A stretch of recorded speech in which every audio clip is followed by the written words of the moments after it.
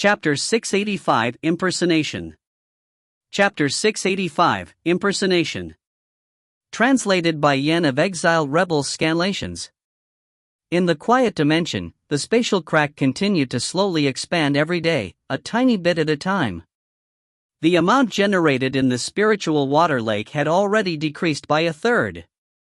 XiaoMo hadn't expected the dimension to change so much after not going in for just such a short time. At first he had believed that the crack wouldn't really be a problem, but reality proved that he was too optimistic. Based on the spiritual water lake's output, no matter how much he tried to save the spiritual water, one day it would run out. XiaoMo got several white hairs just from worrying about the situation. The dimension was his lifeline, and if it was destroyed, it was very hard for him to imagine what life would be like after. Without a large supply of magic herbs, how would he survive? He was already used to the existence of the dimension. XiaoMo walked out of the dimension dejectedly. The palace was basically empty. Ling Xiao had gone over to the Weeping Ghost Shore, while Lin Xiaoyi and the Tongtian Emperor were both over here, so they still had to make some preparations. As for Paiqiu and the rest, ever since he opened up the 5 blessing spirit eye for them to cultivate with, those fellows all ran behind the palace, obsessed with cultivating. XiaoMo thought a little before detouring over to take a look. The 5 blessing spirit eye was set up in a hidden chamber that was very expansive. The outside was covered by many layers of barriers that Ling Xiao had arranged. Unless someone got his and Ling Xiao's permission, it was impossible to enter. The door to the hidden chamber was half open.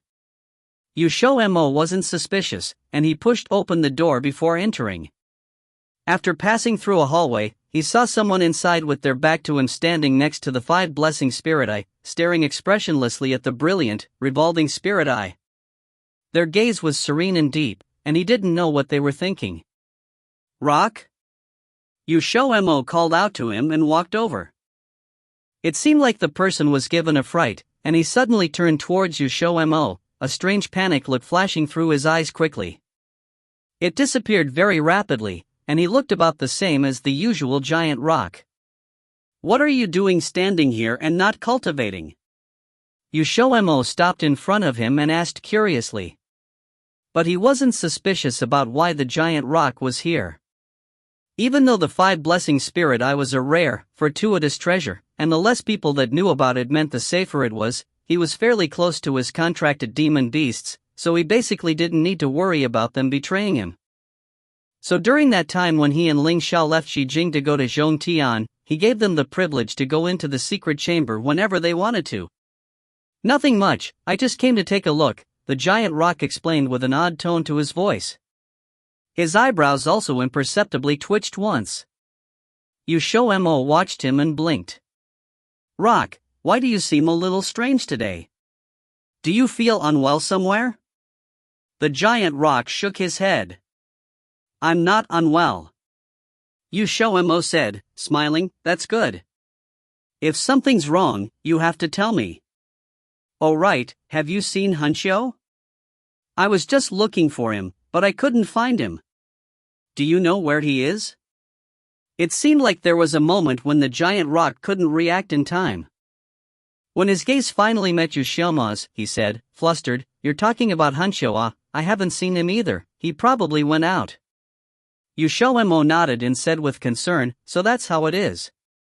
Then I'll go find him myself. If you don't have anything to do, then you should come out as well. Tian Dao is probably looking for you, there's no need to hurry with cultivating." The giant rock's eyes flashed. "Okay." The two of them walked out of the hidden chamber together, and XiaoMo closed the door after them. Behind him, the giant rock's eyes landed on the 5 blessing spirit eye with a veiled, unreadable expression. "Ma! Master, if you don't need me, then I'm going first." The giant rock withdrew his gaze as he immediately told XiaoMo that. "No need to rush." XiaoMo cut him off and chuckled as he said, "I just happened to be on my way to Weeping Ghost Shore to find Ling Xiao as well. You might as well come with me." Seeing how XiaoMo immediately turned and left, the giant rock frowned very slightly. He wanted to find an excuse to evade him, but he couldn't come with anything good. If he was too rash, then he would be suspected, so he had no choice but to go with him to the transport circle. Rock, speaking of which, ever since you became contracted to me, it seems like I haven't had a good conversation with you before. Where is your home? XiaoMo glanced back at him and asked casually. The giant rock suddenly stopped. XiaoMo discovered that the footsteps behind him had halted, and when he looked back, he saw that the giant rock's expression was indecipherable. His dark eyes stared straight at XiaoMo, and it seemed as if there was a tiny trace of devouring chilliness filtering through his gaze. The aura around him changed at once. What's wrong? XiaoMo asked. With a frozen face, the giant rock said coldly, How did you find out? XiaoMo laughed. I found out from the beginning. Why? The giant rock seemed unhappy with this response. His face was filled with another layer of darkness as he watched him frigidly. XiaoMo smirked. The giant rock is my contracted demon beast. I already said so just now. I've basically never had a conversation with him before, so he's the contracted demon beast that I'm the least close with. As a result, he usually looks at me with respect and deference. Do you think you have that? Also, I asked you about Hunchio just then. That was also testing you. Does someone named Hunchio not exist? The giant rock snorted coldly. He should have long since guessed that. How in the world could there be someone with this name? Sure enough, it was a test. XiaoMo smiled and waved his finger. Of course Hunchio exists. It's just that he's never been with us. If you were the giant rock, you shouldn't have followed along with what I was saying. The giant rock lifted his head and laughed loudly. It seems like you aren't stupid. XiaoMo looked steadily at him as his smile faded quite a bit, and a faint pressure exuded from his body, closing straight in on the impersonated giant rock. He lowered his voice. Where did you put the real giant rock? The impersonated giant rock retreated many steps back before saying expressionlessly, I can let him go. Just hand over the 5 blessing spirit eye. XiaoMo looked him up and down. Your cultivation base isn't as high as mine. It would be easy to take you down. If you think you can use the giant rock to threaten me, you can try it and see what happens. Ling Xiao can absorb someone's memories. Once he returns, even if you don't tell me, we'll still know. Do you want to try it and see? It looks like your contracted demon beasts aren't worth as much as the 5 blessing spirit eye in your heart. You're not treating that giant rock sincerely at all, are you? The fake giant rock sneered at him, as if he didn't care very much about his situation. XiaoMo lifted a brow. Are you preparing to drive a wedge between us? Is the giant rock somewhere nearby? The impersonated giant rock didn't expect him to be so sharp. Who exactly are you? XiaoMo looked at him, eyes burning. The impersonated giant rock's gaze darkened, and with a flash of his body, he fled outside extremely rapidly. XiaoMo only saw a black shadow flash by, and he almost didn't react in time. The other's speed was much faster than what he had expected. He had thought that his own speed was fast enough at first, but he hadn't expected someone to be even faster than him, and he hastily chased after. However, though he was fast, XiaoMo was definitely much more familiar with the palace. Moreover, this palace wasn't just a palace, there were also a few traps in places. After discovering his path of escape, XiaoMo immediately triggered the traps in that path. That person could still be considered very capable. Before he infiltrated, he had probably already discovered the majority of the palace's terrain. In addition, he also seemed fairly familiar with the traps, and he ran back and forth like a slippery fish. Every time, XiaoMo could only glimpse the back of him, as if he was a professional thief. Something sparked in XiaoMo's mind, but it disappeared before he could catch it. They passed through much of the palace like that, one in front, one in back, playing hide and seek. Finally, the impersonated giant rock was still cut off by XiaoMo, right when he was fairly close to the main gates of the palace. XiaoMo didn't want to fight with him in the palace, so he forced him step by step out of it, and the two of them rushed to the gates after a short while. "If something happened to the giant rock, I'll bury you alive." XiaoMo stared at him with a serious expression. As soon as he said that, the person attacked him without responding. He was a one-star Sacred Realm expert, far from XiaoMo's opponent. They had just exchanged a few blows before he started to be at a disadvantage, and a bit of anxiety immediately showed on his face. XiaoMo blocked the gates, and the aura around his body erupted in an instant. XiaoMo. At that moment, a slightly familiar voice suddenly came from outside. However, most likely because it had been too long, he couldn't tell who it was at first listen. XiaoMo didn't look back, both of his eyes still glued on the impersonated giant rock. The voice behind him grew even louder. "XiaoMo, I'm Dao Yun. Do you still recognize me?" "Dao Yun?" XiaoMo immediately remembered. However, during this brief daze, the impersonated giant rock immediately ran. Without saying a single word, XiaoMo rushed over, smashing a fist towards his face. Behind him was Dao Yun's worried and nervous voice. The person swiftly dodged, but XiaoMo's fist still brushed his shoulders. "Stop, stop. XiaoMo, he's my Shifu, I beg you to let him go." Dao Yun couldn't bear it any longer. His worry was indeed not unfounded, his Shifu wasn't XiaoMo's opponent at all. The moment he was discovered, it definitely wouldn't end well, so Dao Yun had hurriedly rushed over. XiaoMo was dumbfounded. Wasn't Dao Yun's Shifu the thief god from the 10 gods?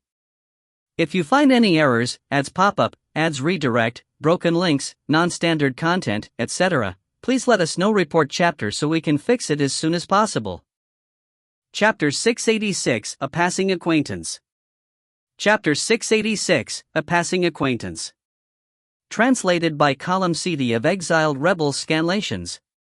He remembered that not long after Ling Xiao became an up-and-coming star in the 10 gods, he and XiaoMo arrived in the Tongtian continent, and this caused a great commotion at that time. Dao Yun's master, the thief god, was one of the 10 gods, and he was also rumored to be the number 2 expert. This old man always came and left without a trace for his whole life and was only interested in precious things.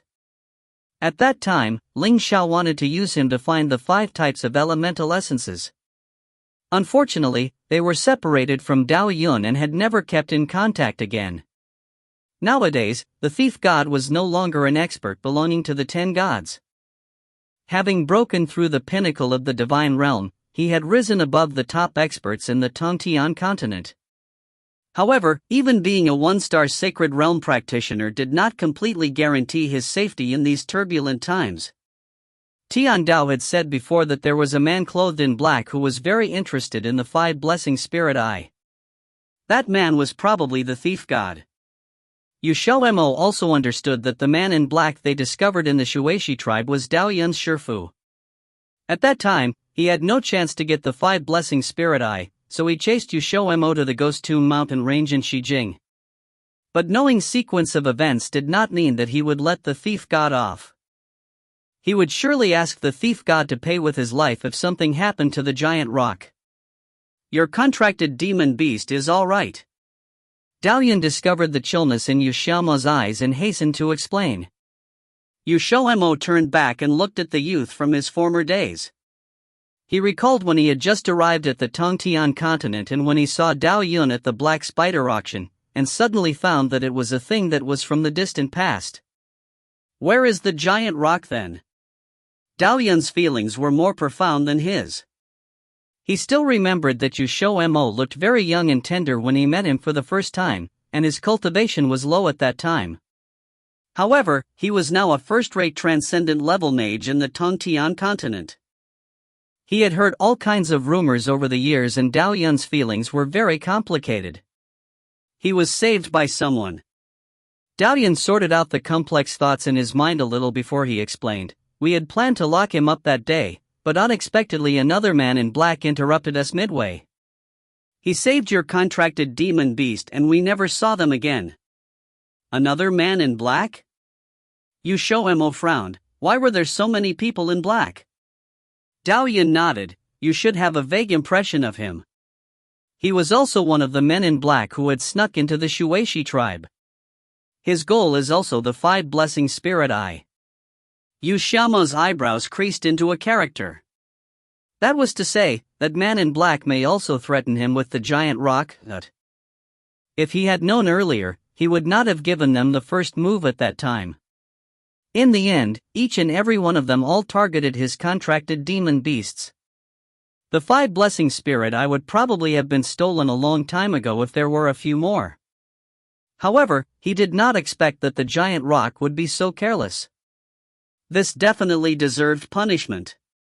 Dao looked at his expression and hesitantly asked, "Fellow brother can you spare my Shifu?" XiaoMo raised his head and his eyes swept over the slightly unwilling expression on the thief god's face. He had returned to his original appearance, which was an aged face with slightly wrinkled skin, but with a rather sensual face. He would look just like a old rouge if it was not for the melancholy on his face. Seeing that he did not speak, Dao quickly said, "I can assure you that as long as you spare my Shifu, I will definitely persuade my Shifu to stop aiming for the 5 blessing spirit eye." Persuade? XiaoMo raised an eyebrow. Dao immediately looked at his Shifu with a bitter smile. "Shifu, can you promise your disciple that you won't go for the 5 blessing spirit eye again?" "All right. You're my only relative. I don't want to lose you." The thief god stared at his disciple for a moment. Then he suddenly gave a humph.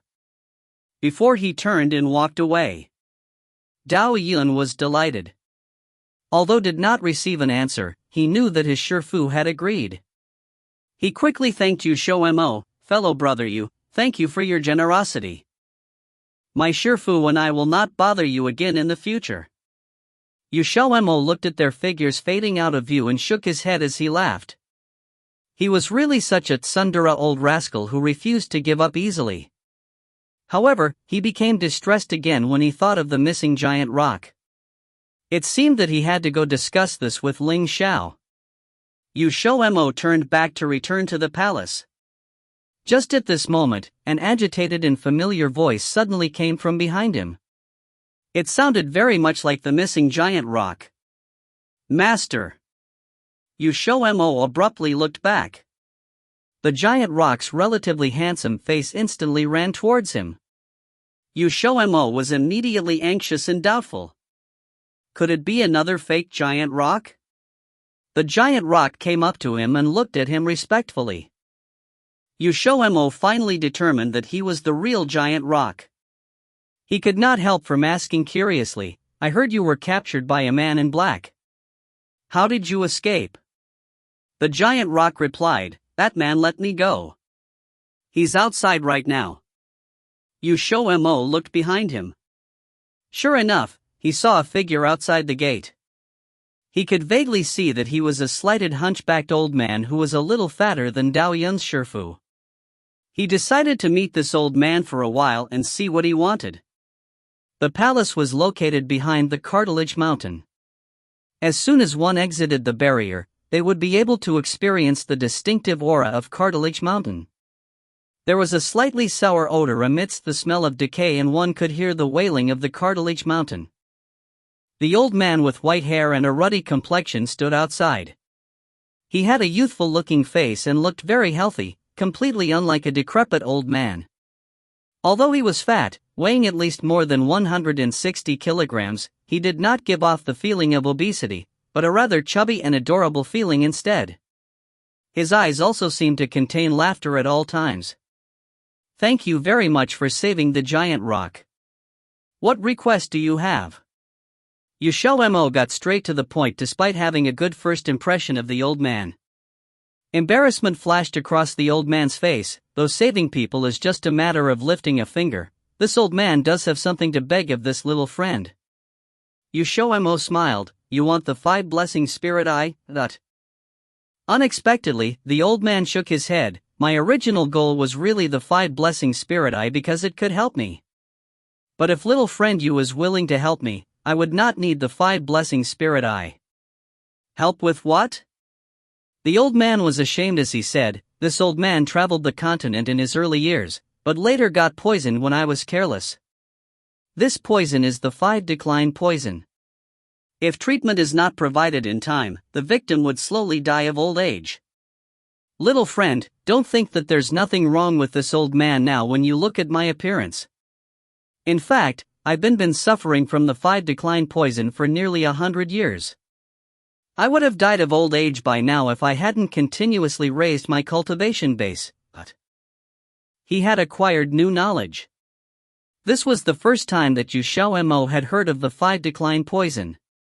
Based off the old man's complexion, he really did not look like he had been poisoned. The old man had a forlorn look on his face. I'm sure this little friend also knows that it's very difficult to raise one's cultivation by a star for a sacred realm practitioner. It's not easy for this old man to be able to achieve his current cultivation base. If I don't get rid of this poison, I'm afraid I won't live past another 10 years. I have an unfulfilled wish and am not willing to die like this. How do you want me to help you?"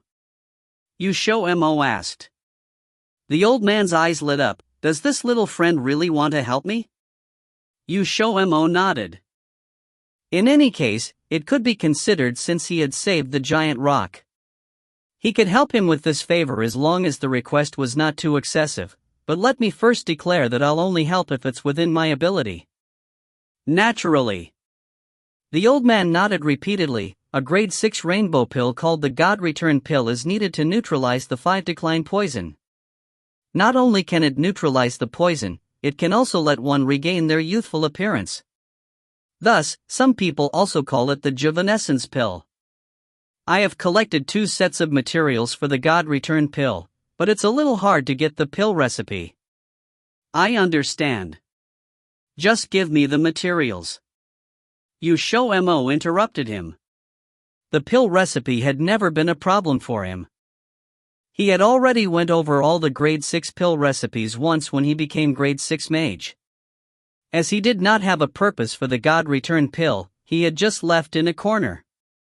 The old man thought XiaoMo was going to help him find the pill recipe of the God Return pill and felt a little embarrassed. Just say so if you any need for help in the future. This old man will definitely honor his promise. XiaoMo did not tell him the truth. He would just let the old man feel guilty if the old man wanted to. He did not intend to lend a hand at no cost. Although the old man saved the giant rock, he had a purpose behind his actions. By the way, how can I contact you? XiaoMo asked in passing after accepting the materials. The old man replied, I'm usually wandering about and don't have a fixed residence. If little friend you doesn't mind, I will stay in Whitebone Town until you contact me. XiaoMo had thought the old man would say that he wanted to stay in the palace and had already made plans to reject him. All right. How do I address you? Everyone calls me Han Gong. You can just call me that. The old man won't disturb you any longer. Goodbye. Having said that, the old man left. XiaoMo nodded his head and replied unconsciously, take care. When the old man walked to the gate and stepped out with one foot, XiaoMo finally reacted. He called out to the old man and stared at him with wide eyes. Wait, what did you say your name was? The old man turned around and looked at him strangely. Han Gong is not my real name, but because other people call me so, I've gotten used to it. If little friend you wants to know my real name. XiaoMo interrupted him immediately and continued to stare at him. I just think your name sounds kind of familiar. He remembered something he had forgotten for a long time. If you find any errors, ads pop up, ads redirect, broken links, non-standard content, etc., please let us know. Report chapter so we can fix it as soon as possible. Chapter 687, Dimension Evolution. Chapter 687, Dimension Evolution. Translated by Juessence of Exiled Rebels Scanlations. Han Gong was the mysterious academy head of Daoxian Academy. Originally, when XiaoMo promised Grand Elder Haitian that he would tell Han Gong of Daoxian Academy's situation and ask him to go back if he ever found him, too much had happened since then, and he had slowly forgotten all about it. The Tongtian continent was massive. Trying to find someone would be like searching for a needle in a haystack. However, if he hadn't offended the Vermilion blood family so early on, then he might have been able to use the Tsang Alliance's rankings to find Han Gong. Unfortunately, with all that happened, he hadn't thought of that. After confirming Han Gong's identity, XiaoMo relayed the words from Elder Haitian. Han Gong didn't expect it to be such a small world, needing a student of Dao Xian Academy here of all places. However, his attention was soon drawn by what XiaoMo had to say. Even Dao Xian Academy's protective barrier had been destroyed. It was obvious how intense the battle had been. Han Gong couldn't help but lament. It seemed like Dao Xian Academy had gone through a lot while he had been absent. If it wasn't for that fact that he had been poisoned with the 5-decline poison that could only be cured in the Tongtian continent, he would have gone back to the Dao Xian Academy ages ago. The Tongtian continent was massive, filled with experts of all kinds. Here, the world around you wouldn't limit you and there were resources aplenty. It was more advantageous for both mages and practitioners, but there wasn't a single familiar face. It truly was rather lonely. Thank you, friend you, once the 5-decline poison is cured, I will go back to visit, Han Gong said before leaving. XiaoMo let out a sigh of relief. That was one thing finally resolved. Otherwise, if he and Ling Xiao returned to Dao Xian Academy one day and hadn't done as they had promised, then that would be so awkward. The Samsara pill and the God Return pill were Rainbow Grade 6 pills. After he had advanced to Grade 6, he had attempted to refine a Rainbow Grade 6 pill before. He hadn't picked a very difficult pill to refine, but he had still failed the first time round, only succeeding on the second. A 50% chance was pretty good, but refining just one pill required 7 to 8 days. In the afternoon, Ling Xiao returned. The two went to their hidden room and XiaoMo informed him of what had happened that morning. After discussing, they decided to temporarily close off access to the 5 Blessing Spirit Eye. XiaoMo would be in the Ghost Tomb mountain range for the following period of time, so if anyone wanted to enter the hidden room, then they could just come and find him. This way, they could avoid incidents like with the giant rock in the future. After they had opened the 5 Blessing Spirit Eye to the others, everyone did their utmost to take the chance to improve their cultivation base, and there the 5-colored liquid inside was slowly being drained. Since it took time for the liquid to condense, the 5 Blessing Spirit Eye wouldn't replenish as it was used like the lake of spiritual water would, even with the rainbow stone. The multicolored 5-colored liquid lay silently, the rainbow stones barely visible. They couldn't be seen unless one looked closely. XiaoMo stared at the rainbow stones and couldn't help but ask Ling Xiao, "What do you think about putting the rainbow stones into my dimension?" Ling Xiao had heard about what had happened to his dimension, and thought for a moment before figuring out what he meant. "You want to replace the eye of the lake using the rainbow stones?" XiaoMo nodded. "I want to try. Because of that tear, the spiritual water that the eye of the lake can produce has been decreasing. I think the foundations of the dimension are linked to the eye, and the tear is damaging the eye. I think the eye has a similar ability to the rainbow stones, so maybe it can be replaced." "You sure?" Ling Xiao asked, raising an eyebrow. XiaoMo nodded again. "Of course. Though the 5 Blessing Spirit Eye is valuable, in the long term, it's not nearly as valuable as the spiritual water in the lake." "Sure. Do as you wish." With this agreement, XiaoMo immediately started digging out the rainbow stones. Though they were visible to the naked eye, they were actually buried under a layer of ice. He was afraid of damaging the rainbow stones, so he could only use a small knife to carefully carve away layer after layer of ice. The small knife was created from the metal swallowing beast's metal and was razor sharp. Gentle pressure was enough to cut through the ice like a hot knife through butter. Not long later, he had managed to acquire the rainbow stones. The fist-sized stones lay quietly on his palm, gleaming with a rainbow of colors. He had originally thought them a kind of stone, but it was more like a watery sort of jelly, bouncing and wobbling as he prodded it gently. "Ling Xiao, do you think this is edible?" XiaoMo stared at the jelly with a hint of hunger. He was reminded of the jelly in his past life. Cold jelly was delicious, one of his favorite foods. Ling Xiao stared at him, replying with all seriousness, "You can try." XiaoMo rubbed his chin in embarrassment. He was just joking around. He didn't have to answer him with such seriousness. The two entered the dimension together. This was the first time Ling Xiao had seen the tear in the dimension. It was now 14 or 15 centimeters wide. Though it was rather small, it hadn't been very long. It wouldn't take many years for it to double in size. The current size of the tear was already decreasing the production rate of the spiritual water in the lake. If it continued to grow like this, then the dimension might stop producing spiritual water altogether. The two arrived at the bank of the lake. By now, there was less than a quarter left.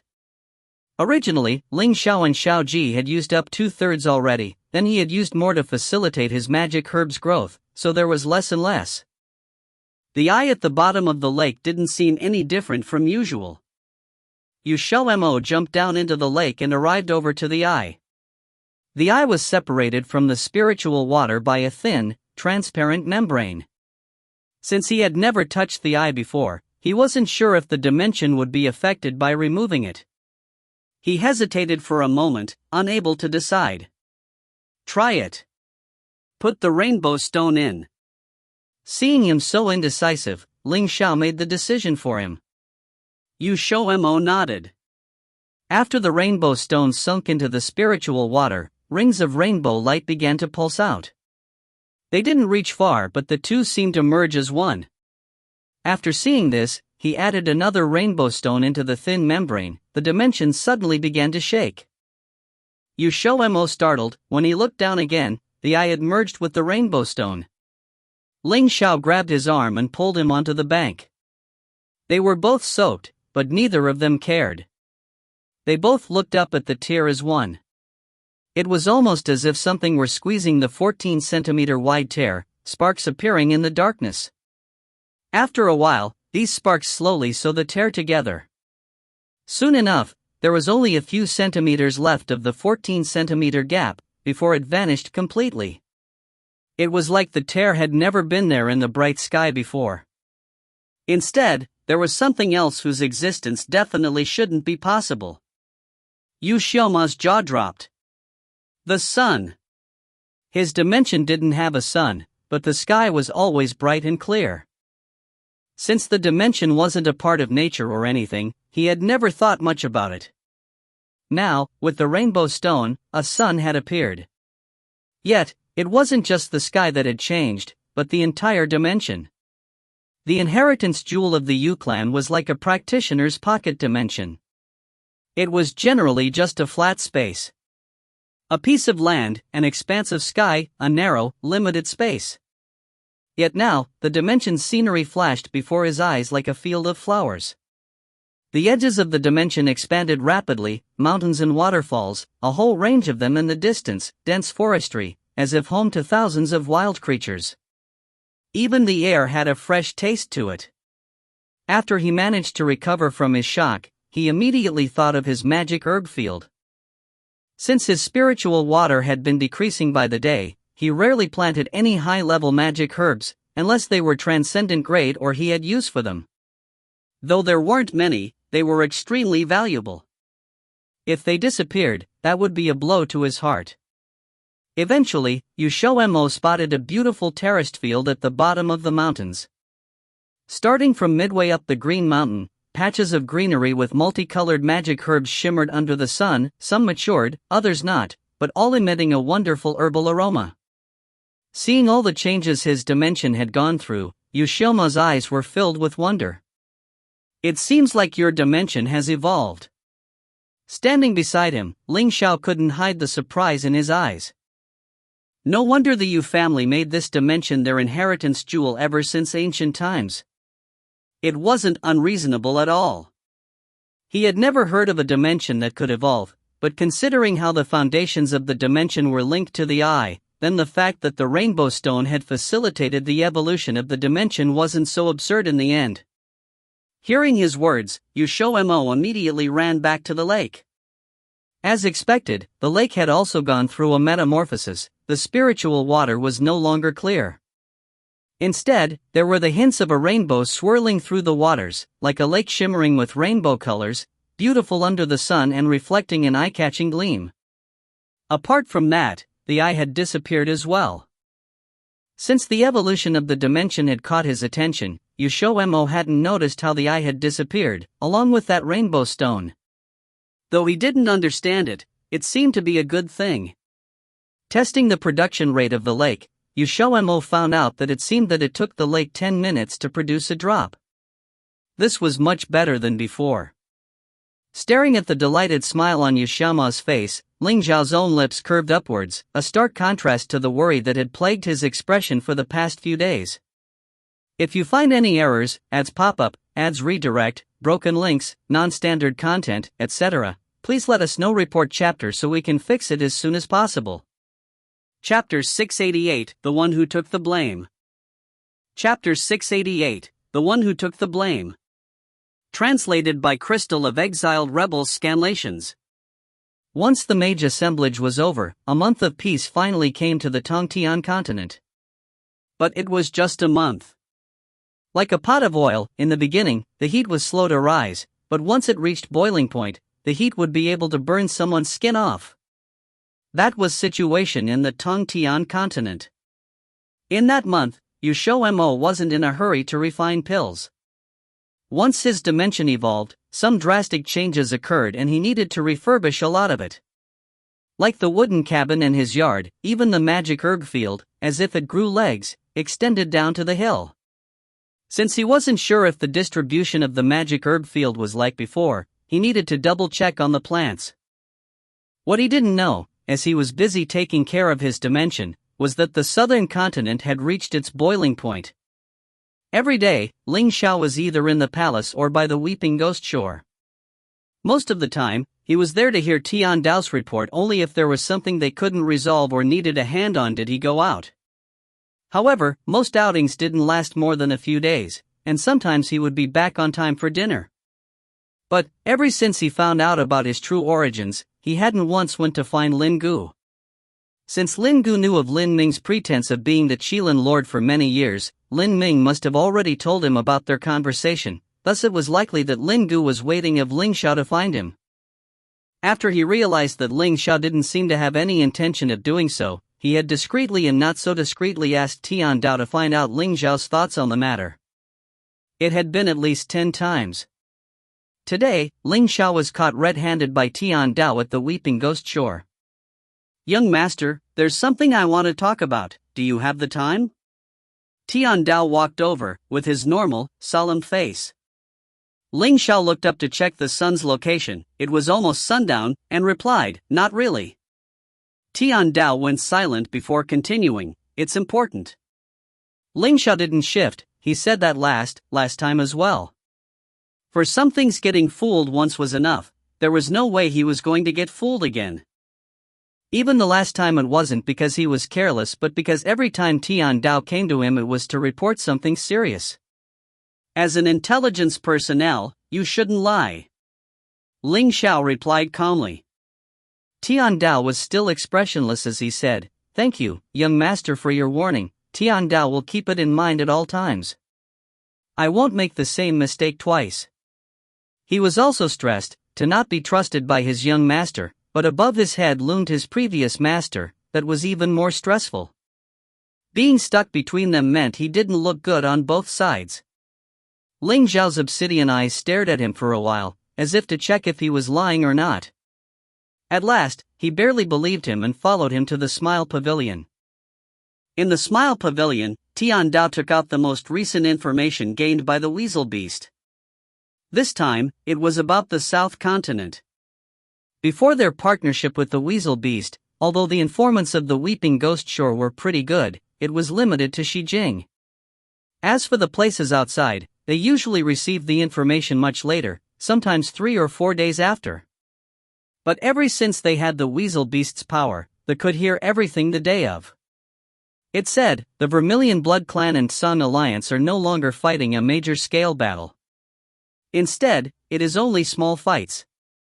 It seems like both sides have decided to take the time to recuperate.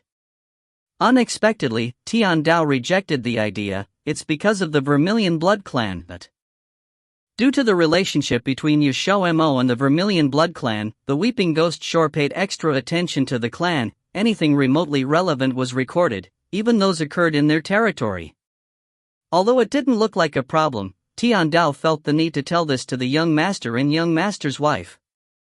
Ling Xiao signaled him to speak up. Young master, do you still remember the time you and master Yu stayed in the Xingluo city? Something else happened during that time. Also, I heard that the young master fought against the Yuxian city, causing them to lose many experts. Tian Dao explained. Ling Xiao nodded. Yes, that happened. Is there a problem? Tian Dao's expression had a silver of oddity as he spoke. From what I gathered, the Vermilion Blood Clan's been on the hunt for someone, and that person had the same face as the one young master used before. Oh? Are you sure? Ling Xiao's gaze brightened. Finally something interesting. Tian Dao knew instantly that he made the right decision and continued, I'm sure. That person's supposedly called Xiao Ran, a mage, but not a very high-leveled one. Ling Xiao's expression became interesting. After a while he let out a light chuckle. That's what I like to hear. From what you said, could the Vermilion Blood Clan, with their influence in the South Continent, still not capture him? Tian Dao nodded. That's right, that person has some skill, escaping right under the eyes of the Vermilion Blood Clan, but I heard that Song Alliance also offered a reward for his capture. Their reaction is a bit odd, since from my investigation, Xiao Ran is likely from another plane, which means it's unlikely that they would make enemies of each other. I got it. Keep your watch on the South Continent and tell the Weasel Beast to have his underlings find out the whereabouts of Xiao Ran. If they find him, don't do anything, but I want to know his movements. Ling Xiao quickly came to a decision on the matter. Tian Dao didn't say any more. He had long suspected that this Xiao Ran person was an enemy of the young master and Mr. Yu, otherwise, they wouldn't use his face while committing crimes. If there's nothing else, then I'm leaving. Ling Xiao stood up, threw down these words and left the Smile Pavilion. Tian Dao looked at his back, wanting to speak, but in the end stopped and instead let out a long sigh. It was hard, being a biscuit filling, stuck right in the middle. Only when Ling Xiao's figure disappeared did a figure suddenly come out from the side of the Smile Pavilion. Tian Dao looked back. With an expression of resignation, Lin Gu said, looks like he still hasn't accepted me. Ever since they had their father and son talk, he had never left the Weeping Ghost Shore, just waiting for Ling Xiao to find him. However, Ling Xiao just went about his everyday life, as if it didn't concern him, while he had been waiting anxiously. Tian Dao didn't know the complication behind it, but he did know that his master had suddenly become the young master's dad. He felt sympathetic towards his master, which was why he helped him 10 times, but this time he was afraid that the young master wouldn't take kindly to it and said no more. Amongst the busy crowd of people, a sneaky figure weaved through the pedestrians. He kept his eyes low, walked with caution, as if afraid of being noticed, even though he looked very plain, almost a bit ugly. On his face was a very apparent black mole, that with one look, people would turn their gaze away in disgust. He walked into an inconspicuous inn and got a room from the front desk. Without anyone noticing, he locked himself in, and only once he made sure no one was monitoring did he let out a sigh of relief. He pulled out a magic pill from his magic bag and ate it. Instantly his outer appearance started to change. Reflected in the mirror was a middle-aged man with a beard. He wasn't old, but his eyes were eerie and cold, as if layered upon a mountain of ice. This man was Xiao Ran. Xiao Ran never expected to be wanted by 2 of the major forces of the Tongtian continent the moment he arrived. If he didn't coincidentally have a self-remolding pill, he would have already been caught. Later, after he did some investigation, he finally understood the problem. But because he didn't know what happened, he just knew it was by someone who looked very similar to him. However, no one, especially not the Vermilion Blood Clan, would believe him, thus he could only run away like some sewage rat, chased by everyone. Every time he thought of this, Xiao Ran couldn't help but want to kill that person who had the same face as him. When he was in the Longxiang continent, he was a high-leveled mage respected by everyone. Now that he was finally in the Tongtian continent, ready to make a name for himself, he was being chased and by the major forces too. Every time he remembered that he was taking the blame for someone else, he wanted to kill the real culprit. Every night he dreamed of doing so. Knock, knock. A sound suddenly appeared by the door. Xiao Ran wore an imposing expression. Who is it? Instantly, behind the door, the server's sound could be heard. Honorable guest, the stuff you ordered is here. Xiao Ran let out a sigh of relief. Come in. The server opened the door and came carrying a basin of water. Just as he was about to close the door, however, a shadow flashed across a window adjacent to the door. At the Ghost Tomb Mountain Range Palace. After spending numerous days cleaning his dimension, XiaoMo decided to take a rest and start refining the samsara pill for Wei Bai. He knew that Fu Sangxiong would be very anxious by now. This time it could take up to more than 10 days refining and he could not be interrupted during the process, so Ling Xiao told him to wait for 2 days. Due to what happened last time with the giant rock, Ling Xiao was weary of leaving him alone, so he decided to personally guard him this time, after he finished his work. 2 days later, when they were both ready, XiaoMo took out his heavenly cauldron and in the bright sunlight without a cloud in sight, he started to refine the samsara pill. If you find any errors, ads pop up, ads redirect, broken links, non-standard content, etc., please let us know. Report chapter so we can fix it as soon as possible. Chapter 689 One Mountain Cannot Hide Two Tigers. Chapter 689 One Mountain Cannot Hide Two Tigers. T/N, a common saying referring to how two strong people won't be able to coexist in one place. Translated by Yen of Exiled Rebels Scanlations. White smoke suddenly came up from the cauldron, spiraling upward and disappearing in the atmosphere. XiaoMo looked at the pile of black crumbs left over from the magic herbs which laid ruined inside the cauldron and silently wiped away the blood that covered his face. He was speechless for a long time because this was already the second time he failed. The first time, after going through an endless distilling, it took him 4 days to finish extracting all the magic herbs. But then a tiny mistake happened during the refining stage, and he failed. The second time, or this time, also had a mistake occur during the refining stage. Moreover, it was when he was about to finish. It took him 8 days total, but he failed at the last second. Fu Sangxiong only gave him 3 portions of ingredients.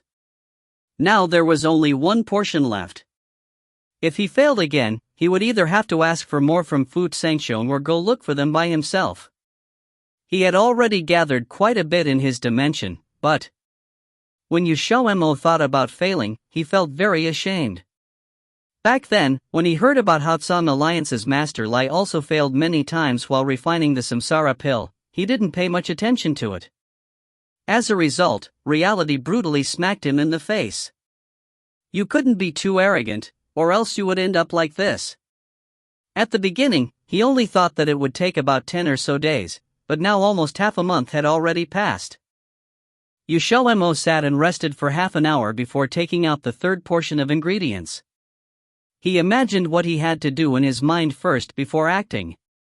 An enormous amount of magic herbs fell, scattered, into the cauldron. In the Black Spider's headquarters. The Tongtian Emperor stared at a palace hall on a distant mountain peak with an unreadable expression on his face. He felt more and more that coming to Xijing with Lin Xiaoyi was a mistake. The reason was very simple. They were merely an alliance made from mutual interest. It was best if this kind of alliance was established on a foundation of equal strength. Once that fulcrum of equality was lost, he would become the sheep that sent itself into the tiger's mouth. If Lin Xiaoyi's plan succeeded, it was hard to ensure that he wouldn't abandon the Tongtian Emperor afterwards. Heavenly Emperor, I still believe that it would be best if we left immediately, a trusted aide couldn't help but suggest upon seeing the Emperor pacing back and forth with a furrowed brow. Even you think that? The Tongtian Emperor stopped walking and looked at him with hesitation. The trusted aide nodded. Heavenly Emperor, the current situation is disadvantageous for us. What kind of person is Lin Xiaoyi to be able to establish a powerhouse like the Black Spider? He must be someone who is vicious and merciless. As soon as his strength surpasses the Heavenly Emperor's, he definitely won't allow you to remain on equal footing with him. But the Tongtian Emperor's face was dark. What the trusted aide was saying was indeed exactly what he was thinking in his mind. He only learned on the day that he joined hands with Lin Xiaoyi to kill Ling Xiao that Lin Xiaoyi was actually exchanging his own blood, wanting to become the person from the legend of the 4 ancient beast clans. This kind of behavior was even crazier than his own former plans. Furthermore, what made him afraid was that Lin Xiaoyi's plans were already about 70% accomplished. He already had the Qilin clan, Demon Phoenix clan, and True Dragon clan's bloodlines. The only one he didn't have was the Black Turtle clan's bloodline. Once he succeeded, nobody would be his match anymore, and this alliance of theirs wouldn't be of any use either. This was the Black Spider's headquarters with the Holy Maiden XiaoMo personally protecting it. If the Tongtian Emperor wanted to launch a surprise attack on Lin Xiaoyi and stop him, it would be nearly impossible. What's more, he still couldn't confirm whether Lin Xiaoyi was actually exchanging his blood in secluded cultivation right now. What if it was a trap that he purposefully set? Heavenly Emperor, don't hesitate any longer. It doesn't matter if it was a trap that Lin Xiaoyi set or not, we can't continue to stay in this place. This subordinate even suspects that the only reason Lin Xiaoyi collaborated with the Heavenly Emperor was most likely because he wants to absorb the manpower that the Heavenly Emperor possesses. The trusted aide hastily explained. His worry wasn't unfounded. In recent years, the Black Spider had suffered great losses during their past wars. Even though the Black Spider had fresh blood that could replace the manpower that they lost, in the end they still hadn't fought before, which would cause many problems without enough experience. Alright then. The Tongtian Emperor finally still agreed. He had long since expected the danger of asking someone for the impossible, but he just hadn't expected it to come so fast. At the time, he really shouldn't have agreed to Lin Xiaoyi, nor should he have come to Xijing with him. The trusted aide continued, Heavenly Emperor, since you've already decided, let's keep observing for a few more days and make certain that Lin Xiaoyi is really in secluded cultivation. When the time is right, we'll leave. Even though XiaoMo is powerful, she's definitely not a match for the Heavenly Emperor. Let's do that. After resolutely saying that, the Tongtian Emperor didn't notice that when his trusted aide was looking away, his eyes flashed briefly with a bit of a strange expression in their depths, which disappeared immediately. 5 days later, the trusted aide heard that Lin Xiaoyi was indeed in secluded cultivation. Most likely because he had been provoked by the bloodlines in Ling Zhao's body, Lin Xiaoyi felt extremely threatened and decided to finish the remaining part of his plan as fast as possible in the upcoming period of time. The Black Spider headquarters was guarded tightly. It was very hard to get close to the mountain with the main palace. Because of that, the trusted aide had no choice but to pry out everyone else's true intentions. After confirming over and over, they finally made their move when the patrols changed shifts. The Tongtian Emperor didn't actually bring that many people with him this time. Including him, there were only 15 people total, so it wouldn't be too conspicuous. Moreover, even the ones with the lowest cultivation base among their group were still at divine realm level. He carried this self-confidence all the way up until they were cut off. Tongtian Emperor couldn't understand, he was clearly already being very careful, so how were they discovered? The Tongtian Emperor stared at the handsome, tall and elegant man standing across from him with an ugly expression on his face. Didn't they say that Lin Xiaoyi was in secluded cultivation? Why would he appear here? Where did the mistake happen? Tongtian Xiong, where are you preparing to go? Lin Xiaoyi smiled widely as he looked at the Tongtian Emperor, who had a face full of disbelief. He grew even happier. The Tongtian Emperor's expression suddenly darkened. This is the trap that you set up. Lin Xiaoyi was all smiles. Correct. If you obediently stayed here, I might not have made a move against you. But since you aren't content with that, then I have no choice but to personally come out and deal with you myself. The Tongtian Emperor snorted coldly, but his expression grew even uglier. He said, "From what I can see, you don't have any intention of letting me go whatsoever. I'm guessing that your plan has already succeeded, right? The so-called secluded cultivation was just so you could lure me out and force me to act." "You're right." Lin Xiaoyi didn't plan on hiding that. On the contrary, he said kindly, "However, that's not the entire truth. My plan hasn't succeeded yet, it's still lacking the very last part." An ominous premonition abruptly rose in the Tongtian Emperor's heart. Lin Xiaoyi chuckled, but there was a malicious, sly look mixed in with his smile. "Why did you think I tricked you into coming to Xijing? Did I really want you to help me? You're also a high-level expert. You should know that one mountain cannot hide two tigers. There's no way I could have allowed a threat like you to remain at my side. What exactly are you planning to do?" The Tongtian Emperor's face went ashen. For some reason, the more Lin Xiaoyi spoke like this, the more he felt as if there was a kind of danger that was already looming over his heart, as if there were dangers hidden all around him, making his blood run cold. This kind of feeling was too unusual. For better or worse, he was still a 7-star expert.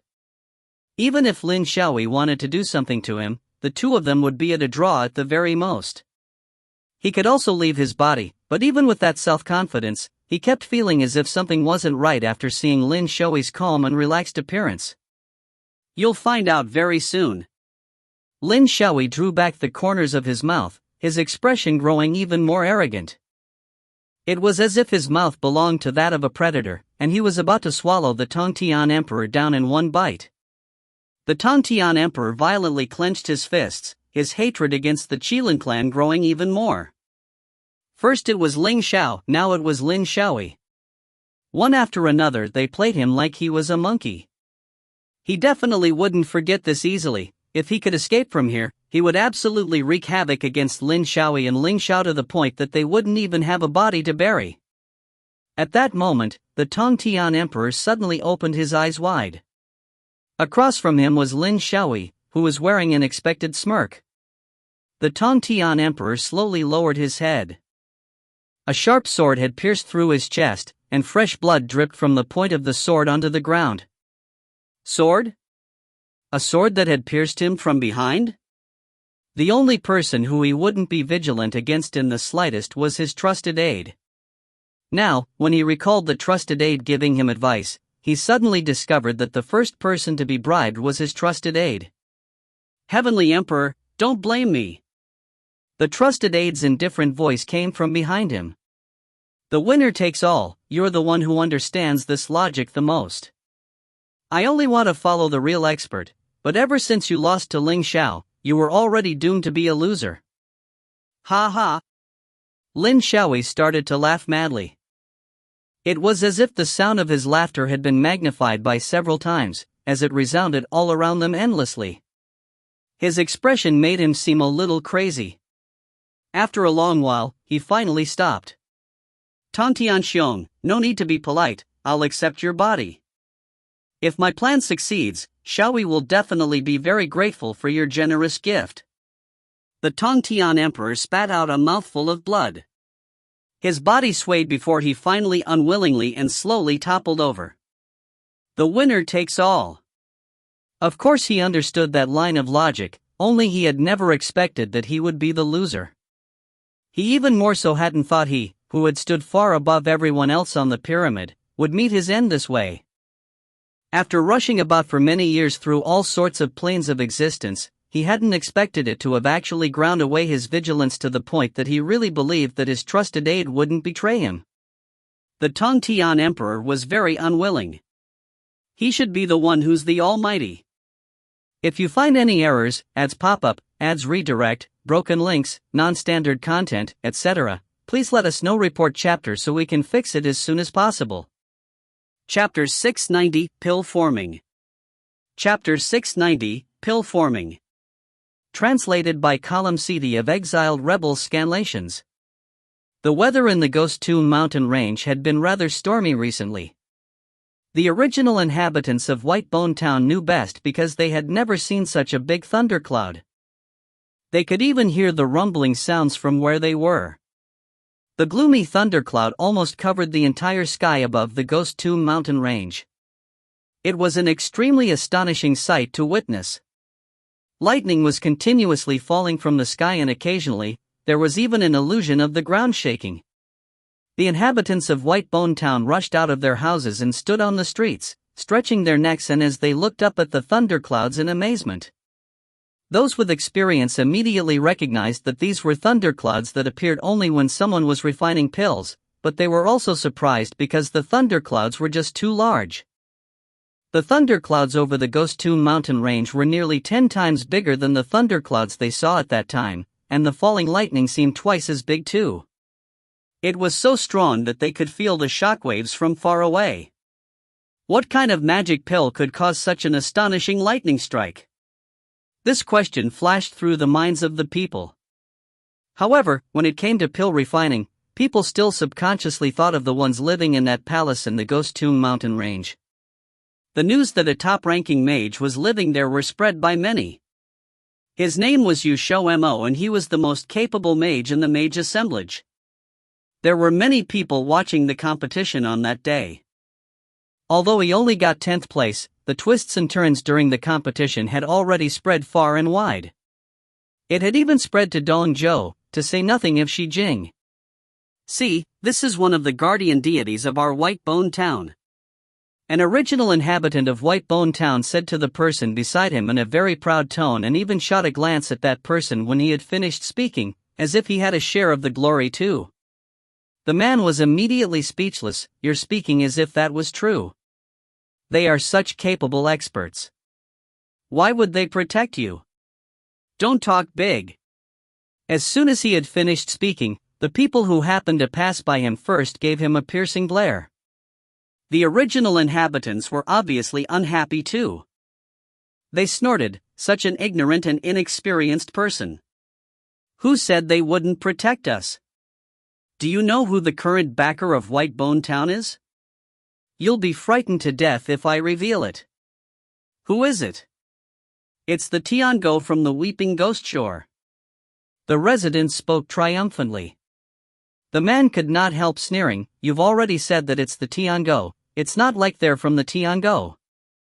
The resident was not angry and instead looked at him contemptuously. That's why I said that you're ignorant and inexperienced. The young master of Tiango is the man from the legend who defeated the Tongtian Emperor. His wife is the transcendent level mage who utterly defeated the Vermilion Blood Clan and the Black Spider, young Master Yu. Have you heard of young Master Yu? He is the one who summoned the thundercloud. Now do you know how short-sighted you are? Ha! When it came to the surname Yu, many people would subconsciously associate it with the transcendent level mage, XiaoMo, rather than the Vermilion Blood Clan. So despite the fact that the residents did not specify which young Master Yu it was, those with brains would know who he was referring to. After being ridiculed so much, the man immediately fled with his tail between his legs. Anyone who had a slight understanding of the people in Whitebone Town would know that one could never speak malicious words about XiaoMo and Ling Xiao in front of the residents of Whitebone Town in the future. This was because they had become the most faithful and zealous supporters of the two. If they dared say such things, they would drown to death from the saliva of each of the residents in entire town. Not far away, Han Gong, who looked similar to an elderly Daruma doll, was chuckling as he watched on. In the Cartilage Mountains of the Ghost Tomb mountain range, XiaoMo looked at the Cartilage Mountain, which had been struck repeatedly by lightning until it had almost become flat ground. He still had lingering fears even until now. He did not expect that the lightning tribulation from the samsara pill would be so strong. The barrier outside the palace that had been set up by Ling Xiao had been bombed to dregs by the lightning strikes. Fortunately, the palace itself also had a barrier, and this had managed to block the lightning strikes, otherwise it would surely cause heavy losses. He had also refined grade 6 rainbow pills before, but the thunderclouds were not as big as it was now. Although every strike of lightning tribulation was also very strong, he was still able to bear it. He now knew that the lightning tribulations could also be different even within the same grade of rainbow pills. We'll have to put up a new barrier this time. XiaoMo scratched his head while feeling somewhat remorseful. Ling Xiao's figure appeared outside the door. He had just gone out to block a portion of the lightning tribulation. The lightning tribulations at the end were more powerful, but he looked like nothing had happened to him. He just happened to hear what XiaoMo said as he walked in. Then we'll just put up a new one, it's just wasting some spiritual energy only. XiaoMo listened to him speaking so relaxedly that he nearly rolled his eyes. It wouldn't be a big deal if it was a small barrier, but a big barrier is needed to envelope the entire palace. Isn't it just because I'm afraid it'll be exhausting for you?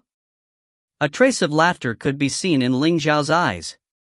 He leaned towards XiaoMo and touched the tip of their noses together. My darling wife is so concerned about his husband. Your husband is very touched.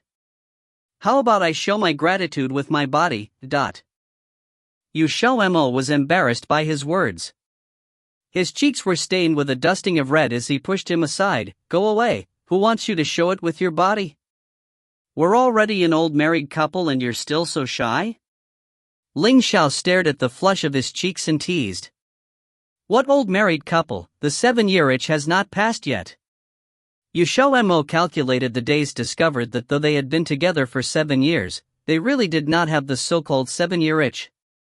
T/N, the 7-year itch is the desire for new sexual experience that is thought to be felt after about 7 years of marriage. He was close to 30 years old already. In this world, reaching 30 was still considered to be very young for many people, but he would definitely be sighing about how quickly time had passed in his world. Then he would soon be pushing 40, 50, then 60, and proceed to return to the earth in less than 100 years. 7-year itch? Ling Xiao questioned. It was obvious that he did not understand the new term. XiaoMo explained, in my world, the feelings of people that become husband and wife would gradually fade after being together for a long time. The two would no longer have the strong feelings of when they first fell in love, and their marriage would be put to the trial. If they can overcome this, they would continue to be together. But if they can't, their marriage would come to an end. This is called the 7-year itch. After listening to the story, Ling Xiao looked at him with a smile that was yet not a smile. So you mean that you want to experience the 7-year itch with me, don't you? XiaoMo was feeling a little guilty from his words. I just said it casually. The lifespan of practitioners and mages were almost endless. If there was really such a thing as a 7-year itch that would be coming continuously at a fixed interval, it would be so annoying that he would be annoyed to death. Besides, he did not think that he would have something like a 7-year itch with Ling Xiao. Firstly, they were both very busy and had no time to play at having this 7-year itch. Secondly, he felt that it was impossible for him to be bored with Ling Xiao. He probably had a slight resemblance to the type of person who would grin and bear with it, and would not quarrel with his other half unless his bottom line was violated. Ling Xiao patted his head while laughing. Business comes before pleasure. Next time you want to play, we can try it. This 7-year itch sounds like quite a good game. XiaoMo, who was patted so much he nodded. XiaoMo did not inform the people from the Tsan Alliance immediately after the Samsara pill was refined. He planned to send it to them by himself and visit second Xixiang, Wei at the same time. Moreover, Ling Xiao had already told him about Qiu Ran being listed as a wanted criminal. He certainly had to take a look-see at such an event which he had been delighted to see and hear about. The news of the thunderclouds had been stirred up till it was practically known to all, and many people were able to associate it with XiaoMo. Fang Chenlo and Fu Zilin were also shocked. They had been cultivating when the lightning occurred. They knew beforehand that XiaoMo was refining pills, but they didn't expect that it would cause such a sensation. Yu Junqi was at the Weeping Ghost Shore. He had also found out about the situation on this side, but could not come at once. Large thunderclouds in the sky tended to cause the transport circle to become unstable, so he could only look at it from the Weeping Ghost Shore while worrying helplessly. It was not until the thunderclouds passed that they hurried over. After determining that XiaoMo was okay, Feng Chenlo and Fu Zilin left, but they did not return to their room to cultivate. Instead, they headed to the Weeping Ghost Shore. Yu Junqi was left behind by XiaoMo to work as labor for Ling Xiao. He could not just let Ling Xiao to set up such a big barrier by himself. The hidden damage left in his cheap dad's body has been mostly healed under the long-term nourishment of the 5 blessing spirit eye. Now, he had been restored his pinnacle cultivation state and his strength was more than sufficient to coordinate with Ling Xiao.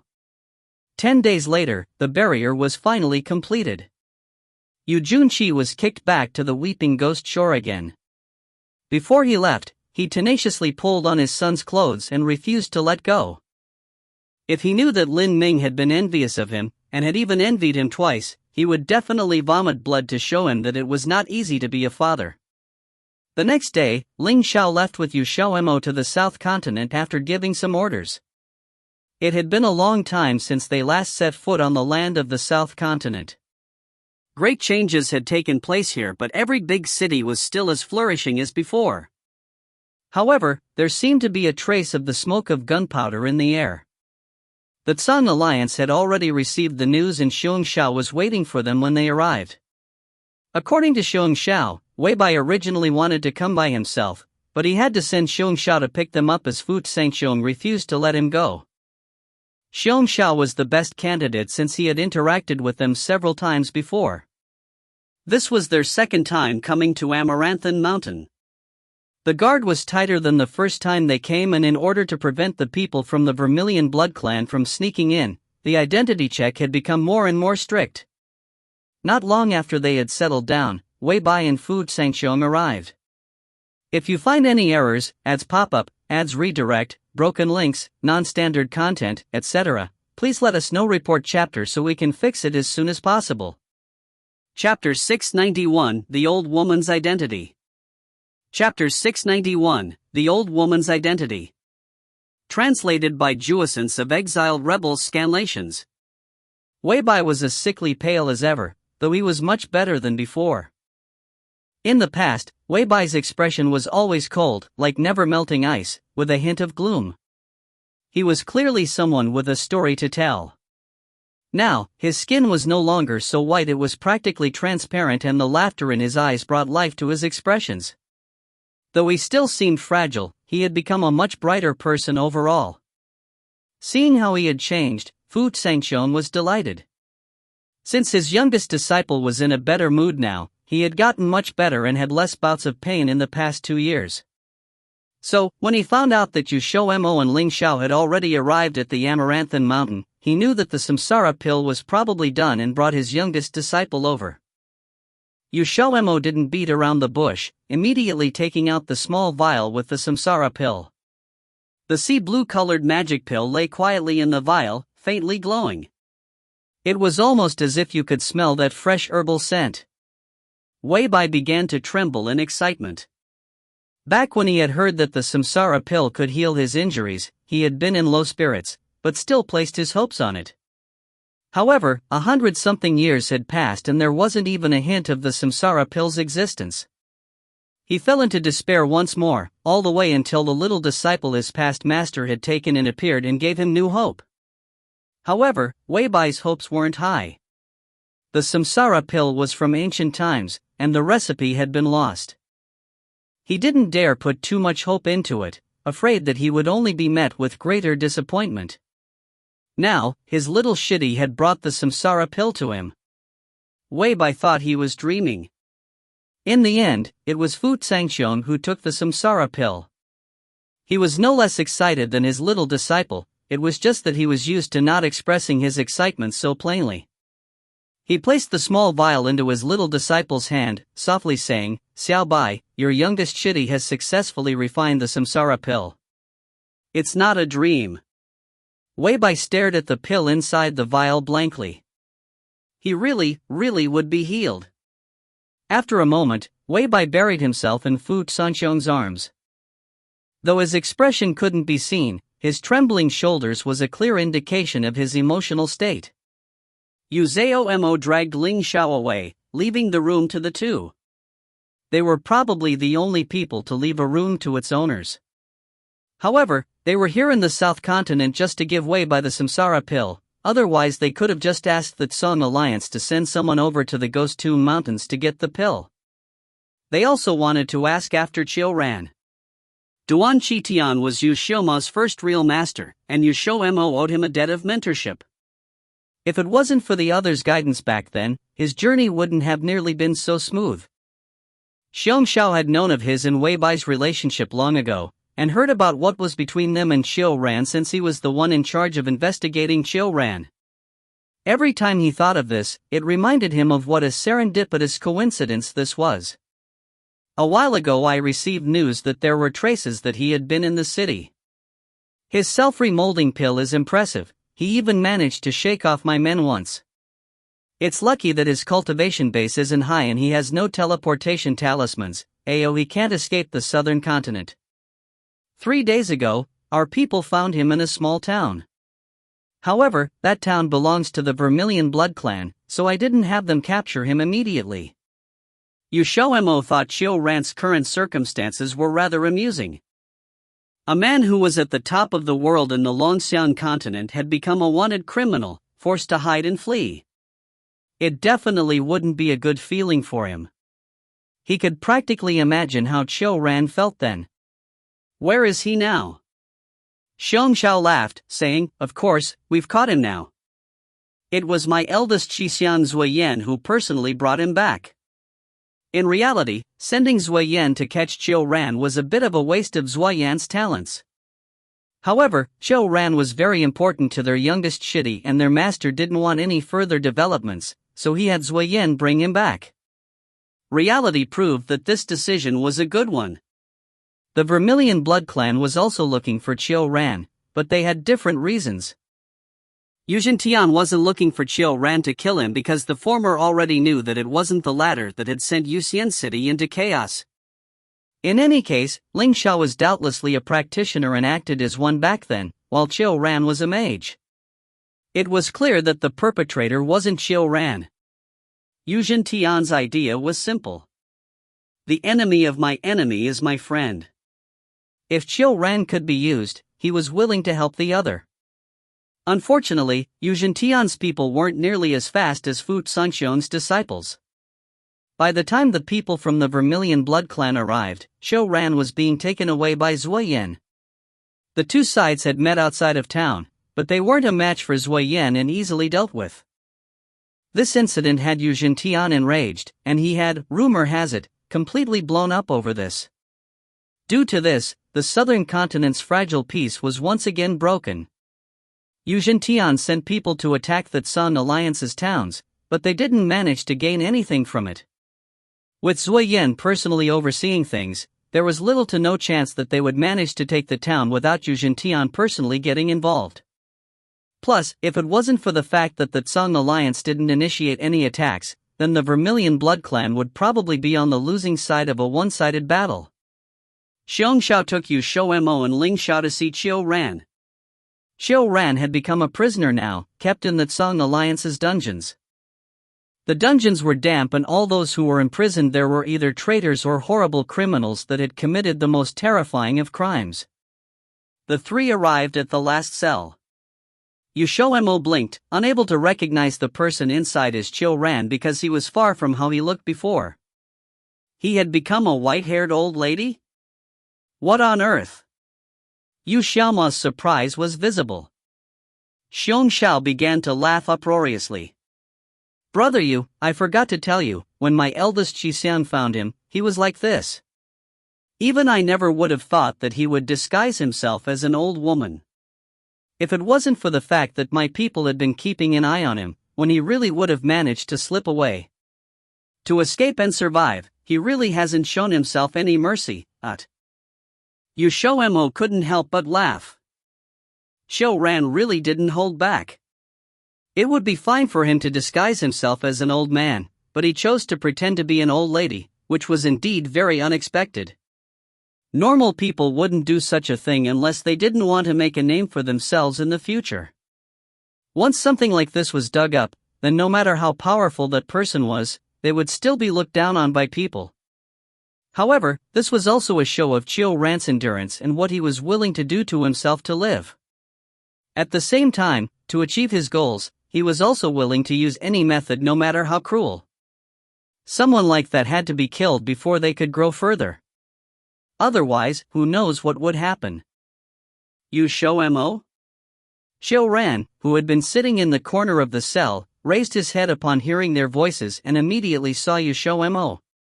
Since he hadn't changed much from before, Xiao Ran recognized the other immediately, his expression disbelieving. He had only been here in the Tongtian continent for a few months. In these days where he was forced to run and hide, he had heard a lot about him and Ling Xiao. Back then he was shocked and furious. It had only been a few years since they last saw each other and they had already become legendary figures in the Tongtian continent. He knew that he had no hope for revenge anymore. After that, he had been hunted, so he didn't have the energy to think so much. Now, seeing them here, he had a moment of enlightenment. His intuition told him that his current situation was probably their doing. Eldest Qixiao, it's been a few years, have you been well? You XiaoMo looked at him with a look of enthusiasm. It was a bit dark, but their eyesights were enough to clearly see one another. Xiao Ran could hear the mockery in his words, his expression twisting viciously. He could practically see himself reflected in Yu XiaoMo's eyes, and the hatred in his heart overflowed. If it wasn't for the fact that his self-remolding pill's antidote had been taken, then he wouldn't be stuck with his horrible body. Xiao Ran lunged at the bars of the cell, his eyes flashing maliciously. He glared at Yu XiaoMo. It was you. It was you, wasn't it? Yu XiaoMo backed away a few steps, avoiding his spittle. So what if it was me, so what if it wasn't? You're the only one to blame for your current situation. The Ling Zhao's actions, which was the really reason that the other had landed in this situation, were purposeful. So long as Xiao Ran made any sort of name for himself in the Tongtian continent, he still wouldn't be able to escape such a fate, because there was no way Wei Bai would forgive him. You XiaoMo, I curse you, you'll die a horrible death and, Seeing that he wasn't denying it, Xiao Ran immediately decided that it was all Yu XiaoMo's schemes that had landed him here. His eyes glared, bulging like brass bells and filled with malice. Xiao Ran hadn't even finished saying his spiteful words before there was an eruption of energy that struck him suddenly. His body flew back, slamming against the wall with huge sound. Dust fell from the impact and the fallen Xiao Ran coughed, unable to get up again. Afterwards, Yu XiaoMo and company left the dungeons. Xiao Ran's fate was clear. There was no more need to waste any effort on someone like him anymore. Yu XiaoMo originally also wanted to ask him about his master, but seeing Xiao Ran's state, even if he was willing to talk, it wouldn't be anything good. If he had to, then he could just wait until everything was dealt with over here to go back and visit. If you find any errors, ads pop up, ads redirect, broken links, non-standard content, etc., please let us know. Report chapter so we can fix it as soon as possible. Chapter 692 Battle. Chapter 692 Battle. Translated by Crystal of Exiled Rebels Scanlations. A few days after Wei Bai received the samsara pill, he went into secluded cultivation. The moment Fu Sangxiong heard of the news that Yu XiaoMo successfully refined the samsara pill, he started preparing. However, he was worried about his little disciple and he needed someone to help anyways, so he also went in. Although the conflict between the Vermilion Blood Clan and Song Alliance had become heated, if the Vermilion Blood Clan didn't want to face any more casualties, then they wouldn't imitate any large-scale battles. It was only after considering this did Fu Sangxiong follow his little disciple into secluded cultivation. After all, they weren't coming out without a few weeks. But they still underestimated Yu Zhentian. On the 5th day of their secluded cultivation, the Vermilion Blood Clan suddenly increased their numbers and specifically targeted the major cities of the Song Alliance. They destroyed the buildings and killed the innocents. If a city was captured by them, it would be burnt, destroyed, killed, to the point of being unrecognizable. Of course that fueled the Song Alliance's hatred. Zuoyan led his fellow Shidi and went head-on against them. Although Yu Tian didn't appear himself, his sons weren't pushovers either. Before, when Yu Tian's 4 sons were fighting for the clan head's position, they would often get into heated disputes. However, now was a special time. Their teamwork was surprisingly good. Their 4 generals lead a large army against the Tsang alliance and they fought for many rounds. However, due to the fact that they had no sacred realm experts, they were gaining an advantage. That was until Lady Yin appeared. Lady Yin was a strange woman. Her cultivation base was very high, and because she was a silver dragon, she had a natural advantage. However, most of the time she stood in the back lines, helped plotting for Yu Tian's schemes, thus, rarely anyone knew of her name. This time, for the Vermilion Blood Clan, Lady Yin actually went to the front lines herself. She truly made a name for herself in the battlefield, being on equal terms with Zhuo Yan. It was only then did people figure out that she had silently advanced into level 12. With her, the Vermilion Blood Clan's morale increased greatly. In the past 3 days, their attacks were getting fiercer and fiercer, causing more and more injuries in the Tsang alliance. Xiao, we can't keep this up any longer or our loss is just going to get bigger. Fang Qiao said to Zhuo Yan, who was frowning, worriedly. This was already their 4th meeting in the short span of 3 days, however, they still haven't found a good solution.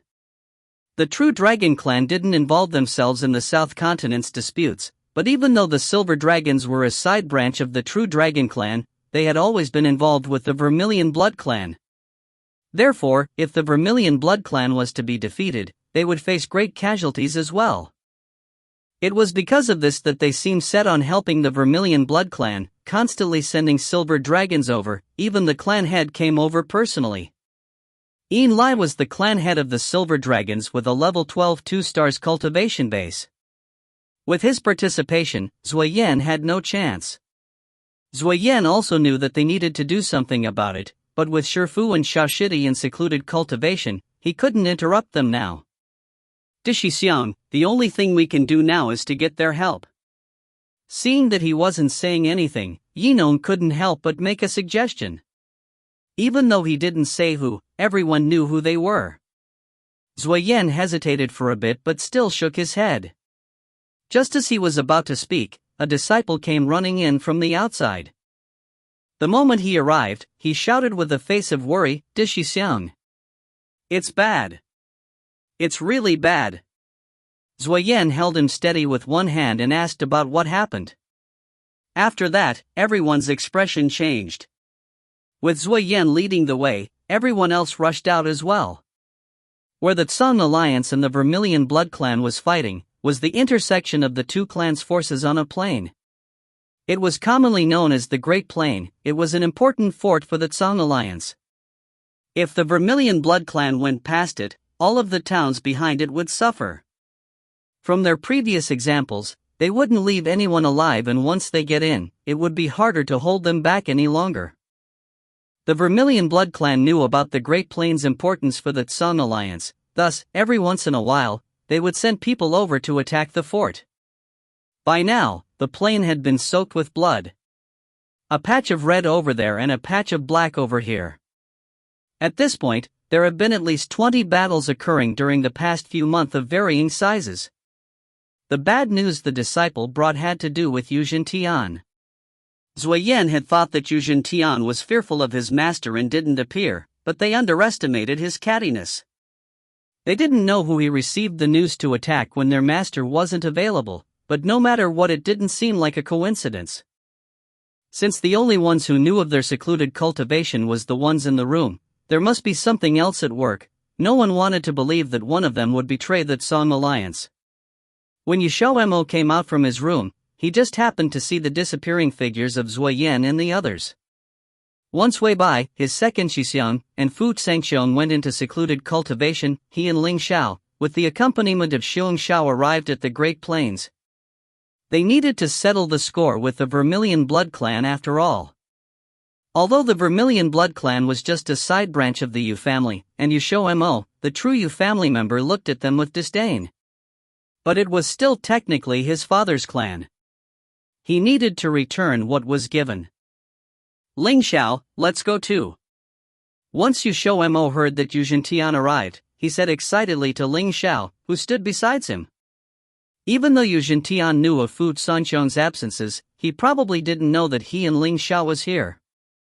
Then let's get going, Ling Xiao said, taking a look at him. His eyes also sparkled. It was payback time. On the vast open plain, the air was filled with smoke and tension, as if a single spark could lead a fight to erupt. XiaoMo followed Zuoyan and the others onto the battlefield. A small but pressuring sensation came from the other side of the Great Plain. The Vermilion Blood Clan members floated in mid-air, all ready for battle, emitting their killing intent. With a signal from Yu Zhentian, they would be prepared to attack. Even though there weren't that many people, every single one of them was an expert. XiaoMo counted and saw that the Vermilion Blood Clan brought 40 or so experts, with many of them from the Silver Dragon Clan. They were easy to spot as they didn't look completely human, since they had a silver horn attached. The one in front of the Silver Dragon Clan experts was Lady Yin's father, Yin Lai. He was a force to be reckoned with, only slightly below that of Yu Zhentian in front of him. Feeling that was enough time spent waiting, Yu Zhentian walked forth. His serious expression brought forth a feeling of stateliness, and normal people couldn't even look at him in the eyes due to the pressure they give. After a while, his voice could be heard throughout the Great Plain. Zuoyan, if you know your place, then you should surrender. I know Fu Sanqiong isn't here, so even all of you gang up on me, you won't be enough. If you guys don't want to die, then don't resist. Otherwise, once you are in my hands, don't blame me if I slaughter your city and kill each and every one of you. His shocking voice made its way into every single one of their ears. The obvious threat also made most of them heated in anger. To talk so shamelessly, did he still think he was the strongest in Tontian continent? Yu Zhentian, I say you're just a coward, appearing only when my master isn't here. All you deserve to be is a sewage rat. Zuoyan snorted in with a roar that was on par with Yu Zhentian. He also emitted a powerful pressure from his body. Yu Zhentian's expression darkened instantly. Since you don't want my kindness, then don't say I'm being merciless. After he finished, he raised his hand and said with a stone-cold face, everyone, prepare to fight and leave no one alive. Instantly, the Vermilion Blood Clan members let out a clear and loud roar. At the same time, they all emitted their power. With everyone's forces combined, it was as if a tornado was headed towards the city. Zuoyan's expression darkened slightly and gave his orders. From the surface, this fight wasn't in their favor, but the Tsang Alliance had a surprise. Why did Fu Sanqiong choose now to go into secluded cultivation? He wasn't reckless. No matter how he kept quiet about his disappearance, there was a chance it would leak out. He dared because XiaoMo and Ling Xiao. The two's arrival was likely a turning point for the years of fighting in the South Continent. The two sides soon engaged in battle. Yu Zhentian and the Silver Dragon Clan didn't go into the array immediately. The former was upholding his status, whereas the latter was waiting. Now they were still evenly matched. However, they soon realized their mistake. Normally it would take 3 to 4 hours before a side showed weakness. However, this time, it arrived early by 2 hours. In the battle-torn field, screams of agony never stopped and lives kept fading. Fresh blood dripped from the sky, as if it was raining blood, and the thunder were sorrowful cries of the deceased. Almost no one noticed the slow disappearance of the Vermilion Blood Clan experts. It was only when the 40 or so experts turned into 30 did Yu Zhentian sense something was amiss. After his careful observation, he realized a sneaky shadow had been attacking Vermilion Blood Clan members behind their back and using dimensional powers at that. Yu Zhentian's enraged roar instantly spread across the Great Plain. Who is there with no sense of shame? How dare you sneak up on the Vermilion Blood Clan? If you find any errors, ads pop up, ads redirect, broken links, non-standard content, etc., please let us know. Report chapter so we can fix it as soon as possible. Chapter 693 Ambush. Chapter 693 Ambush. Translated by Yen of Exile Rebels Scanlations. When Yu Zhentian's roar sounded, it was as if the smoke-filled battlefield completely froze for a split second. Everyone paused. 2 seconds later, the sound of fighting and shouting started once more. Everyone began fighting each other again, and nobody paid attention to Yu Zhentian, who was seething with rage, including the experts from the Vermilion Blood Clan. Their opponents continued to attack them, so it wasn't as if they could just stand there and let themselves be hit. This time, it was Yu Zhentian's turn to be so angry that the veins in his neck bulged. The ambusher didn't stop attacking just because Yu Zhentian discovered them. On the contrary, they started to move even faster, taking one glance at the closest enemy who was fighting someone from the Tsong Alliance before acting. One fist smashed into the head of an expert from the Vermilion Blood Clan, who screamed before dropping from the sky. With a boom, he landed on a sharp and smooth rock that had been eroded by the wind and rain, which immediately pierced through his head with a bang. He was dead to the point that he couldn't be any more dead. The disciple from the Tsong Alliance's jaw dropped. Just like the people before him, he was given a complete fright by the sudden unexpected turn of events. The next second, the figure of the ambusher finally materialized in the air. The faint shadow grew more and more solid, and Yu Zhentian finally saw his appearance. Yu Zhentian's eyes suddenly opened wide, and they were bloodshot as he stared at the ambusher. He thought that it was just one person, but unexpectedly there were two of them. Even worse, it was the two people who he spent his entire life wishing he could kill. XiaoMo. Ling Xiao. I'm going to kill you too. Yu Zhentian's furious howl resounded again, his voice carrying a sky-shaking anger. The oppressive aura of a 7-star Sacred Realm expert immediately flooded out violently, the roiling whirlpool surging towards them uncontrollably. It scared the people nearby to the point that they hastily retreated, afraid of being hit. The ambusher was precisely XiaoMo. Ling Xiao helped to serve as a shield for him, which was why not even Yu Zhentian had found out at the beginning. As a result, the Vermilion Blood Clan had lost more than a dozen experts in only an hour. With XiaoMo's strength, he naturally didn't need to ambush anyone, but in order to catch them off guard and deal the Vermilion Blood Clan a heavy blow head-on, he intentionally abandoned his usual aloofness. What a sacrifice! He had long since expected Yu Zhentian's fury. When he heard his voice, XiaoMo smiled quite smugly. With his current cultivation base, he could even help Ling Xiao face Yu Zhentian. He no longer needed to hide behind Ling Xiao the moment he saw him anymore. The powerful pressure was stopped halfway through the air.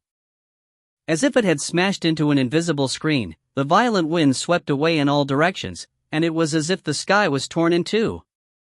It only quieted down after a long while. Yu Zhentian stared dead at Ling Xiao, who was blocking XiaoMo. The moment he thought about his underlings that had been killed, the rage in his heart grew more and more vigorous. He wouldn't be satisfied unless he finished them off for good. He hadn't expected the two of them to actually appear here. Yu Zhentian, I came today to take back what belongs to my dad. Wake up! XiaoMo shouted loudly. He knew that his clingy dad wasn't really interested in the Vermilion Blood Clan, but when he saw Yu Zhentian's arrogant appearance, he couldn't let off that easily. No matter what, he still had to make things awkward for Yu Zhentian for a bit. Yu Zhentian was so mad that his beard started to quiver. He didn't respond to XiaoMo. Instead, he immediately told Enlai Xiong, I'll leave Zuoyin to you. Logically speaking, Yu Zhentian should refer to him as father-in-law, but in this world, strength defines social status. It wasn't that big of a deal if age hierarchy was flipped around, so many people called others like this. Enlai nodded gravely. He was powerless against Ling Xiao, but he had no problems facing an insignificant Zuoyin. However, for the sake of his daughter, he still said, Zhentian Xiong, be careful, Even though Ling Xiao currently only had a 6-star cultivation base, Enlai's son-in-law had gotten the worst of it 2 times in a row at Ling Xiao's hands.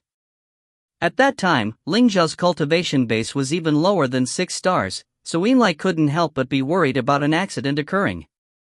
He didn't want his daughter to lose her husband. Furthermore, Yu Zhentian being in control of the Vermilion Blood Clan was also of great use to the Silver Dragon Clan. But Yu Zhentian frowned imperceptibly. After a while, Zuoyan was blocked off by Yin 1 star against 2, there was a bit of a disparity between their strength levels. The experts from the Silver Dragon clan also filled in for the experts that XiaoMo had slaughtered painstakingly.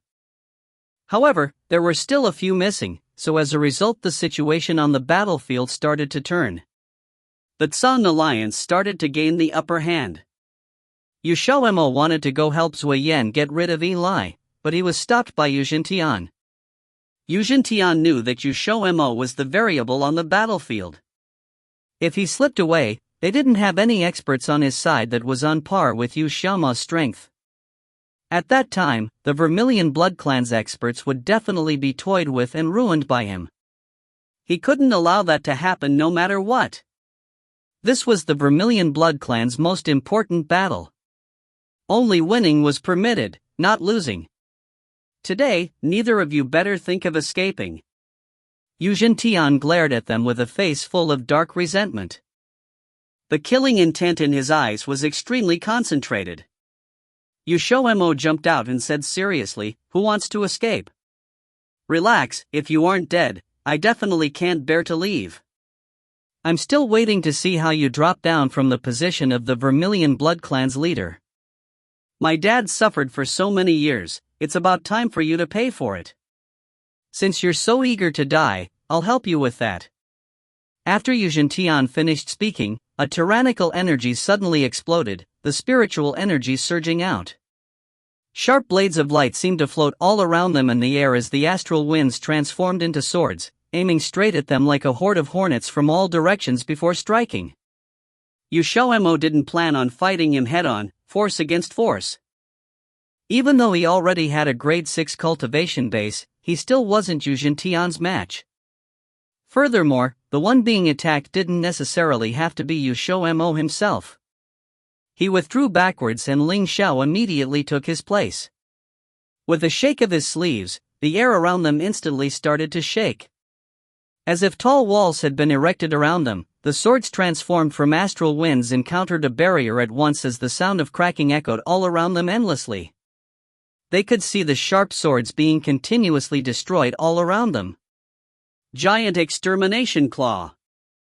Yuzhen shouted angrily before a forceful energy started to whirl fiercely in his right hand, transforming into an illusory sharp claw midair. It ripped through the space as it clawed towards them. Ling Xiao lightly lifted an eyebrow. This degree of attack wasn't even as powerful as back when Lin Xiaoyi and Tongtian Emperor had joined hands against him. Two kinds of flames immediately shot towards the sky from beneath his feet, one on the right and one on the left, materializing into a fire qilin above his head. With a furious howl, it leaped out and shot towards the giant extermination claw. At this point, one of them had to die. XiaoMo found the time to glance in Zuoyan's direction. Fu Sangxiong's head disciple truly did have a remarkable strength level. Even though he was 1 star lower, he still wasn't at a disadvantage, even now. Yin discovered that Zuoyan was a very hard person to deal with. He didn't want to tangle with him. At once, the drawn-out sound of a dragon's cry resounded through the sky, followed by the explosion of an intense, harsh white light. Several seconds later, a silver dragon several dozen meters long appeared before everyone. Yin had appeared in his true body, and the dragon pressure from his body was even more obvious. A flash of solemnity passed over Zuoyan's face, but his momentum didn't falter in the slightest. Instead, it surged up even more, and he waved the halberd in his hands before shouting loudly, "Today, I will kill the first silver dragon here." The two of them swiftly started fighting again. Even though Yinlai's body was enormous, he was still very nimble. Moreover, his skin was thick, so it was very hard to hit him. Fortunately, Zuoyan wasn't a pushover either. Ever since the halberd had become his, it had drank in countless people's blood and become very infused with spiritual energy. No matter how hard something was, as long as he had a bit of time, sooner or later he could pierce through it with his halberd. Seeing this, XiaoMo wasn't actually that anxious to go help him. Taking advantage of Ling Xiao fighting Yuzhen, he finally escaped from Yuzhen grasp. By the time Yuzhen Tian discovered this, XiaoMo had already massacred his way through the crowd. The Vermilion Blood Clan and Silver Dragon Clan became cannon fodder, and, after a short while, the casualties were disastrous. A silver dragon was beaten to the point that he had to reveal his true appearance, but he still couldn't get away. It was cut into 2 pieces by XiaoMo with a sword, too tragic to look at. Since the blade was the metal-swallowing beast's, it was incomparably sharp. This scene seemed to provoke Yin Lai. For a moment, his pressure intensified, shocking Zuoyan. However, he didn't have time to rush over yet before he was blocked again by Zuoyan. XiaoMo saw that they basically controlled the battlefield, and that the rest of the people didn't need his help anymore. They even had enough for 2 people to gang up against one. He then returned to Ling Zhao's side to see whether he could lend a hand. Just when he looked back, a sharp light slid past the edge of his ear. It didn't harm him, but it did cut off a lock of hair next to his ear, giving him a scare. When he wanted to see just who ambushed him, another sharp light attacked him from behind. The position made it seem as if whoever it was wanted to slice him in 2 across the waist. It contained an eerie killing aura and was clearly infused with a deep-rooted hatred. XiaoMo directly dodged it before looking in the direction of the attack. He thought that the opponent had some entrenched resentment with him, but when he saw their real face, he immediately felt that it should be the opposite way around. The person who ambushed him was, astonishingly enough, Lady Yin. Lady Yin, who was already several tens of thousands of years old, seemed just like a beautiful young woman in her 20s, elegant and noble. Her appearance was delicate and perfected. Rumor had it that she had once been called the most beautiful woman. As the Silver Dragon Clan's princess, she had an unmatched air of arrogance around her. At that moment, Lady Yin's face was full of cold frost, her eyes chilly as she stared at him. They contained a sense of determination and a wish to kill him on the spot where he was standing. When she saw him look over, she waved her hand again without hesitation, and the dagger in her hand flashed with cool light. If you find any errors, ads pop up, ads redirect, broken links, non-standard content, etc., please let us know. Report chapter so we can fix it as soon as possible. Chapter 694, Self-Destruction. Chapter 694, Self-Destruction. Translated by Column CD of Exiled Rebels Scanlations. The battlefield was a cruel place where there were often more dead than living people. Miserable shrieks and wrathful roars often intertwined with each other. Few people could guarantee that the one dying in next moment would not be themselves. However, compared with the Song Alliance disciples who did not seem afraid of death, the people of the Vermilion Blood Clan were gradually being frightened to death by their murderous bloodshot eyes. Their original superiority was completely obliterated, and blood dyed their faces that had been etched with terror. When the chilling light attacked, XiaoMo immediately grabbed a Vermilion Blood Clan expert that was unlucky to be knocked in front of him. The cold light of the dagger cut him immediately. A spurt of blood splashed into the air and fell back to the ground due to gravity. The expert trembled as he covered his wound that was bleeding non-stop with a hand, seemingly wanting to turn it back to its original intact state with his hands. Yet, the wound started bleeding more profusely. He stared at the opposite Lady Yin in horror and fell to the ground powerlessly. The battlefield was ruthless. It would be your turn if you were just little careless. Lady Yin's beautiful pupils shrank sharply. Her eyes that looked towards XiaoMo again were filled with boundless coldness. It took more than one cold day for the river to freeze 3 feet deep. However, her eyes were like a world of ice. The ice was constantly spreading and her pupils reflected the figure of XiaoMo, as if drowning him in an instant. XiaoMo stared at Lady Yin, who could be called a human refrigerator, and gave a slight and unobservable frown. When she raised her hand, he noticed that the dagger on her hand was getting longer. What was originally a 4 or 5 inches long dagger had grown 2 inches longer, looking like a small machete.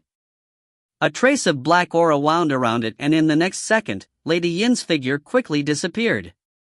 A cold ray flashed past and quickly appeared in front of him. Clang! The silver dagger and the golden longsword collided with each other as sparks scattered. In an instant, they exchanged hundreds of moves. Their shadows kept flashing so fast that they could not be captured. When they parted again, XiaoMo's astonished gaze fell on Lady Yin's dagger. It was not known what material the dagger was made of. There was no sign of damage at all despite colliding with his longsword many times. There was just the black aura shaking unstably as the silver radiance of the dagger became colder and colder. But what shocked him most was that Lady Yin's cultivation base was not at 1 star. Earlier, he had heard Xiao mention that Lady Yin broke through not long ago.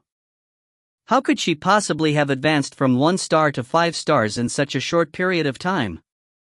Unless she had used some secret technique. XiaoMo thought that there must be a time limit since it was a secret technique. Moreover, did she think that she would be able to deal with him with just a cultivation of 5 stars? A few seconds later, Lady Yin rushed over again, looking as if she wanted to quickly put an end to this battle. XiaoMo became more certain about his conjecture. Since she wanted to end this as soon as possible, he would be sure to drag it out until she died.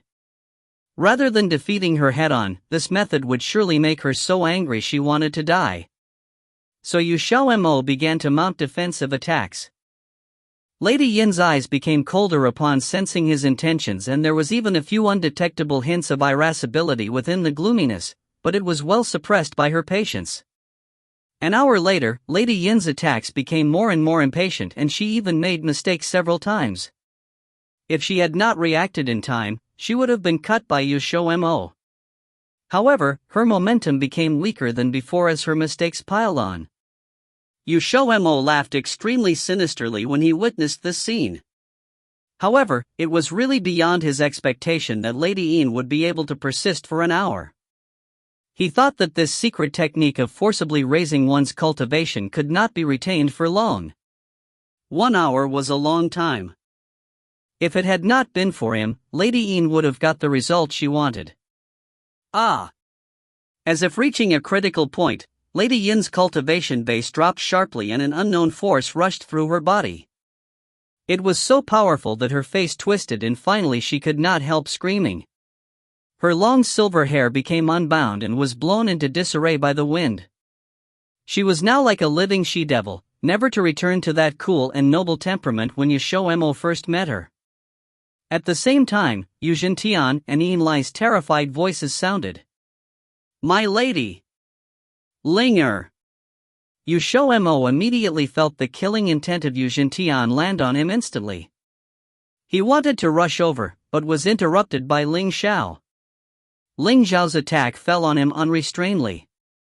This was the so-called taking advantage of his illness to kill him. It was impossible for Zui Yan to let Li come over, and he practically harassed Li to death. XiaoMo pondered whether to take advantage of this to attack her, but before he could make up his mind, Lady Yin herself helped him make a decision. "If I die, I'll be sure to pull you down as well." Lady Yin's resentful voice suddenly sounded and her delicate face was distorted by bitter hatred. Now she was just a vicious wife. XiaoMo felt that a good lady had totally ruined herself for the sake of that scum, Tian. How could there be such a stupid woman? The spiritual energy in Mrs. Yin's body suddenly became violent, and it was clear that she was intent on self-destructing. XiaoMo did not realize that she was so crazy. Where there was life, there was hope. Did she have to make such sacrifices in order to kill him? XiaoMo did not know that Lady Yin's secret technique of forcibly raising her cultivation had devastating consequences. In her present situation, her cultivation would also be affected even if she had survived by chance. It was not too terrible if her cultivation dropped, but it was very possible that she would become a waste from now on. How could the arrogant and haughty Lady Yin endure it? Originally, the consequences for this technique were not so serious. It was due to XiaoMo's direct actions that it became so severe. If Lady Yin could calm down and direct the brutal force in her body, she would have a drop in her cultivation at most. But she was provoked by XiaoMo and lost all her reason, resulting in this tragedy.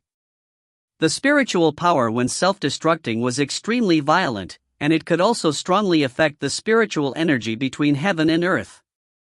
The others had noticed even without XiaoMo's reminder, and one by one their expressions greatly changed. They did not dare to linger any longer and immediately distanced themselves away from Lady Yin as if they were running for their lives. The explosive might of the self-destruction of a level 12 expert was extremely powerful. The farther they were, the better. XiaoMo also wanted to run away. Although he was much stronger than Lady Yin, he did not dare to directly face up to the explosive might of a self-destructing level 12 expert. However, how could Lady Yin let him escape since she wanted to pull him to death together with her? A silver shadow suddenly blocked his way and pounced on him with a hissing noise. XiaoMo found that it was a silver snake. Its strength was not very high and he shook it off immediately, but it was too late to escape. Lady Yin did not expect the silver snake to be able to block him. She just hoped to delay him for a few seconds. When her goal was achieved, her delicate body suddenly expanded and exploded. Heaven and the earth seemed to change color. Under the power of this self-destruction, the mountains and boulders collapsed at the first blow and were instantly bombarded into fragments. A long and deep gorge appeared on the Great Plains that was riddled with thousands of holes. The power of the explosion lasted 15 minutes before it disappeared. It was only when the Great Plains regained its calm that those who had fled earlier dared to come back. Each of them could not help gasping in shock when they saw the appearance of the Great Plains. The Great Plains probably could not be called the Great Plains in the future. Linger! Li's sorrowful and angry roar suddenly sounded in the deathly stillness. A silver light flashed from the huge silver dragon floating in the sky. It regained its human form in an instant and rushed to the place where the explosion occurred. Unfortunately, Lady had already died without a trace. What followed after was a sorry figure with an utterly unsightly expression that was gloomy enough for water to drip from it. It was Xiao. He looked at the place where the explosion occurred in fright and anger. His wife, who he had been married to for tens of thousands of years, had disappeared just like this. Without the relation from his wife, the Silver Dragon clan would probably never be as close to the Vermilion Blood clan as before. At that moment, a pillar of flame burst out from under his feet and suddenly enveloped the careless Xiao. Although he immediately responded, his right leg was burned and one could smell the scent of charred meat emitting from him. Xiao stared darkly at the sudden appearance of Ling Xiao.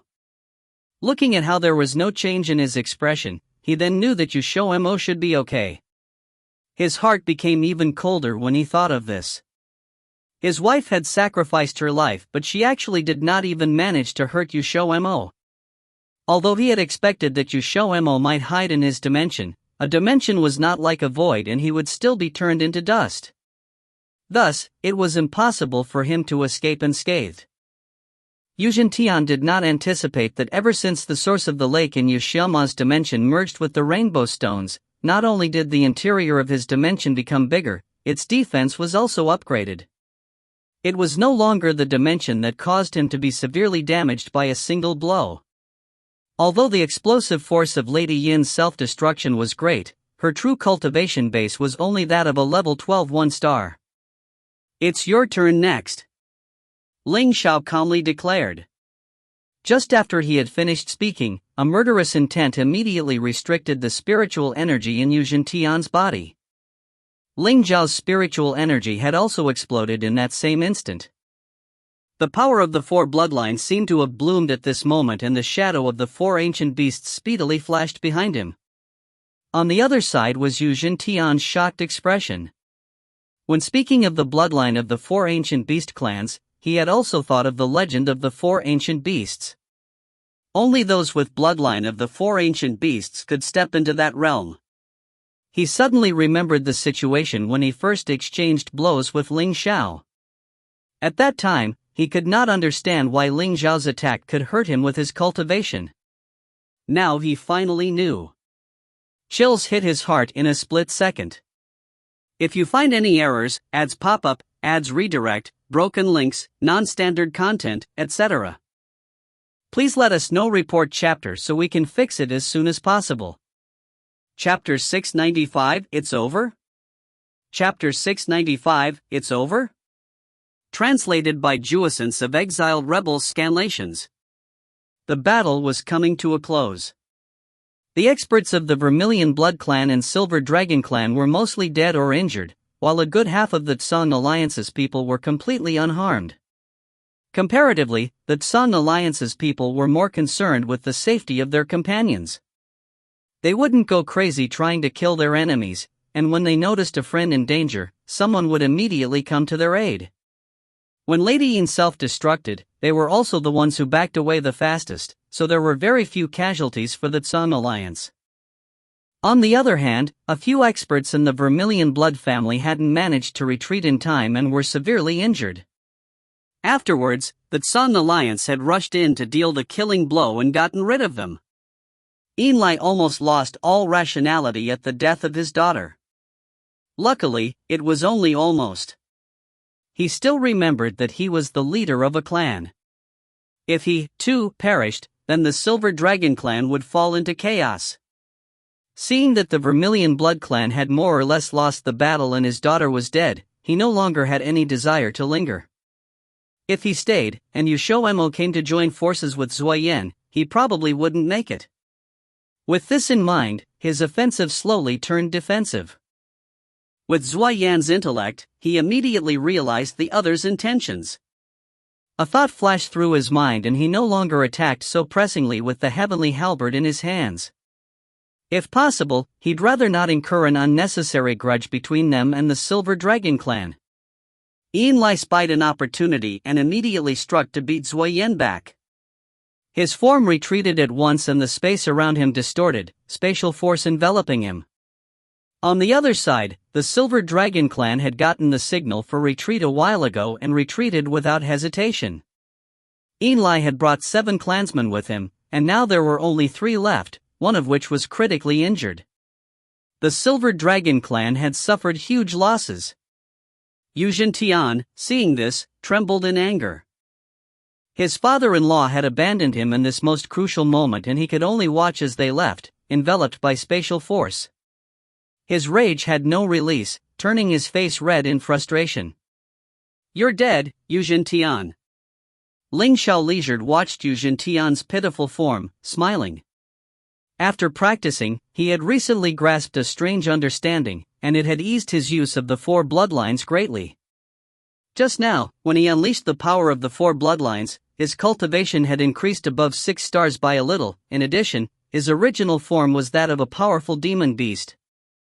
Under his attacks, Yuzhen Tian could barely hold up. The immense difference in power had Yuzhen Tian's eyes wide in disbelief. However, reality was reality, and the current Ling Xiao was far from the Ling Xiao who was only at 2 to 3 stars.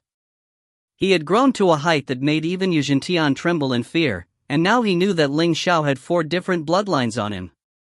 It was very possible that he would grow to be that legendary figure of the 4 ancient beasts. He felt deep regret. With his arrogance, what he regretted naturally wasn't the actions he had taken. If he could go back in time, then he would unhesitantly choose to kill XiaoMo and steal back the inheritance jewel again. What he regretted was not killing Ling Xiao and XiaoMo before they could grow to their current heights. If he had known that they would reach this step, he would have personally eliminated them, even if he had to use up all of the Vermilion Blood Clan's resources, even if it would destroy his reputation. Unfortunately, there were no what-ifs in this world. These thoughts flashed by in mere moment before a powerful presence approached him head-on. Yuzhen Tian glared darkly at Ling Xiao's approaching form, clapping his hands together. A violent burst of spiritual energy flared out, his yellow palms glowing gold. This was one of the transcendent grade techniques that Yuzhen Tian had learned, Heaven Incinerating Palm. There were only 3 forms to this palm technique, but each form had immense power. In addition, they could be stacked. After stacking the forms, its power would double and then some. After Enlai left with his clansmen, the remaining Vermilion Blood Clan members had been mostly dealt with by Zuoyan and company. By now, the only one who could still put up a fight was Yuzhen Tian.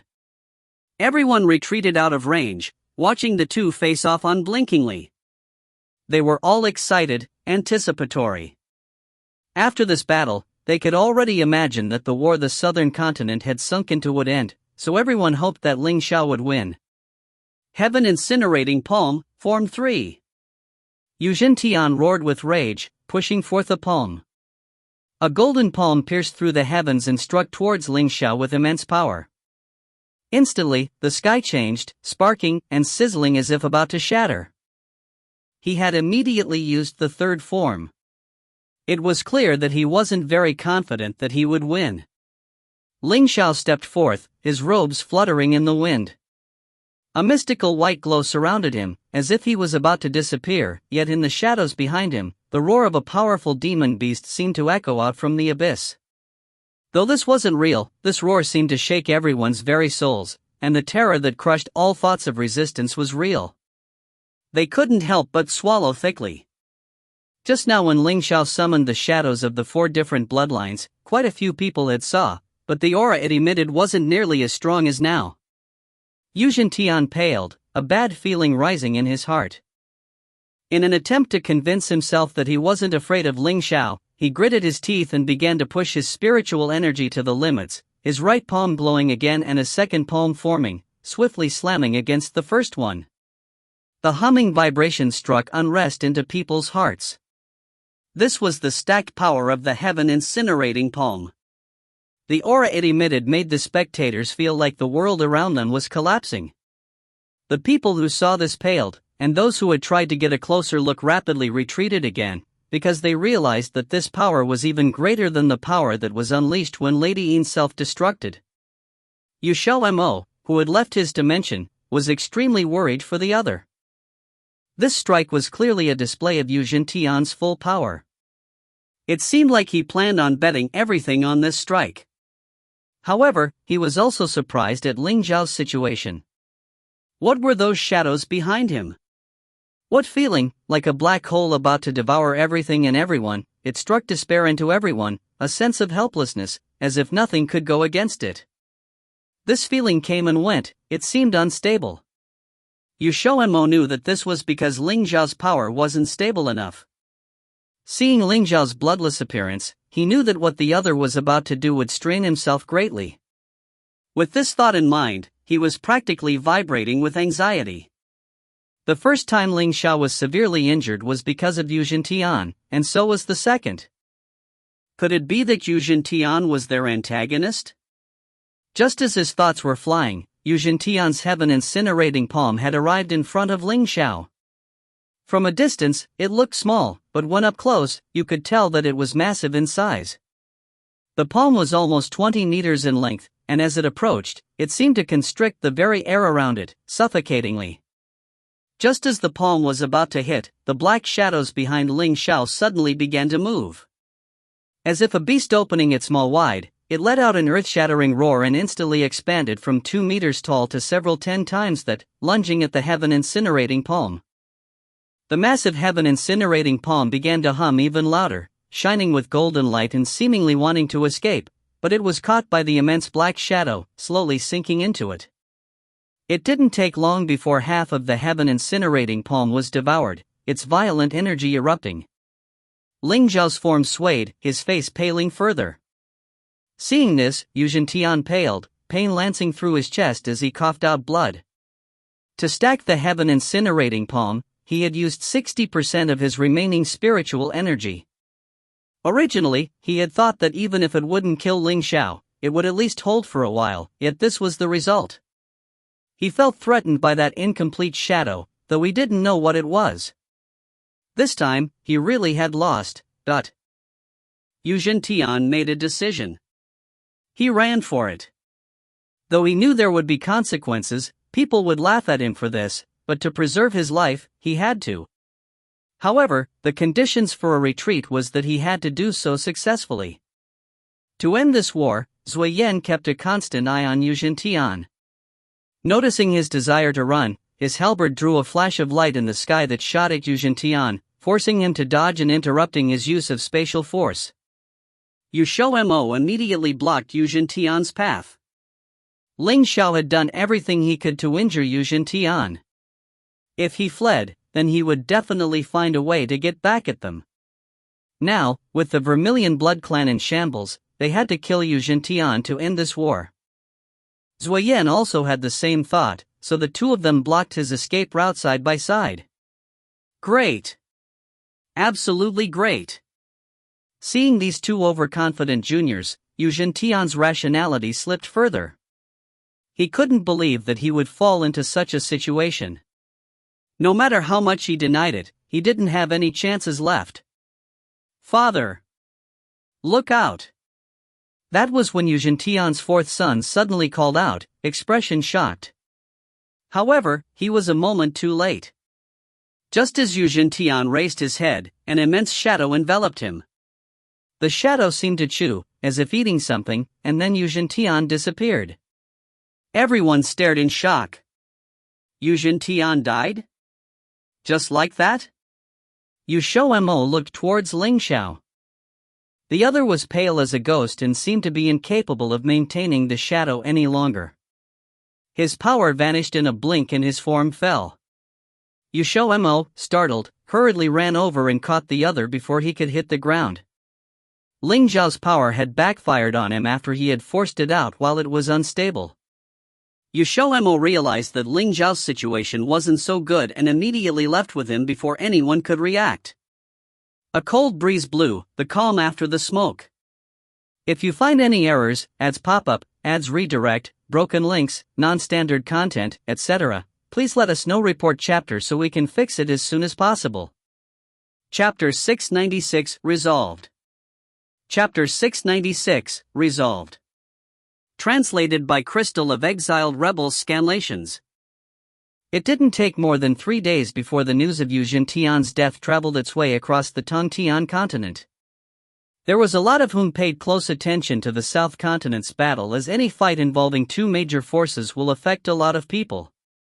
Not only that, if one were to lose, it could cause a great shift in the Tongtian continent's balance. Under those circumstances, it was obvious that people would keep a watchful eye on the situation, as they might be able to pick up on the leftovers or take a share of the spoils. However, the news that Yu Tian died in battle was unexpected, thus when people heard the news, most of them were in disbelief. A Sacred Realm 7-star expert did not die easily, and there was just a few of them in the whole continent, so losing one was a big shock. Although, the one who took the most damage from this was the Vermilion Blood Clan. Such an old brand just lost both of its Sacred Realm experts, Yu Tian and Lady Yin. Now with only Divine Realm experts, they downgraded by one from a major force, but only barely. In their fight against the Song Alliance, the Vermilion Blood Clan lost a lot of practitioners. Now they were barely holding on to the downgraded title. Nowadays, a lot of forces were on watch of the Song Alliance's attitude.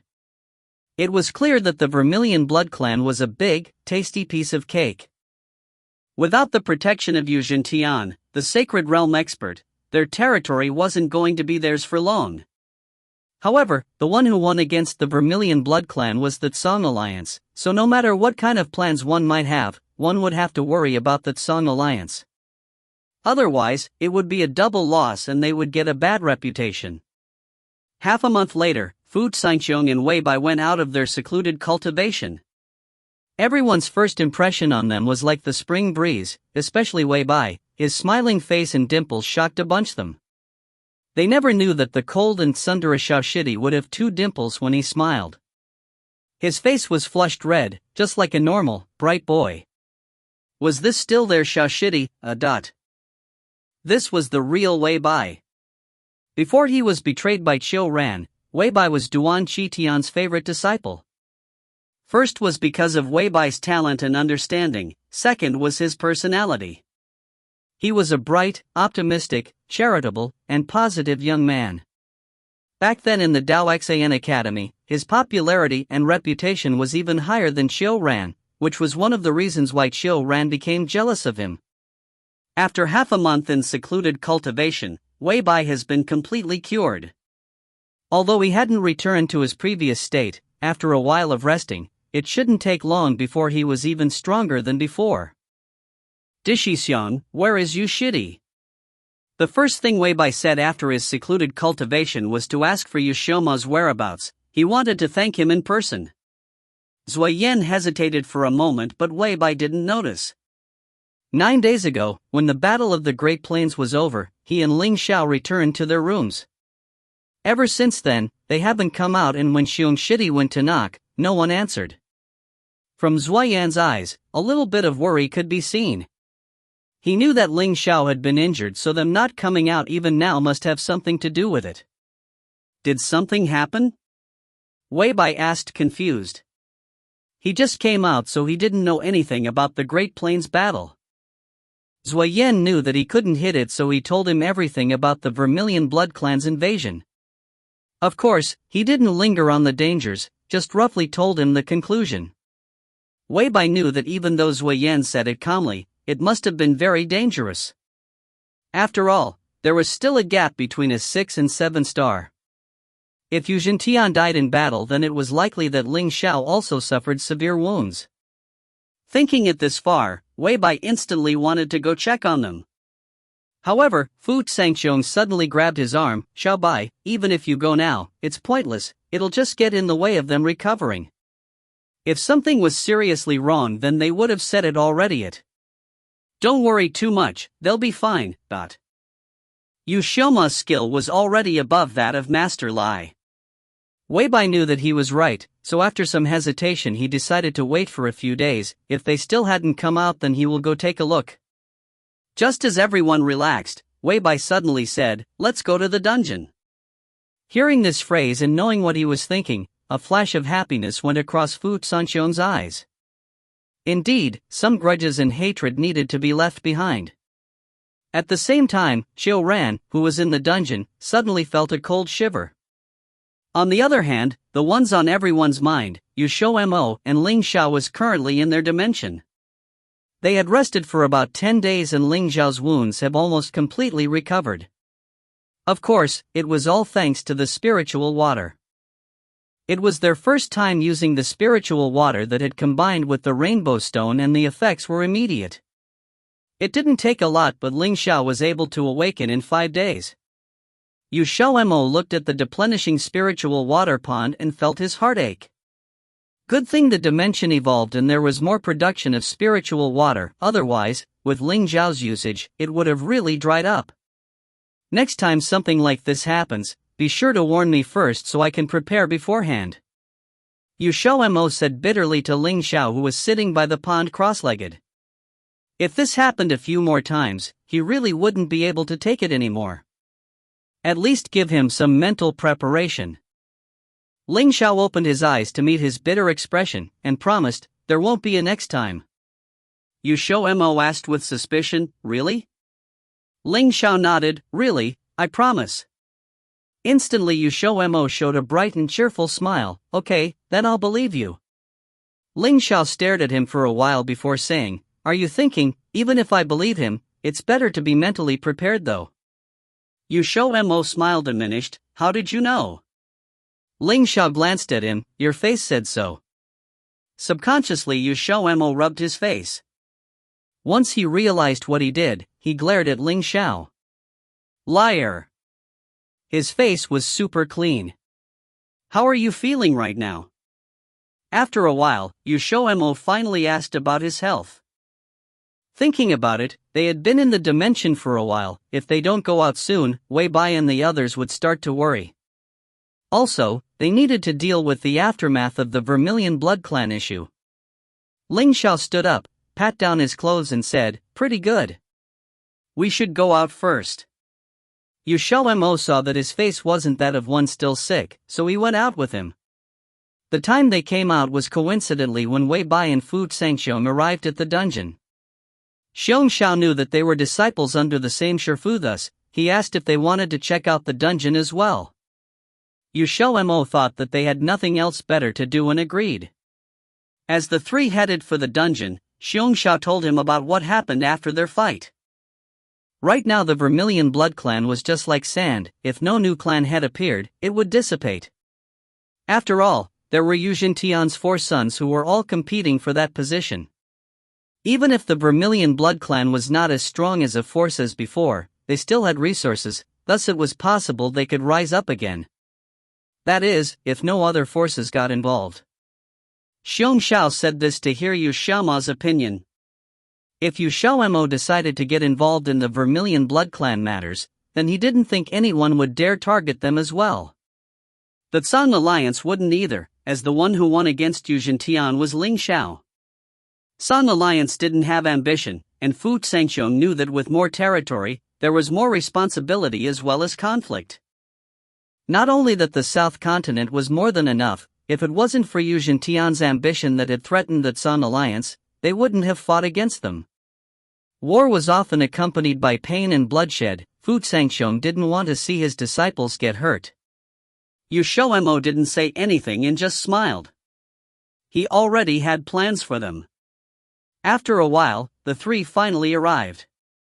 Just as XiaoMo mentioned that Xiao Ran was inside, his angry shout could be heard from the outside. His roar loud, his twisted heart on full display. Wei Bai, you're lower level than me and less talented, so why does everyone say I'm not as good as you? Even Shifu treated you better than me, his first disciple. All the good stuff went to you. Why? Even now you're luckier than me. Why don't you go die? Xiao Ren shouted to the point his face and neck went bright red and his eyes were bleeding enmity as he looked at Wei Bai. The hatred that had subsided for a few hundred years was now released all at once.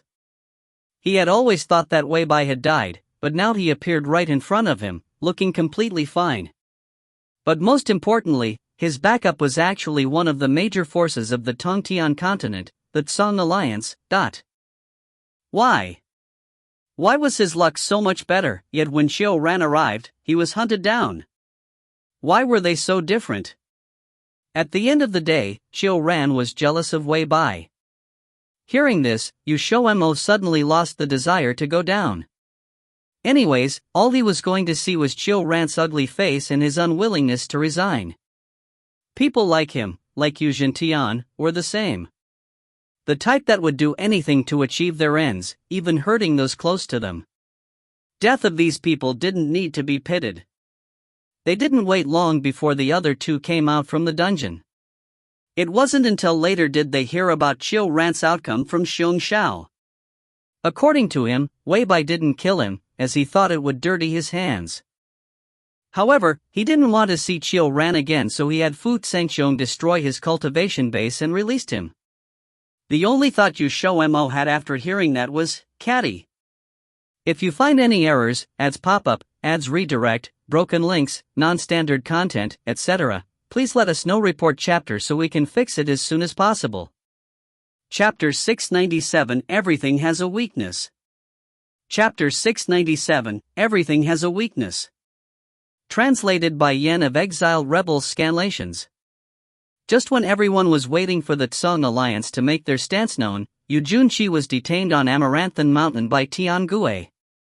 XiaoMo personally ran outside to meet his clingy dad, who had an extremely unwilling expression on his face.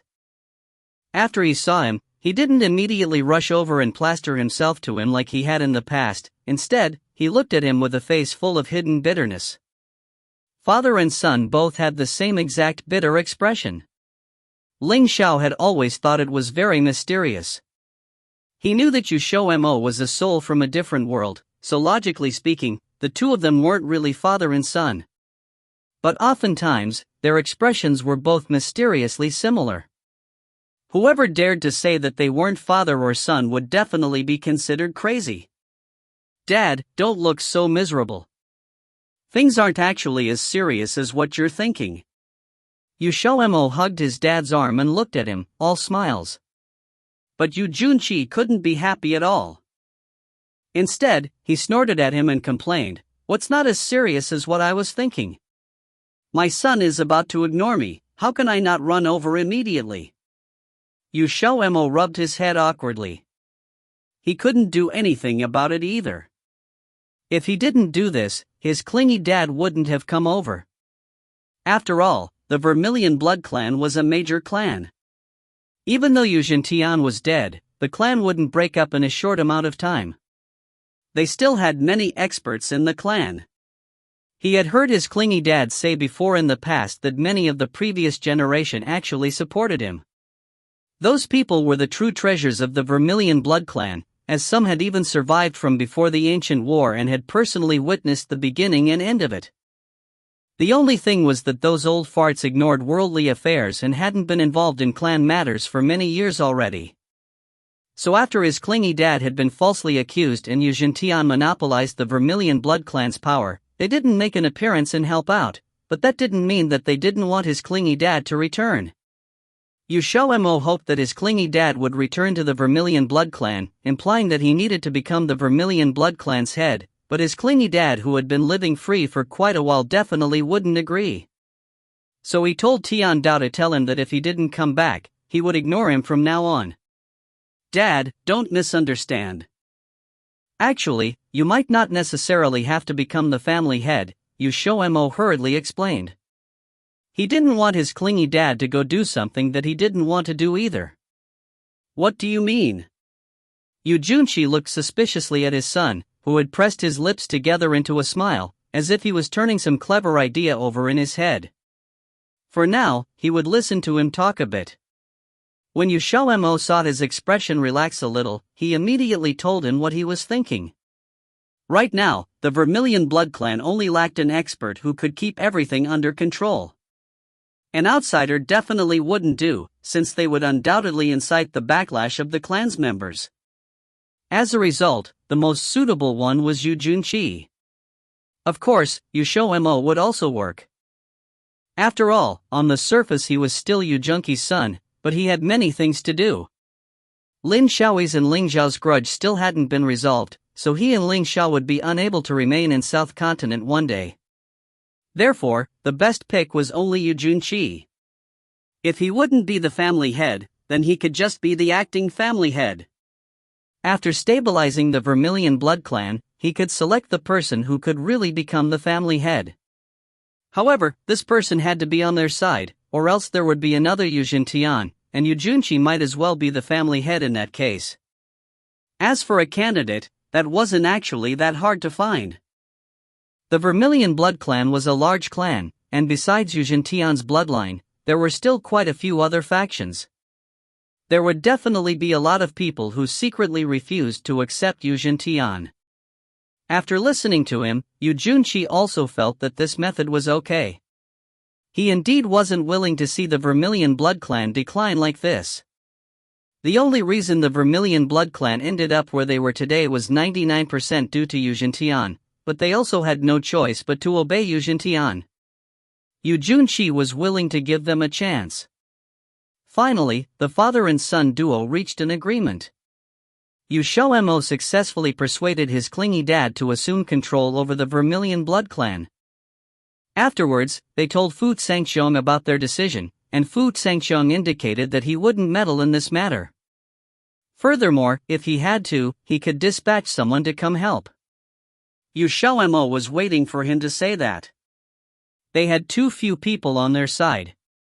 If they wanted to subdue the thorn that was the Vermilion blood clan, they couldn't depend on just his clingy dad, even if he was a superior Sacred Realm expert. Fu Sangxiong let Yu Junqi take his smartest disciples, who were also the best at administration, Yu Qianshan and Yu Bu.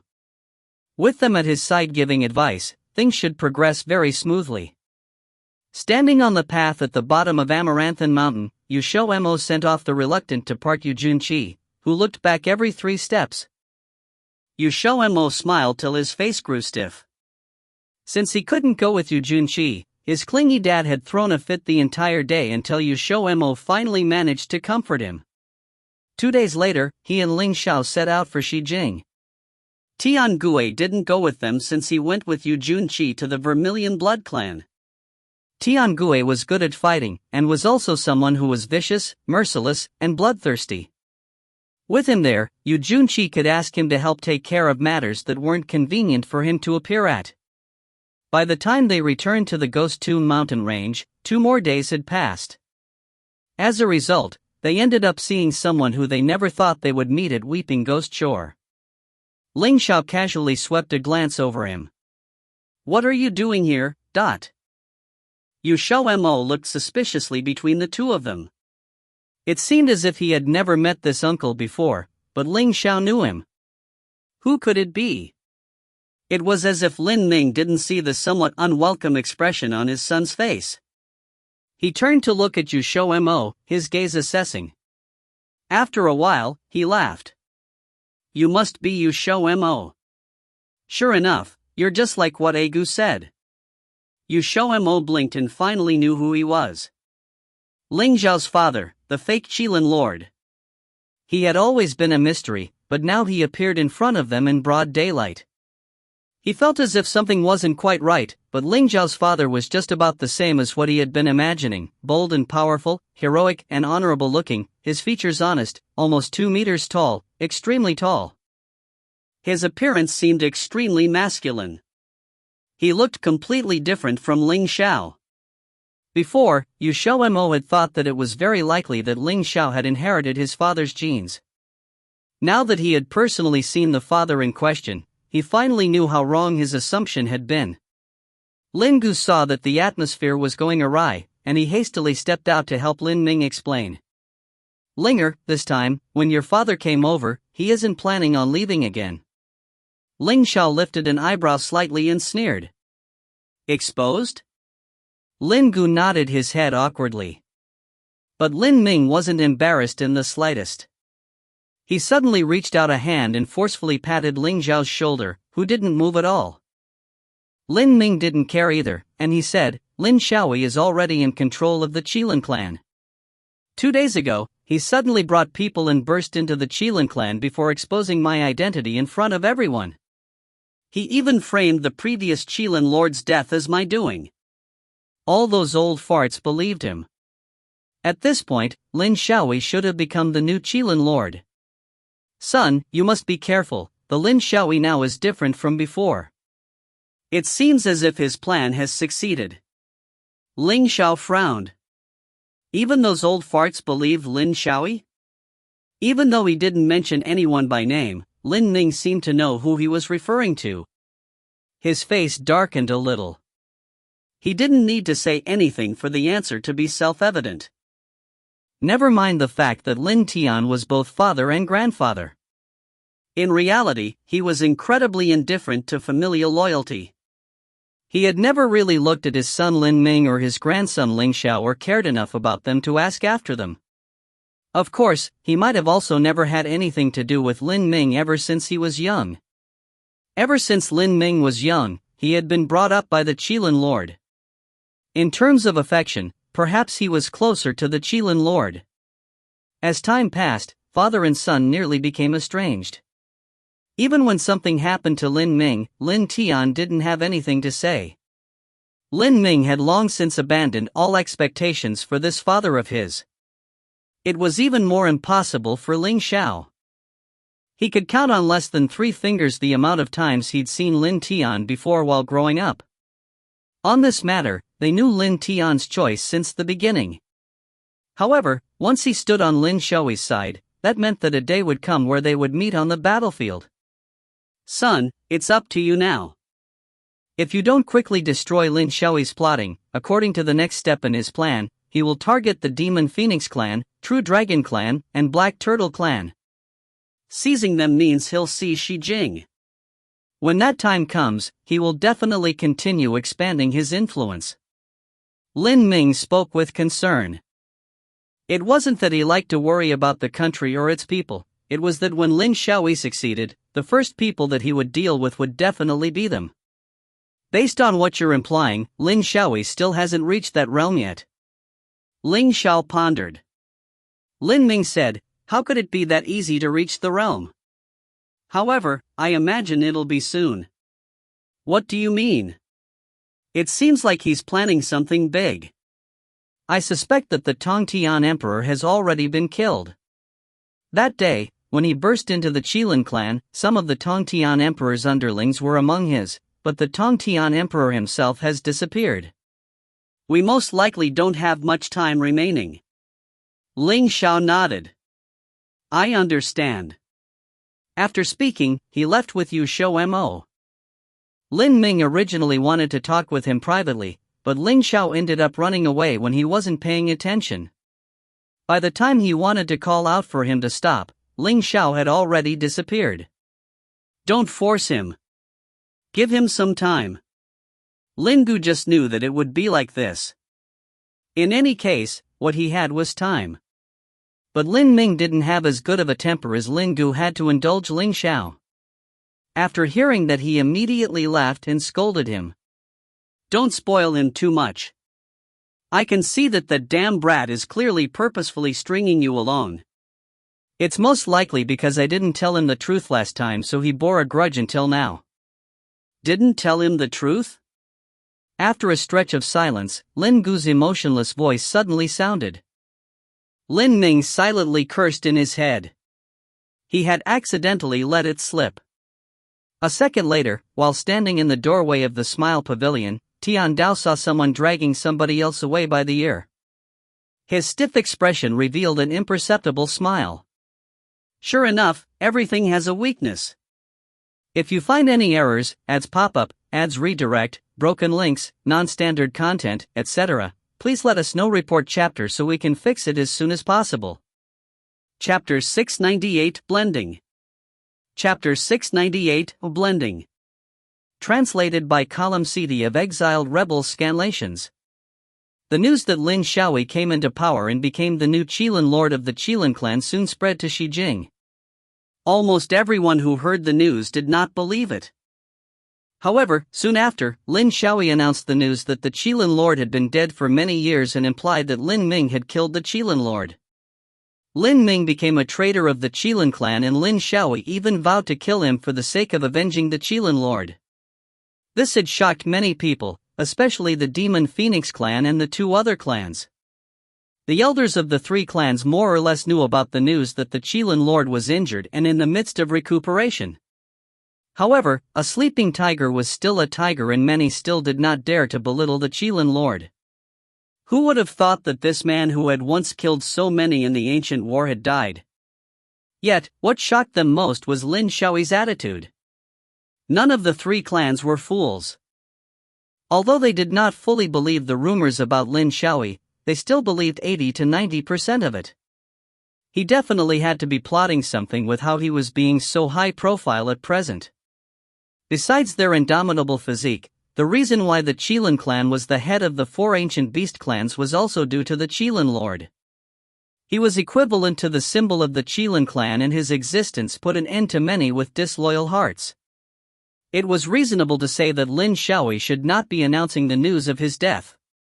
The answer to this question was soon revealed. Lin Xiaoyi exposed his own identity in a high-profile way. Within 3 days, everyone in the Tongtian continent knew that he was the leader of the Black Spider. The 7-star Sacred Realm expert had completely shed all pretense of cordiality with the Demon Phoenix clan and the two other clans. He dared to do this as he had something to rely on. Except for the few who had rebelled against him, the current Qilin clan was now under his control. Since the Qilin clan seldomly participated in various battles, they had not lost many members, and the clan was a powerful force for Lin Xiaoyi. As for the Black Spider, they had returned to their former glory, with the Tongtian Emperor's subordinates filling in their previous vacancies. He was not worried even if the Demon Phoenix clan, True Dragon clan and the Black Turtle clan joined hands to deal with him. So far, the polarization of the situation in Xijing had finally become obvious, and it was accompanied by fiercer and fiercer conflicts. While XiaoMo was concentrating on improving his strength and refining pills for Han Gong, the Black Spider and the Demon Phoenix clan had already fought more than a dozen times. Ever since Lin Ming told them that Lin Xiaoyi's strength had risen again, both husband and wife had gone into secluded cultivation. XiaoMo was intending to prepare for his breakthrough to grade 7. It was rumored that grade 7 was the most difficult threshold for mages to break through. From the ancient times to the present, many grade 6 mages had been stuck at this threshold and were not able to progress. Although grade 6 was already the apex for the mages in the Tongtian continent, their only regret was not being able to reach the realm of grade 7. XiaoMo dared not take chances, so he decided to make preparations in advance. Ling Xiao seemed to have attained a valuable insight during the last battle with Yuzhen Tian. The door to the private room where he had been in secluded cultivation had not once opened from when he had returned till now. XiaoMo would occasionally come out to have a look when he was tired of refining pills. In the end, there was no movement from Ling Xiao whatsoever. He did not know that Ling Xiao was trying to integrate the 5 elemental essences into his body. This was a huge project, and the slightest inattention could cause the 5 elemental essences to mutually repel each other and explode within his body. Ling Xiao was afraid that XiaoMo would worry about it, so he did not tell him. 5 types of elemental essences were calmly floating in front of Ling Xiao inside the securely closed private room. The dazzling golden light, the crisp green light, the gentle blue light, the blazing red light, and finally, the steady yellow light. They had once been as nimble as an escaping hare, but were now as quiet as a sleeping baby. Each light represented one type of elemental essence. The colors were rich and diverse, and they seemed to be faintly attracting each other. Ling Xiao closed his eyes tightly as a faint radiance slowly escaped from his body.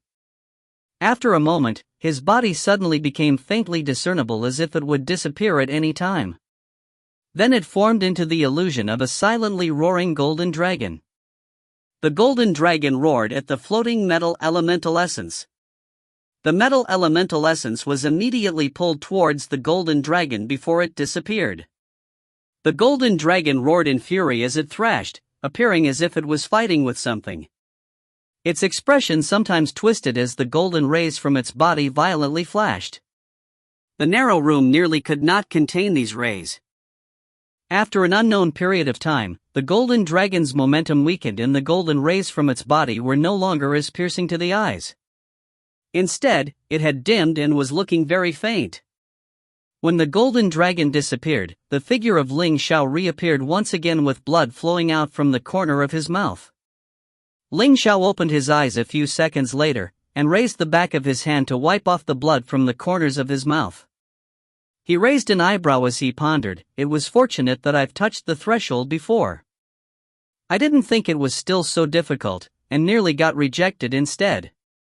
Nevertheless, his gaze still fell on the second elemental essence. He would either win or perish. On the other hand, XiaoMo had waited for a long time for Ling Xiao with no news, so he decided not to wait for him any longer. Tomorrow, he would fire up his cauldron to refine the God Return Pill for Han Gong. Though the God Return Pill and Samsara Pill were of the same grade, the latter was much more difficult. It was also a pill that was rarer than the God Return Pill, so that was why there had been such a big thundercloud. But he still went to look for Lin Gu for the sake of safety. Lin Ming came along with him as soon as Lin Gu agreed. This man who pretended to be Qilin Lord really intended to stay here all the time. XiaoMo was not even surprised upon seeing him. He was probably the only one in the world who had this honor of having 2 Sacred Realm experts acting as his guardians. The process refining the pill was really very smooth. The situation with the Samsara pill did not occur when he was blending the materials together. Thunderclouds gathered without a hitch over the palace. It was a dark mass of clouds that looked particularly oppressive. However, the present thundercloud did not look so terrible when compared with the Samsara pill. Finally, Lin Ming stepped in to ward off several strikes of lightning tribulations. Compared with Ling Xiao, his father-in-law was rather reserved and inconspicuous. XiaoMo grabbed the God Return Pill that wanted to escape. The higher the grade of a magic pill, the fiercer it struggled. The restriction of the heavenly cauldron could no longer confine grade 6 rainbow pills. This was especially when he was refining the Samsara pill, as it almost escaped several times. XiaoMo put the God Return Pill in a bottle and was preparing to tell Han Gong to come and take it. In order to thank Lin Gu and Lin Ming for their help in acting as his guardian, he took out the 2 rainbow pills he had refined before as a gift of thanks to them, but he was refused. "We're all one family. You don't need to stand on ceremony. We ought to help you." Lin Ming looked at him with a gentle smile, but this sort of gentle expression was really not suitable for him, so it looked very strange. XiaoMo did not even blink as he stared at Lin Ming without saying anything. Lin Ming coughed suddenly. You have been with Xiao for 7 years. This kid has many shortcomings. You're the only one who can tolerate them. XiaoMo indifferently rolled his eyes. Actually, it's okay. Looking at his stubborn attitude where he was refusing to listen, Lin Ming suddenly found that Yu Junkie's son was not stupid. His former envy totally disappeared and was replaced with deep sympathy when considering that he was now plunged into a dire situation with the Vermilion blood clan. You are Xiao's wife and are the person closest to him. So I want to ask you for help with a matter. You won't refuse me, right? Lin Ming did not beat around the bush and got down to business. He was so blunt that XiaoMo was practically unable to refuse him. XiaoMo was positive that Ling Zhao's shamelessness was definitely inherited from Lin Ming. He actually played the family bond card. Was he certain that XiaoMo would not refuse him? Although he was unlikely to refuse. XiaoMo knew what Lin Ming wanted to say even if he did not mention it. It could be nothing else except something related to Uncle Gu. Up until now, Ling Xiao still was not talking to them. He probably had left their hearts hanging in an unsettled state. Now that they could no longer bear it, they wanted to him to help them out. Their appetite had been left hanging for long enough now. It was time to have a frank and straight talk, so XiaoMo still agreed to help them in the end. Then father will just wait for good news. Lin Ming laughed heartily. He was becoming more and more satisfied with this daughter-in-law that his son married. XiaoMo put up a smiling expression in response and smiled so much till his face became slightly stiff. Lin Gu was also very happy. He knew about Xiao's feelings for XiaoMo. Although he often bullied XiaoMo, in actual fact, Ling Xiao gave priority to XiaoMo opinions for everything and cared about his feelings very much. He believed that Xiao would probably accept him with XiaoMo's help. Lin Ming's expression changed at that moment, and he suddenly looked in the direction of the interior of the palace. His eyebrows twisted into a frown as he emitted an imposing air.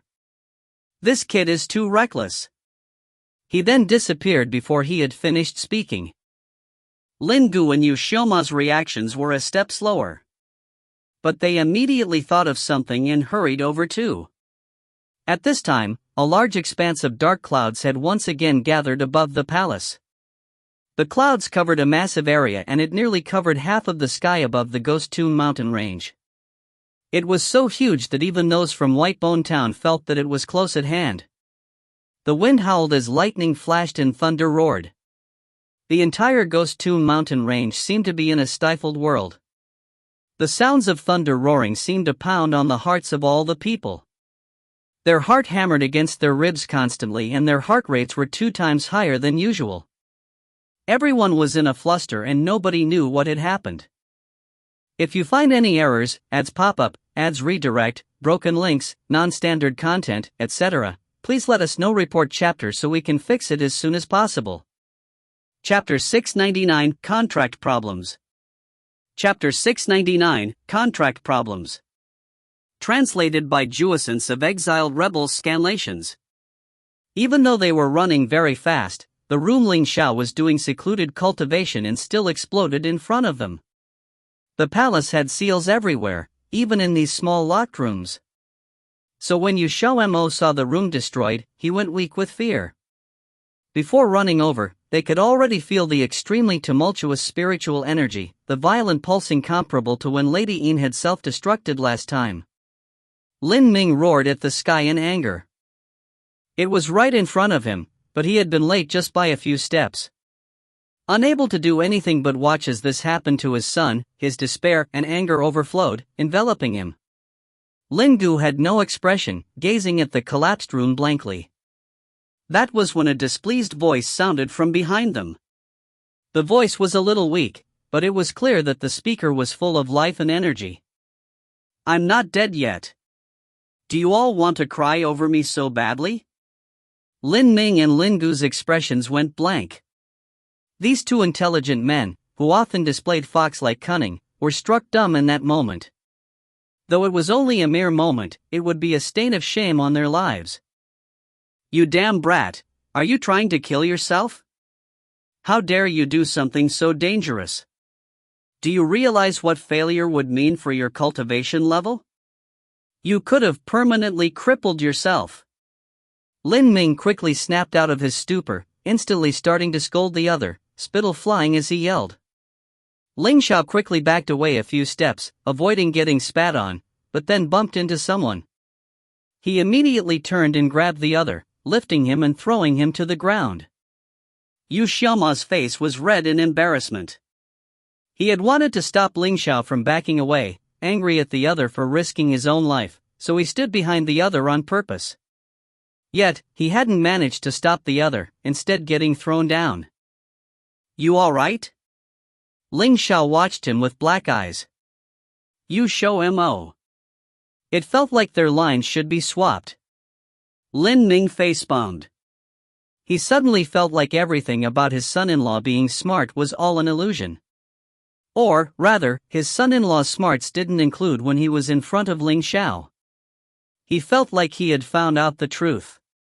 Yu Junkie's son was the passive one. Though his own son was the one in control, he wasn't happy about it at all. You damn brat, don't try and escape. What the hell was that just now? Ling Xiao side-eyed his father. You already know. Just now he had roared so loudly, clearly having figured everything out already. Who would believe this act of his? Lin Ming didn't fall for his tricks. I wasn't in that room. How would I know what you were doing in there? Don't change the topic, there are others waiting for an explanation. Others referred to XiaoMo and Lin Gu. The two stared at him. Ling Xiao stated seriously and calmly, I was experimenting. I just failed, that's all. Who do you think I am? I wouldn't joke with my own life. Lin Xiao was speechless at his reply, but it was true. That damn brat was smart.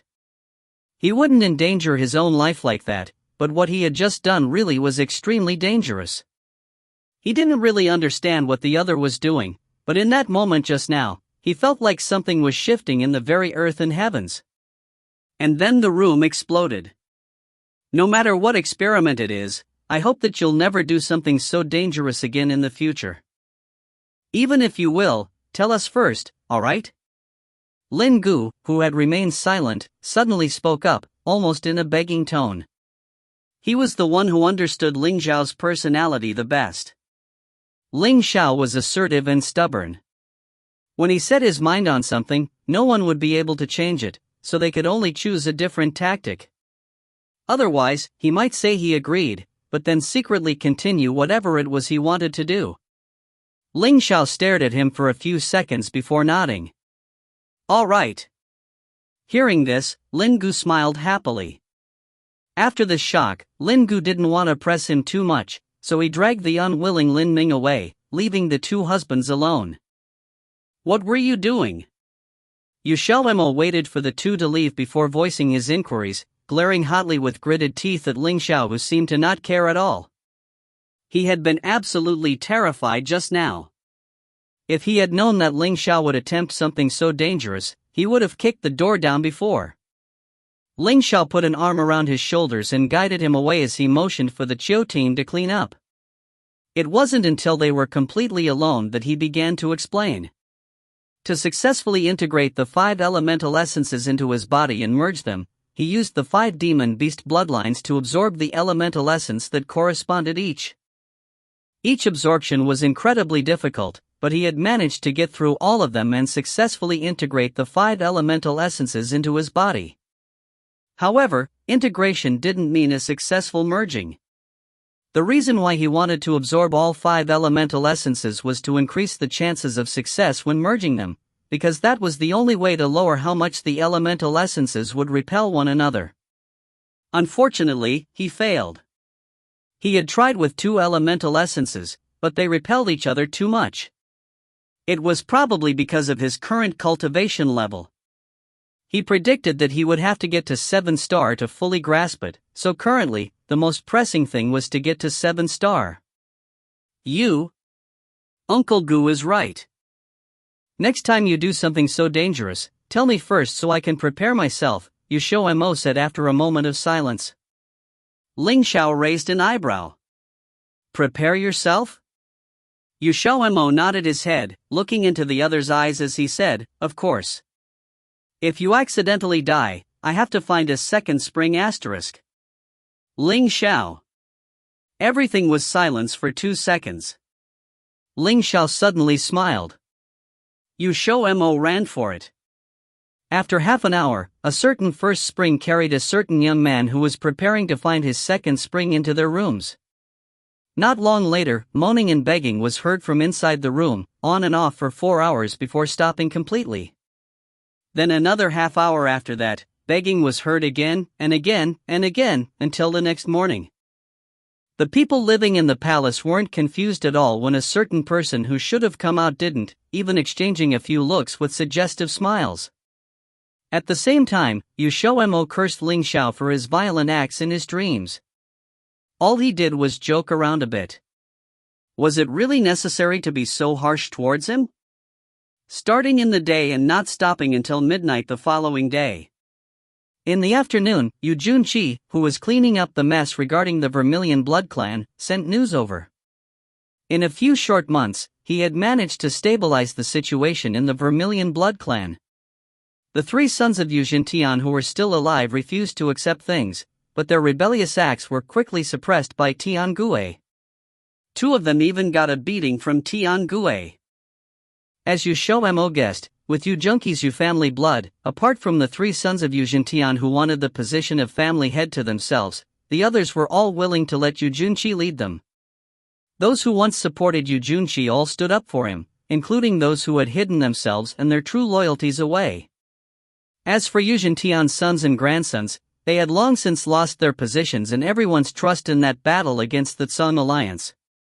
Even if they still had people under them, they didn't have any sacred-level powerhouses, so they wouldn't be able to do anything even if they wanted to. Thus, Yu Junqi maintained the advantage in the Vermilion Blood Clan.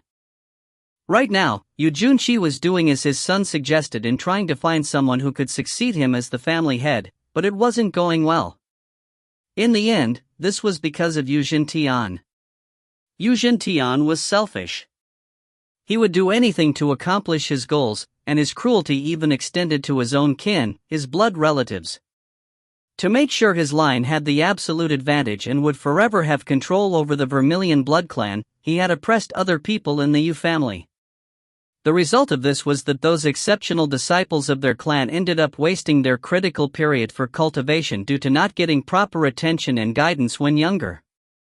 After they grew up, they all became average, no matter how much potential they had. Yu Junqi was rather frustrated right now. It was far too hard to find someone to succeed his position amongst these average people. People without potential and cultivation level wouldn't be able to make others obey and listen to them. The only other way was to start from scratch, but who knows when he would succeed with that. Yu Junqi had a headache over all this. He suddenly realized that he had been tricked by his son, so the person he sent to bring back good news also came with his complaints. XiaoMo knew that nurturing a successor wouldn't be easy, so he was glad that the other hadn't come to complain personally. In the end, he had the messenger bring back words of comfort and the 2 rainbow-grade magic pills he had planned on giving to Ling Xiao's father, eventually managing to get him to settle down. A few days later, Xiaoji, who had been out of contact for a long time, finally sent word back to them. After finding out that Ji Yunlang's death was Lin Xiaoyi's doing, Ji stopped causing trouble for them, focusing all his attention on facing off against the Black Spider. He also stopped causing trouble for Ji Ningyu. A while ago, Xiaoji's cultivation level had finally achieved level 11 7-star, becoming the demon beast in XiaoMo's team with the highest cultivation and the fastest cultivation rate. With his cultivation level, he already had the right to succeed as the valley head of the Demon Phoenix clan, but the current head required Xiaoji to cancel his contract with XiaoMo. The Grand Elder Ji Wen meant for them to meet to talk about it. Jui, spring, the season of new life, the season of new growth, the season of love, and the season of sex hehe. If you find any errors, ads pop up, ads redirect, broken links, non-standard content, etc., please let us know report chapter so we can fix it as soon as possible. Chapter 700 released. Chapter 700 released. Translated by Crystal of Exiled Rebels Scanlations. White Bone Town. Under the protection of the Tiango, the current White Bone Town was nothing like the previous, desolate, White Bone Town of the past. The roads had expanded and the town was twice its original size with people hustling and bustling around. It was an incredibly boisterous place. The old inn owned by Wang had now become a large hotel. There was a lot of customers every day and it has expanded to become the largest hotel in town. At the time, on the second floor of the hotel's largest luxury suite, XiaoMo stared at the ones in front of him. It wasn't just one or two, it was a whole group. Finally, he couldn't stand it and asked, "Didn't you say only the Demon Phoenix clan was meeting us? Why is the True Dragon clan and the Black Turtle clan here as well?" He could understand why the Black Turtle clan was here because he already seen the baby turtle in Xianzong's arms, but not in its human form, rather in its turtle form.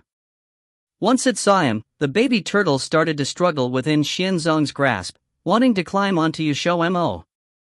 However, there was no way Xianzong was letting go of his great-grandson and he didn't. "There's no point looking at me," Ling Xiao said heartlessly. They were together all the time. "Fellow you, other things can be left after the issue about the contract is solved.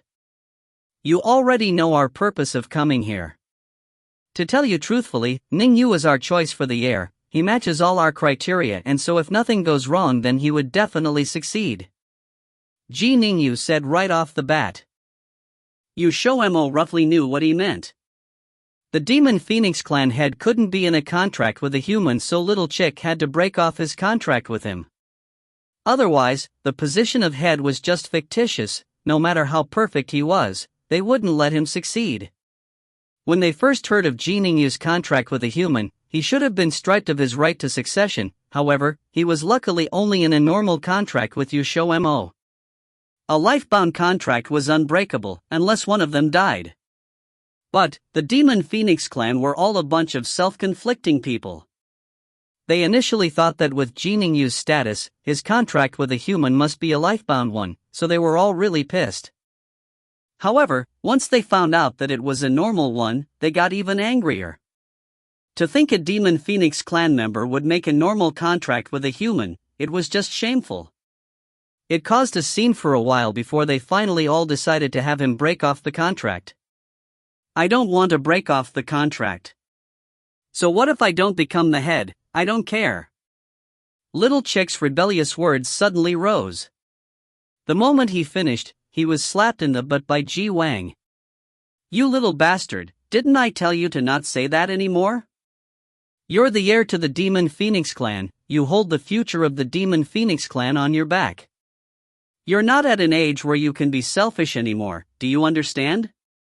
Ji Wang scolded with a deep voice. The Little Chick pursed his lips together and said nothing. XiaoMo looked at the Little Chick, who was still a fat baby. If he remembered correctly, it wasn't even 7 years since his birth. "Fellow you, as long as you're willing to break off your contract with Ning Yu, then any condition, as long as it's in our power, we will agree to." Ignoring the protesting Ning Yu, Ji Wang said directly to XiaoMo. XiaoMo glanced at Ling Xiao before rubbing his nose and saying, "Okay, I agree to break off the contract." After that, everyone was dumbfounded. Especially the Demon Phoenix clan, they were all mentally prepared for a harsh and grueling fight, but to think it was that straightforward. It was so straightforward that they didn't even have a reaction. The Little Chick's eyes suddenly became teary as he stared at XiaoMo without blinking. XiaoMo smiled at him. The Little Chick paused for a second before his eyes rolled mischievously. After that, he cried and said, "Master, do you not want me anymore?" XiaoMo explained with a smile, "It's not that I don't want you, we're just breaking off the contract. You can still visit me or I'll visit you." "Really?" the Little Chick said, looking as if he was about to cry. XiaoMo nodded, "Really, but I don't know if the Demon Phoenix clan will welcome me." After he said that, as if accidentally, he glanced over at Ji Wang. Instantly the little chick turned towards Ji Wang. With a cough, Ji Wang said, "Of course we welcome you. The fact that you're willing to break off the contract with Ji Ningyu means that we owe you one. The Demon Phoenix clan happily welcomes you to visit." Thus, a fight that everyone of the Demon Phoenix clan thought would be tough was over. In a few words and without any bloodshed, the two sides even had a friendly handshake to seal the deal. On the side, Xianzong, who had been watching this whole time, finally felt a sigh of relief as the situation was resolved so easily. Before he came, he was also worried that XiaoMo wouldn't break off the contract or make some preposterous conditions. It's not that the Black Turtle clan couldn't afford it, but it'll leave a sour aftertaste behind. Seeing that he was so easy to talk to, he was finally relieved. The baby turtle really liked XiaoMo. Once Xianzong carried him over, he, very strongly this time, broke free and climbed onto XiaoMo with his 4 claws. Then he sat but first into his lap. Xianzong couldn't help but feeling sour about the whole thing. The time they spent as great-grandparent and child wasn't even comparable to a few months with XiaoMo. He didn't know that his great-grandson had the potential as a traitor. Someone who lives off one person while secretly helping out another. XiaoMo was actually surprised too, as he didn't know that the baby turtle had made a one-sided contract with him. If the baby turtle said it, he maybe would have never known. The baby turtle was different from the little chick. The little chick had been with him since it was an egg, so they had a foundation for their relationship even before birth. On the other hand, his relation with the baby turtle could only be described as a chance meeting. Now, with no reason whatsoever, even if it wasn't inducted by him, he had the power to enslave the baby turtle, so of course the Black Turtle clan would remember him.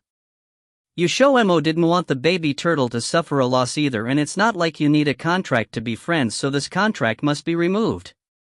Not only that, if he appeared generous, the Black Turtle clan would definitely remember this favor. So there was only benefit and no losses. The situation on the Black Spider had been on XiaoMo's mind for a while now, but since Lin Xiao obtained the Qilin clan, he had gotten more powerful subordinates under his belt. Tiango's strength alone wouldn't be enough, so he had his eyes set on the other 3 clans for a while.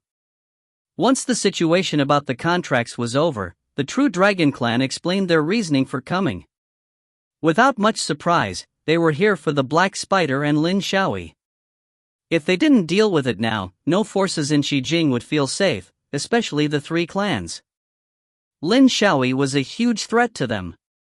In the past few months, the 3 clans had fought a few more times with the Black Spider, but now, they were no longer getting the upper hand. When the True Dragon clan calculated the wounded, the numbers became something almost intolerable for them, thus they had to think of a method to stop this once and for all, so they came. Long Yu was part of the True Dragon clan who came as he knew XiaoMo from before. Neither Jiwing nor Xianzong left as breaking off the contract was just a part of it, the main focus was still on Lin Xiao and the Black Spider.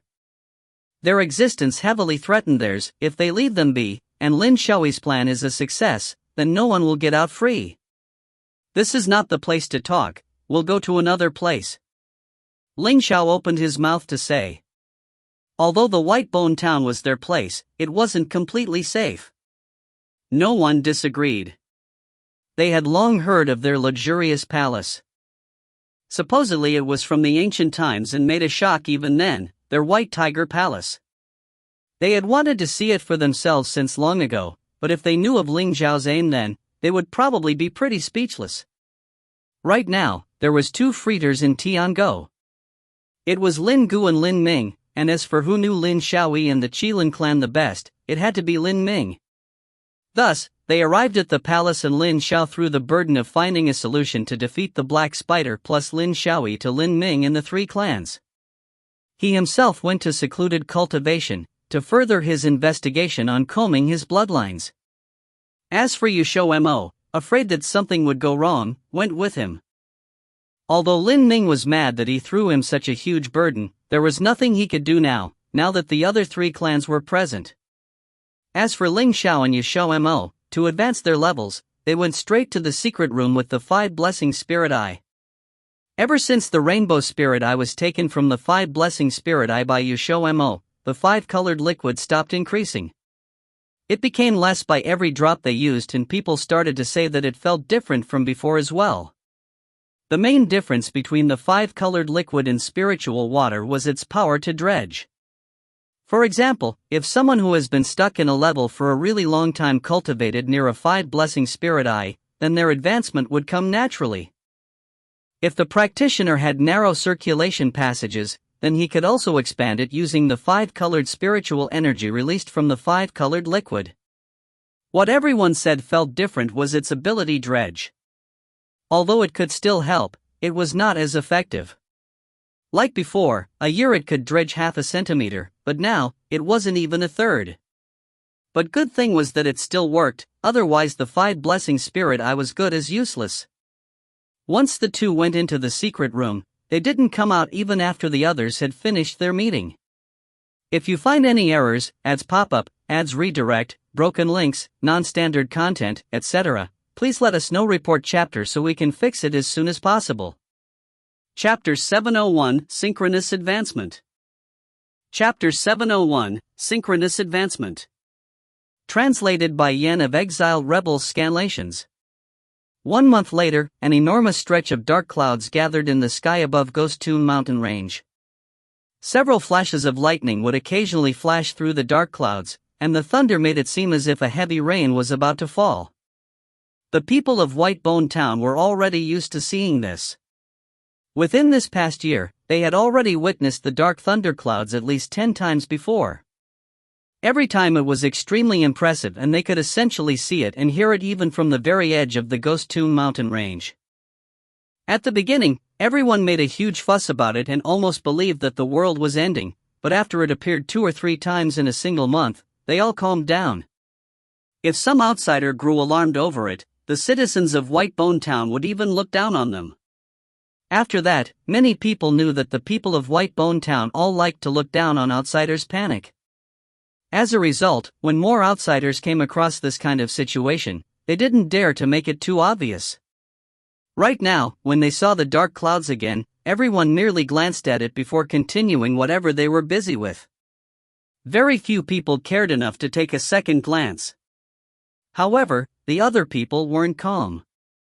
From the moment the dark clouds started to gather above Ghost Toon mountain range, Ling was so startled that he jumped, his expression both shocked and happy, but still a little worried. This aura, could it be that Xiao is about to advance? Ling stood up with surprise. Even though he had never experienced this kind of situation when advancing, he could still tell that it was definitely someone strong who was about to advance. Furthermore, this aura was much more powerful than he had imagined, powerful to the point of being beyond reasonable limits. Ling frowned. It seems so, but it feels as if there's something extra. Ling looked worried. What's extra? Haven't you already experienced it before? Will something happen to Xiao this time while advancing? Aren't these dark clouds a little bit too excessive? I also think it's strange. Back then, when I advanced into 7 stars, it wasn't this odd. I keep feeling as if there's something extra in the dark clouds above us. Ling also remained perplexed. When Ling saw that he couldn't pinpoint why, he simply turned and left. Ling hastily pulled him to a stop. Where are you going? Ling didn't even look back when he responded, I'm going over to the palace to take a look, or else I won't feel at ease. Last time when Ling son was in secluded cultivation, it was almost fatal. This time, no matter what, he couldn't just sit and do nothing. You can't. Ling forcefully rejected him. Why not? Ling looked back and stared at him, a trace of stubbornness and obstinate appearing on his refined face. Ling felt his heartstrings tug with his stare. It had been a very long time since he had last seen Ling look like this, and it made his heart itch. The lines of his face immediately relaxed, and he chuckled. Gu, I know that you're very worried about Xiao. I'm also worried about him, but you also know that in these circumstances, you can't transport anything. Even if you don't use a transport circle, by the time you hurry over there, it'll have ended. Ling Gu knew that what he was saying was very logical, but he was still worried. Lin Ming quickly said, Gu, you have to believe in that damn brat. He isn't an impulsive person. I imagine that he's been preparing for this for a long time already, or else he wouldn't have chosen now to do it. Also, his wife is still at his side. With him there shouldn't be too many problems. If something happened to Ling Xiao, XiaoMo definitely wouldn't just sit and watch. Finally, Ling Gu was still persuaded to stop. Actually, this brat chose just the right time to advance. By the time he comes out, he should be able to help us. Let's first go and discuss a little. That person already gave me the information. Next I'll notify the Demon Phoenix clan and the rest. Lin Ming led Lin Gu back as he slowly started to speak with his deep and low voice, as if comforting Lin Gu's heart. Meanwhile, in the palace's secret room, XiaoMo was currently sitting in lotus position on the stone bed, both of his eyes closed. The spiritual energy around his body fluctuated extremely violently, as if it was about to explode at any second. In the secret room next door, the same thing was happening to Ling Xiao. Unlike what Lin Gu and Lin Ming were imagining, XiaoMo wasn't actually keeping watch next to Ling Xiao. On the contrary, he was also advancing, but his situation wasn't any better than Ling Xiao's. Lin Gu and Lin Ming's suspicions had been correct. The reason why the dark clouds were so large, and the thunder and sound were much greater than before, was because both of them were essentially advancing simultaneously. It was the first time that they had melded their minds and were undergoing synchronous advancement. If Lin Ming knew, he definitely wouldn't have stopped Lin Gu. Instead, he would have come over with him, but unfortunately he didn't have the ability to foresee that. However, in between the two secret chambers was XiaoMo's 5 blessing spirit eye. At that moment, this spirit eye's rainbow spiritual energy was swiftly being absorbed by 2 attractions, XiaoMo's and Ling Zhao's secret chambers. The rainbow liquid was currently diminishing at a rate visible to the naked eye. 2 days later, the two of them finally stopped absorbing the rainbow spiritual energy. However, there was less than 1/10 of the rainbow liquid left. Immediately after, the dark clouds in the sky changed, and it sounded as if the explosive thunder was resounding right next to their ears. The people in the distant Whitebone town all felt as if their ears were ringing, as thick lightning continuously smashed towards the palace, landing on the barrier, causing it to shake a few times. This was the strongest lightning tribulation that the people of Whitebone town had ever seen, because the lightning tribulation was made up entirely of 9th heaven purple lightning. There were 9 levels total for lightning tribulation. The higher the level, the stronger the power of the lightning tribulation. The 9th heaven purple lightning was the most formidable of the 9th level lightning tribulation, besides black lightning. Look, you guys, there's a human figure up above. A cultivator's surprised cry suddenly sounded, but it was quickly muffled by the sound of thunder. However, even without his warning, everyone had already noticed it. Under the enormous thundercloud, there was a white figure wavering like a dancing mirage, its attitude leisurely and content. Every time a 9th heaven purple lightning attacked towards him, he would accept it gracefully, making everyone unable to take their eyes off of him. About 3 hours later, everyone finally felt their necks grow sore from looking up, and the thunderclouds weakened at last. By the time everyone let out a sigh of relief, there was another sudden huge rumble in the sky, and a silver-colored lightning sliced through the atmosphere, illuminating everyone's faces. In the next second, a bolt of black lightning struck. In Xiling clan, ever since half a month prior, the sunny and cloudless sky had become heavy and dark, as if a gray fog had blocked the sunlight. Ever since that day, the atmosphere in the clan had become extremely stifling, and basically nobody talked. Zuma stood at the front of the main palace, staring at the tightly closed gates, her expression calm. At that moment, a subordinate suddenly walked out swiftly and said a few words quietly next to Zuma's ear. Her face quickly darkened. You've confirmed the news? Yes. It won't take long before they should start to make their move. Zuma's expression immediately grew unreadable. At this exact moment. It can't be that someone's leaking information from our end? The underling didn't have an answer. He didn't have the qualifications to discuss this kind of classified information. Zuma didn't expect him to give her a correct answer either. She mumbled to herself for a little before saying, "It doesn't matter when they're going to act. Pass on my orders, tell them to prepare immediately. In addition, send out some spies to go investigate. If it's true, notify me immediately." "Yes, Holy Maiden." After speaking, the subordinate immediately turned and left the peak with the main hall. Zuma's gaze transferred back to the tightly sealed main hall again. After a while, she said in a voice so quiet nobody else could hear, "Xiao, you must come out soon." 2 days later, after investigating, the Black Spider discovered that the Demon Phoenix Clan, True Dragon Clan, and Black Turtle Clan were indeed gathering experts. Furthermore, they would attack the Qilin Clan shortly. Tiango's members were also involved. The worry in Zuma's heart grew even stronger. If Tiango was also involved, she knew that a certain man would most likely appear, Ling Xiao's father, Lin Ming. If he also acted, the situation would be disadvantageous for them. The news about Xiao being in secluded cultivation is concealed very well. Most people shouldn't know about it, yet the information was actually spread. There's definitely someone leaking it. Zuma's expression was dark as her gaze swept over the people present. Only the people here knew about Xiao's secluded cultivation. Is the Holy Maiden implying that she suspects someone among us leaked out the information about Master being in secluded cultivation? Dong Chengtian, who was sitting at the second place to Zuma's right, felt his face grow slightly gloomy. He clearly extremely disliked that Zuma was suspecting them. The other people's faces were similarly unpleasant. Nobody would look happy about being suspected as a spy, because as long as the accusation was proven, they would meet an extremely tragic ending. Traitors had also appeared in the Black Spider before.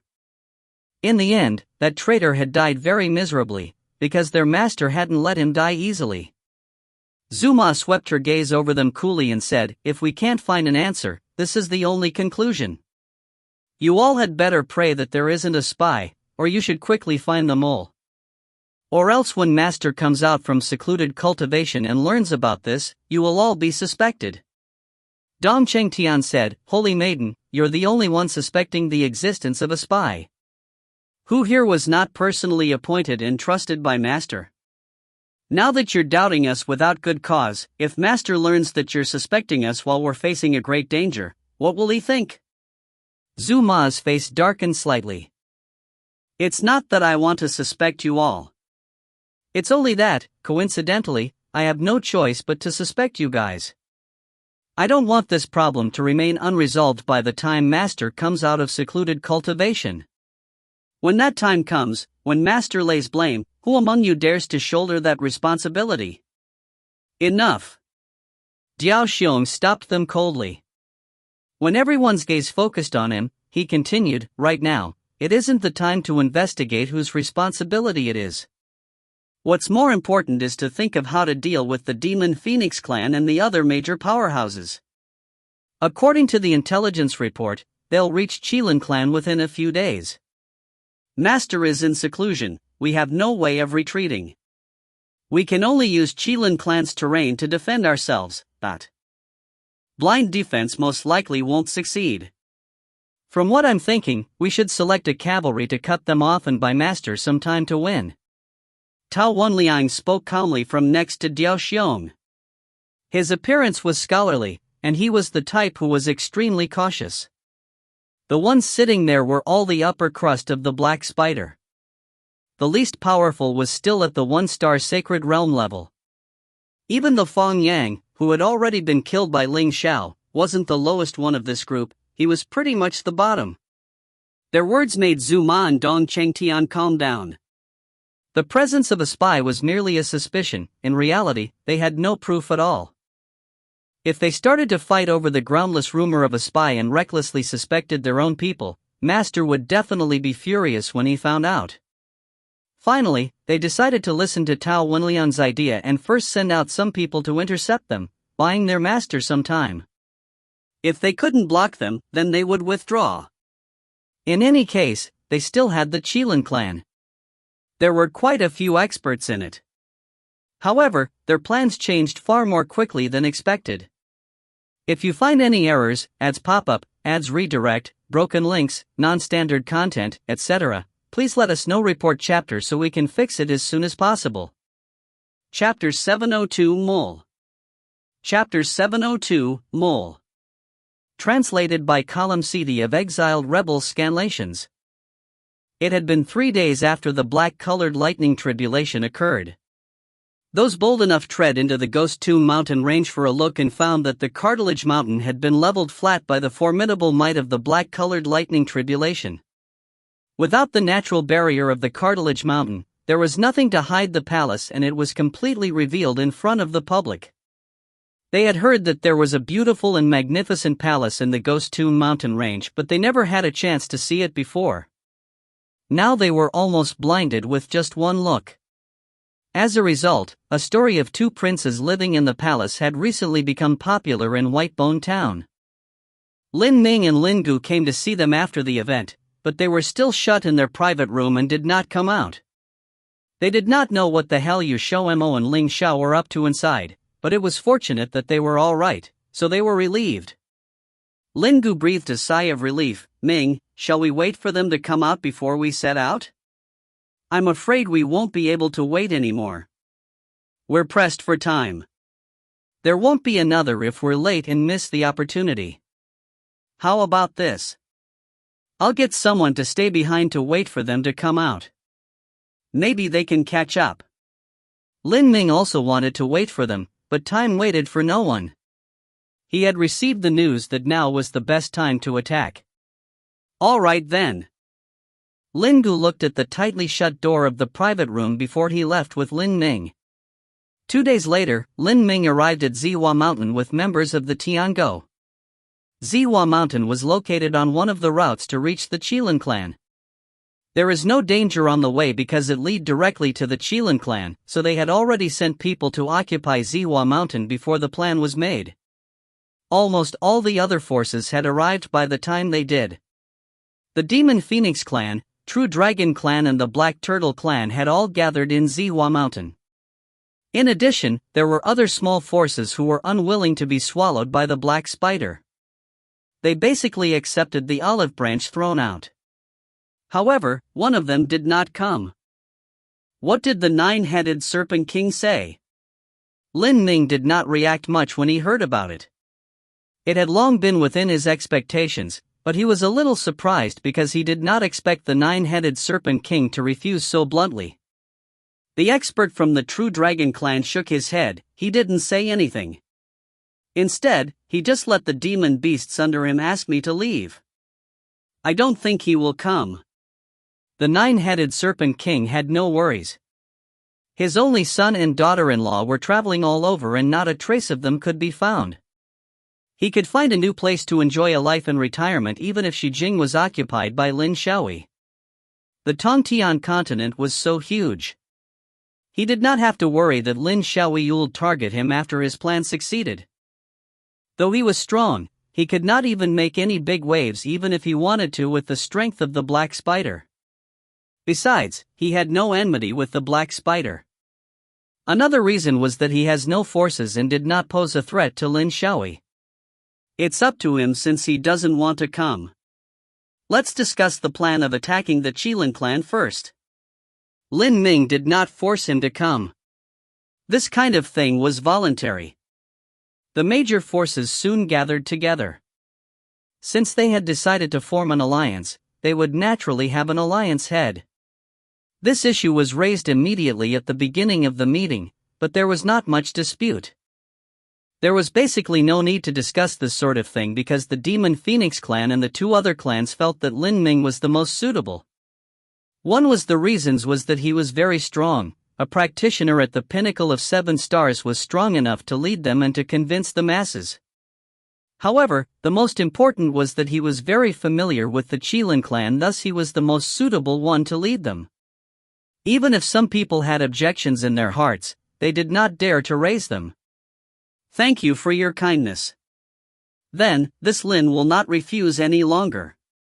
Lin Ning simply accepted their compliments. He didn't want to touch this pile of shit if he could, but who asked his son and daughter-in-law be in the center of this storm? He had to do it even if he was unwilling.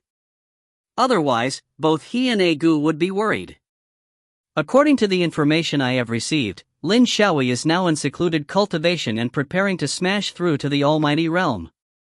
The Qilin clan is now at their most vigilant, but at the same time it is our chance. Does the alliance head mean that we should attack the Qilin clan now?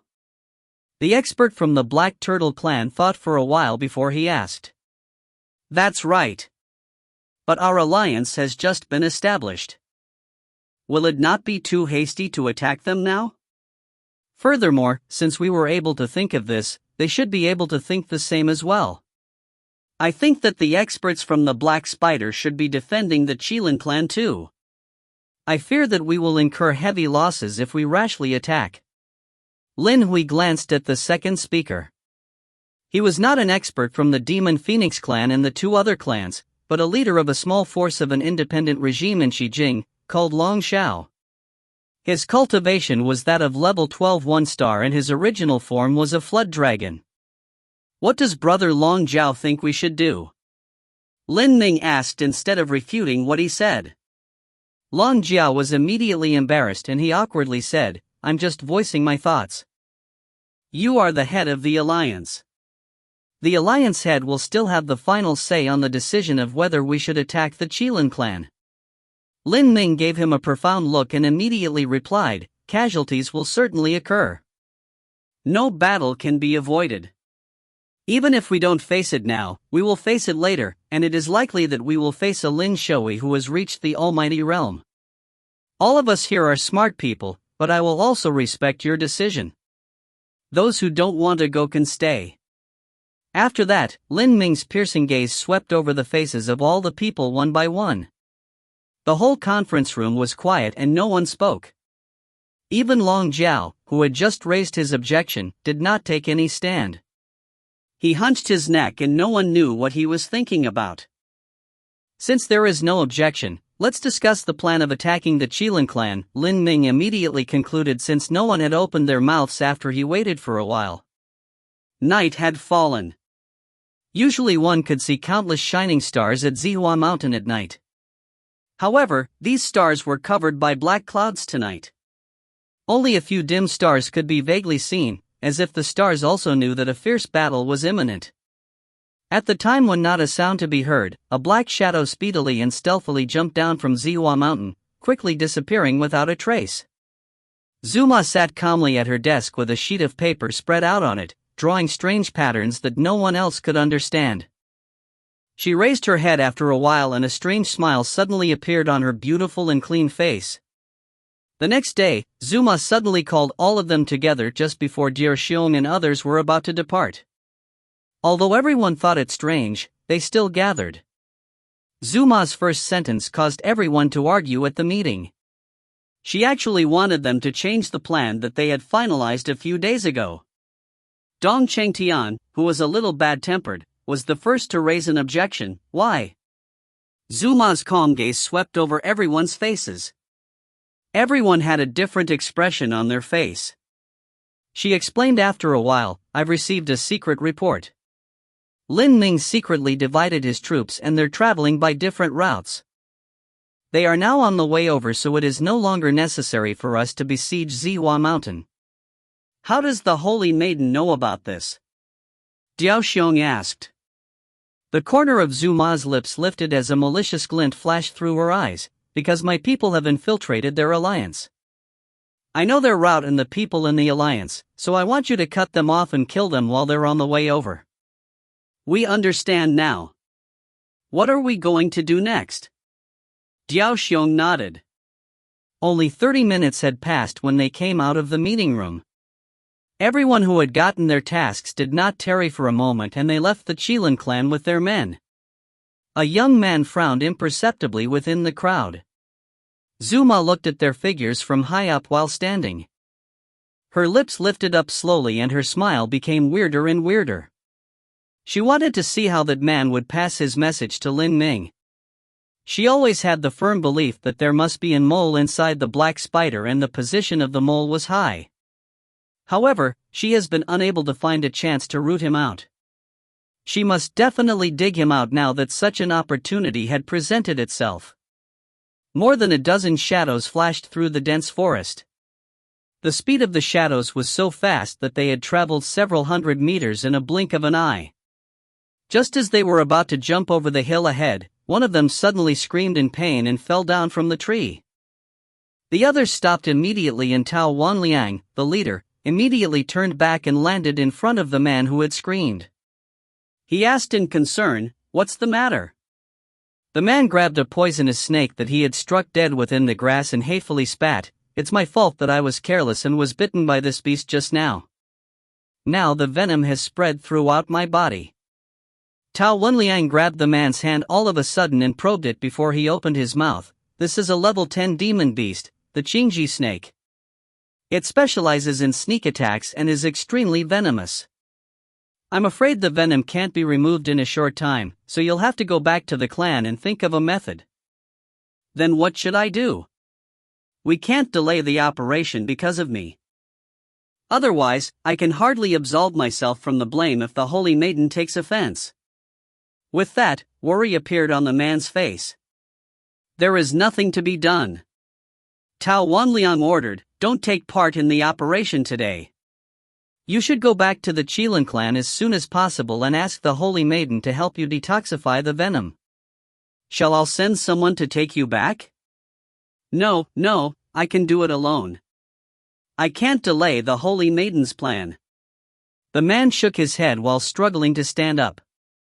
Tao Wenliang patted him on the shoulder. "All right then, you be careful. We'll go first." All their figures disappeared from the man's view in the next moment. The man who had been looking so worried now revealed a smirk after his scheming had succeeded. He took out an anti-poison pill and ate it. The venom of the Qingji snake was immediately dissolved. If you find any errors, ads pop up, ads redirect, broken links, non-standard content, etc., please let us know. Report chapter so we can fix it as soon as possible. Chapter 703, Face Off. Chapter 703, Face Off. Translated by Juessence of exiled rebels scanlations. He had brought the Qingji snake with him to make his escape smoother. When they went through an area of forestry that was known to have many demon beasts, he pulled out the half-dead Qingji snake and pushed its fangs into the back of his hand. By this point, his plan was pretty much a success. Qingji snakes weren't a very high-level demon beast. At the very least, the level 10 snakes were no threat to level 11 practitioners like them. However, its venom was rather special. The venom of a Qingji snake wouldn't kill someone immediately, but it caused paralysis, and its effect was very obvious. Depending on one's constitution, it might not even take 15 minutes for the venom to spread across the entire body. Generally, if an antidote wasn't administered within 3 days, the victim would die. So long as it was administered within 3 days, it wouldn't be fatal. That was what the man used to make Tao Wenliang believe him. Tao Wenliang grabbing his hand to check the venom was within his expectations. Qingji snakes were infamous for their dexterity as speed-type demon beasts. It wasn't unreasonable that he would be bitten despite his cultivation base. Even Tao Wenliang with his intelligence and experience wouldn't notice anything wrong. The man dusted off the bits of grass on him, glancing at the direction Tao Wenliang and co left in with a mirthless smile. Then he turned and left, but the direction he was heading in wasn't the Qilin clan, but a different one. His figure shot through the forestry, even faster than he had moved before. He had to hurry and inform that person before Tao Wenliang and them got there. After a few minutes, the man landed on a large tree and made a sound of confusion, gazing out at the silent forest. He had come through this forest before. It was home to a great many demon beasts, and one could often hear the sounds of them roaring. However, he hadn't heard a single one yet. Something wasn't right. The man was confused, but he was in an urgent situation right now, so he could only suppress his confusion. He poised to start running again. That was when a slash of light struck from the darkness, impacting the tree he was on and leaving a smooth, clean cut. The man's expression changed, quickly jumping out of the way onto the ground. The massive and ancient tree fell with a tremendous rumbling, leaving just the roots. "Who's there? Show yourself." The man whipped out his dagger and fell into a battle stance. His gaze was directed at the direction the attack had come from, his gaze sharp but also alert and unsettled at the unknown danger. This was too strange. As he spoke, a figure in white walked out from behind the tree, long dress swaying, a woman of incredible beauty. If one ignored the pressure from her aura, they might think she was a beautiful lady lost in the woods. When the man identified her, his entire face went pale, eyes wide in disbelief as he stuttered, "O holy maiden." In the next moment, his dagger fell onto the ground.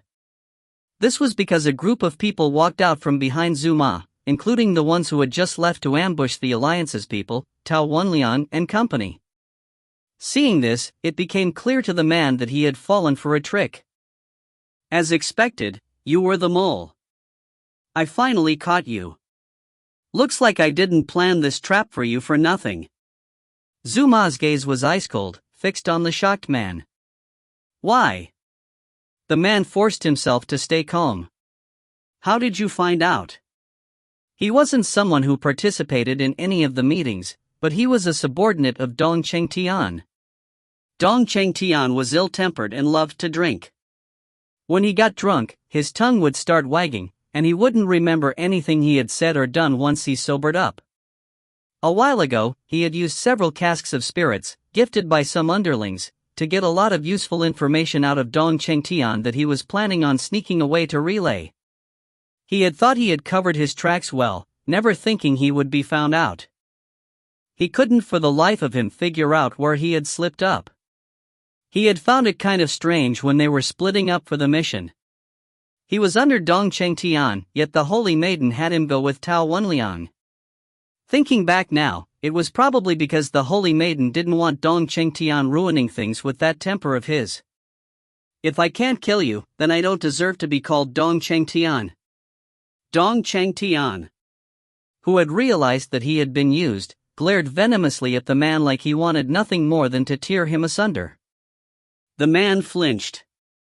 He knew how cruel Dong Chengtian's methods were. "I didn't know that you were the mole," Zuma spoke up coldly. "This entire operation was designed to draw you out. The Alliance is attacking the Qilin clan, yes, but not now. It's happening the day after tomorrow. I just set the time forwards and you rushed to go and report it." The man's expression twisted, turning and fleeing. He didn't bother with finding out the truth anymore. He just knew that if he fell into their hands, then it was over for him. Zuma sneered at his retreating figure. Before she gave the order, Dong Chengtian gave pursuit in a rage. With his sacred level strength, it would be easy for him to catch a level 11 expert. Thus, none of the others moved. After around 5 minutes, a corpse fell from the sky, landing heavily in front of Zuma. Though the man's corpse was still whole, he was completely disfigured. His skin was gorged open across his body, revealing the flesh underneath. His face was unrecognizable, eye sockets empty. His limbs flopped, bones shattered. The people there were all cruel, merciless, and cold. This wasn't enough to scare them. They merely glanced at the corpse emotionlessly. A dead person was beneath their notice. Zuma looked on in satisfaction. Very good. She had finally cleared away this stain. Since Lin Xiaoyi was undergoing secluded cultivation, Black Spider fell to her to take care of. She wouldn't allow any accidents to happen while Black Spider was under her control, otherwise she wouldn't have the face to show herself in front of Xiaoyi. Everyone thought that they had dealt with the mole. They didn't know that the real mole was standing in a corner quietly watching, his young face unmoving. No one noticed at all. The day after tomorrow Zuma had talked about arrived very quickly. With the mole gone, they no longer had to worry when acting. That day, apart from the clansmen of the Qilin clan, she also sent out 90% of the Black Spider's people. Knowing Lin Ming's people in pathing, she concentrated their firepower on the two paths apart from the one Lin Ming had chosen. So long as they got rid of the others first, the remaining Lin Ming and company would no longer be a threat after Xiao came back from secluded cultivation. Even if Xiao didn't make it in time, she could defeat Lin Ming through an advantage in numbers. Zhu Ma had planned meticulously, but didn't realize that she had fallen into Lin Ming's trap. So when Lin Ming appeared outside of the Qilin clan with the Alliance's powerhouses, her face was one of complete disbelief. "What? You weren't expecting us?" Lin Ming calmly gazed at Zhu Ma and the Qilin clan's clansmen behind her, including a very familiar face. However, this face couldn't affect him anymore. People who choose different paths wouldn't be able to come together, that was all he could tell himself. Zhu Ma was very intelligent. When she saw a rather panicked and surprised face in the crowd, she figured out the crux of the matter. Lin Ming had known that one of her people was in the alliance, but didn't know who it was, so he did this on purpose to lure her into a trap. In reality, he hadn't acted according to his own plans, but changed them last minute, so her people couldn't make it in time to warn her. Now with most of Black Spider's manpower elsewhere and needing to wait 2 to 4 hours before they returned, she could only rely on the Qilin clan's experts for now. However, against Lin Ming, it would be a bit of a struggle. The gears in Zhu Ma's mind began to turn furiously, but she couldn't come up with a solution. She could only hope that Lin Xiao would come out of secluded cultivation as soon as possible, or for Tao Wenliang and the others to realize it was a trap and immediately head back. "Lin Ming, are you really set on going against the Qilin clan?" That was when an elderly voice rang out. Though it was an inquiry, the voice held a hint of awe-inspiring authority. It was clear from the voice that the owner was someone serious and strict. But this sounded like an accusation. Before Lin Ming could reply, Lin Gu, standing beside him, voiced his displeasure. "Lin Tian, what right do you have to say that?" Lin Gu disliked Lin Tian immensely. He had respected the other solely because the other was Lin Ming's father, but now that respect had vanished completely. This man didn't even believe his own son, instead going to support his son's enemy. He really didn't know what Lin Tian was thinking. He had probably gotten brain damage from being struck by lightning or something. If I remember correctly, Lin Ming isn't a member of the Qilin clan anymore. You were the ones to chase him out. Instead of believing your own son, you go and support someone who murdered his own clansman, and wants to murder your very own grandchild. Lin Tian, you're the one with the least right to accuse Lin Ming of anything. Lin Tian's gaze grew colder and colder, landing on Lin Gu. A powerful killing intent erupted from him, directed at Lin Gu. "What do you think you are to accuse me? If you find any errors, ads pop up, ads redirect, broken links, non-standard content, etc., please let us know. Report chapter so we can fix it as soon as possible." Chapter 704, Turmoil. Chapter 704, Turmoil. Translated by Crystal of Exiled Rebels Scanlations. Lin Tian's voice made its way into everyone's ears. It contained his anger and his unprecedented pride. Even if they weren't enemies, the tone itself would have ticked people off. Lin Ming glanced coldly at all of the Qilin clan members, stopping them. They were all elites of the clan. They really poured out everything for Lin Xiao. Although he didn't want the clan to go extinct, they had no choice but to fight now. "If you want to fight, then we will." As his voice stopped, an incredible force erupted from his body and his 7-star pinnacle pressure washed over Lin Tian and the others. Zhu Ma's panicked. She had wanted to stall for time, that's why she had Lin Tian, who was blood related to Lin Ming, appear. She didn't think that would have the opposite effect and Lin Ming would act on his words so quickly. What she didn't know was that their relationship was so bad that it was beyond repairs. Lin Tian was prideful and had a one-track mind. He would never admit his wrong. He was self-centered so that everything he said was right, and those who disagree were wrong. For people like these, even if Lin Ming wanted to patch up their relationship, it would be for naught.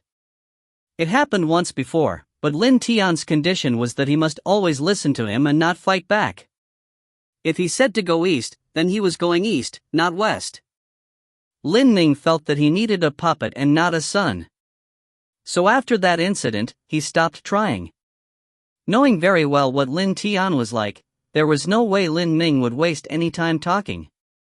Not only that, luring Tao Wenliang and the others away was his trap. There was no way he couldn't guess what Zhu Ma was planning. You bastard! Seeing that Lin Ming was serious, the muscles on Lin Tian's face twitched and moved in anger. His eyes were freezing as they looked upon Lin Ming, and his force started to move as well.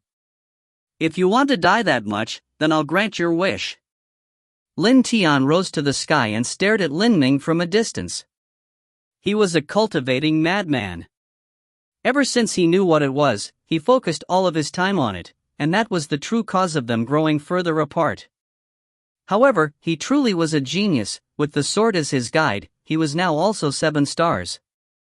The Qilin clan had suddenly gotten 2 level 12 7-star practitioners. That was incredibly threatening, but the rest of the world didn't know about it. Lin Ming had disappeared for many years, and even back then he kept a low profile, so not many people knew of his cultivation base. If Lin Ming and the Qilin clan didn't turn against each other, maybe the Qilin clan would be the strongest emperor beast clan in the continent. Conquering the whole continent was even possible. The onlookers trembled in fear as they watched.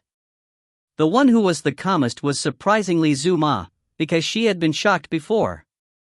Ever since she knew that the Qilin clan had 6 elites, she felt, from the bottom of her heart, relief. She was very glad that the Qilin clan was on their side, otherwise, if this fight broke out, even she couldn't say they would succeed. When this fight started, something happened over at the Ghost Tomb mountain range as well. This time, it wasn't a massive field of rain clouds but the roaring wind along with thunder striking down, as if nature itself was angered. With the palace as its center, a terrifying phenomenon kept happening in the sky above. For example, the rain clouds gathered into a weird shape, as if a beast roaring, ready to attack. Some thought it looked like a skull, whereas others believed it to be a demon beast. Everyone who saw this was dumbfounded. They had thought that they'd gotten used to it by now, but it just gets better and better.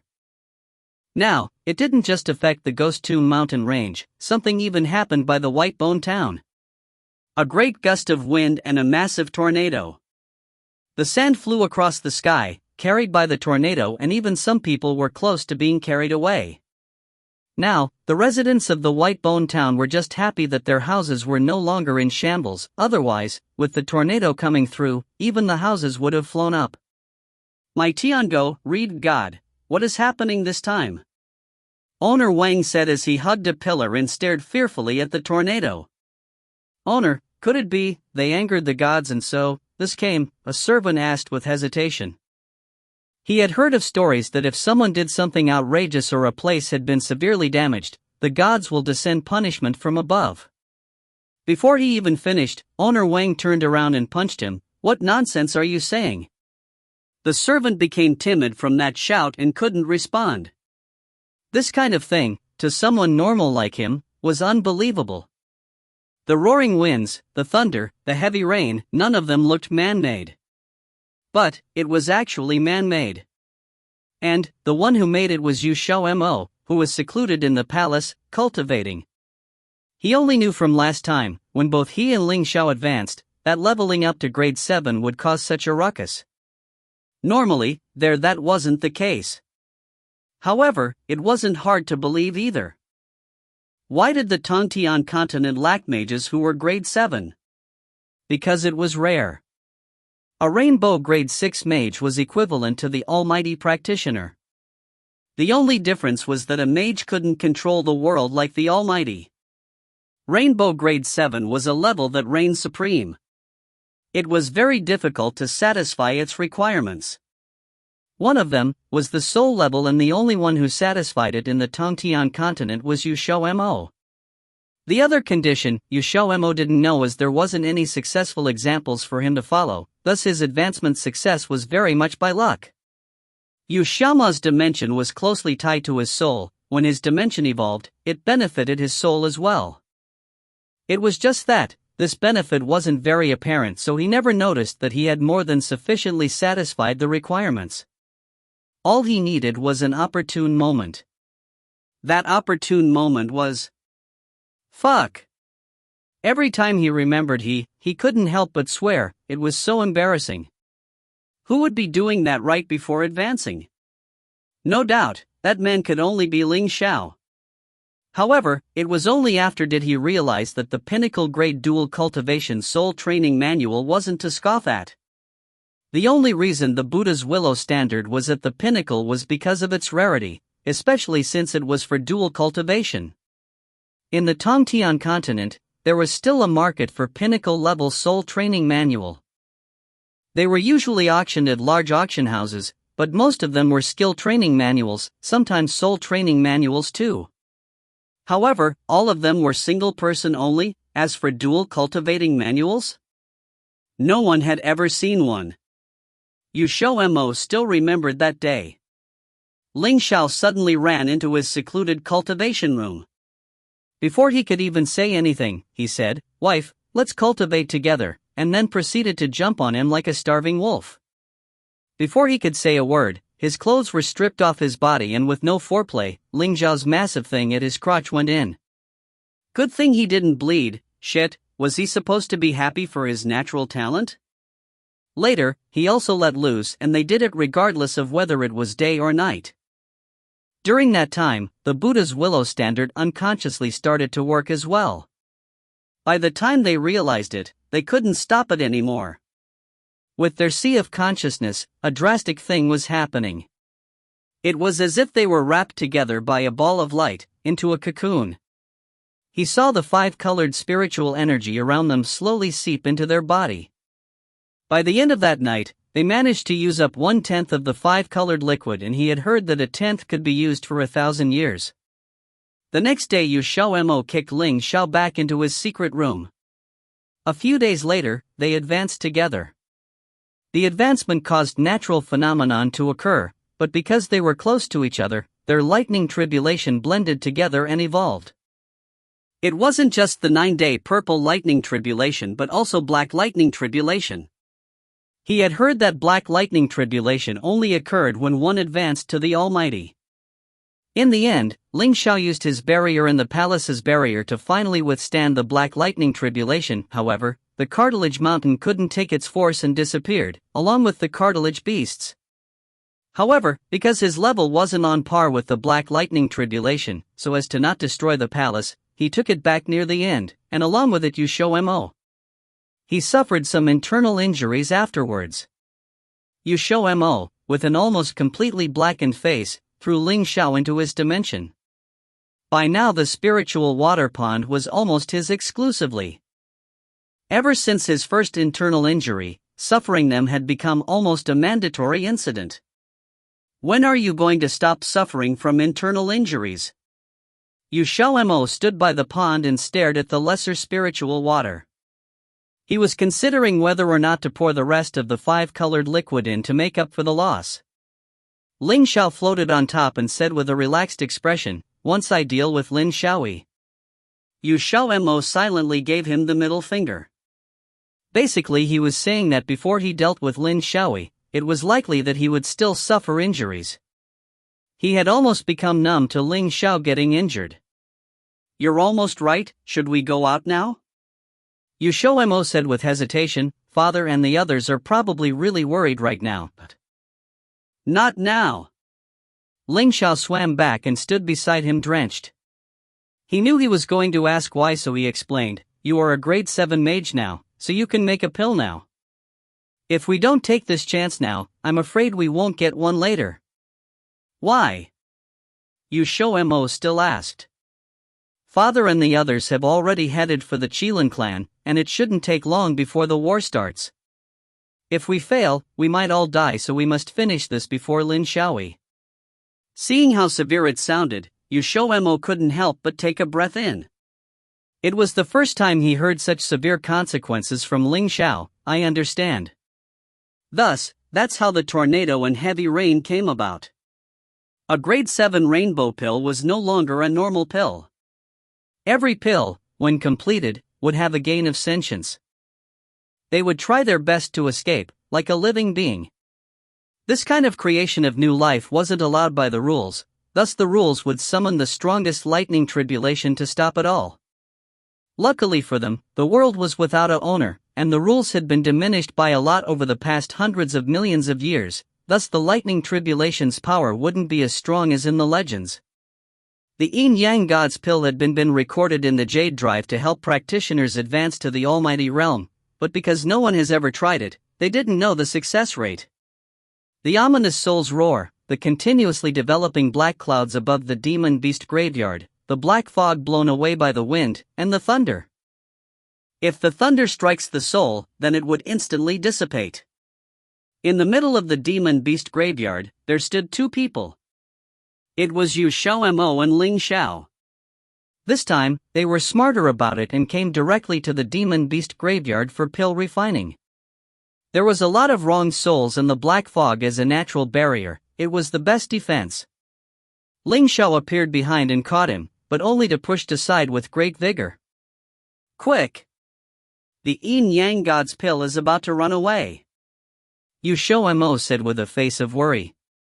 About rainbow grade 7 pills, his ancestors gave some hints on the pill recipes, and that was about what happens when they gain sentience. That's why it's important to take it not when the pill is complete, and especially when it's the 7th lightning tribulation, because the last 3 were specifically for the grade 7 pills. Those starting to gain sentience needed to pass the lightning tribulation, and because it was a new being, the lightning tribulation tended to be very powerful and hard to pass. If they didn't intervene, then it was likely the Yin-Yang God's Pill would be roasted to dust by the lightning. However, if it passed the last 3 lightning tribulations, then it would gain true sentience and become level 12. By then, it would be hard to capture it again. The 7th lightning tribulation had been brewing before the pill was completed, so when it finally flew out of the cauldron, the lightning almost struck at the same time. Just as it looked to be hit, the outer layer of the magic pill suddenly emitted a bright light. Once the lightning struck the light, they were evenly matched until the light seemed to dim. That was when the magic pill suddenly shook violently and the light became stronger. Finally, the lightning ran out of fuel and it was over. However, that was just the 7th, there was still the 8th and 9th. Once the 7th was over, the 8th pretty much finished brewing and was looking to strike at any moment. Ling Xiao told him to lean against the cauldron as his figure disappeared and reappeared behind the Yin-Yang God's Pill. Just as he reached to grab it, the Yin-Yang God's Pill dodged quickly as if it had eyes. That said, Ling Xiao wasn't easy either, there was no way he would let it escape. Not only that, it wasn't completely alive, so with the other hand he reached out and the Yin-Yang God's Pill landed into his hands. To stop the Yin-Yang God's Pill from gaining true sentience and kept it alive, there was only one option. That was to deal with the other 2 lightning tribulations for it. Without them, even if it had some sentience right now, it was just like a beast with only intuition, a single-celled organism that couldn't think. Once he grabbed the pill, it instantly started struggling and another bright light started to emit from it. Quickly, Ling Xiao used his other hand and flicked off the light. It dimmed and eventually turned completely silent. He then proceeded to throw it down to where XiaoMo was. That was when the 8th lightning tribulation arrived. The 8th was the 9-day purple lightning tribulation, but Ling Xiao had already been through 8 before, so this was a piece of cake. However, the 9th was a bit troublesome as it was the black lightning tribulation. He caught it last time only with the help of the barriers. XiaoMo put away the Yin-Yang God's Pill and arrived beside Ling Xiao.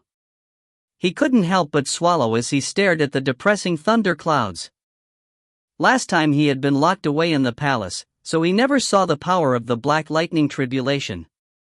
What should we do now? Without another word, Ling Xiao pulled him towards the other side of the demon beast graveyard. That direction was where the white-cloaked Yu ancestor was. That was where the strongest demon beasts and practitioners lie, even after death they were nothing to scoff at. The thunder cloud shifted with them. Without the Yin-Yang God's Pill as a target, it instantly locked onto XiaoMo and Ling Xiao instead, as they were the only things alive. The wronged souls of the graveyard were livid as they arrived. These two bastards, whenever they showed up it was always something bad. The first time they arrived, they fulfilled the white-cloaked man's wishes, and because of that, he laughed for 3 days and 3 nights. But they were no match for him and could only hold it in. Now they even brought the Black Lightning Tribulation over. With them all being souls and filled with enmity, they were most scared of lightning. No matter how strong they were before, dead was dead. Some souls were angered to the point that they started swearing, but before they got anywhere, the Black Lightning Tribulation finished brewing. The two poor replacement ghosts could only hide. If they couldn't hide, then they just had to take it. If they couldn't take it, then they just had to die again. Due to those two, the demon beast graveyard was thrown into massive turmoil. Only once the Black Lightning Tribulation went away and the rain clouds went away did the ghost have a feeling of narrowly escaping death. Fuck! That scared the crap out of me. I thought I was gone for sure. Who knows which ghost shouted, but soon a floating voice replied. You were already dead. The moment the thunder clouds disappeared, XiaoMo and Ling Xiao instantly left. After angering so many vengeful ghosts, if they stayed they would have definitely been ganged up on. That was so thrilling. XiaoMo shouted as he felt his heart pumping. Seeing the state of the demon beast graveyard, he couldn't help but laugh. If we get the chance, we should come again, Ling Xiao said with no good intentions. XiaoMo took a look at the demon beast graveyard's direction and nodded with force. Then he pulled out the yin-yang god's pill and handed it over. When are you going to secluded cultivation next? Or should we go to the battlefield now? During this time, they had been constantly in secluded cultivation and advanced as well.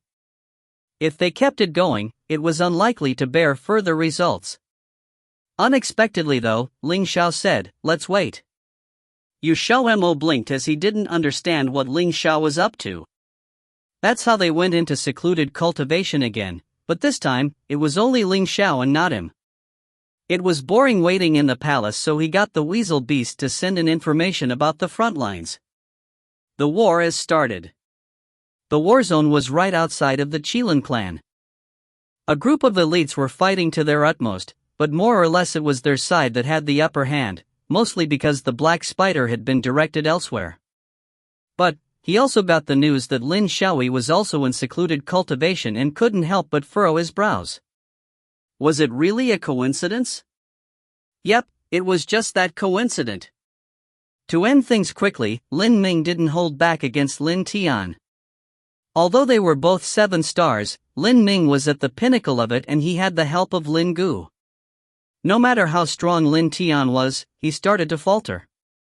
Zuma was held back by the Demon Phoenix clan's elites, with one of them being Jihe. Jihe, taking revenge for his grandson, fought fearlessly. He was not as strong as Zuma and thus he resorted to ambushes. Zuma almost went crazy with his antics. Not only that, there was always someone else too that she couldn't strip away from. Ever since the mage assemblage, she hadn't felt this much agony. Just as she was about to explode, Lin Tian got punched into a deep ditch by Lin Ming and they didn't know if he was alive or not. Zuma's expression changed. It wasn't because she cared about Lin Tian, but because of Lin Gu and Lin Ming. They ignored Lin Tian and took the chance to go into the clan. Just as she was about to follow, Jihe flashed in to block her. If you find any errors, ads pop up, ads redirect, broken links, non-standard content, etc., please let us know. Report chapter so we can fix it as soon as possible. Chapter 705 A Race Against Time. Chapter 705 A Race Against Time. Translated by Yen of Exile Rebels Scanlations. Even though the Qilin clan's territory was also located in Xijing, they actually resided in a different dimension, an enormous space that the founder of the Qilin clan opened. After Lin Gu and Lin Ming entered, a huge range of towering mountains appeared before their eyes, just like another world. Their clan members lived among these towering mountains, and the tallest peak was where the Qilin Lord lived. the two of them didn't stop. They immediately flew towards the main peak. On their way there, some Qilin clan members wanted to block their way, but, at that moment, the only ones left behind to guard were some experts who were below level 11. They could only try and stop them for a second before they were sent flying. They swiftly reached the bottom of the main peak. According to the information that the mole sent them, Lin Xiaoi was currently in secluded cultivation at the main peak, looking for a chance to break into the Almighty. Under these circumstances, if he was disturbed, not only would he fail, he might also very likely be counterattacked. Lin Gu controlled his heart, which was beating slightly faster.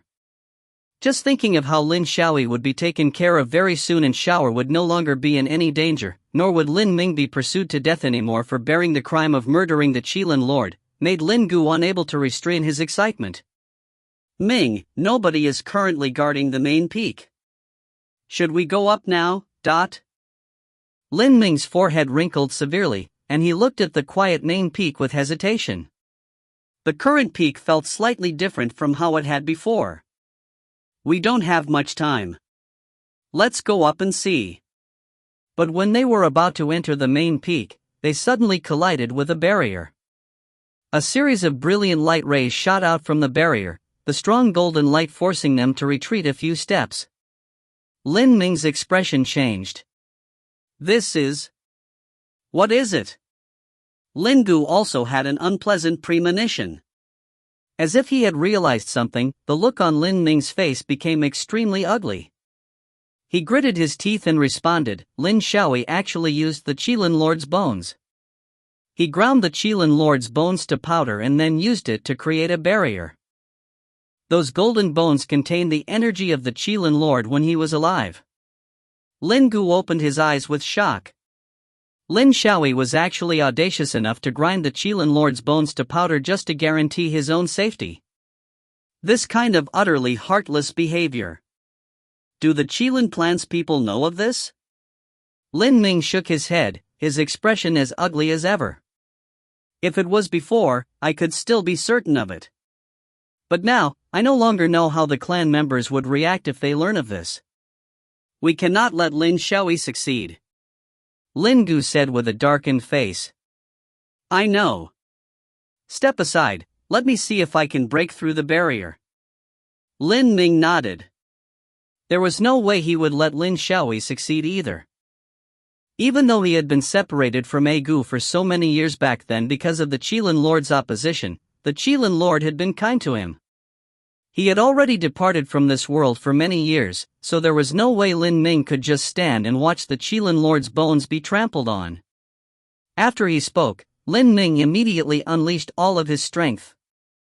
His spiritual energy whipped into a fierce wind. He hadn't even tried this hard when he was fighting with Lin Tian just then. By the time Zhu Ma evaded the Demon Phoenix Clan's people to rush over, she just happened to see Lin Ming attacking the barrier. His blow contained all of his power, and the barrier started to distort violently. But just when it looked like the barrier couldn't handle it anymore, a layer of golden light appeared on the surface, seemingly blocking Lin Ming's attack. A second later, the barrier returned to its original state. Zhu Ma let out a sigh of relief at once. She was the only one who knew the truth about the barrier, but Lin Ming was too powerful, so she wasn't certain whether the barrier would be able to sustain itself against his attack. Now she could be at ease. At that moment, Lin Ming turned and glared viciously at Zhu Ma. Zhu Ma's expression went cold, and she immediately went on guard as her spiritual energy started to revolve quickly inside of her, ready to strike back at any moment. Woman, it seems like you also know. Lin Ming's face went dark. He said to Lin Gu, Gu, go gather some manpower to attack the barrier together. As long as the Qilin Lord's energy is consumed, the barrier will collapse. Lin Gu nodded. Zhu Ma wanted to stop him, but with Lin Ming present, she couldn't do a single thing. Furthermore, she didn't have an opportunity to do so either before Lin Ming's attack arrived immediately in front of her. Meanwhile, inside the palace on the main peak, in the center of the array, Lin Xiaoi's eyes were closed. The array under him was like a living being, and the pattern on the ground was carved with fresh blood blossoming with red light. It continued to writhe on the ground like veins, endlessly transferring blood to Lin Xiaoyi in the middle. Someone was hanging in front of the array, shockingly, the Tongtian Emperor. Right now, he couldn't be called a person anymore. There wasn't a single section of skin that was still intact, and it was as if there was no end to his blood as it continued to drip down onto the array before being absorbed. Because his cultivation was unique, there was a faint golden color to his blood. The Tongtian Emperor was still barely breathing, but he was pretty much about to die. He lifted his head slightly, and even though it was very minute, his red eyes looked towards Lin Xiaoyi as strange wheezing noises came from his mouth. He knew that he wouldn't be alive for much longer. Strictly speaking, Lin Xiaoyi was much younger than him, so Tongtian Emperor had always believed that he would be the one to become the master of all the planes. He had firmly believed that, but he hadn't expected to end up falling to someone of the younger generation. His whole life was just like a big joke. Compared to Lin Xiaoyi, their levels were too far apart. Tongtian Emperor had never thought that he would actually become the key for Lin Xiaoyi breaking into the 7-star pinnacle realm, and the only one at that. His strength level was at the 7-star pinnacle level, but most of his strength came from gathering and accumulating the faith of many planes. The strength of faith was an illusory sort of thing, but it still really did exist. Every time his strength increased by a level, another golden thread would appear in his blood. That golden color was the power of faith. What Lin Xiaoyi wanted was that power of faith. His original plan was to let Zuma break into grade 7 and make a yin yang god's pill for him, but that had been ruined by XiaoMo and Ling Xiao. Fortunately, he had a backup plan, so his plans wouldn't be ruined by an accident at the last moment. He had investigated it before. Even though the power of faith was something from other planes, it was also applicable elsewhere. Moreover, after gaining the power of faith, the difficulties of cultivating would decrease greatly. Once he gathered enough faith power, he could attack the highest realm. The Tongtian Emperor had already collected the power of faith for over 100,000 years now. The power of faith in his blood was extremely thick, so there wouldn't be anyone more suitable for being Lin Xiaoyi's stepping stone. If the Tongtian Emperor had known this would happen earlier, he wouldn't have regretted over what he had done before, but he definitely would have strangled all of the dangers to him in their cradles. Your suffering will end very soon. Lin Xiaoyi's eerie voice echoed in the empty palace. Resentment seemed to flash through the Tongtian Emperor's eyes, but it darkened again in the next moment. They didn't know that Ling Xiao was currently also attacking the last layer of restraint. But, most likely because he had just broken into the 7-star level, it wasn't going very smoothly. Of course, it might also be because he didn't know the right way to do it. Under the constant drench from the spiritual water and multicolored spiritual energy, his foundation was already extremely stable, so the most likely possibility was that his method wasn't right. Even with the yin-yang god's pill, it was only a supplement. The most important part still depended on his own awakening. In order to allow Ling Xiao to break through in the best environment possible, XiaoMo had moved the 5 blessing spirit eye into his dimension. With the 5-colored spiritual energy and heavenly spiritual energy mixing together, perhaps it could create some results that went beyond their expectations. Furthermore, if Ling Xiao broke through by luck, maybe they would be able to avoid the lightning tribulations by hiding in the dimension. XiaoMo was truly a little worried that he wouldn't be able to block it when the time came. If he caused Ling Xiao to be struck by lightning, everything would be over. The rich white spiritual energy and 5-colored spiritual energy danced gracefully through the air like a rainbow, multicolored and extremely beautiful, before finally flowing into Ling Xiao. That scene persisted for about 6 hours before finally stopping. When everything calmed down, Ling Xiao moved, both of his hands slashing strange tracks through the air. Each track was a different color, as if corresponding with the 5 elements, releasing a sort of flourishing aura. XiaoMo discovered with astonishment that all of the grass underneath his feet were all pointing in Ling Xiao's direction, as if they were worshipping him. Some patches of bare dirt were even starting to sprout new shoots of grass at a visible speed. When he looked at his magic herb field again, there was faint movement on the distant mountain peak as well. He thought that Ling Xiao was about to succeed. Half an hour later, that feeling subsided like the tide, and Ling Xiao coughed out a mouthful of fresh blood as the spiritual energy around them immediately scattered. XiaoMo hastily ran over to his side. "How are you feeling?" Ling Xiao waved his hand. "No harm, I just feel a little blocked up. It seems like I'm missing something. Should you take the Yin Yang God's pill now?" XiaoMo had a flash of realization. Ling Xiao shook his head. "It's not time yet." XiaoMo grew anxious at once. If he didn't take the Yin Yang God's pill and continue to cultivate, it seemed like nothing much would change. Even though Ling Xiao's path of cultivation didn't really have any difficulties, he still couldn't just blindly keep doing what he was doing if he encountered a problem, especially if it was a bottleneck. The more worried he was, the easier it was to fail. "How about taking a rest?" "No, I'm afraid there isn't enough time." Ling Xiao rejected him without even thinking about it. The closer he was to that layer, the more clearly he could sense what the rules for that heaven and earth realm were. He could faintly see the indication that the rules the previous Almighty left behind were about to collapse. This usually indicated that a new Almighty was about to appear, most likely Lin Xiaoyi. When the Almighty appeared, the rules would be shattered, and the heaven and earth realm would draw up new rules. As long as this new Almighty was still alive, all the rules would be made by him, and as long as a promise was broken, the rules would directly punish the person who broke it. With Lin Xiaoyi's personality, he would probably make it even more extreme. XiaoMo clutched at his head, jittery, his hair a mess because of him pulling at it. At that moment, the two husbands suddenly felt something, and they both looked towards the small wooden house. In the quiet, simple house, a strong light exploded from the cracks in the windows, as if there was something resonating inside of the room. What could it be? If you find any errors, ads pop up, ads redirect, broken links, non-standard content, etc., please let us know. Report chapter so we can fix it as soon as possible. Chapter 706 Simulacrum and Separation.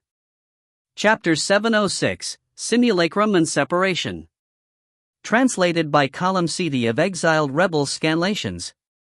Even as the owner of the house, XiaoMo also could not guess what it was. There are too many things to count in the little wooden house.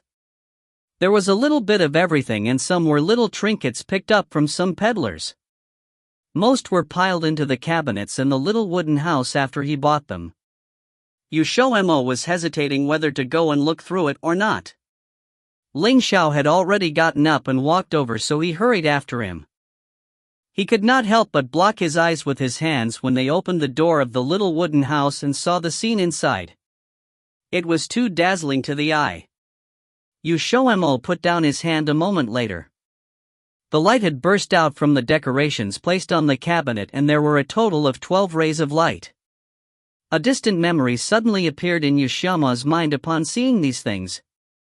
It was a memory from long ago. At that time, he had not left the southern part of the Longxian continent. He remembered that he went to Xifang town, which was famous for its sculptures, to buy a soul stone. In Xifang town, Ling Xiao and him met a little boy who sold them 12 jade carvings that were handed down from his ancestors at a very low price. At that time, he only bought the 12 jade carvings because they looked like the 12 zodiacs.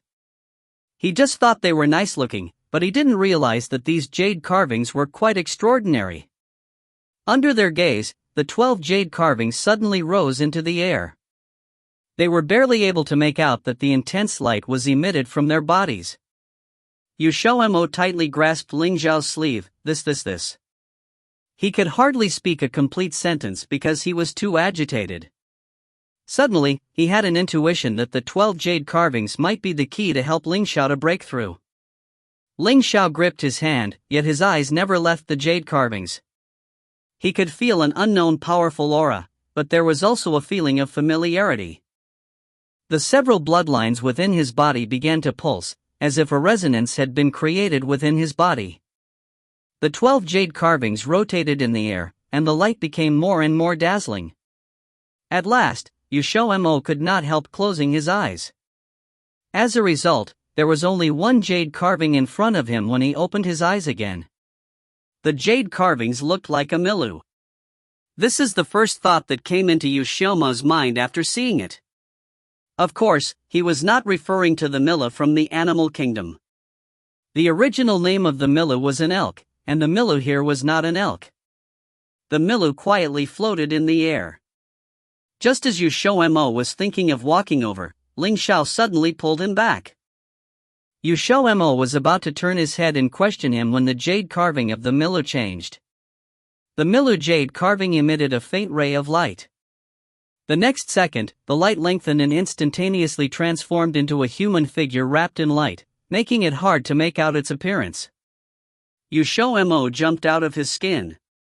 He turned and threw himself into Ling Xiao's embrace while the latter took the opportunity to hug his waist at the same time. A moment later, a reserved sigh sounded, as if it had been steeping for thousands of years. The figure that could not be seen clearly opened its mouth as a somber tone came from it. Now that 12 jade carvings have been activated, it means that a person with 4 types of bloodlines has reappeared. Regardless of who you are, I will only say it once before I'll disappear, so please listen carefully. As the other talked continuously, even the expression on Ling Xiao's face changed slightly. This unfamiliar figure was the same person who died and brought down the former Tontian emperor with him during the ancient war. He was also the inheritor of 4 bloodlines, and the 12 jade carvings was a simulacrum he had left behind. Only those who have 4 bloodlines would be able to activate them. Otherwise, these jade carvings would just be an ordinary and ornamental item. Of course, although he left behind the simulacrum, he would not have expected that Ling Xiao did not just have 4 bloodlines, but 5 instead.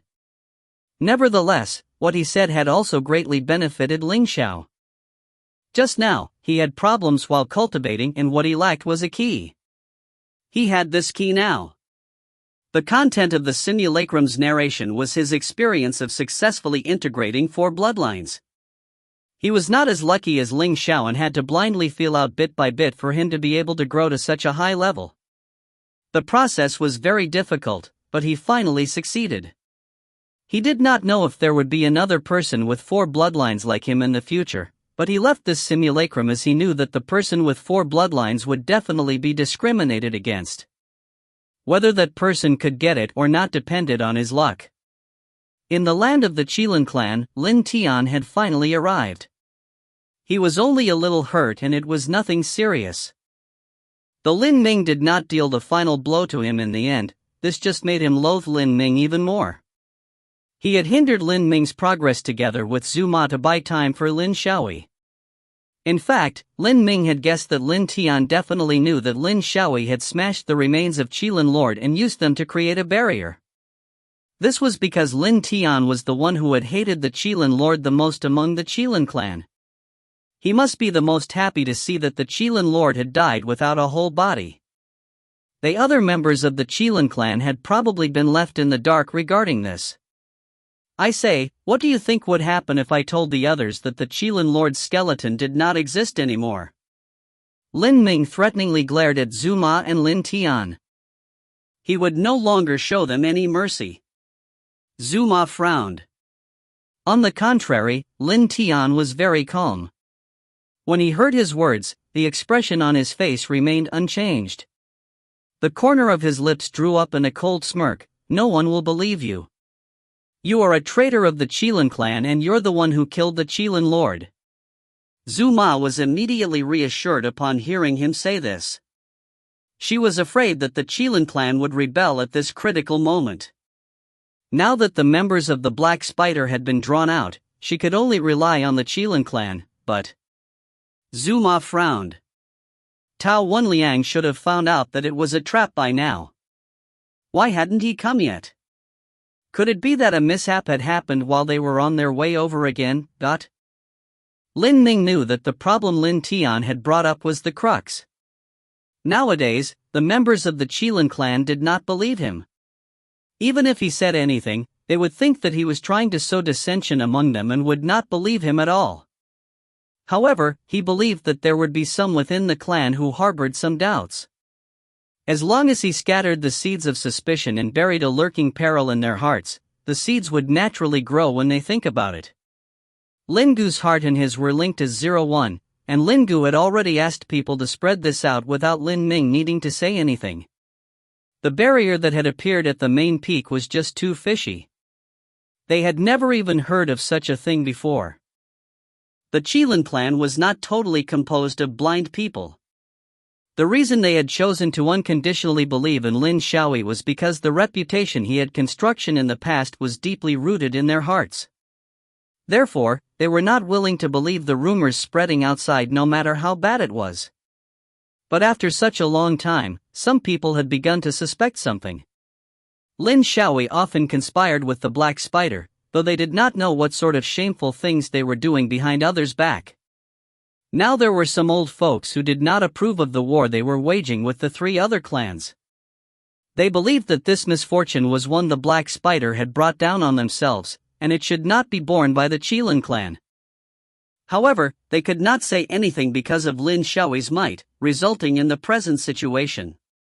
Lin Tian's expression darkened upon feeling the change in the emotions of the Qilin clansmen. However, as he was not naturally suited to be a leader, he was unable to say anything to bolster their trust. Only Zuma was anxious as she saw that the barrier would soon be broken by Lin Gu and the rest. At this moment, Tao Wenliang finally came back. But unlike what she had assumed, Tao Wenliang and the rest had cut an even more sorry figure than her, and they had even brought back less people than the number they had set off with. Zuma jumped out and rushed to them while Lin Tian was hassling Lin Ming. "What's the matter?" "You were ambushed." It is the Mage Association, the Beast Transfiguration Guild, and the Tsan Alliance. They somehow got the news and ambushed us at those routes. We had managed to escape after great difficulty and rushed back. Tao Wenliang's expression was no longer as calm as before. As he had finished speaking, the Mage Association, the Beast Transfiguration Guild, and the Tsang Alliance, who had been following closely behind, rushed into the Qilin clan's land. Their arrival was one disaster on top of another for Zuma's side. She had thought that their situation would improve, but they had attracted more opponents in the end. All of this had clearly long been orchestrated by Lin Ming. They did not suspect that there were still moles among them because of Lin Ming's ingenious arrangement.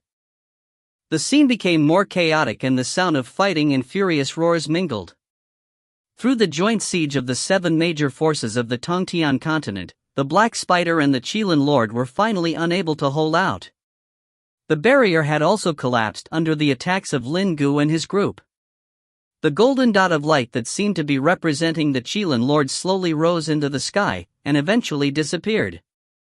It was like they had felt something, as all the Qilin clansmen suddenly felt like raising their heads. Several elders of the Qilin clan suddenly withdrew from the battlefield. With a sorrowful look on their faces, they muttered something that seemed to be related to the Qilin Lord if one listened carefully. Then they made a decision that shocked everyone. The Qilin clan announces their withdrawal from this war. A tossed stone raised 1,000 ripples. Besides Lin Ming and Lin Gu, the others all had incredulous expressions on their faces. This was especially so for Zuma and the Black Spider, as this action had which directly gave them a profoundly painful blow. "You old farts, are you crazy? Do you know what you're talking about? You've actually deserted your Qilin Lord at this critical moment.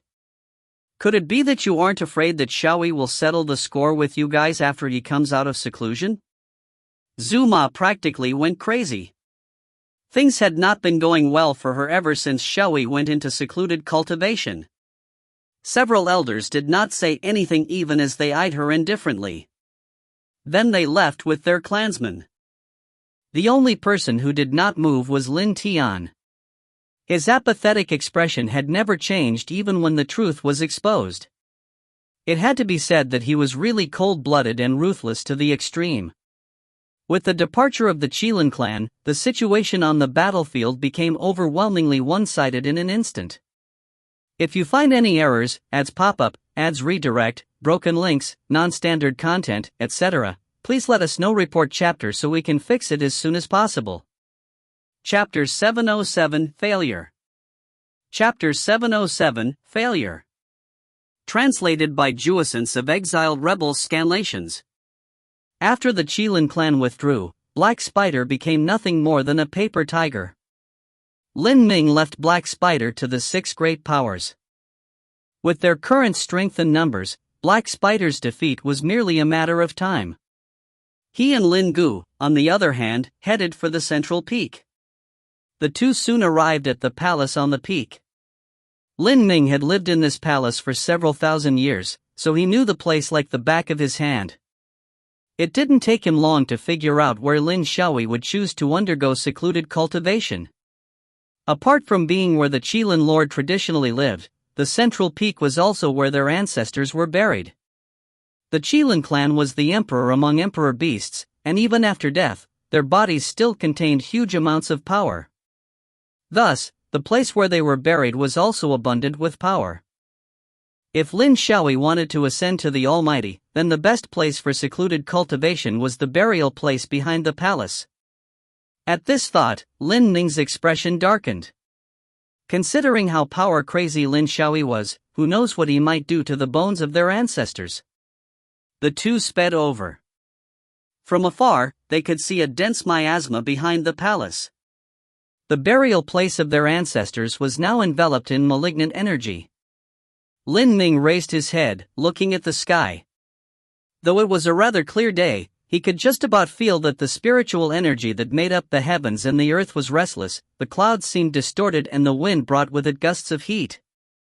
It was as if the entire world had somehow changed. That wasn't the only thing. He also saw countless barely visible white threads interlacing in the air, like a massive spider web. Seeing this, Lin Ming could help the shock that arose in him. Remembering what he had heard before, he deduced that these thin white lines were probably the rules. Once a new Almighty was born, the rules would be remade. Since he had never seen it before, he hadn't been sure. But it seemed that it was actually true. Was Lin Xiaoyi really about to succeed? We have to go and stop him. Lin Gu, like him, felt a deep sense of worry. His cultivation level was lower than Lin Ming's, so he couldn't see the white lines of the rules, but he could feel a sense of foreboding. His instincts told him that he had to stop Lin Xiaoyi. The two immediately ran over. There were no barriers around the Qilin clan's burial place, so the two kicked the door open and dashed in, onl to be shocked by the sight they were met with. Lin Xiaoyi sat, legs folded, in the middle of a magic array, dark red energy swirling around him. The magic array had already stopped what it had been doing, because the Tongtian Emperor had become no more than a pile of bones in front of him. Though his recognizable features were all gone, it was easy to guess his identity. To think that high and mighty Tongtian Emperor would fall so low. Glancing at the magic array, Lin Ming's gaze turned to ice. He was very familiar with this magic array because he had seen it before in the Qilin clan's forbidden grounds. It was banned by the Qilin clan because it was too evil. It had to absorb another's cultivation base to activate. The Qilin clan's ancestors were buried under here, where Lin Xiaoyi had set his magic array. He was clearly using the energy left here by their ancestors to activate the magic array. In the Qilin clan, this sort of behavior was basically high treason and perpetrators would usually be banished. That was when Lin Xiaoyi opened his eyes. His black irises had turned blood red, staring directly at Lin Ming and Lin Gu. A malicious smile appeared on his handsome face, like the devil, and he suddenly began to laugh uproariously. Lin Ming, you were pretty quick in getting here, but too bad, you're still too late. We won't know that for sure until we try. Lin Ming intoned as he raised a hand. A glowing orb of spiritual energy formed on his palm, expanding until it was the size of his fist. He curled his fingers and flung it at Lin Xiaoyi, yet the other remained confident and calm. When the ball of light was within range, Lin Xiaoyi suddenly opened his mouth. The orb was immediately grasped by some sort of energy, being pulled into Lin Xiaoyi's body uncontrollably and disappearing without a trace or sound. Lin Xiaoyi laughed wildly. I already told you, you're too late. Your attacks are nothing to me. Just give up. If you beg now, I might even let you live." He sounded wild and handsomely arrogant, but neither of the two there to witness this scene held any admiration for him. Lin Gu directly suggested to Lin Ming, try a physical attack. Lin Ming had also thought of this. If attacks with spiritual energy had no use and would instead strengthen the other, then maybe physical attacks would work. Plus, he had a good weapon on him. A silver longsword appeared in his hands soon after. This longsword had a story behind it, too. The feet of XiaoMo had used a spade as a weapon at the mage assemblage, whacking Zuma into defeat, had long since spread far and wide. Even Lin Ming had heard of it. Normal steel wouldn't be able to hold up against Zuma's soul weapon, so afterwards he had found out that the spade was spat out by the metal-swallowing beast. Something created by the metal-swallowing beast was definitely made out of the strongest metal to exist. Coincidentally, he had been missing a blade, so he shamelessly asked for one from his son-in-law. The metal-swallowing beast was very reluctant. It was only after XiaoMo bribed him with metal elemental liquid that the beast agreed. Seeing them unwilling to accept defeat, Lin Xiao's face darkened. "If you want to die so badly, then I'll take you as my first sacrifices as the Almighty." As he finished speaking, Lin Ming's longsword had already struck. The miasma above Lin Xiao immediately formed into a formidable shield, but it only managed to last a few moments. With a clank, the shield was destroyed by the long sword, returning to its original form. The blade continued to strike downwards at Lin Xiao's head. Lin Xiao's head snapped up, light flashing through his blood-red eyes. The longsword immediately stopped, hovering a mere 10 centimeters away and unable to progress any further. Lin Ming roared, his spiritual energy whirling into action within him. He pressed down as hard as he could, finally advancing a few centimeters more. On the other hand, Lin Gu also took out his own weapon. Though it wasn't made out of the metal-swallowing beast's metal, it was pretty good quality. While the two were at a deadlock, he charged, stabbing forth. When the sword was about to strike him, Lin Xiao suddenly roared in rage. The miasma around him began to swirl rapidly, and the magic array under him erupted in red light. An overwhelming power exploded from his body, sweeping outwards and throwing Lin Ming and Lin Gu back several feet. Ha ha ha! When they were about to charge again, Lin Xiao suddenly started laughing like a crazy person, his laugh grating, growing louder and louder. Even those outside the central peak heard him. Those who were relatively weaker covered their ears in discomfort. As he laughed, the magic array began to siphon the energy in the earth under them into Lin Xiao's body. Suddenly it was like they could see the blood in his body on the surface of his skin, but his blood was no longer red. After taking the power of belief that belonged to the Tongtian Emperor, his blood had turned gold. Lin Ming and Lin Gu paled as one. He succeeded. Lin Xiao had become abnormally terrifying. The aura he emitted was no longer something that a practitioner at the peak of 7 stars could, but a pressure that made even Lin Ming feel like he was suffocating. "Run!" Lin Ming immediately grabbed Lin Gu and ran for it. "Run? It's too late for that." A bloodthirsty and cruel smile appeared on Lin Xiao's face. He felt great right now, to the point where he wanted to do nothing more than kill someone. The power in his body was restless, it made him feel too full. He wanted to vent, so the two in front of him became his first prey. He wanted to know what expression Ling Xiao would make when he realized that Lin Xiao had killed his kin. It would look great, he was sure. Then, he flicked his hand gently and a terrible power erupted, flying forth. This casual attack was shockingly fast, reaching them in the blink of an eye. This was the disparity between levels. He didn't need to prepare or put any effort into it. Lin Ming immediately pushed Lin Gu behind him, his spiritual energy erupting like a fountain and lunging at the attack like a fearsome tiger. Yet in the next moment, he coughed out blood. This disparity in power meant that he was nothing in front of even a casual attack of Lin Xiao's. Lin Ming swallowed down the pain that lanced through his body and fled with Lin Gu. Outside, everyone was struck dumb by the sheer pressure of this powerful aura. This energy was very foreign, but it pressed down on them, caused their hearts to tremble. It made them feel like they would kneel. Unlike the other people of the 7 great powers, XiaoMo's expression changed from shock to delight. The moment she had been waiting for was finally here. Then, they saw 2 streaks of light escape from the central peak. Behind them, the palace was also beginning to collapse.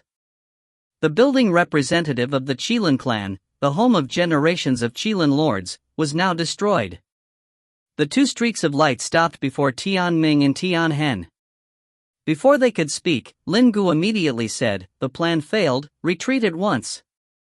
Hearing this, everyone instantly realized the severity of the situation. It was good that they had already discussed the consequences of failure. Seeing Lin Ming injured, they had already begun retreating. That was when a bloodthirsty voice echoed from the central peak. "Since you've all came here, then don't even think about leaving. All of you will become my sacrifices. If you find any errors, ads pop up, ads redirect, broken links, non-standard content, etc., please let us know. Report chapter so we can fix it as soon as possible." Chapter 708, Caught Up. Chapter 708, Caught Up. Translated by Crystal of Exiled Rebels Scanlations. Hearing this sound, the elites from the 7 major forces' expressions all changed. Even though they had considered this possibility before going here, they weren't really mentally prepared. Now, their souls were most certainly trembling because of Lin Xiao. This kind of feeling cannot be wrong, but Black Turtle Clan had one member who experienced the ancient war and his face turned excited and his hands shook too. He stared wide-eyed at that direction and murmured, "That person, he's here again." Although his voice was small, those nearby to him still heard it. In their hearts they all started to question, who was he? "Don't overthink it, hurry up and go." A true Dragon Clan practitioner charged over with an anxious expression. Even though there weren't many true Dragon Clan members here, they were all elites. If they all died here, it would be a huge blow to the true Dragon Clan. They had believed that even with the Black Spider and Qilin Clan partnering up, they could deal with it as the major forces, and that includes Lin Xiao as well. No matter how strong he was just the pinnacle of 7 stars and they had a 7-star as well. So it's impossible to think they couldn't deal with one Lin Xiao. However, this was all under the pretense that Lin Xiao's plan failed. As people should know, the almighty realm wasn't easily achieved. They just didn't think Lin Xiao was lucky enough to get there at the most critical of moments. Everyone's face turned sour. The weaker ones ran first while the strongest stayed behind. However, they still underestimated the Almighty. The first thing Lin Xiao did as the Almighty was to kill as a warning, and they were the unlucky ones chosen. Thus, they would become the first souls to appear by his hand. Just as they ran towards the edge of the Qilin clan, the exit suddenly closed. The Qilin clan's base was in dimension created by their ancestors. With Lin Ming and the others' abilities, opening it wasn't hard, but also closing it was just as easy, so when they realized that no matter what they did, it wouldn't open, they finally understood the severity of the issue. Lin Xiao's laughter came behind them. Everyone turned around, but the Black Spider had no given chase. They had all suffered some sort of injuries. After all, they were surrounded by the 7 major forces and many died.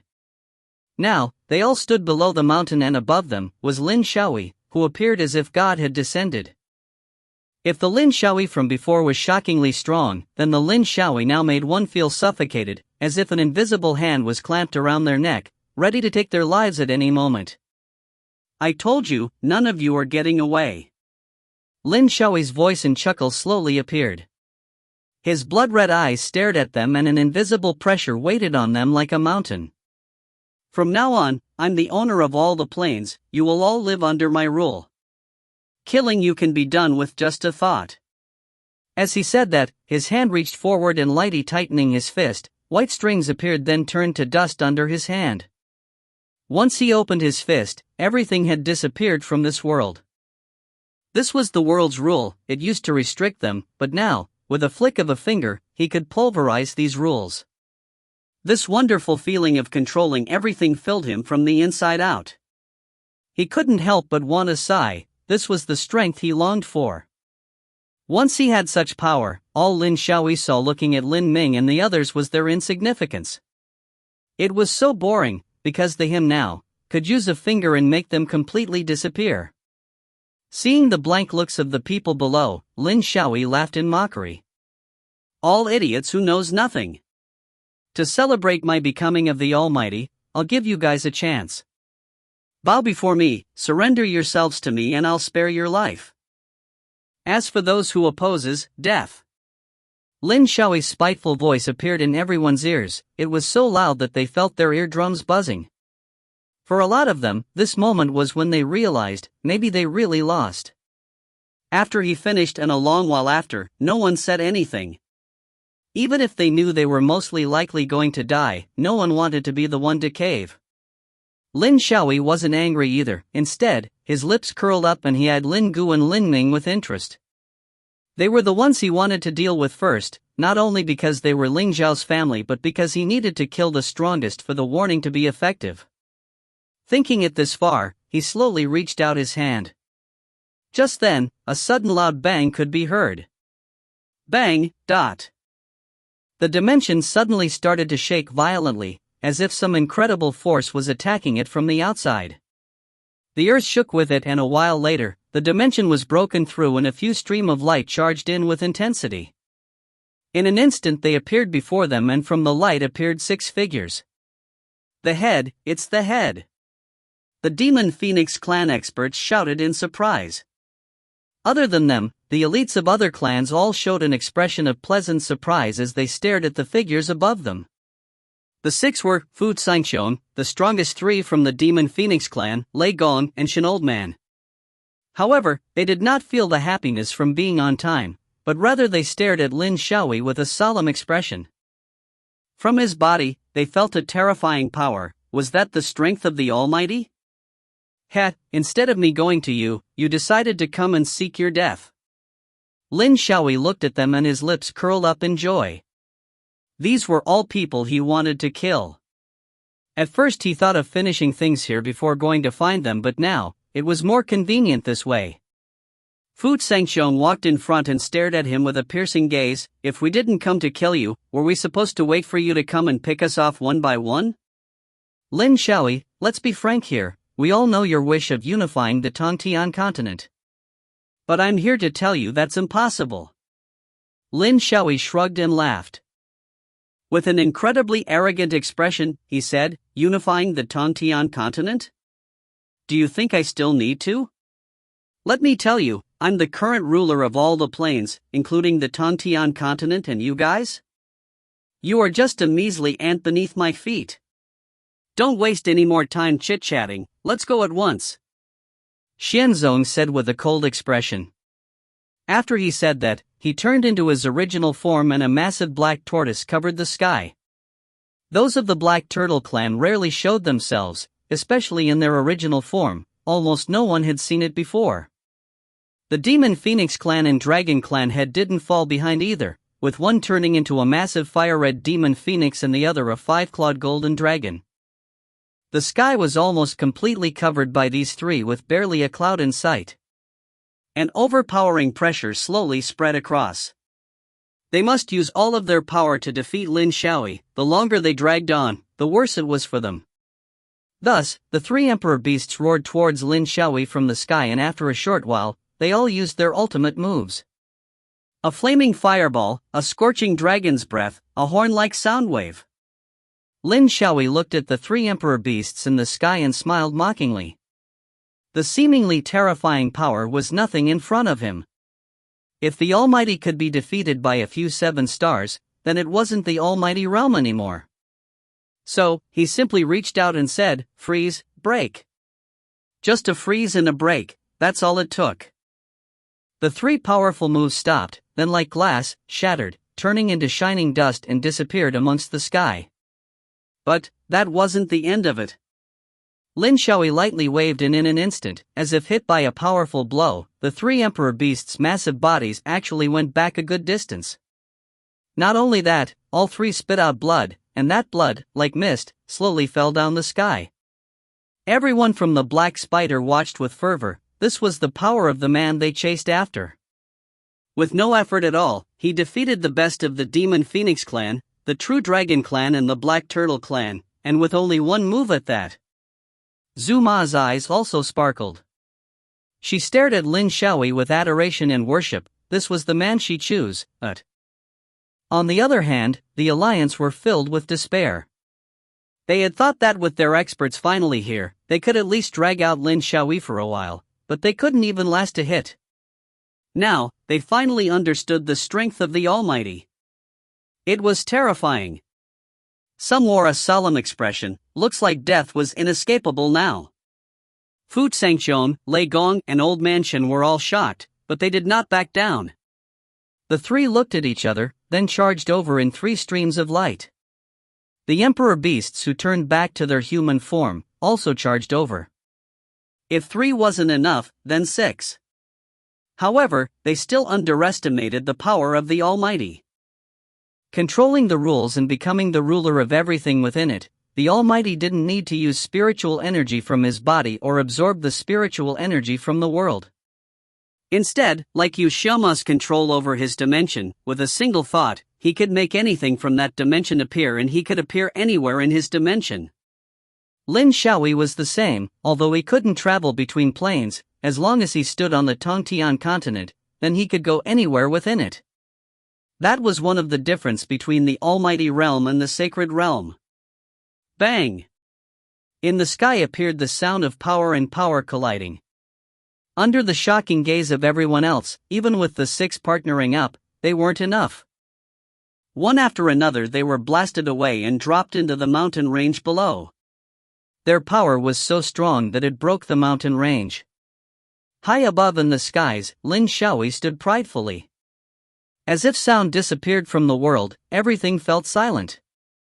Lin Xiaoyi's indifferent gaze slowly landed on Lin Gu and Lin Ming, who bore a heavy expression. Lin Xiaoyi's eyes was filled with an unmistakable killing intent as he said softly, "Now it's your turn."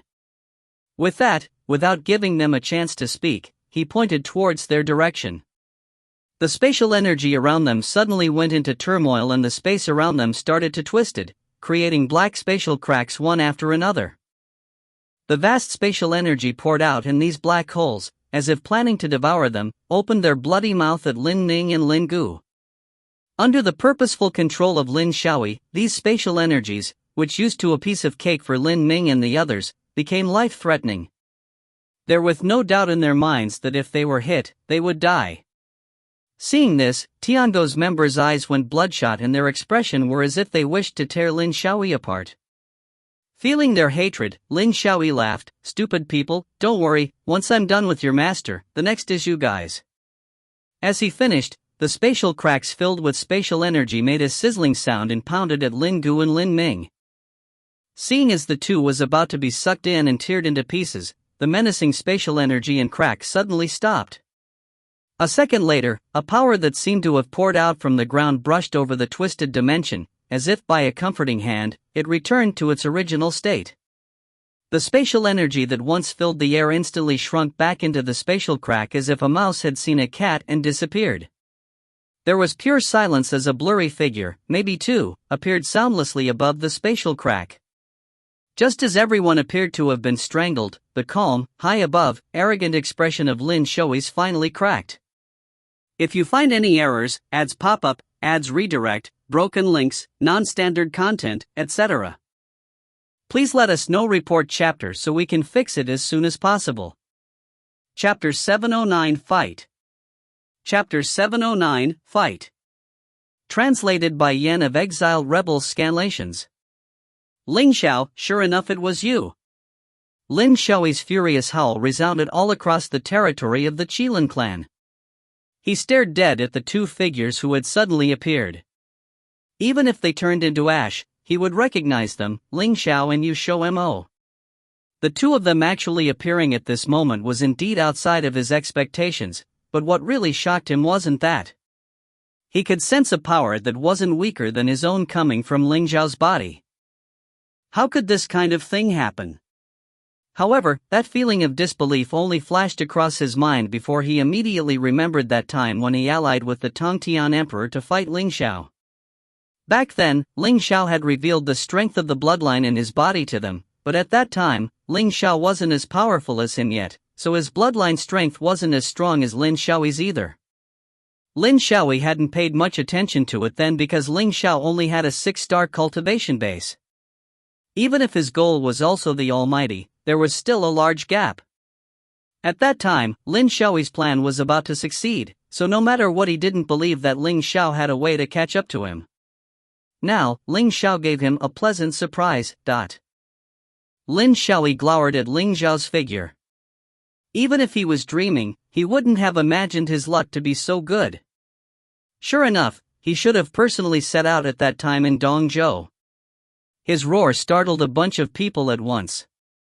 Everyone finally recovered and they all opened their eyes wide, staring at the two figures in the sky with shock. If Lin Xiaoi hadn't shouted one of their names, most of them would probably be unable to recognize them immediately. Is it really Ling Xiao and XiaoMo? Lei Gong pushed aside the stone on top of his body and instantly stood up, staring at the two of them like everyone else. Since he had only seen the two of them a few times before, he wasn't very certain. This aura was much more powerful than anyone else's here. Old Man Shen furrowed his brows. He glanced at the other people's reactions. It should be them, correct? The two brats finally made it. I thought that they wouldn't be able to. Thankfully they did. Next, we can only leave Lin Xiaoi to them. It's the young folks' job. Fu Changqiong said emotionally. He had long since learned from Tiango that the two of them had been in secluded cultivation this entire time, and he had guessed then that they were very likely thinking of a way to deal with Lin Xiaoi. What happened to the two of them? Xianzong walked over, looking bewildered. Even though he was very happy that someone could deal with Lin Xiaoi, he was still extremely puzzled over their sudden advancement in strength, especially XiaoMo. It wasn't unreasonable for Ling Xiao's strength to abruptly rise. Since Xianzong was the head elder of the Black Turtle clan, he had once been lucky enough to hear the founder's prophecy. No matter what happened, in the end it was still something good. The Dragon Lord continued for him. From his point of view, as long as they could lessen the casualties for the true Dragon clan, anything would do. The head of the Demon Phoenix clan also nodded his head in agreement. Even though they could already tell that Ling Xiao was in the same boat as Lin Xiaoi, with both of them seemingly possessing the 4 ancient beast clan bloodlines, if they had to pick one from the two, they would choose Ling Xiao without a question. At least no matter how you looked at it, Ling Xiao didn't seem like someone who would scheme wildly. The two figures in the air slowly descended in front of everybody, before finally landing before Lin Gu and Lin Ming. They hadn't walked over yet before Lin Ming violently slammed a fist on Ling Xiao's shoulder and immediately started to curse. Damn brat, you really know how to choose the right moment. You purposefully picked this key moment to appear. Do you think you're really impressive, really cool, really handsome? Why do I feel like you guys got here a long time ago and deliberately hid to the side, watching secretly? Answer me obediently, was that the case? Ling Xiao rolled his eyes at him. Sweat appeared on XiaoMo's forehead as he spoke, not out of guilt, but just because he felt like Papa Lin's way of thinking was very peculiar. During such a dangerous time, how could they hide to the side, watching secretly? When he thought of that, he immediately tugged at Ling Xiao's sleeve. Ling Xiao answered extremely calmly, if it was just you, I definitely would have fulfilled your wish. But since Uncle Gu is also here, I wouldn't take that risk. Lin Gu felt both happy and helpless when he heard that, happy because Xiao still looked very highly upon him, but helpless because Ling Xiao still called him Uncle Gu even up till now. He actually wanted to hear a different name come from Ling Xiao's mouth more. Lin Ming laughed out of anger. He just knew that if this damn brat didn't talk back for a single day he wouldn't feel comfortable inside his heart. However, he didn't grow angry, since he was the same as Lin Gu. He always worried before that his son wouldn't recognize Gu. Now it looked like there was still a chance. Furthermore, begging his son's wife earlier was indeed the right thing to do. It seemed like his son was one of those people who listened only to his wife. It probably sounded a little miserable. His son always ignored him, but Lin Ming wasn't the type to be heartbroken over it, as he was someone who was quite stubborn. After all, his son had been separated from him since he was young, so it was probably a little difficult to make him formally recognize him immediately, so there wasn't really anything to complain about. I didn't think you would really succeed. Lin Ming turned the topic back onto him. From his expression, you could tell he was extremely excited. Lin Xiao's earlier attitude had made him burn with rage, and now he could only depend on his son to restore equilibrium once again. But Lin Gu wasn't as optimistic as him. Instead, his expression grew serious as he said, "Xiao, you and Lin Xiao both only broke through recently.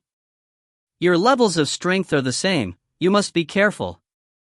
Ling Xiao stared steadily at him before the corners of his mouth suddenly lifted.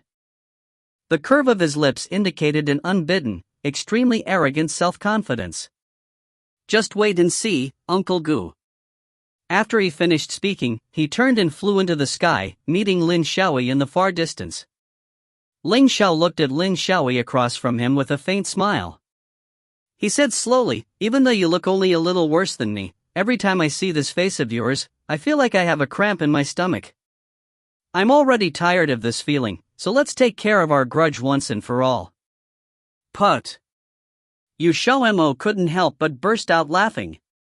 Before, he had already witnessed how Ling Xiao talked back to Lin Xiao.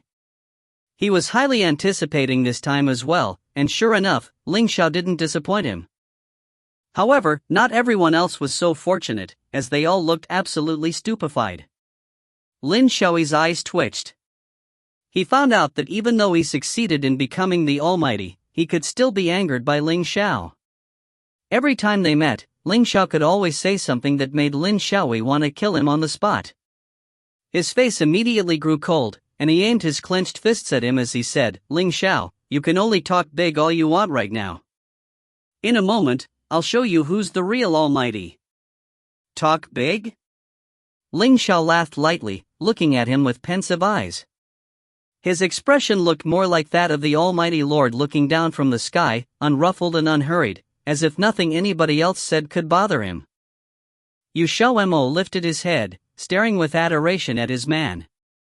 He had also heard what Lin Xiao said. He was the one who understood Ling Xiao the best. Not only was he skilled at talking big, his fighting ability was even more powerful than his ability to talk big. Thinking of this, he immediately shouted loudly, "Ling Xiao, beat him to death. Show him how great you are. Peel off all his clothes, let him taste what it feels like to bear his butt." If there wasn't that last sentence, it definitely would have amazing encouragement. Not only did he speak suddenly, startling others, but with that last sentence, he instantly scared quite a few people. Lin Xiao's face went ashen, and his killing gaze moved from Ling Xiao to him. He looked as if he wanted to eat someone alive with his gaze, and XiaoMo adjusted his face to a "come and eat me" expression. That kind of arrogant attitude made Lin Xiao's killing intent surge to its peak in a single instant. He made his move without saying a single word more. His fist smashed over, but it was blocked unsurprisingly by Ling Xiao. The fist that Fu Sangxiong and the rest had to use all their strength to withstand was easily blocked by Ling Xiao. Now, everyone finally believed that Ling Xiao's strength was already powerful enough that he could compete equally with Lin Xiao. Hope replaced many people's despairing expressions, as everyone started to look a little excited. Lin Xiao glared at Ling Xiao with a gloomy look, as he spread his hands before curling them into one tight fist. Those white-colored threads appeared again. Perhaps other people couldn't see it, but Ling Xiao could.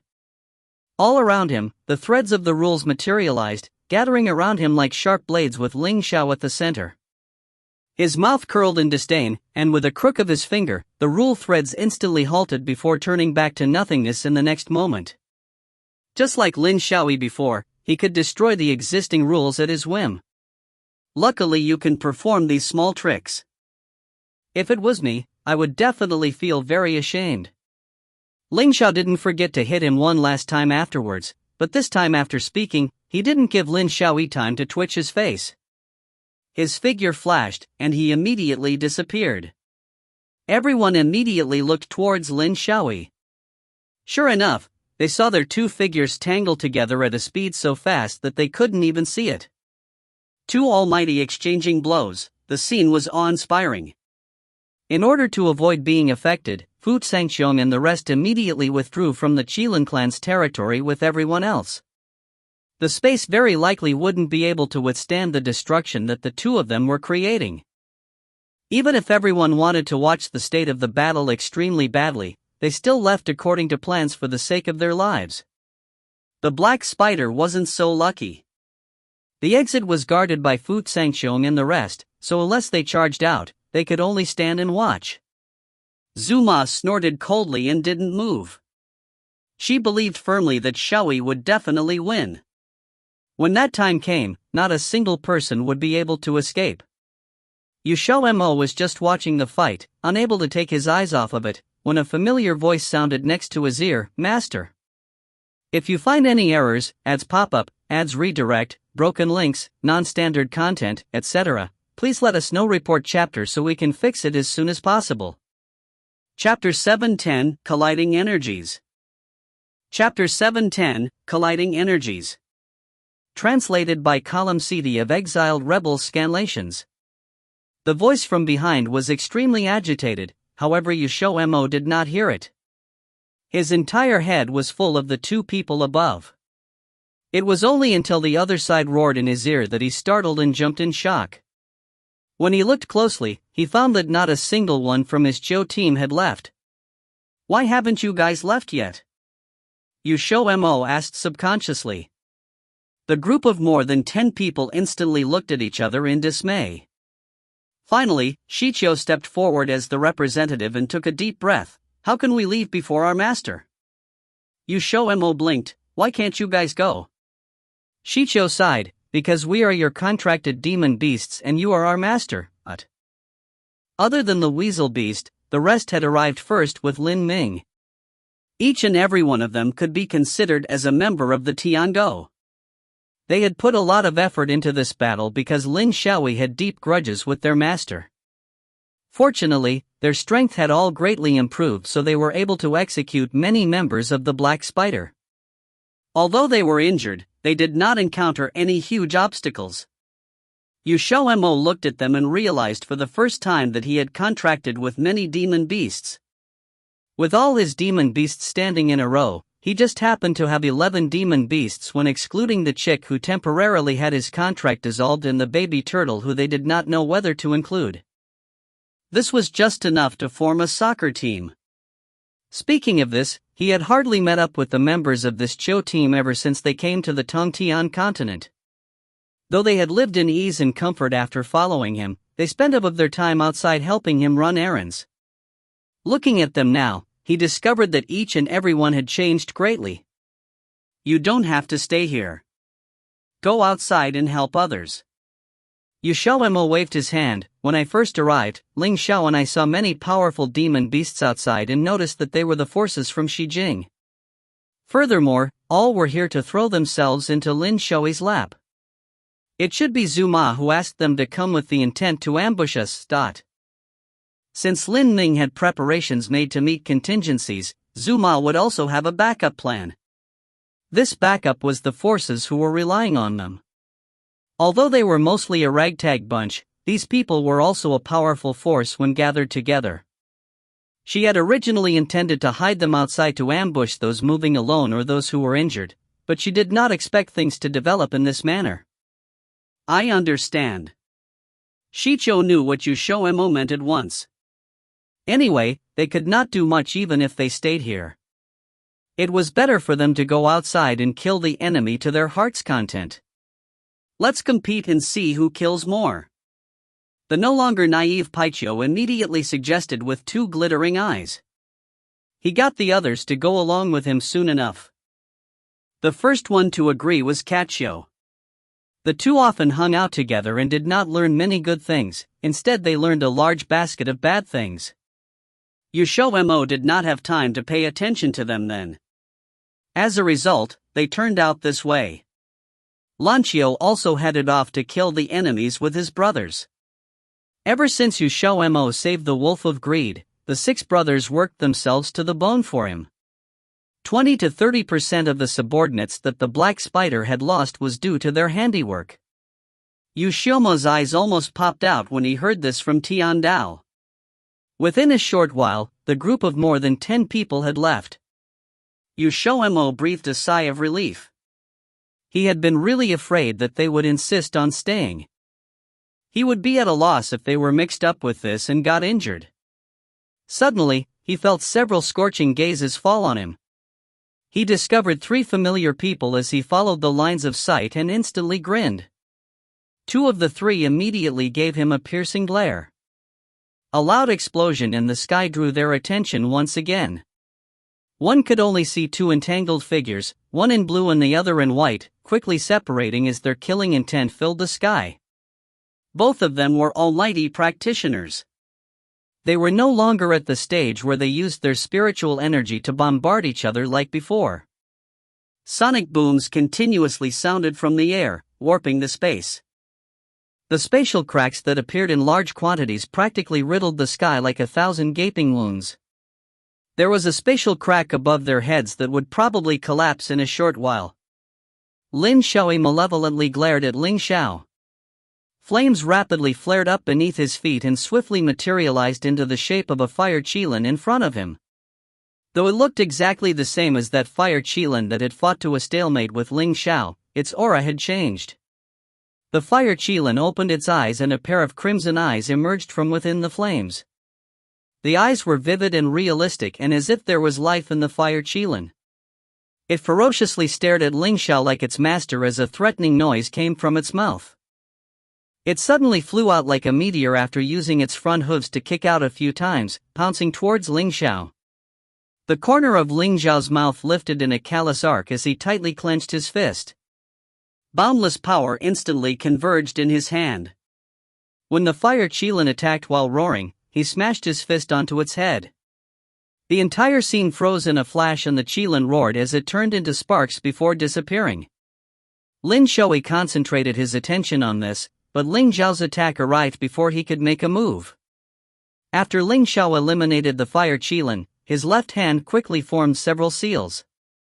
White balls of light rose from his hands and the numerous balls then shot towards Lin Xiao. Lin Xiao gave a cold snort and was about to meet the attack with his palm. Suddenly a palpitation arose in his heart and his expression changed as he retreated as fast as the wind. Unexpectedly, the light ball abruptly increased its speed and swiftly arrived in front of him. Boom! The explosion of numerous balls of light was like a gorgeous and ultra-large firework, blooming brilliantly above in the sky. The space finally collapsed, crashing down like shattered glass. Get out of here! Fu Sanxion's voice suddenly sounded and everyone turned into streaks of light as they speedily flew towards the exit. They were already close to the exit and arrived in the blink of an eye. Though there were members of the Black Spider behind them, everyone ignored them. With the collapse of the space, everyone would be drawn into the void if they did not leave in time. There was spatial energy that could wring a person to death everywhere within the void. These could not be compared to the spatial storms encountered in a spatial passageway as their power was almost doubled. The rate of the space collapsing was extremely fast. XiaoMo was rejoicing as he fled. Fortunately, he had the foresight to tell Xiao and the rest to get out. Otherwise, he would worry about whether they could escape. He did not need to worry about the rest.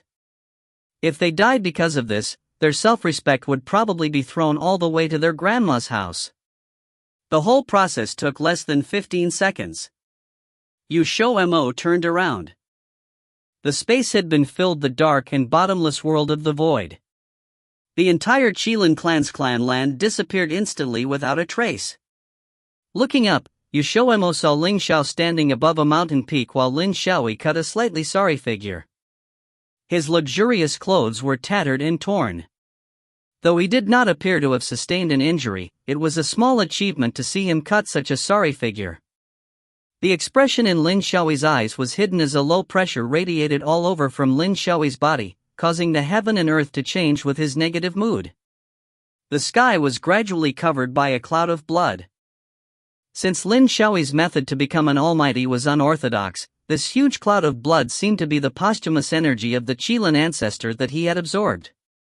There was an enormous amount of energy in the cloud, and an unusual rage-filled aura could be vaguely seen twisting inside. Tremendous booms were accompanied by thunder and lightning. Fu Xingqiong and the rest below were dumbstruck. Unexpectedly, Lin Xiaoyi still had such a technique which appeared to be his trump card. Every lightning bolt contained an exceptionally violent energy. Even they did not have ample confidence that they would be able to block the next lightning bolt. As they were too focused, they did not notice that the expressions of all the experts of the Qilin clan had changed. Their gazes that were full of murderous intent were fixed onto Lin Xiaoyi. Everyone anxiously looked at Ling Xiao. Yet, Ling Xiao's expression did not have the slightest change at all. It was so calm and collected like before that it made people feel at ease. In the next second, flames that filled the whole sky poured out from his feet, and it instantly gathered into a flame that was on par with the blood cloud. Shockingly, these flames were not purple or red, but white like ice and mist. However, it was definitely flames. They could feel the burning heat emitting from it despite it looking so chilly that cold air could radiate from it. Moreover, it was not the burning feeling of the skin, but of the soul. It was as if they were standing naked within the flames, and there was also an indistinct feeling of separation from the body. All of their hearts were palpitating as they wondered what kind of flame it was. Some even looked at XiaoMo with questions written on their faces. XiaoMo was also bewildered. They hurried over immediately after Ling Xiao had advanced, so he had never seen it before too. Without an answer, everyone could only turn back and continue to stare. The clouds of blood that blotted out the sky and covered up the earth seemed to have finished gathering as the oppressive sounds of thunder echoed from it. The sounds were extremely overwhelming, and everyone's hearts convulsed as they heard it. Then, under Lin Xiaoyi's instructions, the clouds of blood warped into a strange face as it fiercely leaped at Ling Xiao to take a bite out of him. Before the blood cloud could reach Ling Xiao, the icy and foggy flames that were boiling around him turned into a white Qilin in the blink of an eye. The white Qilin immediately rushed out. Its jumping ability was extraordinarily high, and it practically collided with the blood cloud that transformed into a devil mask in an instant. The devil mask opened its mouth and seemed to be intending on swallowing the white Qilin in one gulp. However, the Qilin jumped over the top of the devil mask and revealed razor-sharp teeth when it was on the head of the devil mask. With an open mouth, it bit down. The devil mask distorted and it immediately bit back. Both parties bit each other back and forth until they were bitten out of shape. Their transformed bodies violently convulsed as if it was on the verge of being unable to maintain its shape. The two powers slammed into each other, and waves of energy continued to spread out. The nearby mountains and peaks were leveled by the energy waves, shaking both the heaven and the earth. The people no longer cared about the fight as each and every one of them evacuated to a safe place. Who knew if the energy would suddenly reach them in a moment of carelessness? As this tense moment, the fire Qilin that appeared to be facing imminent defeat roared toward the sky. Even more white flames gathered around it rapidly, and the figure that was about 10 meters tall rose dramatically to a height of 100 meters. Its energy seemed to be even more potent as it stared at the devil-faced blood cloud like a powerful hunter eyeing its prey. If you find any errors, ads pop up, ads redirect, broken links, non-standard content, etc., please let us know. Report chapter so we can fix it as soon as possible. Chapter 711 Victory? Chapter 711 Victory? Translated by Juessence of Exiled Rebels Scanlations. By the time Lin Xiaoyi realized what the other was planning, it was too late. The massive Qilin opened its jaws. Suddenly, a powerful force appeared, targeting the devil mask and drawing it inwards. Caught off guard, the immense cloud of blood was sucked in. When Lin Xiaoyi wanted to pull it back out, a third of the blood cloud had already entered the Qilin's maw. It was almost as if everyone could hear the sound of chewing. It didn't take long before half the devil mask was devoured. As if it could feel pain, the devil mask let out a blood-curdling scream, gratingly harsh on the ears. Some people had to cover their ears, but it didn't have too big of an effect. Bastard! Lin Xiao cursed, screaming in rage. His entire face was red, almost like it was about to bleed. He put his all into strengthening the blood cloud, but no matter what he did, it wasn't enough. The devil mask was still pulled in bit by bit, devoured by the massive Qilin little by little. The situation wasn't looking good for him at all. Lin Xiao hardened his heart and gritted his teeth, abandoning the majority of the blood cloud and devouring what little remained himself, as if afraid it would be devoured by the massive Qilin. He still didn't understand where Ling Xiao got his white fire from. Logically speaking, he had Ling Xiao in the same circumstance, so why did the other have what he didn't? Across from him, the massive Qilin smacked its lips, dissatisfied, before turning back into flame and returning to Ling Xiao. This exchange once again ended in Ling Xiao's favor. Lin Xiao couldn't figure out why, so he decided to stop bothering to try. Perhaps he and Ling Xiao were in different circumstances. If he kept at it, he'd only lose confidence in himself, and he refused to let that happen. At this thought, he bellowed, a terrifying power spreading out, as if the very earth was trembling and the skies were about to collapse. The crowd's hearts fell. It seemed like the blood cloud wasn't Lin Xiao's ace up the sleeve. What followed would truly be the decisive factor. That was when Lin Xiao's form wavered, like it was about to disappear, yet in the next moment, everyone was dumbstruck. Lin Xiao's original form was a Qilin. Even if he had obtained the bloodlines of the Demon Phoenix, True Dragon, and Black Turtle clans, he was still a Qilin. That wouldn't change, unless he was born with it like Ling Xiao. However, what now stood in front of everyone wasn't a Qilin. If XiaoMo had to describe it, he could only say it didn't look like anything in particular. This demon beast had an extremely odd appearance. It held hints of the Qilin, but also the other three clans. It might look strange, but the terrifying aura it emitted was much stronger than any of the four demon beasts. It even had a third eye on its forehead, though it was shut tight at the moment. A dense miasma clung to it, silent but oppressive. Then, that third eye suddenly opened in the dark mist, the gaze of that blood-red iris causing one's very soul to tremble, like a beast that had crawled out of the abyss, staring directly at Ling Xiao. Ling Xiao, this is my true form after becoming the Almighty, a king above all else. I know that you're the same. Come, show me your true strength. I want you to remember who it was that defeated you. The demon beast stared straight at Ling Xiao, speaking in a human voice, but cold seeped out of his eyes and its aura pressed down against the world. Hearing this, everyone immediately looked to Ling Xiao. A strange smile appeared on Ling Xiao's calm face. You think that's enough to defeat me? I'm surprised that you have such a naive side to yourself, Lin Xiao. It's all right though. Let me widen your scopes and show you what a real king is like. With that, the massive Qilin exploded with a bang, turning into white flame and returning to Ling Xiao's body. At the same time, a power aura erupted from his body and his form also began to waver, a massive beast fading into existence.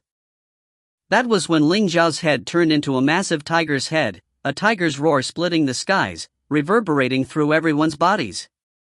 They were all stunned. A tiger's roar, they hadn't heard wrong, had they? Opposite to him, Lin Xiao's beast form had its eyes wide open in shock, staring at Ling Xiao. How is this possible? There were only 4 bloodlines, and there was no such emperor beast as the white tiger among the 4 ancient beasts. Where did Ling Xiao's white tiger blood come from? Soon enough, he figured out how this was.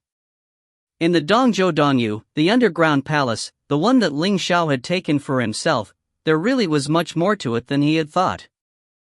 When he had sent people to Dongyu at first, he hadn't thought anything of it because he had already found another method to accomplish his goals, and no one knew if White Tiger even existed. After all, he was a powerhouse from the ancient war, and had disappeared straight after. Plus, he wasn't as lucky as Ling Xiao was, coincidentally meeting XiaoMo's ancestor and obtaining the true secret of that man of legend.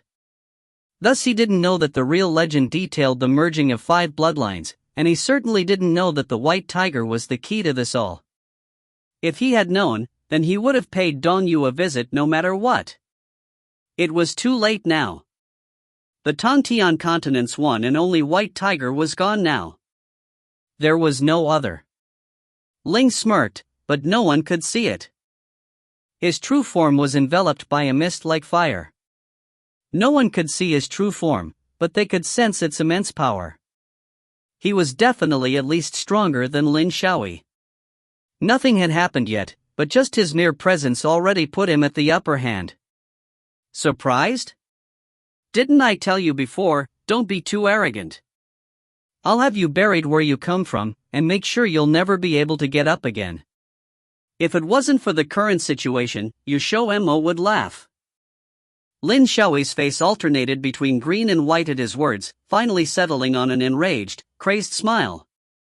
Who do you think you are? So what if you have 5 bloodlines? I can still defeat you. Don't think for a moment that you're better than me because you have the white tiger's bloodline, but... With this, his aura swelled, the miasma around him moving violently. The earth and heavens seemed to be affected by this, the skies growing dark with the sound of thunder in the distance. Then, he roared at the sky and streaks of darkness shot into him from all around.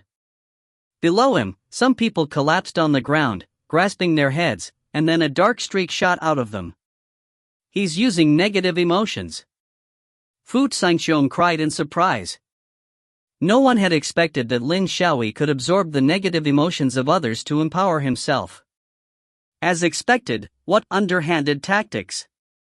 It didn't take long for Lin Xiaoyi to swell with power, his true form doubling, then tripling in size to become a 400-meter tall demon beast, his presence overpowering. His eyes were filled with blood, his sanity slipping. Like he had lost all rationality, the massive demon beast charged, tossing its head, his immense form lumbering, surprisingly fast, towards Ling Xiao, who was enveloped in flame. A threatening bellow came from inside the flames.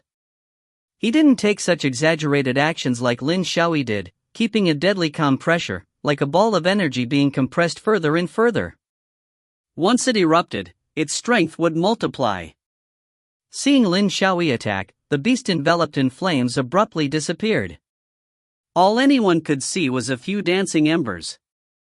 When they next snapped back to the present, it was to a huge explosion. The 2 demon beasts collided with each other midair. Their immense size and terrifying power sent shockwaves out, cracking open the earth and distorting space. Spatial tears appeared, leaking spatial energy like a growling beast. Some less careful people lost a limb to their sudden appearance. Though they were already far away enough, everyone still retreated further in fear. They had never seen such an earth-shaking battle before. The 2 immense creatures collided again and again. It was a battle of pure brute power, and the shockwaves tore up forests, broke through mountains and lakes, ripping through everything in its path and assaulting their gazes. Some people had never even seen a sacred-level expert before, and now they were watching a fight between 2 almighty. This scene would be forever carved into their hearts, never to be forgotten. XiaoMo barely blinked, carefully watching the battle. The 2 beats collided, then swiftly separated. He could tell that Lin Xiaoyi's presence was starting to waver, the crimson in his eyes seemed to fade. Blood spilled from his forehead. Though he was clearly losing, his eyes shone with determination, glaring at Ling Xiao with hatred. The next moment, he charged out again. As he moved, it was like there was something burning, its presence peaking like it had no limits, swelling, and then he leaped, opening his jaws at Ling Xiao below him. A powerful, limitless force formed into an orb of blood which then shot straight at Ling Xiao. Ling Xiao's eyes flashed, the white flames around him gathering in front of him in a violent vortex before forming into a crystal blade, shooting out to collide with the incoming blood orb. Boom! A massive explosion consumed the skies, blood impacting fire and violently sweeping out. The already cracked earth broke into parts, forming an immense canyon that would be a lasting mark to commemorate this battle. Smoke devoured the skies. Who won? Everyone anxiously waiting, gazing upwards. If you find any errors, ads pop up, ads redirect, broken links, non-standard content, etc., please let us know. Report chapter so we can fix it as soon as possible. Chapter 712, The Fight Was Over. Chapter 712, The Fight Was Over. Translated by Crystal of Exiled Rebels Scanlations. Once the smoke dissipated, they were left with a bloody figure of Lin Xiao. Across from him was Ling Xiao, who had just turned back into human form, staring at him coldly. Comparing the two, he looked as if nothing had ever happened. Using unorthodox methods was still not the correct path, so the difference in bloodline made for the power difference today. The resulting loss of Lin Xiao was actually predetermined. The only reason he looked to a better grasp of the world's rules was because both he and Ling Xiao advanced around the same time. Once Ling Xiao's level settled, the control over this world would slowly tilt towards him. At that point, Lin Xiao would still lose, and at an even greater shift. The Almighty Realm was just like the Sacred Realm or Divine Realm. There was a difference even within the realm itself. Ling Xiao was stronger than him, so he could reign supreme, and that's the cruelty of reality. Ha ha ha ha ha. Lin Xiao suddenly laughed out loud, looking almost crazed. The laughter no longer held his pride or arrogance but the anger over the unfairness of fate. His blue robe had been stained dark red by the blood. The vigor he used to have was nowhere to be seen. Instead, him, with scattered hair and continuous laughter, felt more like a demon that just came from the depth of hell. The blood that spilled out from his mouth contained a hint of gold, and as to return to its original color, it slowly dissipated with his power from faith. Lin Xiao wiped off the traces of blood with his hand, and staring at it, his expression turned hideous. He stared at Ling Xiao across from him, unwilling to resign, and laughed, "If the world won't accept me, then let's all die together." As he finished, the space around him started to shake, then warped as if an invisible hand was twisting it. Look at his body. Instantly everyone turned towards Lin Xiao, only to see him oozing blood from every inch of his body. The viscous blood quickly covered his entire body, and just like a massive heart, it went thud, thud. However, they only felt a sickening aura of death from the heart, as if the world would soon be consumed by it. No need for further warning, because everyone started to fly as far away as possible. Everyone rushed forward as if a huge monster was chasing behind them. Even though it was just a feeling, that feeling told them that if they didn't run away as fast as possible, they'll die. Soon the situation became chaotic. Ling Xiao was quick to react as well. When Lin Xiao started shouting, he knew instantly what he was going to do. He was going to self-destruct and take everyone with him. If he were to succeed, then not only Xijing but the whole of Tongtian continent would be destroyed. The self-destruction of the Almighty was nothing like the Sacred Realm. If he were to use a number to describe it, it would be a few thousand times greater.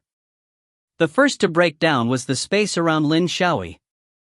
The spatial crack got bigger and bigger as the sky started to be filled with its darkness. If he were to continue, the first to be destroyed would be Xijing. Ling Xiao moved behind Lin Xiao, and his raised hand slapped down towards him. In his palm was a black swirl that kept getting bigger, just like the time in the Tianxian sect cave behind the mountains, where he showed it to XiaoMo. He couldn't stop Lin Xiao from self-destructing since he acted very quickly. The moment he lost, he started to plan for their mutual destruction, so by the time he found out, the power within Lin Xiao was already uncontrollable. Thus, he could only hope to move him away. The massive ball of blood was being torn apart, but it still resisted with vigor. Even then, slowly, piece by piece, it got sucked into the black hole on Ling Xiao's palm. "Ling Xiao, it's time for me to repay the favor." As if detecting his intention, Ling Xiao's crazy thought instantly transmitted into Ling Xiao's mind. The ball of blood quickly grew to 3-4 times its size. Within it, something seemed to be moving, and the stench of blood kept flowing while a red flame burst out at the same time. Ling Xiao's expression changed. Just then, XiaoMo, who was being pulled by others, turned around just to see Lin Xiao and Ling Xiao in a stalemate, then a huge explosion. With the two as center, an explosion rang across the continent as the endless sea of flame swarmed the skies. The sky started to break as the flame, twisted in the spatial energy, expanded in all directions. Now, the already in tatters rock mountain finally broke under this force. This force that came in to destroy made it feel as if it was doomsday. Those who were unable to escape all died under that power.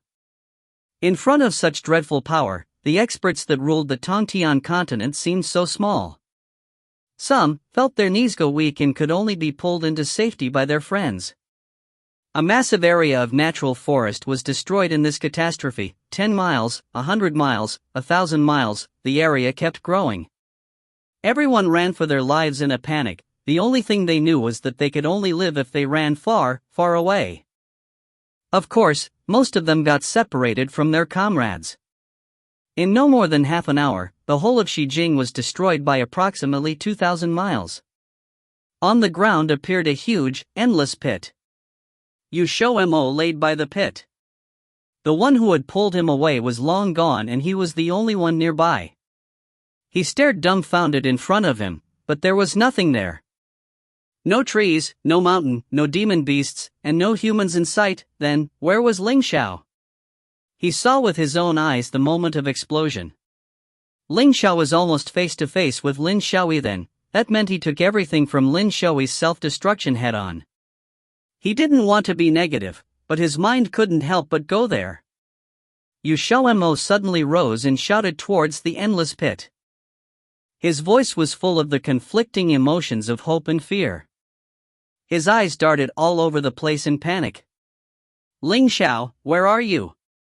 Answer me. There was no voice, all that's left was the echo of his own voice. Ling Xiao was nowhere to be seen. XiaoMo finally knew fear and cried. If Ling Xiao died, then he didn't want to live either. Ling Xiao had been with him almost since the very beginning. He was used to him being there, it was almost instinctual that he would be there. He never thought about Ling Xiao leaving him. When he was absorbed in sadness, he didn't notice the danger looming over. It was only until the killing intent loomed over his head did he break from his emotions, but it was too late. Without guarding, his back was hit by a powerful attack and his whole body went flying towards the pit. Good thing he regained his posture quickly. Ignoring his wounds, he quickly made distance between himself and his opponent. Once he landed, blood came gushing out and his mouth was filled with the taste of metal. XiaoMo wiped off the blood from his mouth. He felt no surprise when he saw the perpetrator's face. Zuma stared at him with hatred and loathing. Word by word, as if squeezed out from her, she said, Xiaoyi died. Now I'll send you down to him and let Ling Xiao feel the pain of losing a loved one. As she finished, she came rushing over full of killing intent. She didn't leave any time for XiaoMo to react and once she was close, she hand-made a claw and grabbed for his head. From the looks of it, she wanted to tear his head off, very vicious. Suddenly, a hand grabbed onto her wrist and with a crack, it broke. XiaoMo tilted his head and looked at her calmly. You want to kill me? You aren't worthy. I haven't even gone to find you and you just come to deliver yourself to me? What do you say I do with you? Get rid of your cultivation skill and throw you into a whorehouse? How does that sound? Zuma was only grade 6, she wasn't enough for him back then, much less now. If he wasn't absorbed in Ling Xiao's disappearance, there was no way a grade 6 could have hurt him. Hearing this, Zuma's eyes turned red from anger. If it was before, XiaoMo wouldn't have said something like this, but the moment he remembered that Lin Xiaoyi involved Ling Xiao in the accident, he couldn't help but unleash his anger onto Zuma. Don't think he would be polite when the other person wanted him dead, even if she looked pretty. He only knew how to appreciate his man's body. Without another word, Zuma went for her third attack. She didn't give a care to her broken hand and went at him with her life. Clearly, she no longer cared for her life. To think she cared for Lin Xiaoyi to this extent. XiaoMo wanted to tell her that he wasn't going to be moved and so is ready to kick at any time. Right feet landed right on her stomach. With a scream of pain, she flew and landed harshly on the ground.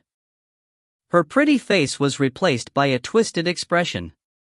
Just as he thought she wasn't going to get up, she did, but wobbly. Her expression wasn't that of despair after losing but instead a twisted smile. A second later, XiaoMo knew why. A scary soul force came out from her body continuously. The soul force had a chill that could be felt all over. Clearly this was another self-destructing, takes thing way to hard maniac. Ha ha ha ha ha. Zuma laughed with a savage expression, as if a female ghost, but she didn't get to do so for much longer as it was abruptly stopped. Her bloodshot eyes widened with shock, as if her eyeballs were going to fall out. She stared at XiaoMo while the latter looked behind her in shock. Zuma looked down to see a sword pierced through her chest, just like the Tongtian emperor who was betrayed. Fresh blood dripped from the pointed end of the sword and the sword was slowly pulled out from her body. Blood dripped from the corner of her mouth and the aura around her dimmed. The sword not only went through her body but also her soul. With a thud she knelt, but before she did, she turned. When she saw the perpetrator's face, her eyes widened once more and asked, why? Zuma couldn't understand even during her death, why her adopted son would betray her. When they were searching for the traitor, she never even questioned it could have been him. She admitted that she hadn't given him the attention he deserved and sometimes was overly strict, but it was all for his own good. But he is my friend, the young man said plainly. He knew what Zuma was shocked about. He was her adopted son and he owned her, but that favor he had already repaid. Being on the verge of life and death, doing things for her that was against his morals, he had long grew tired of it all. Zuma fell onto the ground with a saddened smile. She had thought about dying in any one of her opponent's hands, but never under the hands of her most trusted person. She died with a strong, unresigning feeling. Zhan Yuxian. XiaoMo shouted out the young man's name with excitement. After they went separate ways, he had not seen him since. Ingu had said that Zhan Yuxian's identity was a bit special, but now, he finally knew, he was part of Black Spider, but that didn't matter now. Zhan Yuxian looked at him and gave an elegant smile. The smile on his handsome face was bright and cheery. It's me, I'm happy to see you too and congratulations. He broke free as well. XiaoMo thought about Ling Xiao and suddenly his smile disappeared. Zhan Yuxian knew what he was thinking of and comforted him. Don't worry, Ling Xiao's strong, he'll be okay, I'm sure of it. XiaoMo moved his lips, hopefully. Just then, behind him a spatial crack appeared. Zhan Yuxian stood in front of him and saw it. His expression changed and then after shouting be careful, he pulled XiaoMo close. XiaoMo was, however, frozen. A sorry figure appeared by the spatial crack along with a few coughs. Then, a familiar, mocking tone appeared. Wife, your husband just left for a little while and you already began searching for your second spring, huh? The air was silent for 3 seconds. XiaoMo's dumbfounded expression turned into pure joy as he pounced on him. He squeezed him close and went right in for a bite on his neck. It was a pretty strong bite as blood came out, so afterwards, he licked it a few times. Ling Xiao took a small breath in and heard his wife's excited voice by his ear. Second spring, I finally found you. Not far from there, Zhan Yuxian couldn't hold it in and laughed. Then he walked towards the distance. There appeared many who lived through the disaster. He wanted to leave this space for the couple.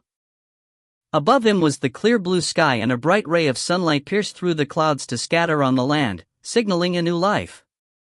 If you find any errors, ads pop up, ads redirect, broken links, non-standard content, etc., please let us know. Report chapter so we can fix it as soon as possible. Chapter 713 Grand Finale. Chapter 713 Grand Finale. Translated by Yen of Exiled Rebels Scanlations. Time passed quickly, and 3 years flew by. As the battlefield, Xijing was nearly destroyed to the point that it was impossible to continue living there after that war. Many of the remaining demon beasts had no choice but to move to other locations, and to this day, that large hole still remained.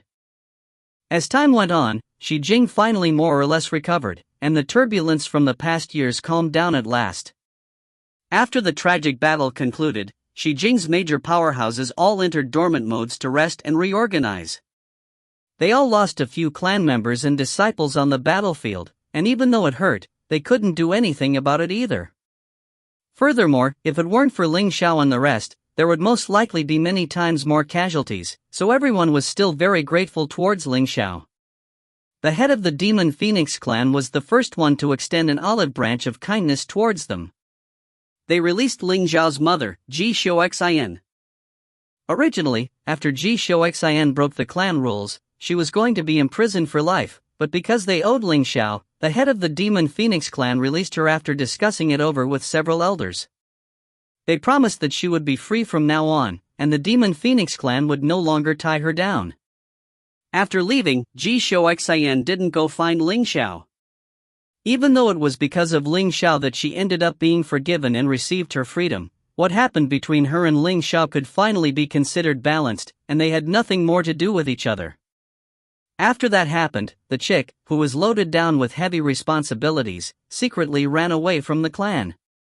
He lazed about in the palace, refusing to leave. Strangely enough, the Demon Phoenix clan, who was supposed to bring him back, didn't make any movements. The True Dragon clan and Black Turtle clan also sent them friendly messages. Long Yu would occasionally run over to the Ghost Tomb mountain range and visit XiaoMo, coming and going quite frequently. Fortunately, there were many rooms in the palace. As for the Black Turtle clan, the baby turtle pretty much hung out in the palace all the time. He was still in the shape of a turtle, and he enjoyed crouching on XiaoMo's shoulders or head the most. At night, he would even guard the head of XiaoMo's bed, but most of the time he ended up being thrown out by Ling Xiao. As a result, he stubbornly refused to give up. Finally, the Qilin clan. Needless to say, the Qilin clan's elders were still very smart. Since they withdrew beforehand, they had lost the least among the 4 ancient beast clans. Of course, if it weren't for them withdrawing at the most critical moment, they definitely would have dropped from the top of the 4 ancient beast clans to the bottom. Later, the Qilin clan didn't actually choose a new Qilin lord. Some people said that the position of the Qilin lord was left for Ling Xiao. Besides him, nobody was qualified. As for Lin Tian, he disappeared after that war happened. Not only was he no longer in the Qilin clan, he didn't appear anywhere else either. Rumor had it that he was exiled by the Qilin clan and basically found himself completely alone.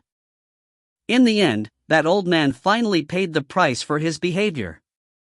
3 years of reconstruction later, the Ghost Tomb mountain range was no longer a dangerous place that frightened people. Instead, it became the location that developed the fastest in Xijing. Whitebone Town became Whitebone City, as its area expanded several times over compared to its original foundation. Now, it had already become a big city.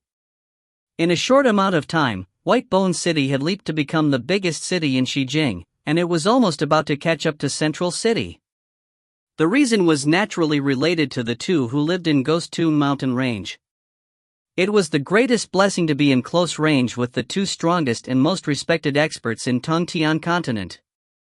The news of Ling Xiao becoming the Almighty had long since spread all over Tongtian continent 3 years ago.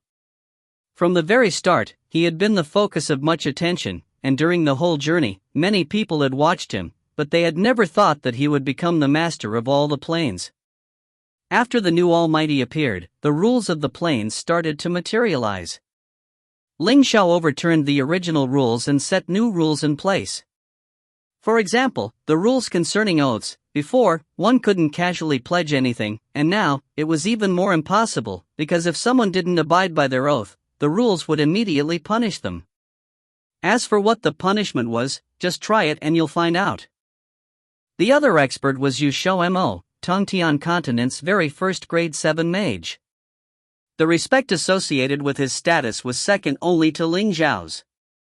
In order to learn from him, quite a few grade 6 mages hardened their skin and went up to ask him for advice, including Lei Gong, Wold Mansion, and Song Alliance's Master Lai, all transcendent level mages. They couldn't even be chased away. The most shameless ones were Lei Gong and Old Mansion.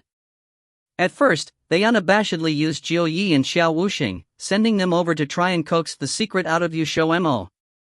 XiaoMo and Ling Xiao didn't know whether to laugh or cry.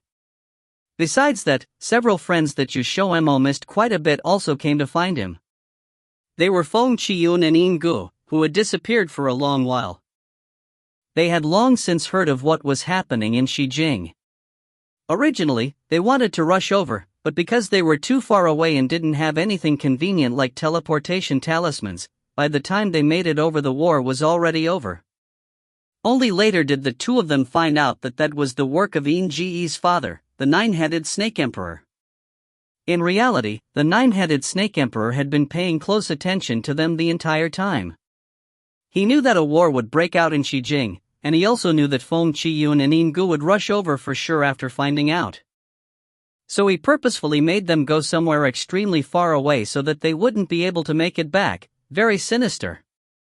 This was also the real reason why the nine-headed Snake Emperor didn't accept the invitation.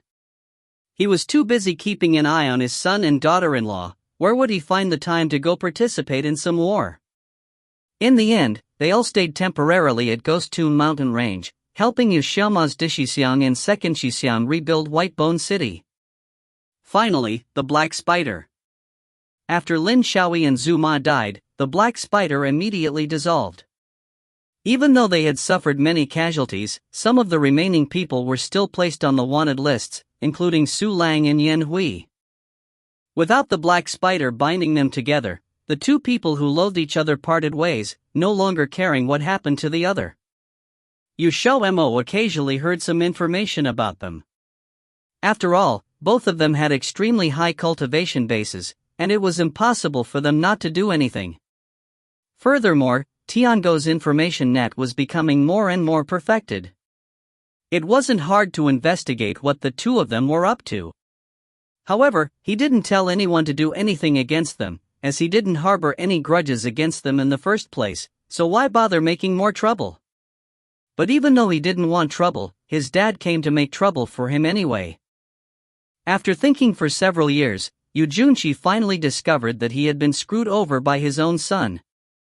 When protesting failed, he threw down the mess that was the Vermilion Blood Clan and ran away once more, only telling someone to send XiaoMo one sentence: "Your dad quit."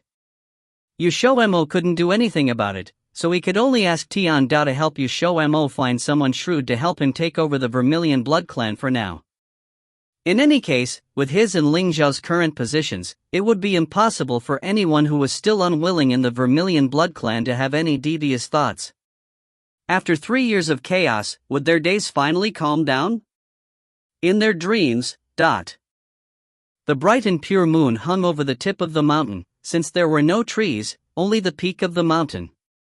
A furious howl came out of the magnificent palace once again, shocking the moon to the point that it seemed to shake a few times before secretly ducking behind the mountain. Upon hearing this, the people who lived in the palace only paused for a moment before continuing their business at hand as if nothing had happened. Every so often, this kind of thing would always happen to the couple who would often display PDA in front of them. Every time, the reason was different, and as time passed, they all grew numb to it. XiaoMo kicked open the door before charging in, full of energy, making a beeline straight for the certain somebody lying sideways on the bed. Without even taking off his shoes, he jumped on the bed and hauled Ling Xiao up, accusation written all over his face. "How many times have you eaten my magic pills now? Even though you clearly knew that I prepared it for someone else. Do you know that I'll have to make it all over again?" Ling Xiao calmly shot him a glance, allowing XiaoMo to haul him up. After that, he asked easily, "Wife, is your friend more important, or your husband? Don't change the subject. Those are two different things. Now that you ate them all, I have to spend even more time to make them. I'm very busy." XiaoMo almost blew his top. Every time he questioned Ling Xiao, the other always responded with the same thing. Ling Xiao's expression didn't change. "Wife, do you still remember what you once agreed to do for your husband? You said that you would refine pills for your husband every single day. Have you completely forgotten your promise from back then?" What the hell? You still have the nerve to bring that up? When XiaoMo heard him bring up what happened back then, he knew that Ling Xiao was clearly just trying to bully him since XiaoMo didn't know anything and was screwed over back then because of it. If he allowed this to continue, he would definitely become stupid. Even though Ling Xiao never brought this up before, now he actually wanted him to hand over high-level and transcendent-level magic pills the same way he did with low-level magic pills? How would XiaoMo have that much time to refine pills for him? Ling Xiao's hand had already moved to his waist. He didn't refute his words, he only said, "Alright, even if the promise back then is invalid, you still have to attend to your husband's needs." When did I ever not attend to your needs? Don't slander me. XiaoMo glowered at him unhappily. During these past few years, he didn't actually refine transcendent-level magic pills all that often, but each and every time he did, wasn't it for Ling Xiao? Was that not attending to his needs? Give him an inch, and he'll want a mile. Okay.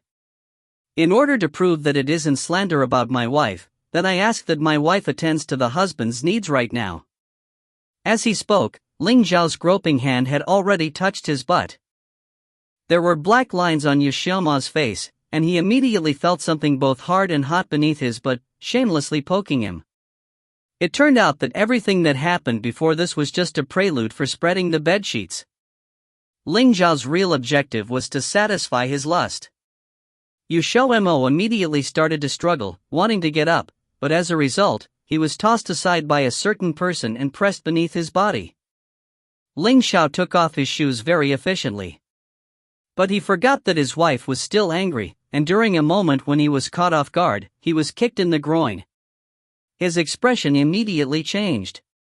When XiaoMo saw him hunch over, as if in a lot of pain, he hastily withdrew his leg. The one who was originally in the right was XiaoMo, but now he felt guilty. After a while, he said, embarrassed, Are you okay, ah? His last word hadn't left his mouth yet when one of his legs was suddenly lifted with explosive power. With a rip, his pants tore, and even worse, it tore straight in the middle, revealing both of his butt cheeks and the thing lying soft and asleep between his legs. When the cold air entered, it immediately trembled. XiaoMo was given a huge fright. He was about to crawl up when there was suddenly a heavy slap on his pale butt cheeks. The sound of the slap was extremely sharp and crisp. Even without looking at it, he knew that there would definitely be the shape of 5 fingers imprinted on the skin. The guilt from before immediately vanished. He was about to curse when a hand suddenly gripped his jaw, and soft lips bit down on his. It was really a bite, and it was about to ache when a moist and hot tongue instantly slipped into his mouth. It wasn't gentle, it could be considered plundering and overbearing. Next, he felt another hand slip over his butt and between the seam as a finger gently pressed a few times against his entrance before the tip slowly pierced inside. Ah, get it out, XiaoMo sucked in a breath of air. He wanted to struggle, but he had no strength to do so he could only allow that finger to move in and out of him. After a short while, he went weak, and he could even feel the different joints in the man's finger, making him blush. His expression changed very quickly. The man took off his pants, pressing his stiff rod against XiaoMo's entrance, both hot and hard. XiaoMo didn't have time to react before he felt himself being stretched open. The feeling of something foreign invading him couldn't be described as wonderful, but it didn't hurt very much either. His body immediately went soft, both of his legs like rubber. Bastard, you tricked me. A member so full of energy, how was it like something that had gotten injured? XiaoMo was remorsefully fooled once again. He took back all of his guilt and sympathy. Liar. That's right, I'm a bastard. And you're a bastard's wife. The man buried his face in XiaoMo's neck, letting out light laughter, exhaling the heat of his breath against XiaoMo's ear, which immediately flushed red.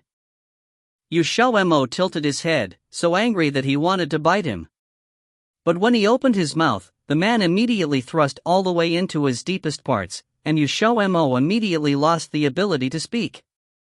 With the strength and speed of the man's rough thrusting, fragmented moans poured out of his mouth. "Ma, slow down, too fast." The man's response was for his movements to grow even rougher. Every time he thrust in, it basically reached his deepest area, very quickly turning XiaoMo into a puddle of water. The wet sound also grew louder and louder, as if the quiet night came with a loudspeaker. When the shameful noises arrived at XiaoMo's ears, he had long since forgotten who he was. The man picked him up, pulling him into his embrace. "Mo, you are mine." The end. And that concludes the main story of Boss and Momo. Don't worry though, their adventure continues for 18 more chapters. So make sure you're ready for more smiles and laughter at the antics of these two clowns. If you find any errors, ads pop up, ads redirect, broken links, non-standard content, etc., please let us know. Report chapter so we can fix it as soon as possible. Chapter 714 Mission. Chapter 714 Extra 1 Mission. Translated by Column CD of Exiled Rebel Scanlations. Extra, the Earth Arc. The Ministry of Defense of Z Nation had a type of special military branch called the White Shark, whose existence was seldom known to anyone. There were less than 5 people who knew its existence even in the Ministry of Defense. This was because almost all of its members were cultivators. However, in the worldview of ordinary people, cultivators were equivalent to supernatural entities. This specialized unit only served the country and appeared when there were things that neither the police nor the special forces could solve. Their operations were secretive and they may not reveal their identities unless there was no other alternative when they encountered difficult cases. However, there would be people stepping in to erase their traces after the incident had been resolved. This morning, the person in charge of the White Shark received a special assignment. The assignment was to have them transport a prisoner arrested half a month ago to Thunderclap University. Thunderclap University was not an ordinary university, but one run by the world of practitioners. All the students recruited were practitioners. There were not only aristocrats, but also many civilians. Although their hierarchical identities were different, the school rules and the requirements for the enrolled students of Thunderclap University were both very strict. As Thunderclap University had a high prestige in the world of practitioners, many came to apply for the entrance examination held every 3 years despite its high requirements.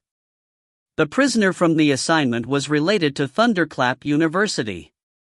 As the prisoner's risk designation was not something that ordinary police could cope with, they needed to step forward. Ling, the person in charge, handed the information from their superiors to Johnson, who was standing in front of him. 2 more people will be added to the assignment of escorting the prisoner this time. Johnson frowned and understood who the 2 men to be included were without asking. He could not help but say, the prisoner has an unusual identity and they're powerful too. Those 2 people just joined White Shark not long ago. I'm afraid they might not be qualified for this assignment. Ling waved and replied in a tone that had no room for doubt, it is because they have just joined White Shark. Now is the opportunity to test and get proof of their strength. The higher-ups are paying a lot of attention to them. If they do well in this mission, their entry into White Shark will be officially approved. Johnson, who originally wanted to refute, immediately shut his mouth upon hearing the word higher-ups. He had been the captain of the White Sharks for more than 10 years. Whatever the higher-ups said had to be obeyed and there must not be any protest or refusal, otherwise it would be impossible for him to hold on to his position as the captain of the White Sharks for more than 10 years with the number of people gunning for his position. In the afternoon, Johnson announced the names of those who were escorting the prisoners, and this immediately caused internal repercussions. Some people had heard about the mission and were following it closely. This was because the mission was classified as an S rank. There were usually rewards for missions of S rank and above, and the rewards were frequently good things that had no measurable market value. Therefore, all the members of the White Shark were hoping that they would be selected to be part of the escort. However, the atmosphere fell still all at once when they heard that the 2 new members had taken 2 of the places. Johnson had long expected this to happen. The reason why he felt astonished earlier was also due to this. New members would not normally be chosen for missions of S rank and above, so the decision of the higher-ups made them feel very surprised. At the same time, they felt slightly dissatisfied as there was a feeling that they were not as good as two new members. "Captain, could there be a mistake in the name list?" He Yiming finally lost his cool and protested first. The others immediately stopped talking and looked at Johnson. They also hoped that the name list was wrong so that they would all have a chance. Johnson kept the name list and calmly swept a glance over their expressions. "There's no mistake. This is the decision made by the higher-ups." This single sentence immediately cut them all off. "The members whose names are called will gather here tomorrow morning." Dismissed. Johnson added on before looking at the two men who had an unaffected expression on their faces from beginning to end. He could not help but think highly of them and determined that they were pretty good. Those whose names were read out left the conference room to make preparations with smiles on their faces. The only ones left were those who were unsatisfied that their names were not called. He Yiming's reaction was the most obvious. He eyed the backs of the two people who had left the conference room and immediately spat on the ground. "Fucking shit. They're most likely those high-flying young masters from the military." His friend patted him on the shoulder and warned, "Keep your voice down. You'll be suffering if they heard you. It's not like you don't know what the characters of those young masters are like. All of them are particularly arrogant and look down on the people. So what if they hear? It's not like I'm afraid that they'll make life difficult for me." Not only did he Yiming turn a deaf ear, he even raised his voice, as if he deliberately meant for them to overhear. His friend shook his head. The so-called young masters of the military were the children of clans with high status and backgrounds. They were also cultivators and usually came to the White Shark to beef up their resumes. For example, those clan children who wanted to take the political path or the military route would have to perform meritorious deeds if they wanted to have a good starting point. The White Shark specialized in resolving some of these difficult cases, and it was undoubtedly their best choice. If they were lucky enough to successfully complete a mission above A rank, it would be beneficial for their future development. These situations were quite common, and there was a basis for what he Yiming had said. There had been several incidents previously. All of them would transfer out of the White Shark after their meritorious deed, and there had even been a case where they tried to steal credit. So they all loathed these young masters. The next day, Johnson walked into the conference room and looked at all the members of the group who were present. Suddenly he frowned before looking at the clock on the wall. There were still 2 more minutes. The others immediately let out an expression of taking joy in calamity and delight in disaster. As long as they were members of the White Shark, they all knew that the captain hated people who were late. One would be finished the moment they left a bad impression on their captain. Although he would not make their life difficult, he would give priority to others when they had missions in the future. 2 minutes passed quickly. Everyone could see that their captain's face getting darker and darker when there was only 20 seconds left till the time to gather. Someone whistled. This was definitely an attitude of watching a good show. With a black face, Johnson raised his wrist and began to count down. 10 seconds, 9 seconds, 8 seconds, 7 seconds. Bang! The door of the meeting room was opened in the remaining 3 seconds, and standing outside were the 2 figures who took their time to arrive. It was the 2 new people who had been excluded by the members of the White Shark. Ever since the persons involved had joined the White Shark 5 days ago, they had never showed any desolation after being excluded. Instead, they often stuck together, and some people had ridiculed them secretly several times. "Captain, we aren't late, right?" The comparatively taller man smiled and asked calmly. He lifted his head and looked at the black-faced Johnson with his incomparable handsome face that made many people jealous. "No, go join up since you're here now." Johnson frowned inconspicuously. It could be not counted as late even if they arrived 1 second before, so he could not say anything to them. Although he did not approve of letting the 2 newcomers participate in the S-rank mission, he could only obey the orders from the higher-ups. The tall man dragged a young man with a short stature as he walked over. Everyone's eyes immediately fell on the hands of the two. Despite their astonishment in the beginning, they were incomparably unperturbed now. The members of the White Shark were mostly experienced and knowledgeable people, although their society was not very open-minded. Even if they had not personally seen it before, they had heard a lot about it. After that, Johnson gave a concise and comprehensive briefing about the areas of the mission to pay attention to before they departed for the deep prison. The deep prison was used by Z Nation to imprison those who had committed a serious crime. The serious crimes did not refer to the crimes of ordinary criminals who committed rape, robberies, murder, and arson. Such crimes would be considered as commonplace in the world of cultivators. The criminals in the deep prison were those cultivators who committed major crimes. This was because ordinary prisons were unable to detain them, so the deep prison was created as a result. The deep prison was located on an isolated island. Its defenses were extremely strong and tight, and it was almost impossible for anyone to break in. Few people in the world knew that there was still such an extraordinary prison in the world, and that any prisoner who had been released from it was enough to shake the world. They arrived at the island that same afternoon. If you find any errors, ads pop up, ads redirect, broken links, non-standard content, etc., please let us know. Report chapter so we can fix it as soon as possible.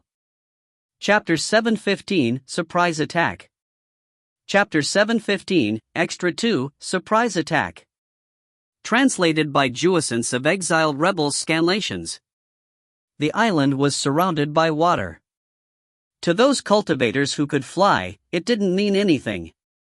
They could return to the continent whenever they wanted, provided they could escape the heavily guarded prison. Having gotten wind of their arrival, the warden of the prison immediately had the prisoner escorted out. Unexpectedly, the prisoner didn't look like a brute, like most people had expected, but was instead a thin, pale, frail-looking man who looked to be around 30 or so. His hands were locked in a pair of handcuffs. Though they couldn't tell what material the handcuffs were made of, they knew that it was definite very strong if it could hold a cultivator. Johnson took care of the transfer procedures with the prison, and it didn't take long before they were boarding the ship to leave the island.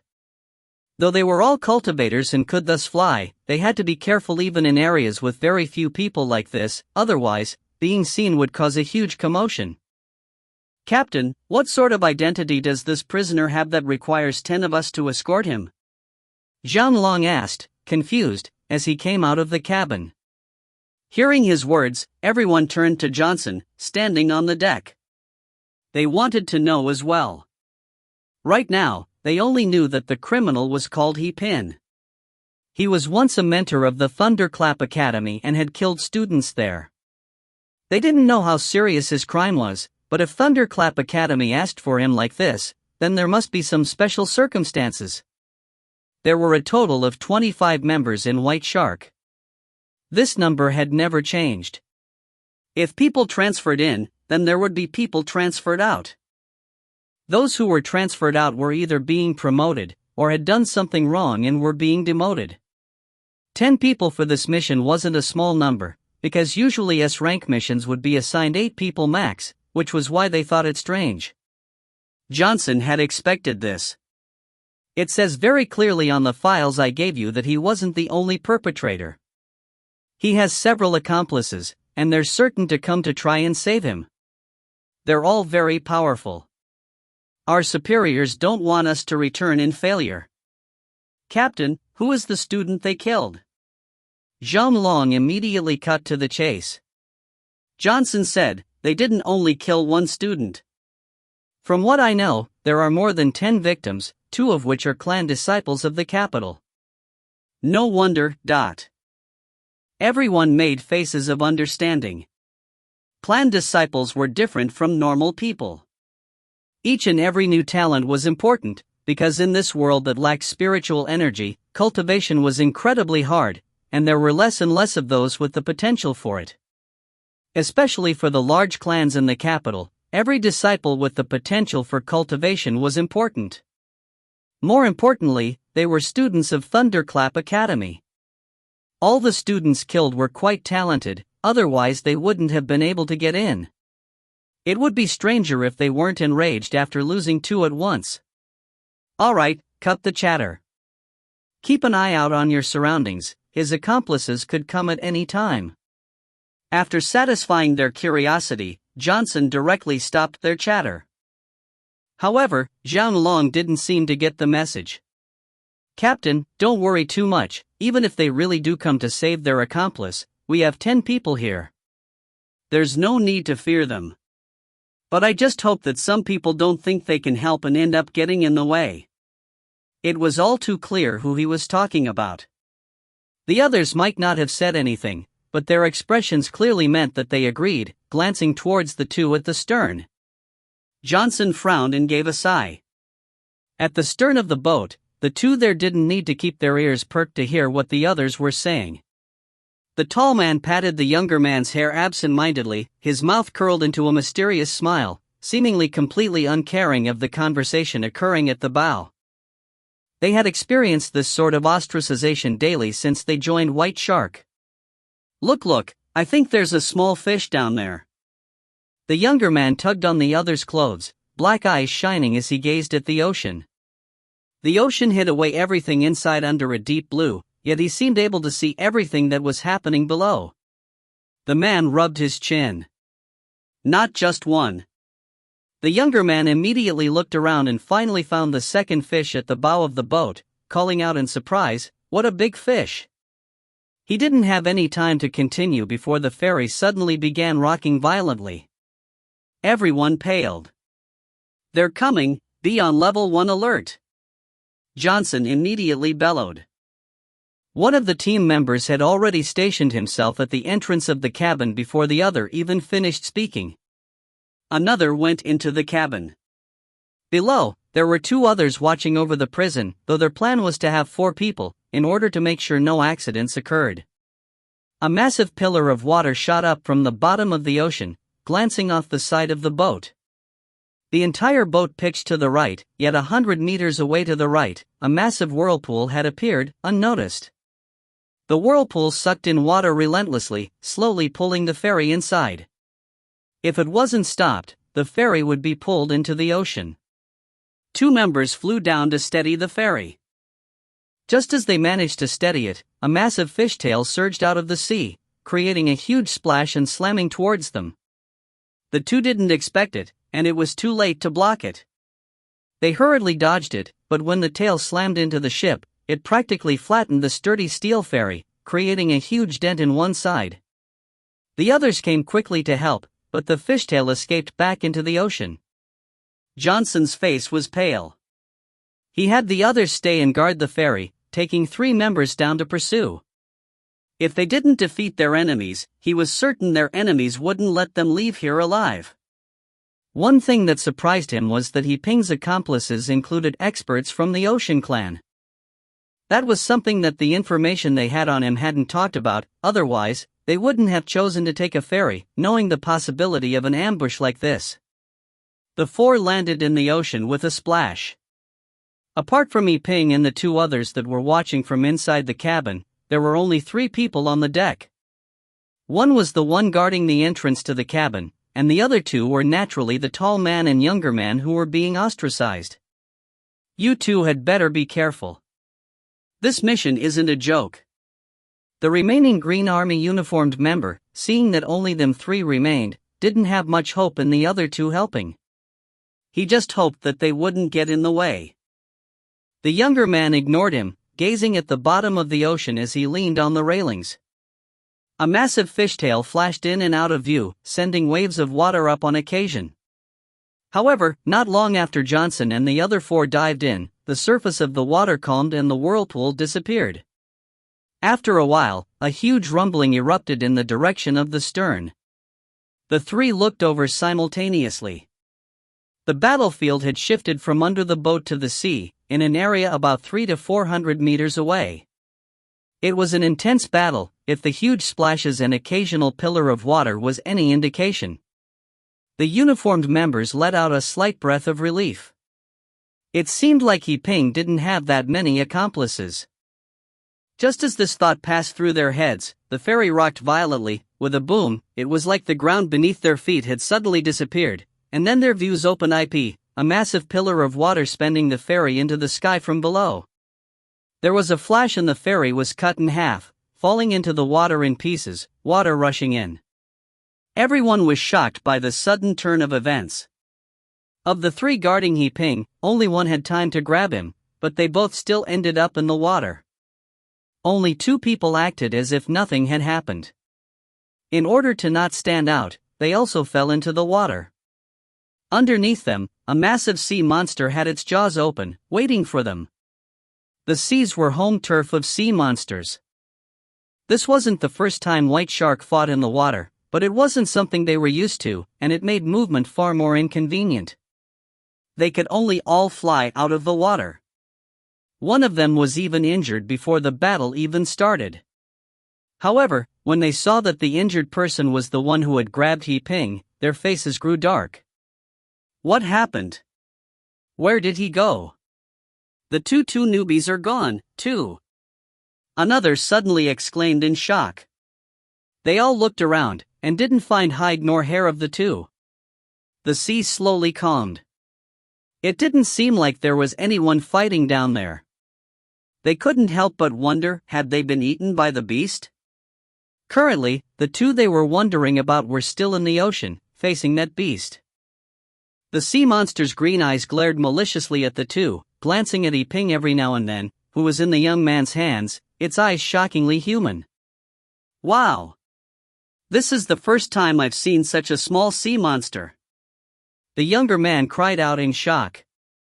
Previously, he had traveled around quite a lot, and the sea monsters he had seen had been far larger than this one, so he was rather excited to see such a small one. It was like a mini sea monster. The sea monster's face darkened. If you find any errors, ads pop up, ads redirect, broken links, non-standard content, etc., please let us know. Report chapter so we can fix it as soon as possible. Chapter 716 Arrival and Thanks. Chapter 716 Extra 3 Arrival and Thanks. Translated by Crystal of Exiled Rebels Scanlations. Why are you working so hard for them when they shunned you like that? Just then, He Ping, who was being carried by the young man, suddenly spoke out. His voice felt dreary, as if what he said was accidental, but oddly enough, there seemed to be a hint of bewitchment involved. The 2 looked at each other. The young man tilted his head and asked in confusion, "Do we look like we are trying very hard?" He Ping. Does it not? The old members of White Shark all escaped from the water, afraid that they would be at a disadvantage. Only they had come chasing as if their lives didn't matter. Most importantly, the focus wasn't on that part. He wanted them to sympathize with the latter part of the sentence. I think it's fine, it's pretty easy. The young man didn't understand his aim and said nonchalantly. Well, I mean, do you really expect an expert to be afraid of a measly water beast? Of course not. If the word got back to the Tongtian continent, they would be laughing their asses off. Aren't you guys angry? He Ping asked again dryly. Confused, the young man raised his brows. Angry about what? He Ping was speechless once again. Was he truly stupid of just pretending? But, because of his sincere expression, he couldn't tell. Enough playing around, there are serious matters to attend to. Finally, the tall man spoke with a hint of pampering and laughter. The young man instantly pouted. Who's playing around? I really don't understand, okay, dot. On the other side, the sea creature roared in anger as if felt looked down upon. The seawater quickly started spinning, creating, once again, a massive whirlpool. Before the young man could finish, it charged over with its meters-long body. It was very fast, but in their eyes, it was surprisingly slow. He Ping watched as the young man passed him onto the other man and then took a few steps forward. With his skinny looking back in front of him, at that moment, the young man gave off a feeling of being the king of the world.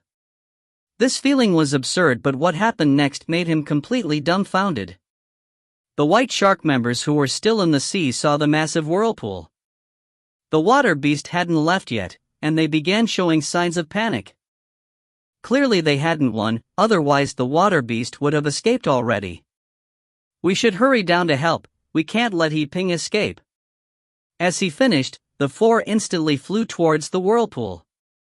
They didn't want to admit it, but the fact that He Ping didn't get saved was probably because of the two newcomers. Now, they just have to make up for it. However, just as they moved, a rumbling sound came from beneath the ocean floor. The water level started to rise, and at a very fast pace as well. If they got any closer, they may be washed away. Get away! The four sensed the danger and quickly backed off. Just as his voice landed, a massive water beast emerged from the waters, as if been kicked up by someone. Along with the splash of water scattered in the air, the beast made a terrific scream and landed back into the sea. The scene was so shocking that they became utterly speechless. The water beast didn't sink into the ocean floor, rather, it turned into a human and was carried up by another man. That man was Ling Xiao, the one they bullied, and as for the criminal He Ping, he was in the hands of XiaoMo. Seeing this, everyone was left speechless. If they still didn't get it now, they would be idiots. With only the two of them, they managed to capture He Ping and the water beast. Clearly they were much stronger. To think they said things like, "Don't hold us back," the reality was like a slap in the face for them. A few hundred meters away, another water beast was slayed by Ling and the others. However, two were injured, although luckily not by much. When they arrived, Lu Ying's gaze landed on He Ping and his comrades being carried by the two newcomers. Something flashed across his eyes and the atmosphere became eerily silent. "About that, Captain, the ship's gone." A man in military uniform broke the silence, but clearly it was gibberish. Anyone with eyes could see the ship was gone. Lu Ying nodded and said towards XiaoMo and Ling Xiao, "Good work." Since they couldn't send more people to grab boats, Lu Ying decided to leave this sea. They just needed to be careful to not be discovered, and thus they headed out. During the trip, none of the old members of White Shark opened their mouth, all of them were silent like mutes. Especially the two who said to XiaoMo and Ling Xiao to not hold them back. Zhonglong and the other basically wished to disappear. Instead, the one who kept talking became XiaoMo. Just like a careless and naive young man, as if he had never seen Earth's scenery before, he kept talking, while his companion smiled in response. In fact, no one knew that their situation should have been switched. XiaoMo, being the actual Earthling, should be less curious than Ling Xiao, but he's been away for so long that a lot of things felt far away. Not only that, the moment they arrived, they were faced with something like this. He felt as if his previous life had been for naught and a new world had opened up. Although all their ships were destroyed by the two water beasts, they also gained a lot. Other than He Ping, they also captured his comrades. Once they brought them back to the Thunderclap Academy, the head were clearly pleased. Supposedly the reward would be doubled. Hearing that, Zhonglong and the others looked at XiaoMo and Ling Xiao complicatedly. "Wait up, Captain Ling." Thunderclap Academy's vice principal came out from the school and called them out in a hurry. Lu Ying stopped and turned around in confusion. "Vice principal, is there anything else you need?" A big honest smile appeared on the vice principal's face, but his gaze swept across the members in the back, then explained, "The thing is, amongst the criminals you arrested, one of the family members of the victim is here in the academy. They learned that they were captured by you guys, so they wanted to thank you in person." Lu Ying hesitated before continuing, "Vice principal, we were simply in charge of escorting them. There was someone else who captured them." The vice principal continued smiling, "But the other criminal was caught by you guys, right?" Lu Ying instantly understood the reason and said, "Vice principal, the one who caught the criminal was actually two new members of White Shark. If the family members want to thank somebody, it should be them." "Oh? Who were they?" The vice principal raised an eyebrow, surprised. Following Lu Ying's gaze, he saw the two in the back, one tall person and a harmless-looking young man. Lu Ying didn't tell him the details, but he would find out sooner or later. Since the family wanted to thank them in person, he decided to take XiaoMo and Ling Xiao along. The two were pretty surprised, but they didn't say anything. After greeting Ling, they followed the vice principal into the Thunderclap Academy. XiaoMo was pretty curious the whole way through. It was the first time he knew that Earth had some place like this. The basics were similar to the Dao Xian Academy, a place to study, but the essence was different. Also, it was all modern architecture, making him feel very at home. If your family is really of the Yu family, then with your status, you should come to here for school. Ling Xiao's voice sounded by his ear. It had a smiling feeling to it. XiaoMo pouted in reply, but the facts are, even if my family was of the Yu family, my status wasn't enough for somewhere like this. Otherwise, he wouldn't have attended a normal school. He didn't die when he was 3, he clearly remembered going through primary, middle and high school. Everything he learned was normal everyday stuff. Ling Xiao could hear the complaint in his voice and chuckled, "Dear wife, if you were at a place like this, you wouldn't have met me. See how good I am to you, to met you, I even got myself killed. You better pay me back 'cause I sacrificed my precious life for you, but don't worry, your husband will definitely repay you," Ling Xiao said with a smile. XiaoMo suddenly felt a chill and he rubbed the goosebumps that formed on his arm. Even if he used his butthole, he could figure out what he was saying, so he quickly added, "I want something material." Ling Xiao nodded, "Yep, definitely material." Hearing his straightforward response, XiaoMo was even more confused. He didn't say anything wrong, did he? But seeing Ling Xiao's attitude, he felt as if something had gone wrong, but even he chewed his lips, he couldn't figure out what. Before he could figure it out, they had arrived. The vice principal brought them to the principal's office. Just as he knocked, a calm and experienced voice appeared, probably that of the principal. They walked in. XiaoMo took a look inside and only one thought appeared. He wasn't prepared yet. If you find any errors, ads pop up, ads redirect, broken links, non-standard content, etc., please let us know. Report chapter so we can fix it as soon as possible. Chapter 717, Younger Brother and Older Brother, Didi and Gidge. Chapter 717, Extra 4, Younger Brother and Older Brother, Didi and Gidge. Translated by Yen of Exile Rebel Scanlations.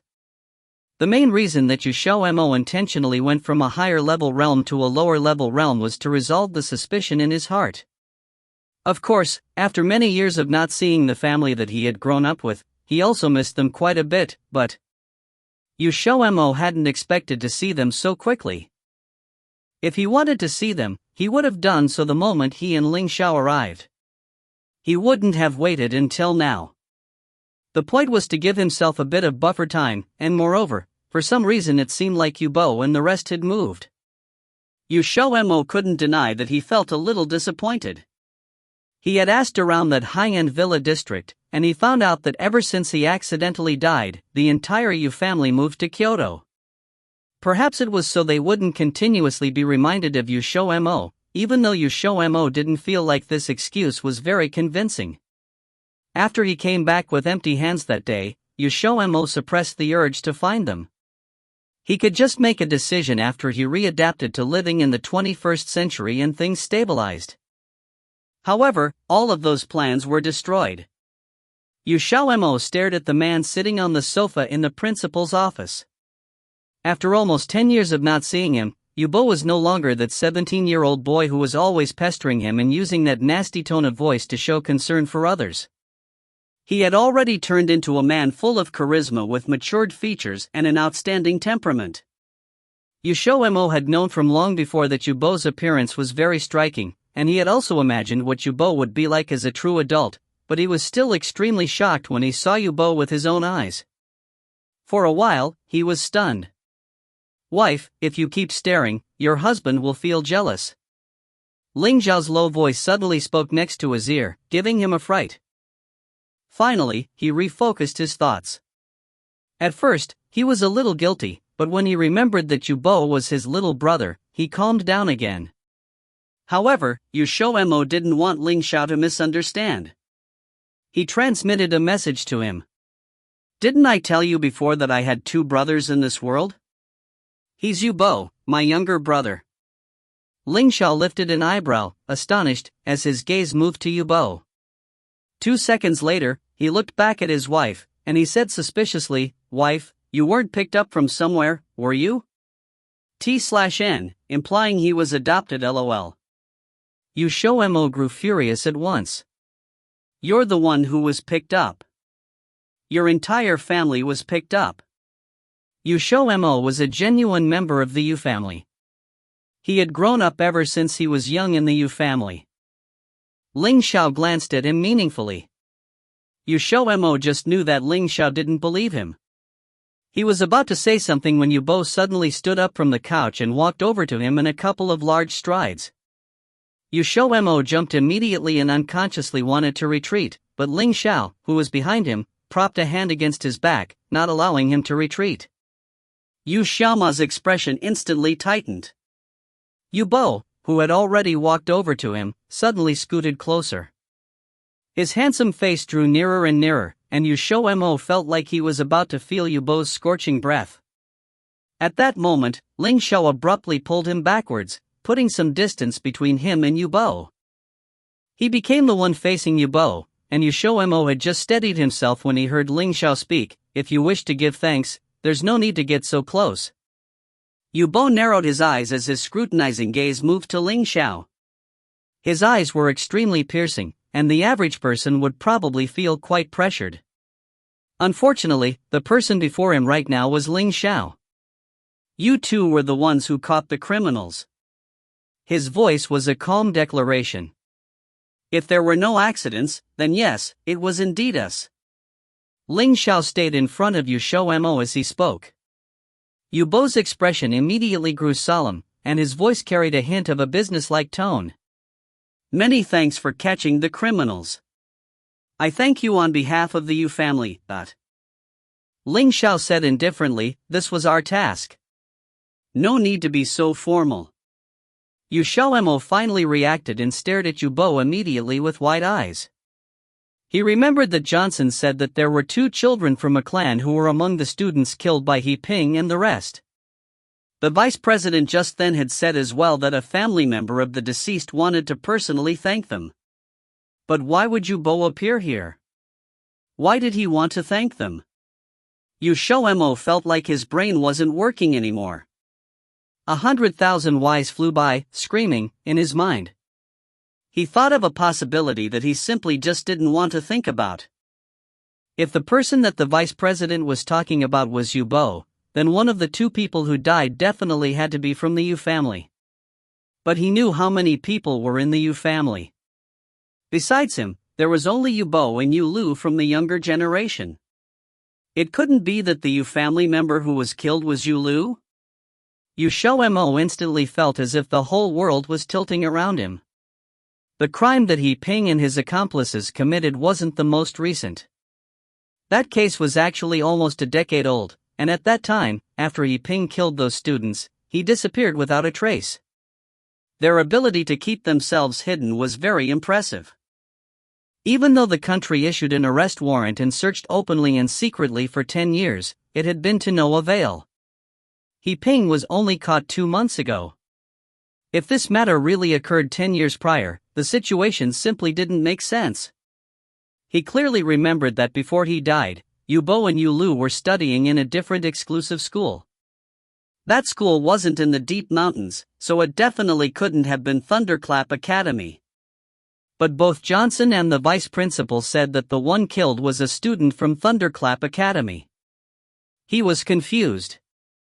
Perhaps the one who died wasn't really Yu Lu, but someone from the branch family? XiaoMo was pretty much deluding himself. Even though he was still certain that the Yu family didn't have any branch families, this was the only possibility he could think of. Even though Yu Lu and Yubo both bullied him before, XiaoMo definitely didn't want anything to happen to him. He really had no way of imagining that Yu Lu also passed away after XiaoMo accidentally died, that powerful older brother of his. This is a tiny gift of thanks from the Yu family. I hope that you will accept it. XiaoMo's soul, which was about to fly away into the sky, was tugged back by Yubo's calm words. He saw Yubo hand a jade bottle over to them, with 2 plump black magic pills inside. While he was in doubt, he saw the vice president stare at the bottle enviously and say, "The two of you are really incredibly fortunate to be able to receive the magic pills that the Yu family personally refined. In that case, goodbye." Ling Xiao accepted the bottle without hesitation and threw down that sentence bluntly before he dragged XiaoMo out of the president's office, so fast that XiaoMo didn't even have a chance to say anything before the office's door slammed shut with a bang in front of him. He nearly ate a mouthful of dust. "Why are you in such a hurry?" XiaoMo finally asked, puzzled, after they went down the stairs. He felt like Ling Xiao's attitude just then was very strange. Before, there was clearly no issues, but then he suddenly changed, as if he urgently needed to use the restroom. Ling Xiao released him and shot him a look. He said calmly, "If you want him to recognize you, then you can go back and continue to stare at him in the face. Within half an hour, I can guarantee you that he'll know you're his older brother." "What? How can he recognize me?" XiaoMo jumped. Ling Xiao snorted. "How could he not? I'm also very curious. You and him clearly share the same parents, so how come your brain structures are so different?" XiaoMo's eyes immediately turned resentful. This was definitely a personal attack. How was he supposed to know why their looks were so extreme? He also wanted to know. He had already thought about that problem for 20 or so years, but he had never found the answer. "Never mind this. Why did you think he was about to recognize me?" XiaoMo asked anxiously. If just one face-to-face meeting could allow Yubo to recognize him, then should he still go search for his family? Ling Xiao explained, very mercifully, "No matter how much a person's appearance changes, their temperament won't. Your younger brother interacted with you for so many years, so he'll feel like you're still the same as ever." When XiaoMo heard him say that, he instantly felt guilty. He thought a bit and decided that it was still best if he didn't tell Ling Xiao the truth. He felt like the only reason that Yubo would be so sensitive towards him was very likely because he was stuck to him like glue for 17 years. Their understanding of each other was extremely deep. "Are you hiding something from me?" Ling Xiao suddenly said. "Of course not." XiaoMo gave a start and hastily denied it. He had already been scared 3 times today. A few more times and his heart wouldn't be able to take it anymore. "Really?" Ling Xiao lifted an eyebrow and looked at him with obvious disbelief. XiaoMo shifted his eyes and suddenly lowered his head. "I'm only worried, that's all." Ling Xiao immediately knew what he was worried about. If Yubo appeared in the president's office, that meant that someone from the Yu family died. Yu Lu wasn't there, so he was likely the one who encountered misfortune. Ling Xiao said comfortingly, "If you want to know, when we go back you can ask Johnson for the name of the person who was murdered. When you look, you'll know." When he said that, XiaoMo remembered that there was still that alternative. If he went back to the office now and asked, it would easily raise suspicion against him. Furthermore, he didn't know if Yubo was gone or not, so it was the best if he went to find Johnson. Afterwards, the two of them left the building together. XiaoMo didn't notice, but Yubo was currently standing next to the window of the president's office, staring expressionlessly at XiaoMo's back as they left. His forehead was wrinkled tightly, his expression full of perplexity. Why would he see XiaoMo's shadow on this young man's body? 10 years later, he discovered that, sure enough, he still couldn't forget that older brother of his who had passed away before his time. If you find any errors, ads pop up, ads redirect, broken links, non-standard content, etc., please let us know. Report chapter so we can fix it as soon as possible. Chapter 718, Who was it? Chapter 718, Extra 5, Who was it? Translated by Column CD of Exiled Rebels Scanlations. Sure enough, XiaoMo went to Johnson after returning and asked him to bring out the information on the victims. Johnson was surprised. After all, their mission was over. Why would he be looking at this information at this time? However, seeing that they had just performed a meritorious deed, he quickly passed the information to XiaoMo. Although the case 10 years ago was quite sensational, the list of victims were not a secret that could not be disclosed. XiaoMo ran to Ling Xiao with the information. He did not read it immediately as he needed someone to act as a sedative and stay beside him for these kind of things. Ling Xiao was very speechless upon hearing this, but he still listened to him. The two locked themselves in the room. XiaoMo was trembling all over as he put the information on the table, spread it out and turned a page. Then he stuttered at Ling Xiao, "You, help me look at it. You coward."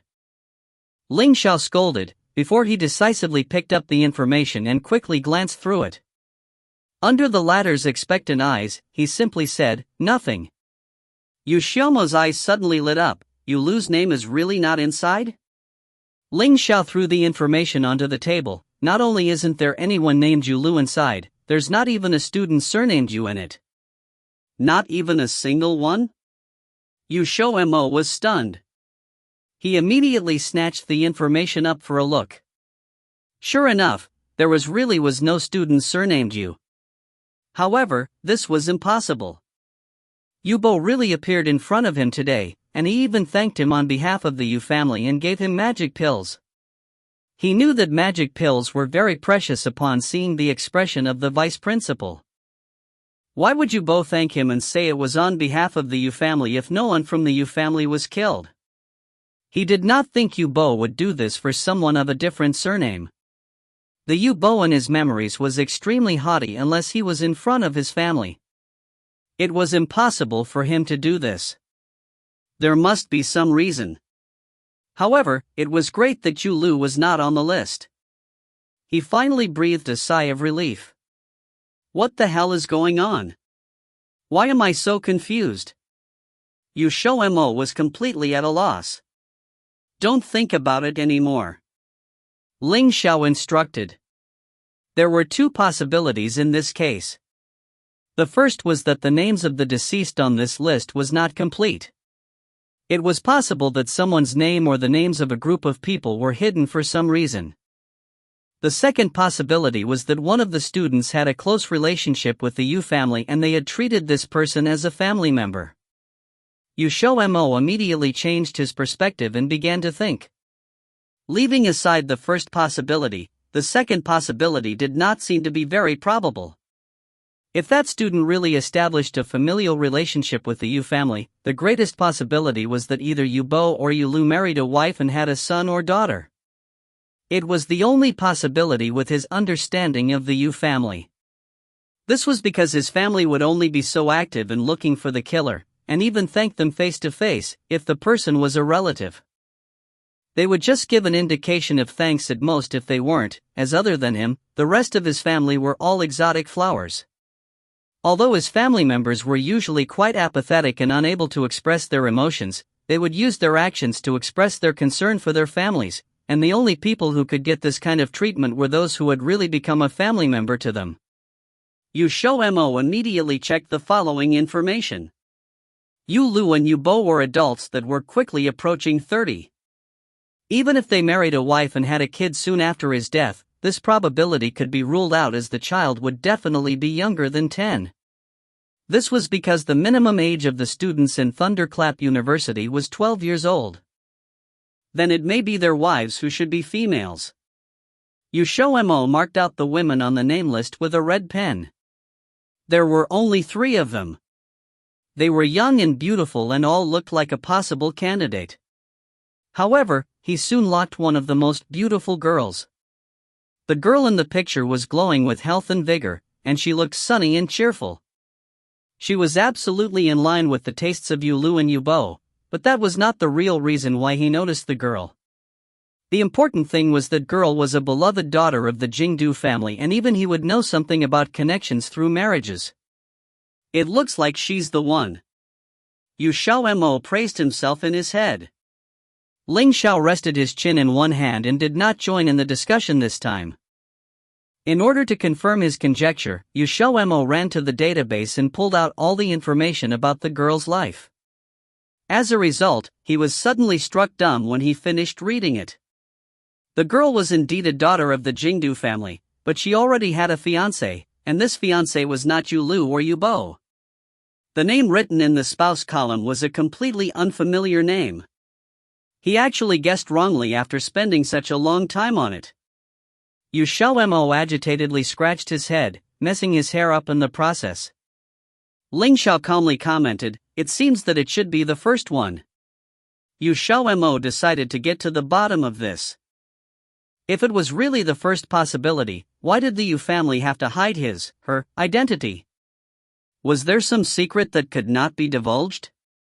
If you want to find out, you can ask Johnson. Even if he doesn't know, he must know who knows. Ling Xiao stood up and said to him, "Okay." Thus, the two went to Johnson together. Johnson was surprised by their arrival and did not expect that they were so interested in this matter. XiaoMo had asked him for information at first, and now he was asking about the members on the list who had been killed. This was the first time they showed an interest in something after joining the White Shark, and it made him a little curious. "What you mean is, you think that not all the students were on the list and there may be another one, but their name was not on the list for some reason. So you want to know who that student is that right?" Johnson calmly summarized after he heard what they had come for. XiaoMo instantly nodded. Johnson suddenly broke into laughter. "I think you may have made a mistake. As far as I know, all the students killed by He Ping are on it. Not a single one was missing. There's not another student like what you're assuming. That's impossible." XiaoMo immediately denied. Johnson was not upset by this.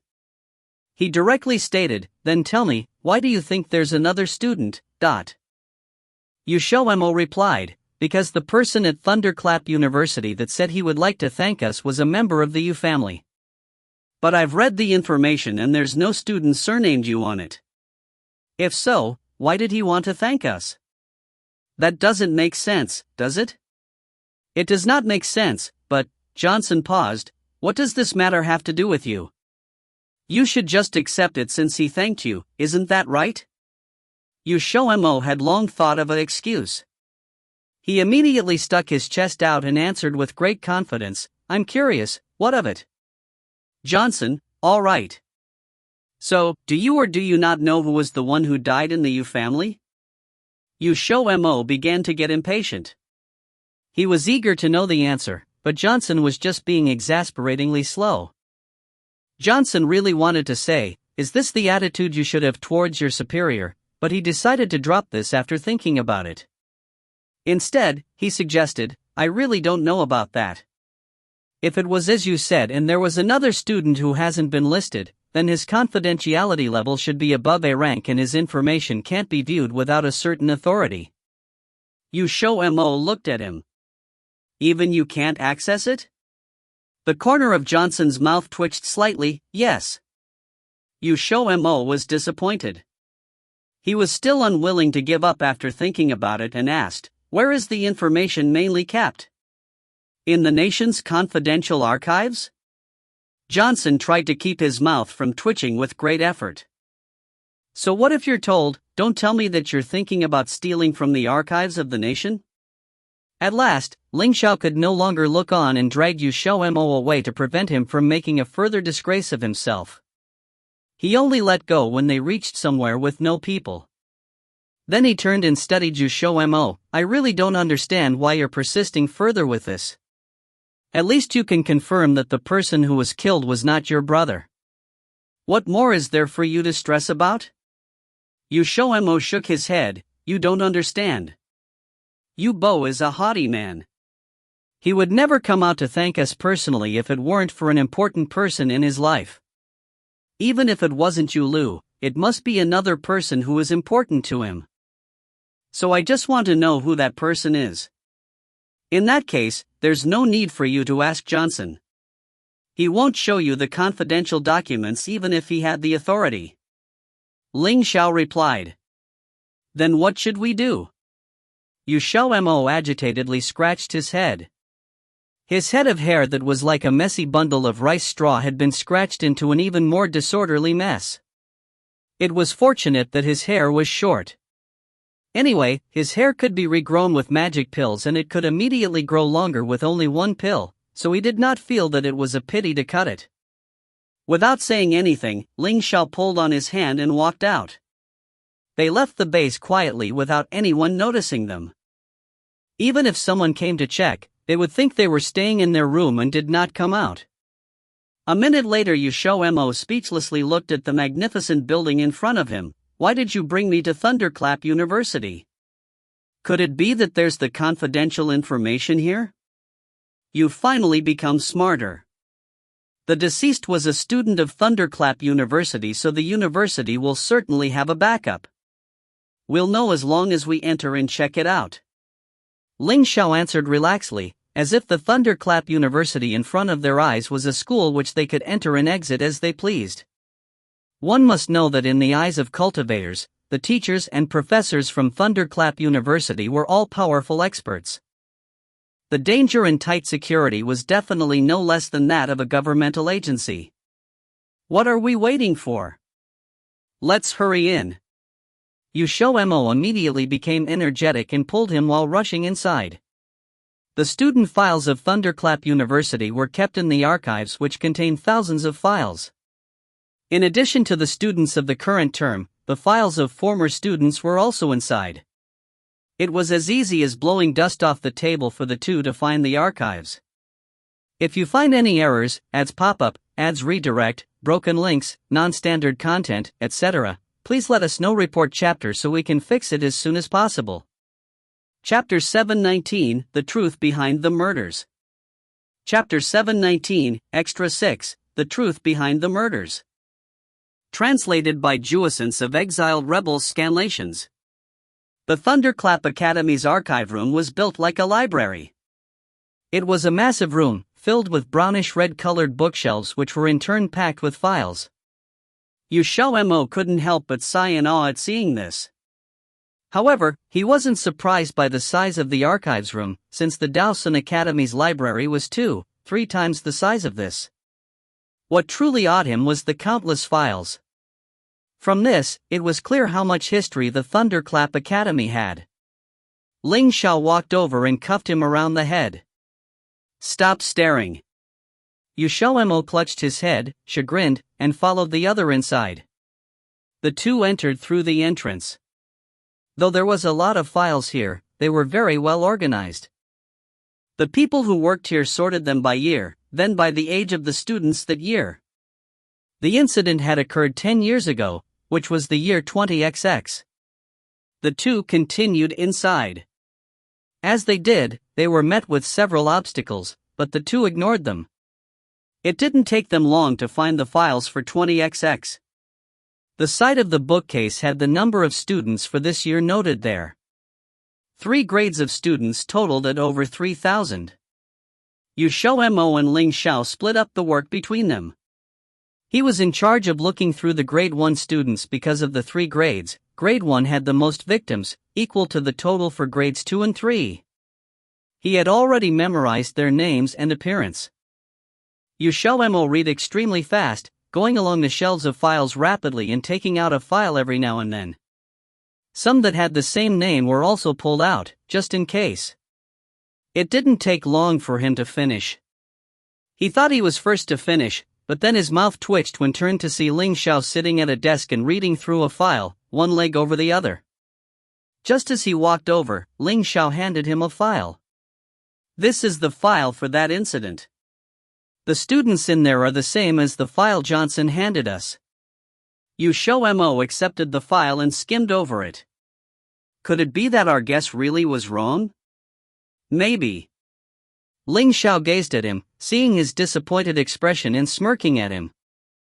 Though our guess was wrong, it doesn't necessarily mean that we came to the wrong place. XiaoMo raised his head. What do you mean? Ling Xiao supported himself on the table with his elbows, chin in his hands as he calmly analyzed. Let's say that the Thunderclap Academy and Johnson's files are both complete, then perhaps the person who has something to do with the Yu family is among these students. XiaoMo's expression turned excited. I get it now. Are you trying to say that this person might have changed their name? If they did and entered the school with a changed name, then it's natural that we wouldn't be able to find them. It's also possible that their surname isn't even you in the first place.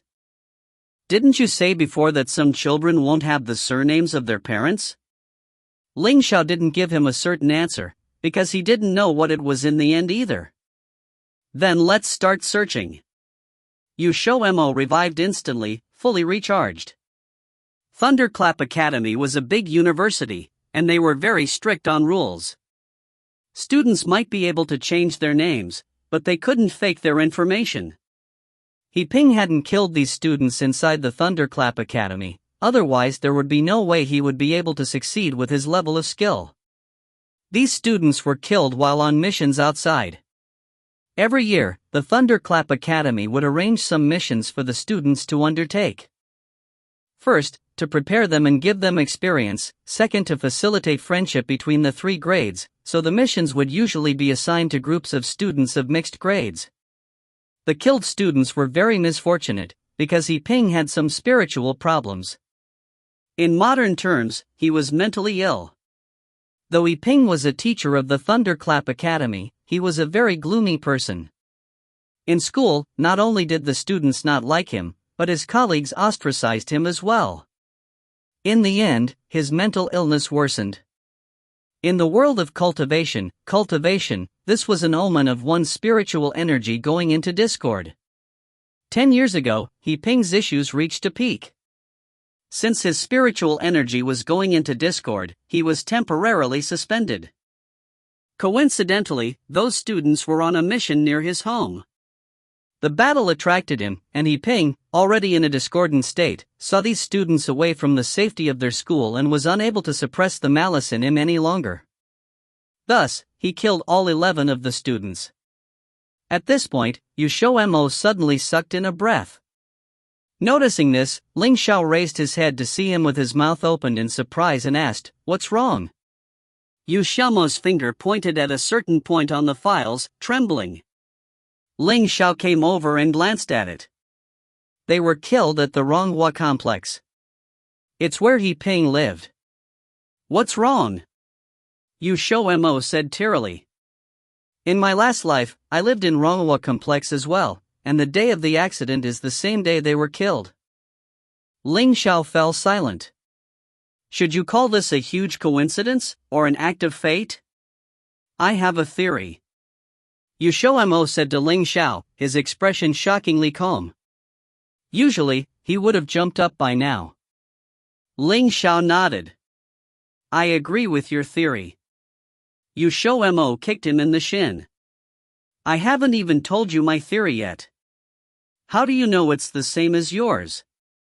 Usually you're always saying I'm stupid. You should insult me and call me an idiot at a time like this. Ling Xiao lifted his leg, looking back at the other and saying, but I've also complimented you and said you were smart as well. I have to admit that sometimes you really are quite smart, like now. I haven't even said anything and you've already gotten it, but. I'd rather you say I'm hopeless this time, XiaoMo grumbled. Ling Xiao helplessly said, fine then. From a certain point of view, you really are hopelessly stupid. XiaoMo felt melancholy. But that day I really did smell gas, and there really was an explosion. Perhaps it was just an accident. I couldn't possibly be that person. After being angry with himself for a while, he glanced at Ling Xiao. What should we do now? Suddenly finding out that he had been killed, not by an explosion caused by a gas leak, but because he was unfortunate enough to get caught up in a battle, he felt terrible. You should ask yourself what you should do next. Ling Xiao tossed the question back at him.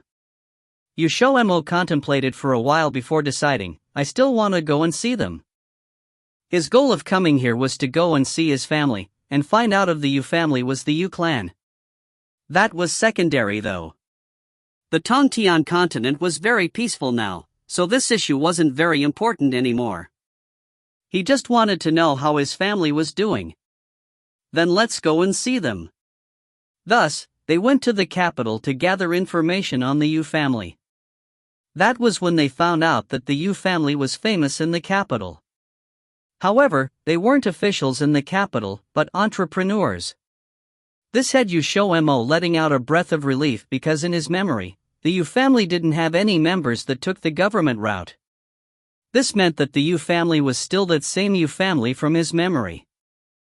Apart from concealing the fact that they were cultivators, they hadn't concealed anything else from him. However, the Yu family's position in the capital really was very high.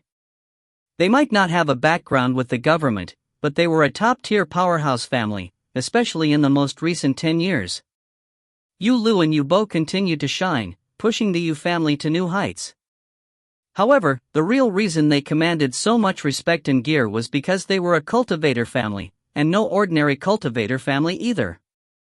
Now XiaoMo understood why the vice principal of the academy had made an envious expression when Yu Bo gifted them 2 magic pills. It wasn't without reason. Apart from having extremely powerful experts, another reason the Yu clan was so powerful in ancient times was because of their famous family mage lineage. The Yu family here had clearly inherited the Yu clan's talents as well. Though there were much fewer pill recipes passed down, it was far better than those clans with very few mages that could only refine low-level pills, and the rare mid-level pill. That vice principal was so envious of them because the Yu family was one of 2 families in the capital that could refine mid and high-level pills. The other family was the Yu family's arch-rivals, the Song family.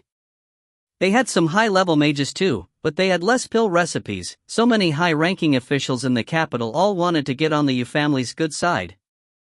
The Yu family's reputation in the cultivation world was built long ago. XiaoMo's expression was conflicted. The Yu family had only really shone in the capital after he died. Before that, they had kept a low profile. As expected, they had been keeping secrets from him. It was just that he didn't understand why Yu Bo and the others kept this from him. Could it be because he was a normal person? But that wasn't right. He was mage right now. Unless it was like Ling Xiao said, he was adopted? At this, XiaoMo's spirits plummeted. He was definitely adopted. Dear wife, even if you were adopted, Ling Xiao seemed to want to comfort him, but he didn't get to finish before XiaoMo grabbed him around the neck with one arm. Shut up, you. This is all your fault. Now even I'm starting to think that I was adopted. Lady Yu, who had managed to gain this rare upper hand, was now looking like a bullied rabbit, eyes red and tears welling up. Ling Xiao hugged his head. My dear wife, if you want to cry then cry as much as you want. XiaoMo burst into tears. This guy didn't even comfort him. If you find any errors, ads pop up, ads redirect, broken links, non-standard content, etc., please let us know. Report chapter so we can fix it as soon as possible. Chapter 720, Staying at the Yu House. Chapter 720, Extra 7, Staying at the Yu House. Translated by Crystal of Exiled Rebels Scanlations. 2 days later, the news that Thunderclap Academy's archives had been broken into spread. Although all of the files were intact and none were lost, the fact that it got broken into without anyone noticing was enough for the leaders of the academy to lose face, thus they went all out on the investigation. When Xiaosun heard of the news, a thought passed through his head, although he was quick to deny it. He admitted that those 2 was really strong, but he knew what kind of a place the Thunderclap Academy was, and it was the archives at that. Even if they were strong, they couldn't have fooled those old foxes. However, to prove that they hadn't left the base that night, Xiaosun looked into it and discovered that they never left, thus it clearly wasn't them. Then, he called the 2 over. There was a knock on the door, and he said, Enter. XiaoMo and Ling Xiao came in one after another, the first immediately asking, Leader, what did you call us here for? Xiaosun signaled them to sit down and then said, I have a mission for you too. Just us? XiaoMo asked in surprise. Xiaosun pulled out a file from his desk and handed it over. No, the mission this time is pretty broad, so there we need to split into teams and you're one of them. The information is all here, you'll know once you read it. XiaoMo flipped through and he became so excited that he almost jumped out of his chair. Ling Xiao took the files over and said with his brows raised, "You want us to protect the Yu family in Jindu?" "Correct." Xiaosan nodded. "You guys probably heard of the conflict between the Yu family and the Li family. Something happened half a year ago and the disagreement blew up, causing a life and death fight between the families. They almost went at it in Jindu, which would have destroyed it. Both the Li and Yu family were top families in the country, and most importantly, they both had high-level mages. Although the mages from the Li family weren't on par with the Yu family, they still had a lot of followers. No families in Jindu wanted either to be destroyed and in turn break the power balance of the country. During this half a year, the old families tried to mitigate the problem multiple times. Finally, both families agreed to talk, thus this meeting was crucial. No one wanted anything to happen.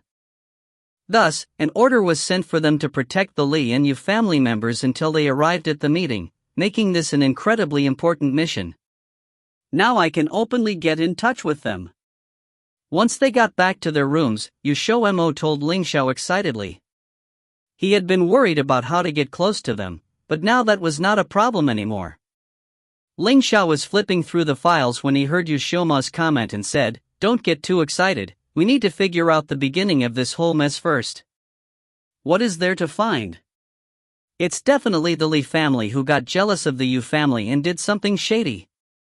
I know you Bo and you lose personality, unless someone provoked them first, they wouldn't be bothered with those kinds of people," XiaoMo said with confidence. Ling Xiao looked at him with a raised brow in surprise. "You know them quite well, huh?"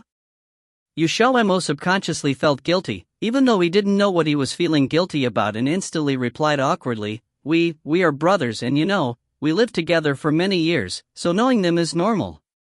But I remember you telling me that your position in the family was pretty low. From what I heard, your parents only cared for your brothers. The fact that you didn't turn against each other is rare." Ling Xiao looked at him with a critical eye. With a guilty conscience, XiaoMo rubbed his nose. He had the want but not the nerves. Both Yu Lu and Yu Bo were aggressive. Once they got angry, he couldn't say anything. The meeting time between the Yu family and the Li family was the day after tomorrow. They only needed to protect them for a day. Once they brought them to the meeting place, their job was over. Although it was just for a day, XiaoMo was still very excited. The two went to the Yu family that very afternoon. The luxury mansion of the Yu family was huge, more than doubled the place they had in City A. XiaoMo initially thought that it only looked luxurious, but instead it would be warm and comfortable, but he was wrong. XiaoMo was astonished. His mother was a passionate and romantic person. The house in City A was slowly pieced together by her, so he thought it would be the same here. "Please come in, both the Mr. and Mrs. are here today." The one who spoke was Butler Tan of the Yu family and the adult who cared for XiaoMo the most. He had been serving the Yu family for 3 generations now. He had a lot of experience and was an amiable old man. XiaoMo looked at him and started to remember the past. Once he saw this familiar face, his eyes started to become watery. He had thought that he had forgotten him, but the moment he saw Butler Tan, everything came back. Seeing that he was looking over, Butler Tan smiled at him. XiaoMo came back to his senses and gave a big grin in return. Now the butler was taken back. For a moment, he thought he had seen the second young master, but he knew that the poor young master had died in an accident 10 years ago. Remembering this, he couldn't help but feel sorrowful. Ever since the second young master's death, everyone in the Yu family became weird. Whenever he saw them, he couldn't help but want to say, "Why do those things if only for things to turn out this way?" Bringing the two inside, he told them to wait in the living room and went upstairs to call everyone. Seated on the sofa, XiaoMo started to become nervous. Holding his hand, Ling Xiao comforted him, "Don't be so nervous, you're not here to be recognized as part of the family." Just as he finished, he received a major eye roll. After a while, a pair of footsteps came from the staircase, but only of 2 people, one of them being Butler Tan. XiaoMo raised his head and saw a man with a slender figure and a young yet mature face. 10 years passed and he's still that young and handsome looking. He should have figured out something was amiss long ago. Even though their oldest child was already 20, his parents still looked as if they themselves were in their 20s. His skin was also smooth as a boiled egg. He had always credited that to good skin care, and his mom did buy a lot of makeup, but now he knew that was all just a cover. Now, without him dragging them down, they could finally let everyone in Jindu know of their true identity, either as a mage or practitioner, without hiding it. I assume you guys are members of White Shark. I'm Yurong. Hello. Father Yu sat facing them. He moved like a true gentleman. His smile was also perfect. XiaoMo became more and more depressed. This perfect attitude was only for outsiders. Only with family would he be stripped of all facades and return to the true Yurong. Now, he was also an outsider. Is something wrong? Yurong noticed that he kept looking at him with hidden bitterness. He was a bit confused. It was the first time they had seen each other, but the young man gave him a familiar feeling and his gaze was also weird. Ling Xiao replied with a smile, Mr. Yu, you can ignore him, he's still in his rebellious phase. Rebellious phase was something he learned once he came here, but he found that this word suited his wife very well.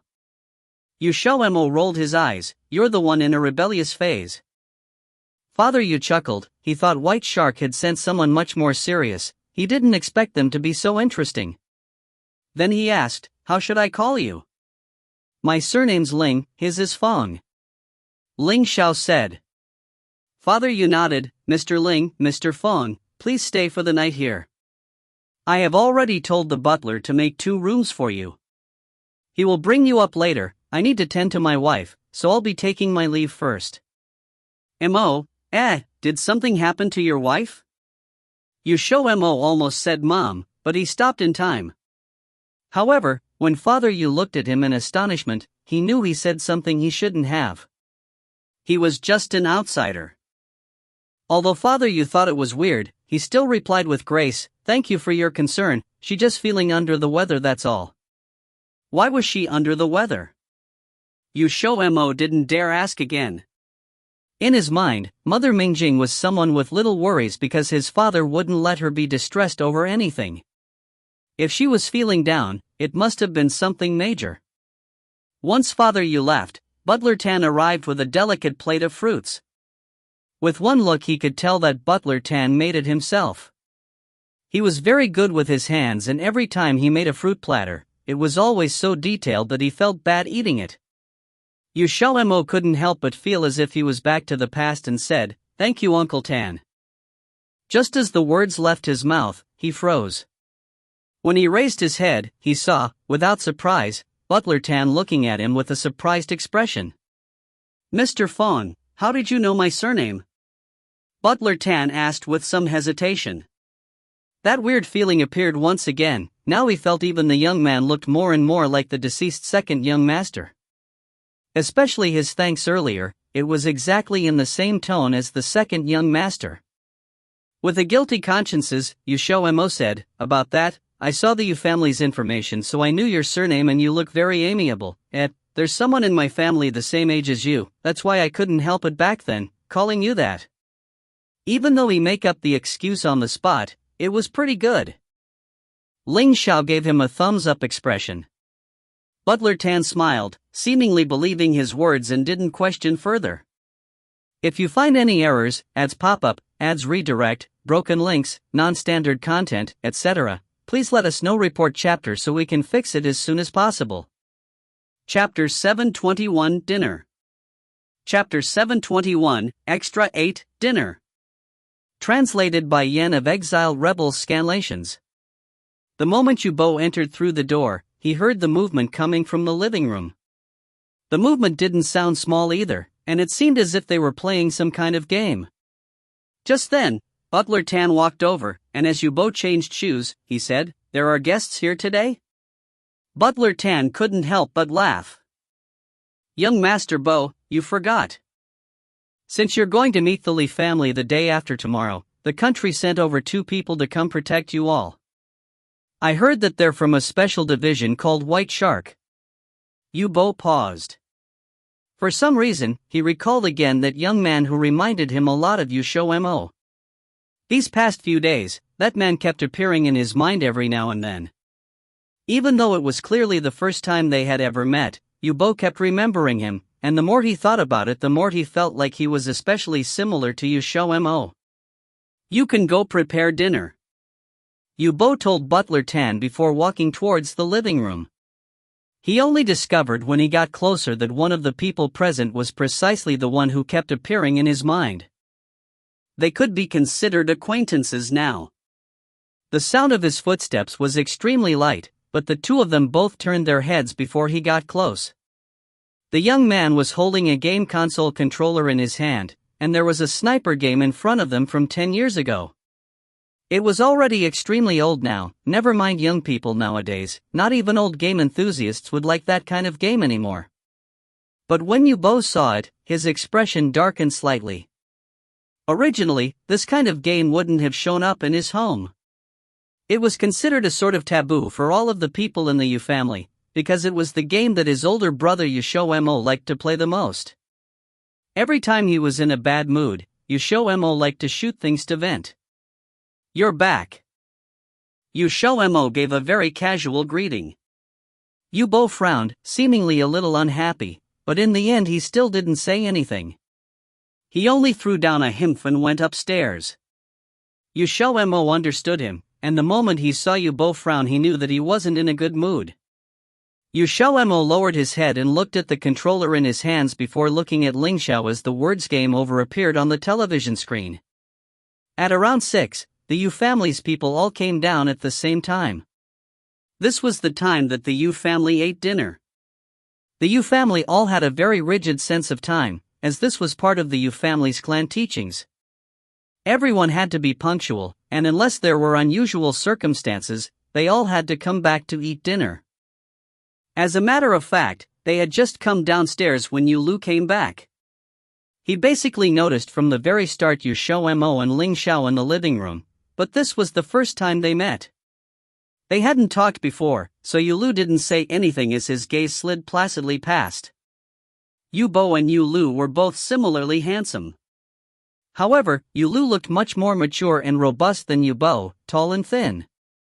If you overlooked his personality, he was simply a perfect man. Papa Yu led his precious wife down the stairs.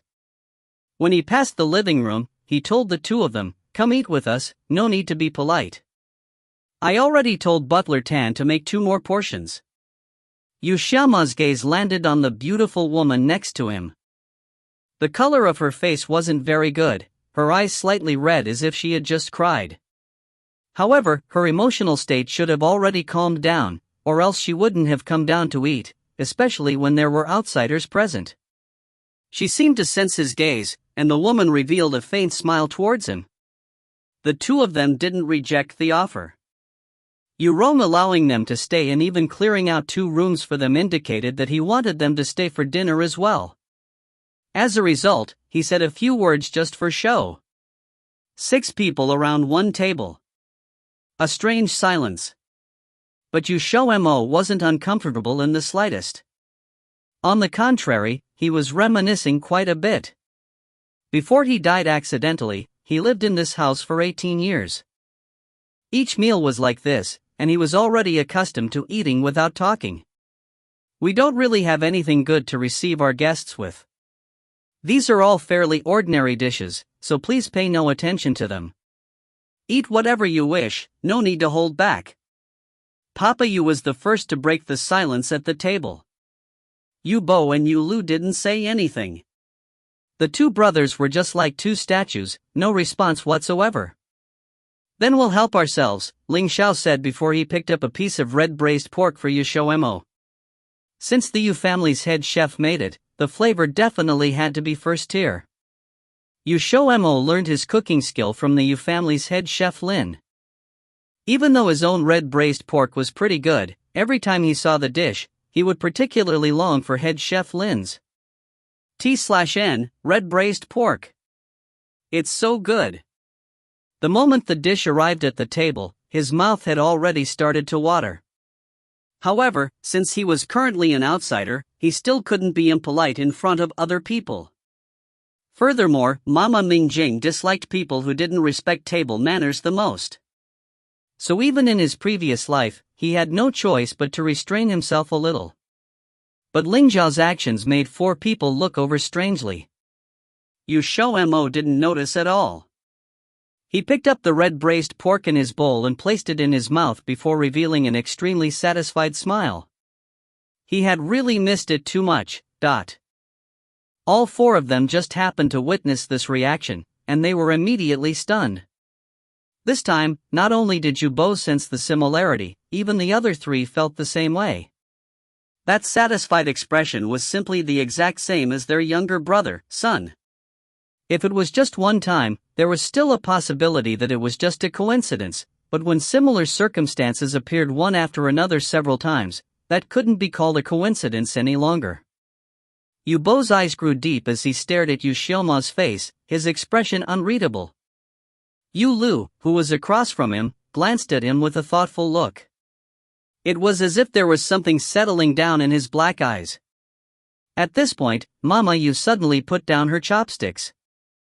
When everyone's attention focused on her, she said, "I'm sorry, my body isn't feeling very well.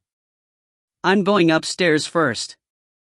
You all take care of the guests, don't neglect them." As she spoke, she stood up and left. Rong smiled apologetically at the 2 of them briefly before he instructed the 2 brothers to take care of them, and he chased after her. In the end, only 4 people were left at the table. XiaoMo was thick-skinned, and he didn't notice the change at the dining table. He just took it as Mama Yu's mood still not having recovered yet, so she abruptly left. Even though he really wanted to ask what happened, asking that rashly definitely wasn't very appropriate. He could only use food to tide himself over, so he used his eyes to hint at Ling Xiao to get a few more pieces of red braised pork for him. When Ling Xiao received the signal, the corner of his mouth curled slightly before he continued to get pieces of red braised pork for him. Nearly half of the pan of red braised pork was now in XiaoMo's stomach. Bo and Lu didn't reveal any more strange expressions. The 2 of them ate silently, heads lowered. You couldn't tell what they were thinking at all. XiaoMo ate happily and nearly forgot that he was in somebody else's house. He only chose what he liked to eat. He discovered that many of the dishes here that head chef Lin made were all what he liked to eat. What he didn't know was that, every time he ate from a dish, Bo and Lu's eyes would darken some more. Ling Xiao saw everything, and he couldn't help but reveal a faint smirk. However, he didn't warn XiaoMo. Instead, he helped him get food very enthusiastically, feeding his wife until XiaoMo's stomach was round. XiaoMo put down his chopsticks and burped without any regard for his image. After dinner, they rested for a while in the living room before they went to their rooms under the direction of Butler Tan. Papa Yu arranged 2 rooms for them. Originally, Butler Tan wanted to bring Ling Xiao to his own room, but Ling Xiao said, "I can stay in the same room as him." "Sorry for the trouble, Butler Tan." Butler Tan stared blankly for a moment. He didn't expect the young people nowadays to be so unrestrained in their sexuality. Even though he found it quite odd, he wasn't some stubborn narrow-minded old person. In any case, they were neither related nor friends, so he told a subordinate to bring the pillow, blanket, and toiletries from the other room over. XiaoMo's face was red. Even though the Yu family no longer recognized him, in his mind, they were still his family. When Ling Xiao said this in front of Uncle Tan, he was suddenly a little embarrassed. Only when Uncle Tan left it he shouted, "Ling Xiao, be a little more low-key next time. This society's acceptance rate towards same-sex couples still isn't very high." "You're lying." Ling Xiao glanced at him before pushing open the door and entering. XiaoMo clutched at his hair. He wasn't lying, this was also part of reality. He followed him in and was about to explain to him again when Ling Xiao suddenly made a silence gesture. "What's wrong? Listen closely." XiaoMo instantly perked up his ears. The entire villa was nearly silent, but a voice burst into his mind very quickly. There was no way the typical person could hear it, since the voice was still quite far from them. In addition, the other person wasn't speaking very loudly, but clearly he and Ling Xiao were not ordinary people. What made him greatly surprised was that the owners of the voices were actually Papa and Mama Yu. Mama Yu's voice was a bit choked, as if she was crying again. To the side was Papa Yu's gentle and comforting voice. XiaoMo had always been a little envious of their enduring love. Back then, he had thought about if there was a day he took a wife, he would definitely love her dearly just like his father. But ever since he and Ling Xiao got together, it seemed like he was the one being loved dearly. He was at a loss of what to do. Just as he was regretting, Mama Yu suddenly spoke. The first thing she said stupefied him. If you find any errors, ads pop-up, ads redirect, broken links, non-standard content, etc., please let us know. Report chapter so we can fix it as soon as possible. Chapter 722, Yet Another Truth. Chapter 722, Extra 9, Yet Another Truth. Translated by Column CD of Exiled Rebels Scanlation. I also didn't wish for it to happen like this. But when I see him, it's just like I'm seeing XiaoMo. I feel so sad and remorseful once I think of him. It's all my fault. I shouldn't have neglected him all the time. As a result, it caused him to die so early. Whoa, Mother Yu began to cry as she spoke. The makeup she had just put on her beautiful face was ruined by her tears. A weeping beauty, this phrase totally described such a classical beauty like her. Father Yu wrapped his arm around her shoulder and sighed. It was not that he did not feel regretful, it was just that his son could not come back no matter how much he regretted it. Mother Yu suddenly broke away from his embrace and loudly condemned him. It's all because of you. I shouldn't have listened to you at the beginning. What, doing this is the best method for our son? In the end? His life ended just when it was supposed to start. It's all your fault, give me back my son. Whoa. Yes, it's all my fault. Father Yu did not hesitate to assume this blame. His tone even seemed to carry a little proficiency, as it was not the first time this was happening. Sure enough, it was not the first time. Mother Yu used to think of her late second son every few days and then she would cry and scream. The one who suffered from her outbursts every time was Father Yu. He would find himself in serious trouble if he dared to retort. So over these years, his lesson from these experiences was admit that it was his fault no matter whether he was in the right or wrong before speaking up. However, he never expected the actions of that young man surnamed Fong to resemble their second son so strikingly and evoke his wife's sad memories. Originally, he had already coaxed her into calmness, but now it seemed that it was impossible for her outburst to end in a short time. Father Yu was a little upset. If he knew it would be like this, he wouldn't have let those two people eat at the same table with them. He should have let the housekeeper prepare another table for them. Father Yu pulled his beautiful wife into his arms again and whispered, "My dear, I really didn't want to do that too. But that was our only choice in the case of our son. Otherwise, could you bear to watch him slowly grow old and die in front of you in the future? That feeling would be extremely painful. You also don't want your son to resent you in the future, do you?" Mother Yu's tears fell again.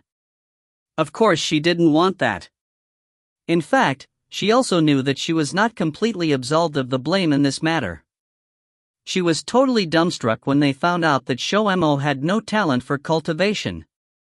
An inability to cultivate meant that he would slowly grow old one day. A human's lifespan was only 100 years, but in their eyes, 100 years was just a snap of the fingers.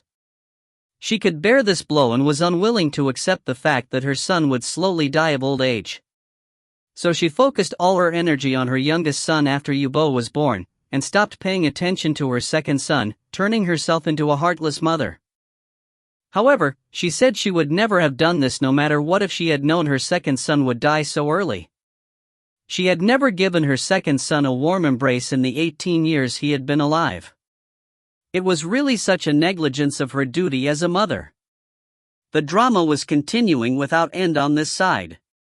On the other side, XiaoMo had a totally wooden expression. He was now only realizing that he had been living his whole life in a world his parents had spun for him on their own initiative. They never asked for his opinion about this, so he died in such a mysterious manner. They kept on saying that it was for his own good, but how would they know if it was what he wanted when they weren't him?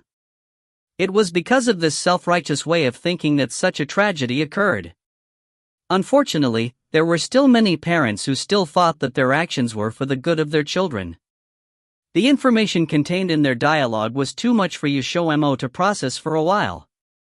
Based off their meaning, it seemed that they had arbitrarily decided on his fate because he did not have a spiritual root. However, the result of their decision was to deal with him coldly? XiaoMo could not understand it at all. If I'm not mistaken, your parents wanted to slowly use time to dull your feelings for them, so that it wouldn't be so painful when you had to part in the future. Ling Xiao analyzed. Part? XiaoMo did not really understand. Ling Xiao explained, your lifespan would only be about 100 years if you're immortal and you'd die sooner or later. Your parents and brothers would not grow old or die because of their cultivation. When you get old, how will you feel when you look at their youthful appearances? I'll probably be very sad, and maybe even harbor a grudge against them. XiaoMo replied. If his family members did not need to experience birth, death, illness, and old age, yet he was the only one who would, he would certainly think that he was abandoned by his family. So, they only had two methods. One of them was to think of a way to experience birth, death, illness, and old age together with you and let you live in peace and security till the end of your life. The other was to disappear in advance before your death. Since they dealt with you coldly, I think the latter is more likely. This way, you would not feel too sad even if they suddenly disappear in the future. XiaoMo's eyes widened with incredulity. The thought of them disappearing was too frightening to bear. He could not imagine that scene. If so, he would rather die early than live a lonely life by himself. There was no need to answer the question as for why he had no talent for cultivation. Earth was a lower-level realm, so it was normal for their methods to be so backwards. I really can't accept their way of doing this. XiaoMo seriously stated. As parents, their way of handling this was really not good enough. There are too many hidden dangers. If it were me, I would send the child away after birth and let him live an ordinary life as a mortal. I can only say that they were not smart enough. Ling Xiao shrugged his shoulders. XiaoMo looked askance at him. I know, you have a high IQ. But I think it's because you don't have children, so you are unable to understand the feeling of sending your own flesh and blood away. So you're speaking up for them now? Ling Xiao raised an eyebrow. XiaoMo, no. Ling Xiao, what do you intend to do next? Do you want to reunite with them? XiaoMo fell silent. It was a little difficult for him. He felt uncomfortable to reunite with them like this as he had not forgiven them completely. Especially so after knowing that his family had been hiding this secret from him. He had to say that his father and mother's plan was really successful. He already could not get close to his parents like a normal person. Let's just wait some more. Sleep then. Ling Xiao picked him up and walked over to the double bed. Although the arrangement was only one person to a room, the guest rooms of the Yu family were very large. XiaoMo sighed, I can't sleep now. Ling Xiao put him on bed and divested him of his clothes while saying, it doesn't matter if you can't sleep. Let's do something beneficial to your physical and mental health. I can guarantee with 100% effectiveness that you won't have anything to be worried about. XiaoMo took a deep breath. Then he caught Ling Xiao off guard as he kicked him with one foot. Furthermore, it was also directed at his vital part. XiaoMo's kick was extremely fast. He did not have the slightest mercy at all. Ling Xiao immediately raised his hand and blocked it. He laughed, murdering your husband? If you break it with your kick, your future benefits will be gone. That's all right. Even if you don't have it, it's alright as long as I have it. XiaoMo rubbed his nose, then dashed over with bared fangs and brandished claws. Ling Xiao quickly dodged and seized the opportunity to push the person onto the big bed. Then he speedily pressed him down and teased, "You want to use your cucumber? Can you get it to stand up, huh?" XiaoMo was furious. This was just doubting his pride as a man. He immediately straightened his back. "Who says I can't get it to stand up? Take a look at it yourself, it's all hard." Ling Xiao owed, and then grasped his little son in one hand and kneaded it several times. As expected, it had begun to harden, but it was still far from enough. "Wife, yours is only fit for decoration." XiaoMo sent a slap at him, but before it could fall onto Ling Xiao's face, he suddenly moaned as his limbs went limp. When he saw his little son fall into the hands of the man, he found that he had done something stupid again. What else could this be but a lamb wandering into the tiger's den? Fancy that he thought the opportunity for his counterattack had come. This night, he had his wish fulfilled and was tormented till midnight.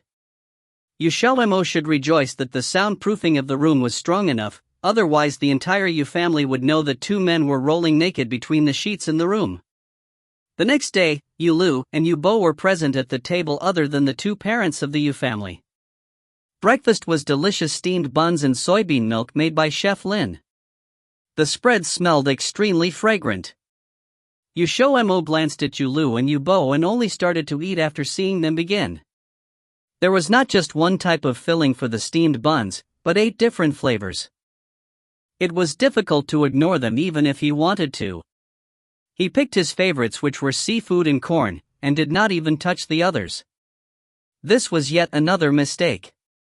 After breakfast, the two brothers prepared to head out. If you find any errors, ads pop up, ads redirect, broken links, non-standard content, etc., please let us know. Report chapter so we can fix it as soon as possible. Chapter 723, Brotherly Love. Chapter 723, Extra 10, Brotherly Love. Translated by Juessence of Exiled Rebels Scanlations. The next day, XiaoMo didn't see his two brothers until it was almost dinner time.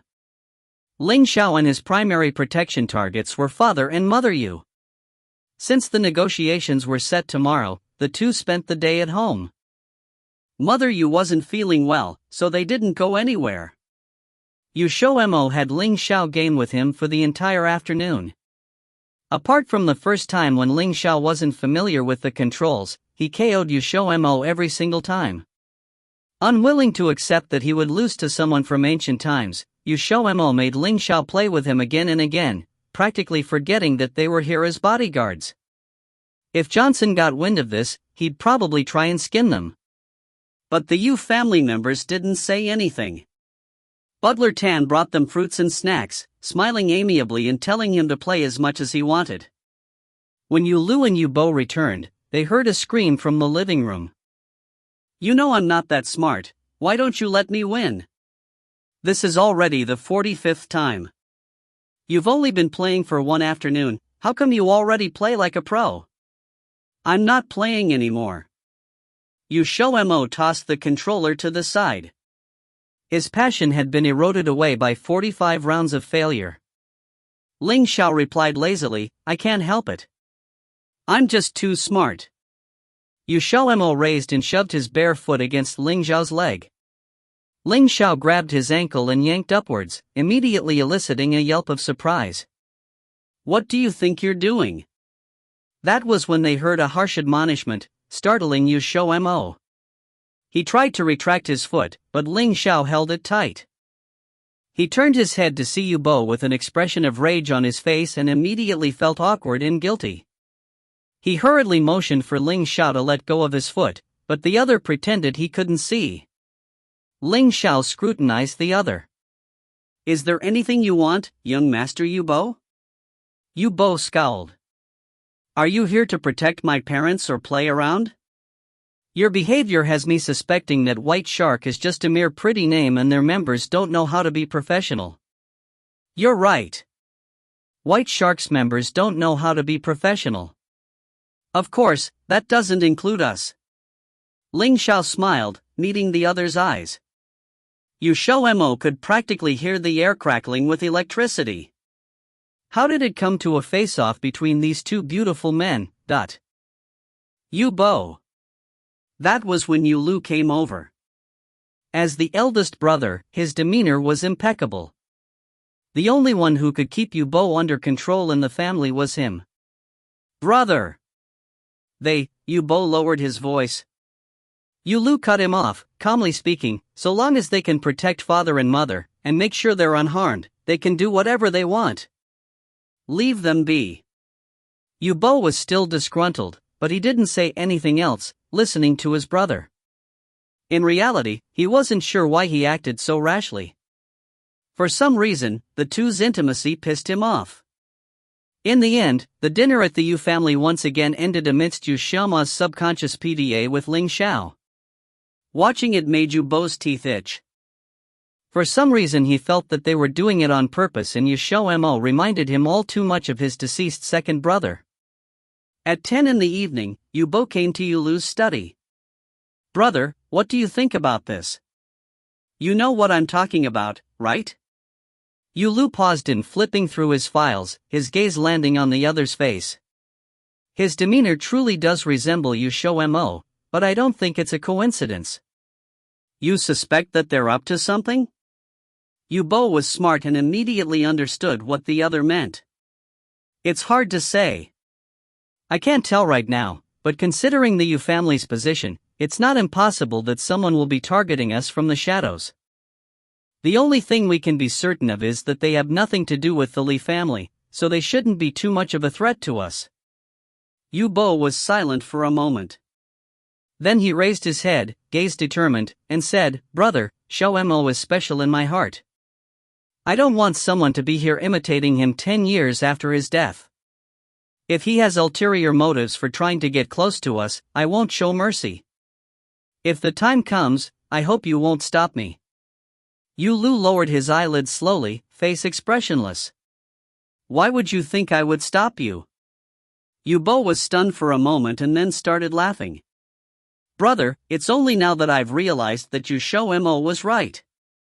You really are a Mensa asterisk, not. While the two brothers were over here discussing their feelings, XiaoMo felt like he was being buffeted by the wind. He hadn't thought that Yu Lu and Yu Bo would miss him so. He had always thought that the two of them thought of him as no more than an interesting toy, merely sad at the lost amusement. It was only now that he knew that Yu Bo was rather awkward with expressing himself. As for Yu Lu, he really was a Mensa. He often hid what he truly thought in his heart and was difficult to read. What thoughts do you have about your younger brother's confession of love? Ling Xiao asked. XiaoMo laughed dopily. This is the first time I've heard Yu Bo say I'm special to him. In the past all he ever did was bully me. I thought he disliked me. I should have known that with Yu Bo's personality, he wouldn't express his love normally. But there is one thing I don't like though. What? He always calls Yu Lu big brother, but never calls me that. Maybe because you're special to him, so he treats you differently. Really? XiaoMo looked over at him in excitement, but he cut himself off upon seeing the terrifying smile on Ling Xiao's face. He felt that he had to explain himself. About that, all I have for them is brotherly love, that's all. Don't be so anxious. I trust you. Ling Xiao stroked his face. XiaoMo secretly didn't believe him. When he was about to explain himself further, he noticed something and suddenly looked towards the softly swaying curtains. At the same time, 6 dark shadows flipped into the gardens of the mansion, their movements making it clear that they were no normal people. 2 of them alighted on the roof with a flip, rapidly heading towards Father and Mother Yu's room. They soon arrived right above the room and nodded to each other, about to jump down, when a voice came from behind them, startling them. You two sure are enthusiastic, taking a walk at this time of night. XiaoMo gazed at the two's panicked faces cheerfully. The two exchanged a look, charging without a word, sending blows with their fists and feet. However, they didn't know that their actions were futile. XiaoMo easily took care of them and prevented them from committing suicide as well. He brought them to the garden where the 4 others had already been taken care of by Ling Xiao. They hadn't had the chance to commit suicide either, all still in a state of bewilderment. They had been caught before they even had a chance to resist. The gap in their strength was clear to see, but they hadn't heard anything about there being such experts in the Yu mansion before this. Who sent you? Answer honestly or we'll just search your memories, XiaoMo immediately threatened. Perhaps this was impossible in the mortal world, but they were all cultivators. Who knows what others were capable of? The one who was clearly the leader rasped, I know you're members of White Shark sent by the government as bodyguards, but instead of working for the country, why don't you just join us? Pills, skill scrolls, cultivation methods, we can give you anything you want, so long as you work for us, you'll be well compensated. XiaoMo flicked his forehead and the leader went flying back with a scream, slamming into the wall. It created a huge noise, but the mansion remained silent, as if no one had heard. He said, I want you to answer my question. Cut the crap. We won't tell you. Kill us if you dare. One of the black-cloaked men said before biting his tongue. The 5 of them collapsed. Even if they weren't dead, they wouldn't be able to talk with their tongues bitten off. Ling Xiao walked forth, mouth twitching into a slight smile. Personally, I prefer to get memories from corpses. The living are too troublesome. They keep screaming. The leader's eyes widened, his last impression being that of the man's devil-like face. The 6 corpses disappeared and the Yu family was silent once more, as if no one had ever trespassed. No one noticed anything wrong. The second day the 4 members of the Yu family got up early. Today was the day of the negotiations. That morning, XiaoMo smiled dopily at Yu Lu and Yu Bo, causing the 2 to scowl. He didn't know, but after he found out the 2's feelings for him, a strange feeling rose in his heart at the sight of the 2. However, this feeling disappeared when Ling Xiao cuffed him around the head. Idiot, it's time to go. Tian Mensa refers to a person who's composed, stoic, cold and cruel, or stuffy and boring on the outside, but actually passionate, warm, or, depending on context, a pervert on the inside. They generally don't express their emotions, or the fact that they have emotions at all, but surprise people with their actions, and sometimes words, that belly their care, warmth, and passion. Usually called kaderi in Japanese. If you find any errors, ads pop up, ads redirect, broken links, non-standard content, etc., please let us know. Report chapter so we can fix it as soon as possible. Chapter 724 Exposed. Chapter 724 Extra 11 Exposed. Translated by Crystal of Exiled Rebels Scanlations. The negotiation between the Yu and Li families was conducted at the Thunderclap University. The Thunderclap Academy was heavily guarded with many experts, and due to it being vacation period, no students were at the academy. Thus there was no worries of someone intruding by accident, making it the perfect place for the negotiation. XiaoMo and Ling Xiao rode in the same car as the Yu family members to their destination. During this period, they were assaulted 3 times, and only when they were close to the academy did the attackers stop. Just as the car arrived, they met with the Li family representatives by the gates of the academy. Before they spoke, the other's mocking tone arrived, God's really blind, to think multiple assassination attempts skill couldn't kill some people. Truly, bastards live for 1,000 years. The way he said it, it was easy to misinterpret it as they were the ones who attacked the Yu family. However, it didn't matter to the Li family. Ever since they completely turned against each other, they had fought in the dark countless time. Assassination attempts were just the basics, so even if they explained, the Yu family might not believe them. Of course, that wasn't saying it wasn't them who sent those people over. Seeing that the Yu family looked over, the one who spoke raised his chin up with a complacent expression. XiaoMo took a look at him with surprise. The one who spoke was a young man, with decent looks, but compared to XiaoMo and Yu Lu, his sparkle seemed very dim. It was just sad. He clearly had been used as comparison to the Yu brothers often as he looked at them with so much hatred, as if he would eat them whole.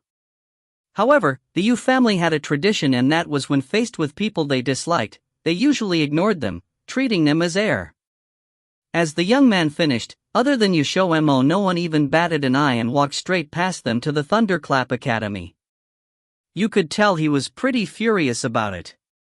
The other Li family members' expression also darkened. Just by this, clearly there was no chance of reconciliation. XiaoMo didn't understand what those dying to reconcile the two families were thinking. Couldn't they tell that the Li family were just a bunch of dumbasses? Dad, the Yu family's so mean.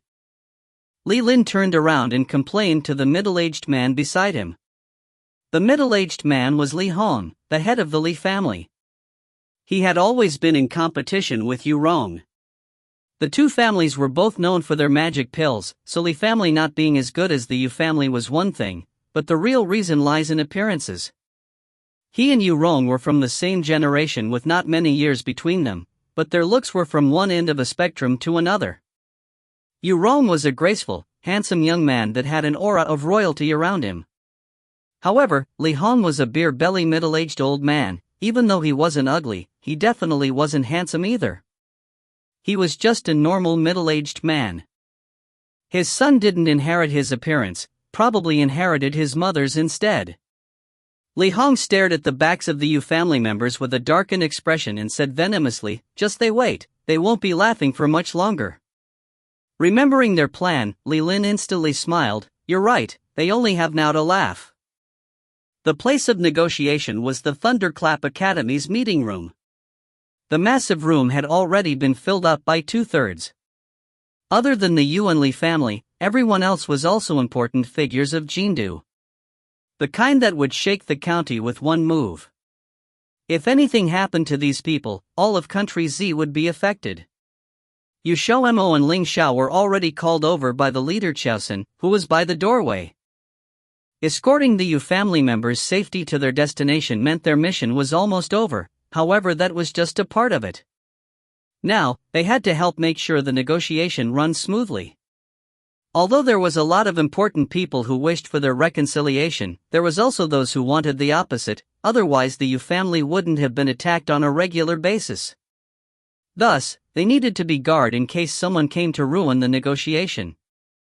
Even though, from XiaoMo's perspective, even without a third party, the two families wouldn't reconcile, but he still followed his orders. Was there anything abnormal during the 2 days you guys had been guarding the Yu family? Xiaosun asked.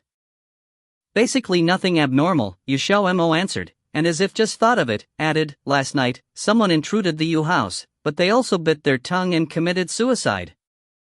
Xiaosun had wanted to ask if they got anything out of them, but his latter sentence stopped him. Instead he said, "Those people may not stop there, you guys should pay extra attention.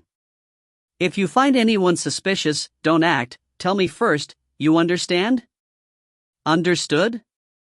XiaoMo nodded with a chuckle. Xiaosun frowned at his casual attitude, but didn't say anything more. The fact that they could safely transport the Yu family to the Thunderclap Academy was enough proof of their strength. As long as they did what they were told, he didn't care about anything else. XiaoMo stood outside the meeting room and looked onto the tense atmosphere inside with glee.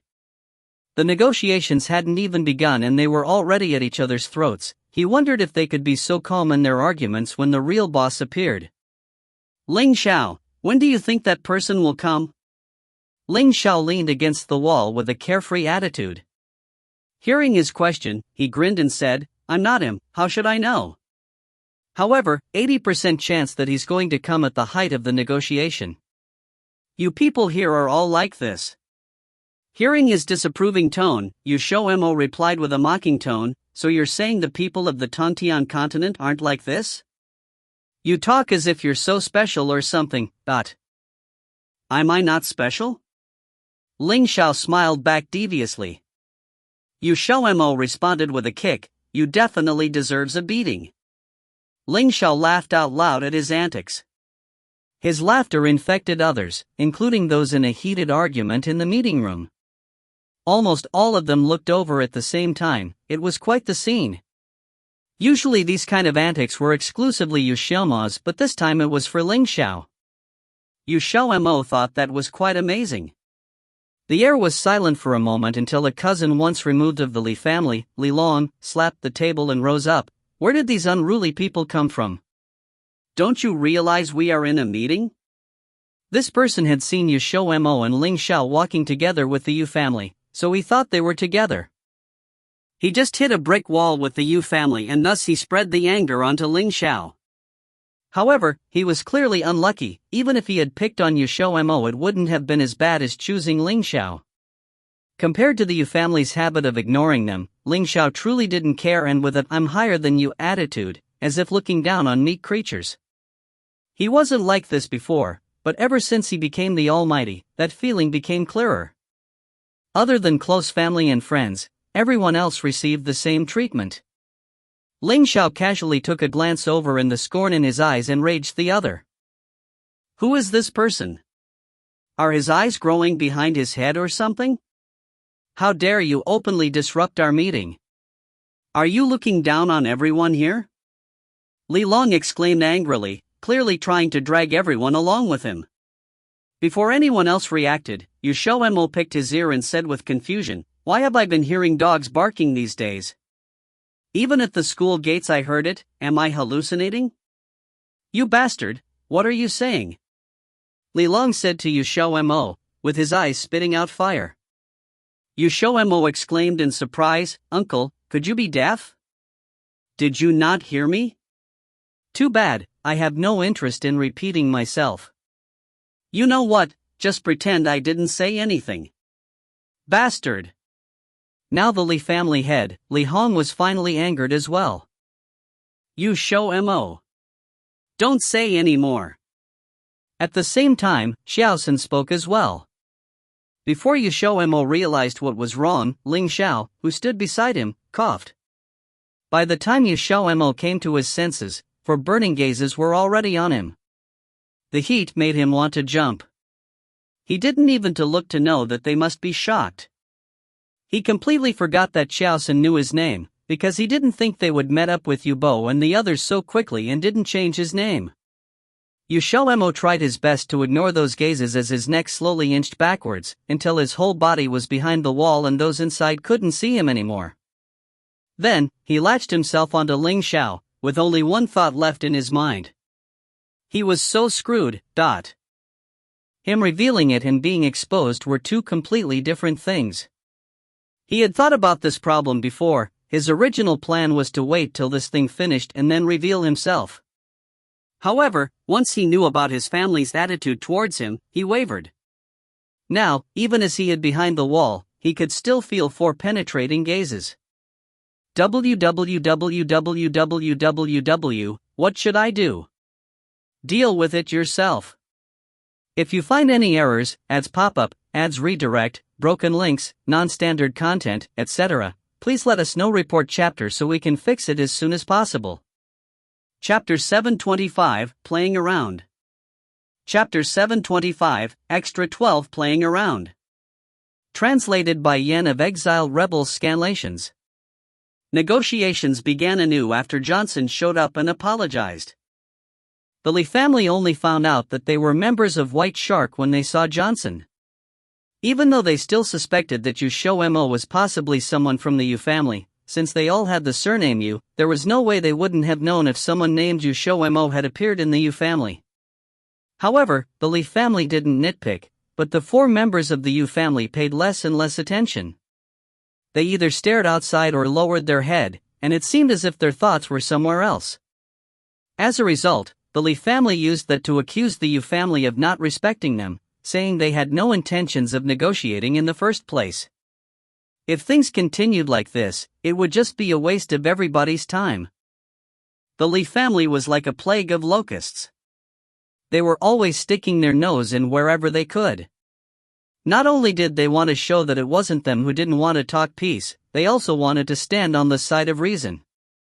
Their saliva sprayed as they spoke passionately, making it seem as if they were giving some speech.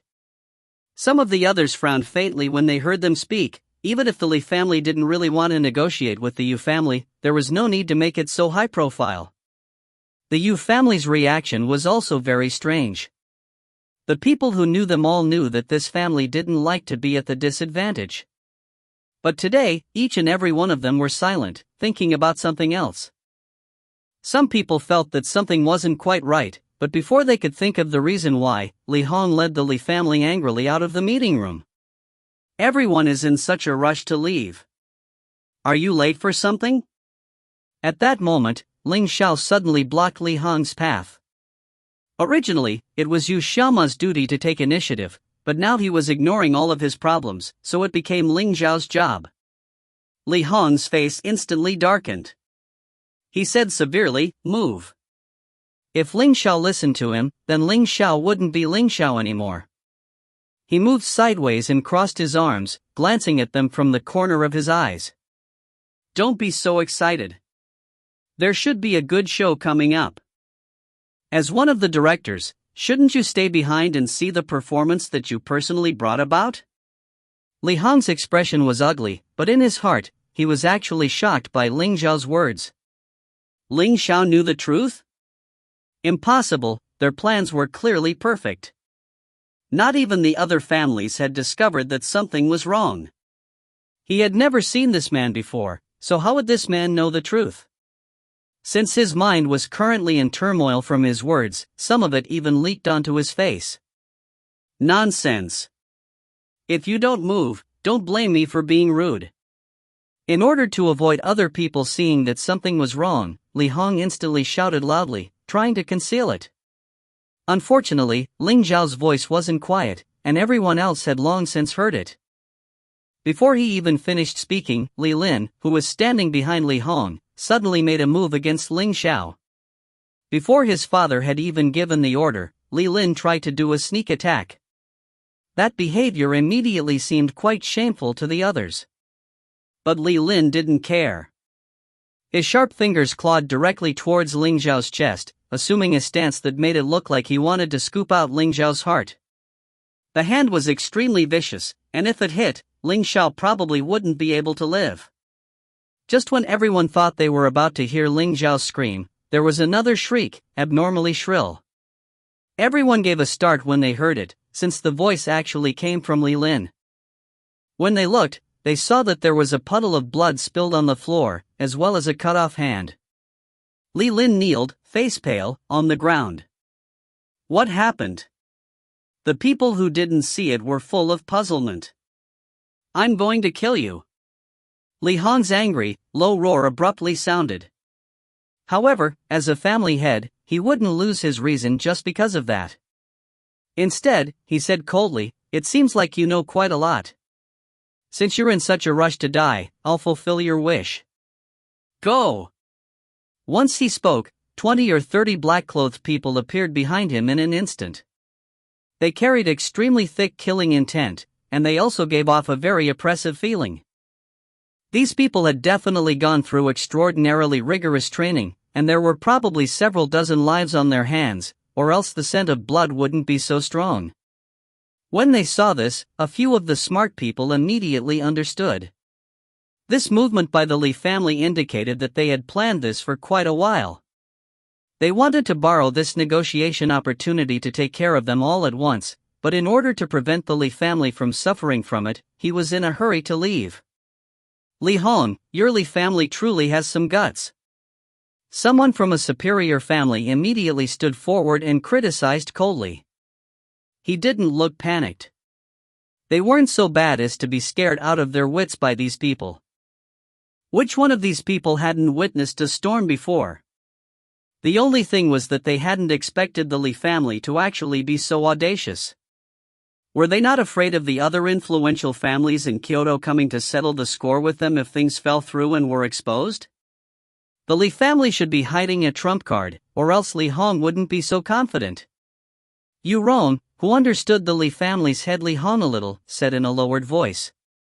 After he spoke, his gaze moved back to XiaoMo, his black and gloomy eyes unreadable.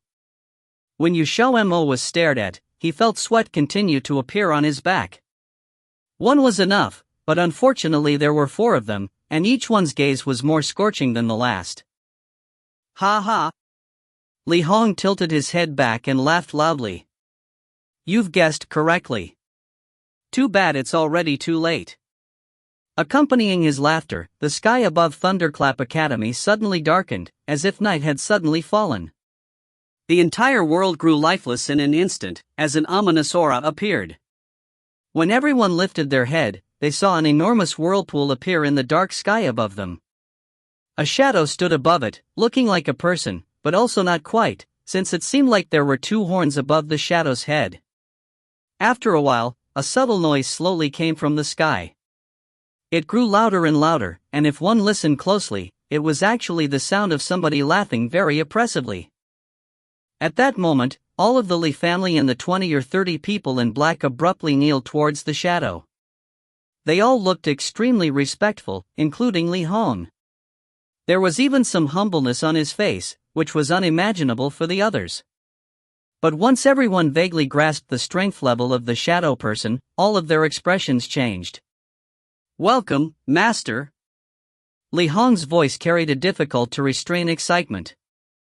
In the sky, the shadow gradually revealed its true appearance. Standing far above in the sky, his body was extremely tall, probably over 2 meters. He did indeed have 2 horns on his head, as well as a tail. He looked like a lichen. Clearly, he was a demon beast, and furthermore, it was very likely that he was a demon beast who had failed in transformation, since usually demon beasts who changed shape would directly just change into human shape. They definitely wouldn't become half beast half man. Welcome, Master. The others also started to kowtow to him with a hard-to-conceal excitement. Ha! Just at this critical moment, an untimely laugh reached the lichen's ears. The glowing green eyes immediately locked onto the person who was laughing, sharp like a knife. His gaze held an infinite amount of coldness and killing intent. His voice suddenly resounded through the sky. Human, you're looking for death. The person who laughed was Ling Xiao. Before he restrained the smile on his lips, he heard the lichen's words. Ling Xiao said cheerfully, there are 2 things wrong with that sentence. First, I'm not human. Second, I'm not looking for death, I'm just looking to have some fun. The lichen's face abruptly darkened. Be a little more low-key. Yubo and the rest saw XiaoMo rush over instantly and scoot close to Ling Xiao's side as he spoke carefully. This time, their roles were exchanged, and now he was the one warning Ling Xiao. Right now, he was afraid of acting too prominently, or else it wouldn't be very easy to explain when the time came. Ling Xiao looked at him sympathetically. Wife, just give up. You XiaoMo. Pa. Who told you to be sympathetic? If he really wanted to sympathize, then he shouldn't have said something to shove him in the limelight. When Li Hong saw that they were already controlling the situation, he jumped up once more and added fuel to the fire. Master, please teach this person a lesson. He's truly too arrogant. He actually made a move against my son, and even cut off one of his hands. This cannot be forgiven. I hope Master will bring justice for your subordinate. Li Hong, you've really regressed the longer you're alive. As a human, you consider this kind of non-human, non-monster thing as your master. Indeed shameful for us human practitioners. Yu Rong spoke calmly and resolutely. When Li Hong heard, his face first went ashen and then pale. He smiled grimly. Whoever is strong will be the leader. My Li family follows the strong, since we adapt to the circumstances. But you all, since you dare to resist Master, sooner or later you will die. Yu XiaoMo opened his eyes wide with shock. This was also the first time he had ever encountered this situation. It was true to consider the strong as superior, but the difference between various races was a horizontal ravine that wouldn't be crossed. If it was truly as simple as Li Hong was saying, the difference between the races in Tongtian continent wouldn't be so obvious. The other was clearly being blinded by power. What a poor fellow. Yu XiaoMo held up a handful of sympathetic tears for him. Good luck in the future, cannon fodder. The Leakin looked down on everybody. I'll give you all two choices. First, vow allegiance to me, or second, die. XiaoMo raised his hand. Is there a fourth choice? The Leakin lifted an eyebrow. Why is it not the third choice? XiaoMo broke into a grin. Because I like the number 4. *T/N, I'm guessing he's referring to how 4 in Chinese sounds like death. The Leakin's gaze focused in on him, as it revealed a bit of ruthlessness. You dare to play with me? Congratulations, you've answered correctly. But there's no prize. Ling Xiao took over what XiaoMo was saying, smiling even more sinisterly than XiaoMo. If you find any errors, ads pop-up, ads redirect, broken links, non-standard content, etc., please let us know. Report chapter so we can fix it as soon as possible. Chapter 726, Getting Rid of a Cannon Fodder in 1 Second. Chapter 726, Extra 13, Getting Rid of a Cannon Fodder in 1 Second. Translated by Column CD of Exiled Rebels Scanlations. The atmosphere was so stifling that they could hardly breathe when Ling Xiao had finished speaking. Everyone could see that the Leakin was getting angrier and angrier, but not a single person stepped forward, including the captain of the two-man team, Johnson. They were not ignorant and were vaguely aware of the strength of the Leakin. However, some people were also very worried about XiaoMo. Bo and Lu stared at XiaoMo's back. They already had an answer in their hearts even without needing confirmation. The XiaoMo in front of them must be the one they were thinking of. XiaoMo, you idiot. Bo, whose temper was fiercer, suddenly disrupted the weird and silent atmosphere around them as he bellowed at XiaoMo. Flames of anger shot from his eyes as he fixed a withering glare on XiaoMo, who had hunched his head. When he saw XiaoMo's actions that resulted from being frightened by his words, Bo's anger raged higher in his heart. Lu, who had a sedate personality, did not bellow like Bo. Instead, he stared at XiaoMo with serene eyes that were like a deep black pond, without saying a word. Contrary to expectations, this made XiaoMo's hair stand on end even more than Bo. XiaoMo rubbed the goosebumps that appeared on his arm. Sure enough, they had guessed it, but he did not have the courage to turn around. In any case, he did not think it was suitable to talk about family matters now. Just then, a soft voice that was choking with emotion suddenly reached his ears. XiaoMo? XiaoMo once again experienced an earth-shaking feeling. This was Mother Yu's voice. It was the first time he had heard Mother Yu call his name with a tone that was brimming with emotions. This was what he had always been hoping for in his past life. It was unfortunate that he did not even receive it even when he died. Instead, he only heard it after he took on the identity of another person. He did not want to experience that feeling of misery again. Behind him, Mother Yu saw his refusal to look back no matter what, in her face, which was dampened with tears, revealed a hint of grief. She looked extremely frail and Father Yu could only hug her. A red glint flashed through his eyes when the Leakin in the sky saw this scene. He abruptly gave a quick signal to Li Hong.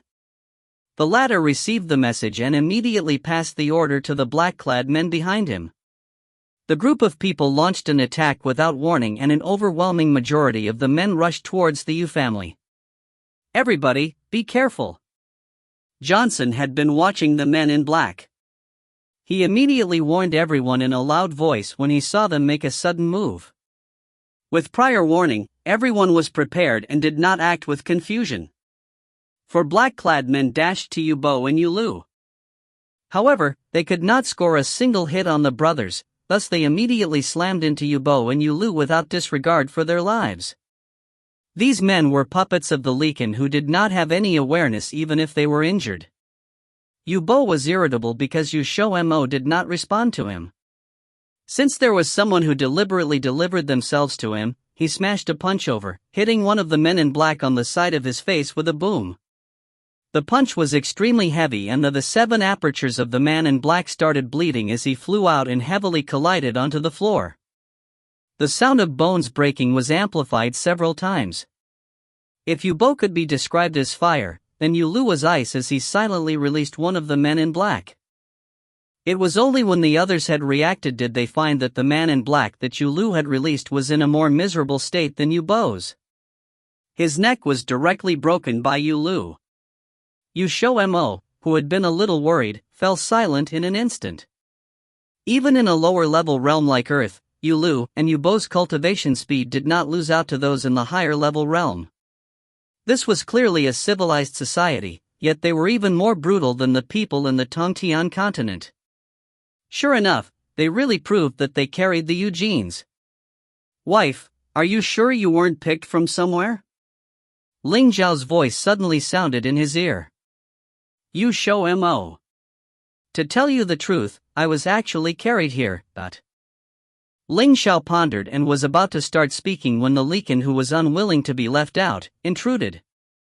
A black fist smashed towards their heads as the Likan's voice sounded. It was bigger than Yubo's punch, instantly creating a deep pit of about 3 to 4 meters in the ground. Yubo nearly hissed seeing this scene. Out of the corner of his eye, he suddenly caught a glimpse of that figure he cared about under a pillar. However, he did not know when that figure had instantly moved under the pillar. His back was facing Yubo and he seemed to be arguing with Ling Xiao about something. It was as if they were in a different world. Yubo suddenly felt like he was worrying for nothing. "Yubo, concentrate." Yulu suddenly appeared behind Yubo and helped him block the attack of the man in black before turning back. "He now doesn't need us to worry for him any longer." The fretfulness on Yubo's face stilled. They were not dumb. Naturally, they could see that those two were certain of their chances of winning when they provoked that Likan. But this was XiaoMo, the XiaoMo they had protected for 18 years. In his heart, he was forever the dumb elder brother who needed to be protected. Yet, someone was telling him now that his dumb older brother had become stronger than him. He really felt that it was a little hard to accept. "Yubo, you must come to terms with reality.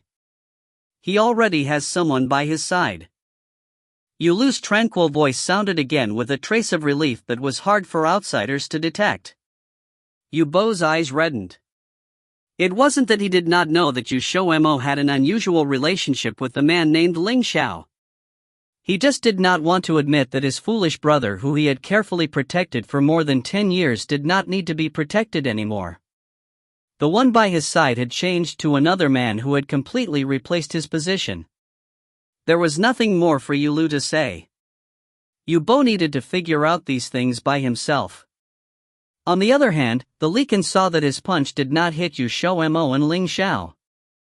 However, he was under the impression that they were afraid upon seeing that they did not counterattack, and promptly pursued them relentlessly while sending punches at them. The orderly Thunderclap University was riddled with 1,000 gaping holes. Yet, his goal was still leisurely wandering outside the range of his fists.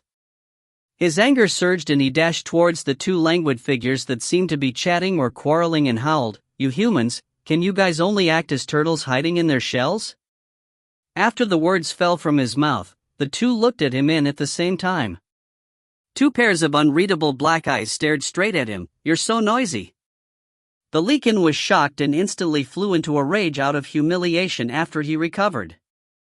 He had actually been eyed as if he was retreating from fear by two inferior human beings. This must definitely have been an illusion. In order to prove that he was not afraid of them, he howled at the sky. A powerful aura burst out and swept through the Thunderclap University in an instant. Everyone who had been fiercely fighting retreated in terror. Although they knew that the Likan should be very strong, they still held a trace of hope in their heart that it would not be so. It was only at this moment that they truly believed that the Likan had come prepared.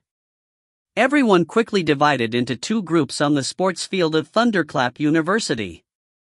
Li Hong led the Li family and the black-clad men back to the Likan's side. Pride shone on his face. He was even more deeply convinced that he had made the right choice. "I'll say it for the last time. Submit to me or die." The Likan looked down at them and gave his final warning. A trifling Leakin wants to climb over our heads? What wishful thinking! The vice principal of Thunderclap University rudely sneered. He looked more like a stern principal at this moment. His words could represent almost everyone's stand. Master, why not kill them and let them witness your means since they are so arrogant? Li Hong stated ruthlessly. He did not want the Leakin to let these people off. There were no lack of his enemies, such as the Yu family, but he did not want them to share in his spoils even if they were not enemies. They would become the ones who has rendered the most outstanding services once the Leakin conquered this realm, and the Li family would become the largest and most powerful family on earth.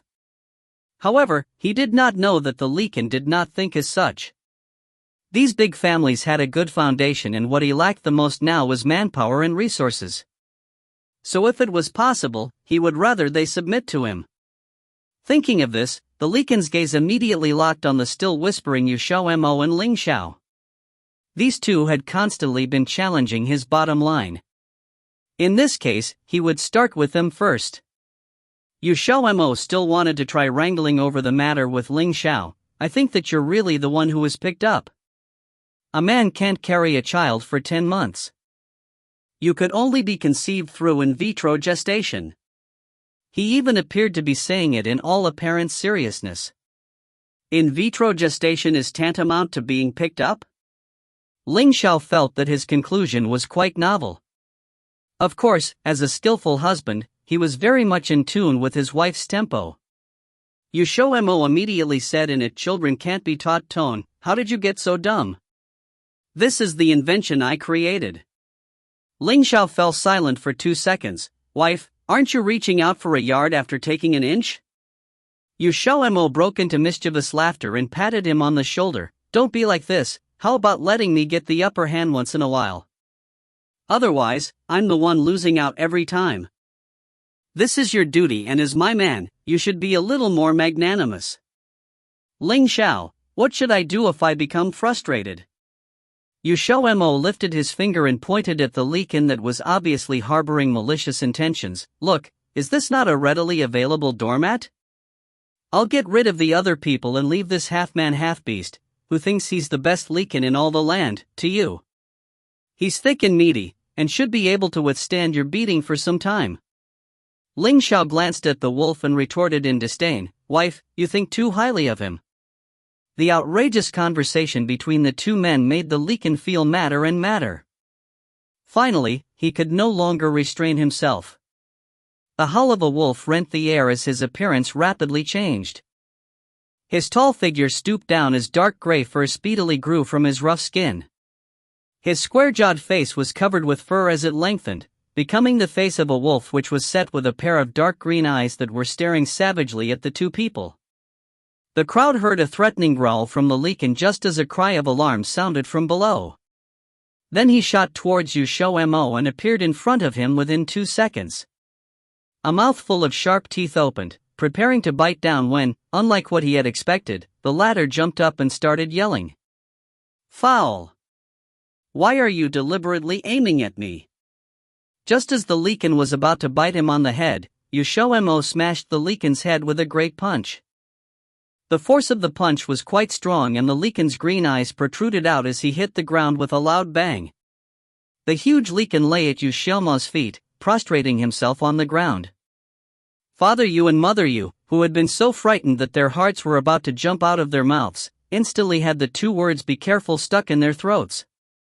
They were at a loss for words as they watched their second son perform a play called getting rid of a cannon fodder in 1 second. The Leakin that made them feel as though they had been confronted by a formidable enemy was dealt with just like that. It was so fast that they felt what was happening in front of them might just be an illusion.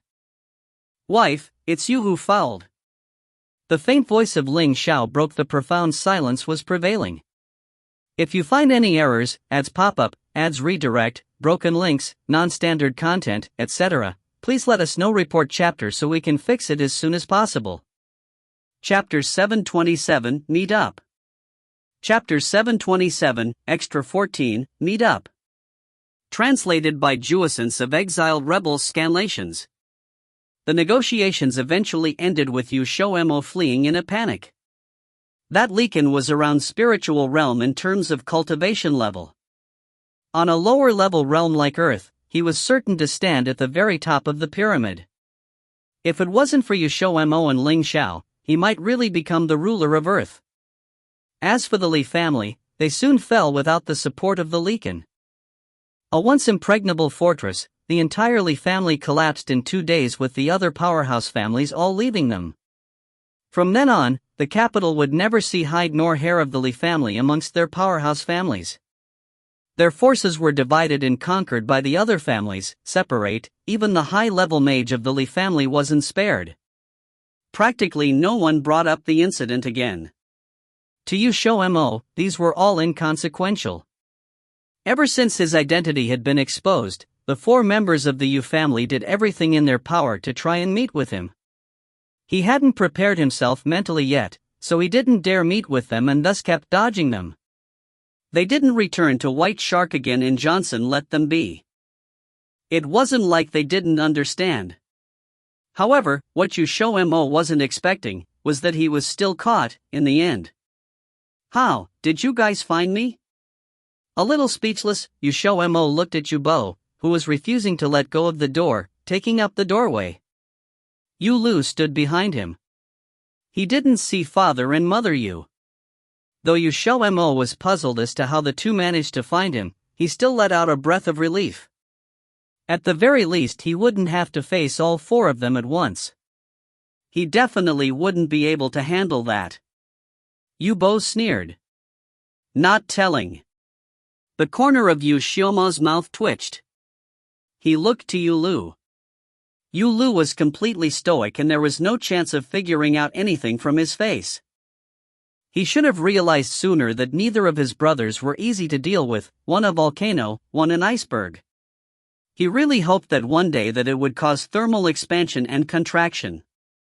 "Dear wife, why don't you invite the guests inside?" Ling Zhao's cheerful voice came from inside, blatantly trying to cause chaos. As soon as the words were out, XiaoMo noticed an immediate drop in temperature.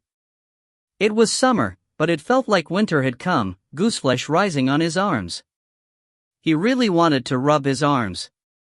The explosive Yubo instantly scowled and said, "This is the first time I've ever heard of blood brothers being guests." XiaoMo, you sure have grown bold after 10 years.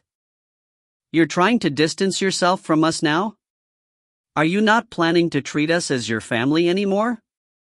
Yu Lu, hearing this, raised an eyebrow but was too late to stop him. The awkwardness in XiaoMo's expression vanished. He said in a self-mocking tone, "The ones who wanted to distance themselves was you, no? I'm just a normal person. Didn't you guys always consider me a burden? If it wasn't for that accident 10 years ago, then you'd probably be contemplating on how to disappear from my life right about now and go on to live happily as a family, no?" Seeing the mockery on his face, Yubo's heart clenched. Though he had already prepared himself for something like this, but personally hearing it made him realize he wasn't nearly as prepared as he had thought. XiaoMo knew, as they had expected. "XiaoMo, it's not the way you think it is." The silent Yu Lu calmly gazed at him, as emotionless as always. However, XiaoMo noticed a hint of sorrow in his eyes. He felt like he might be seeing things. In XiaoMo's eyes, Yu Lu was always so tall and strong, like their father. He was a powerful person, a man without any hint of weakness whatsoever. "I don't want to hear your explanations. I only believe in what I hear, what I've seen. If you're just here to say this, then please leave. I don't have the time." XiaoMo hardened his heart.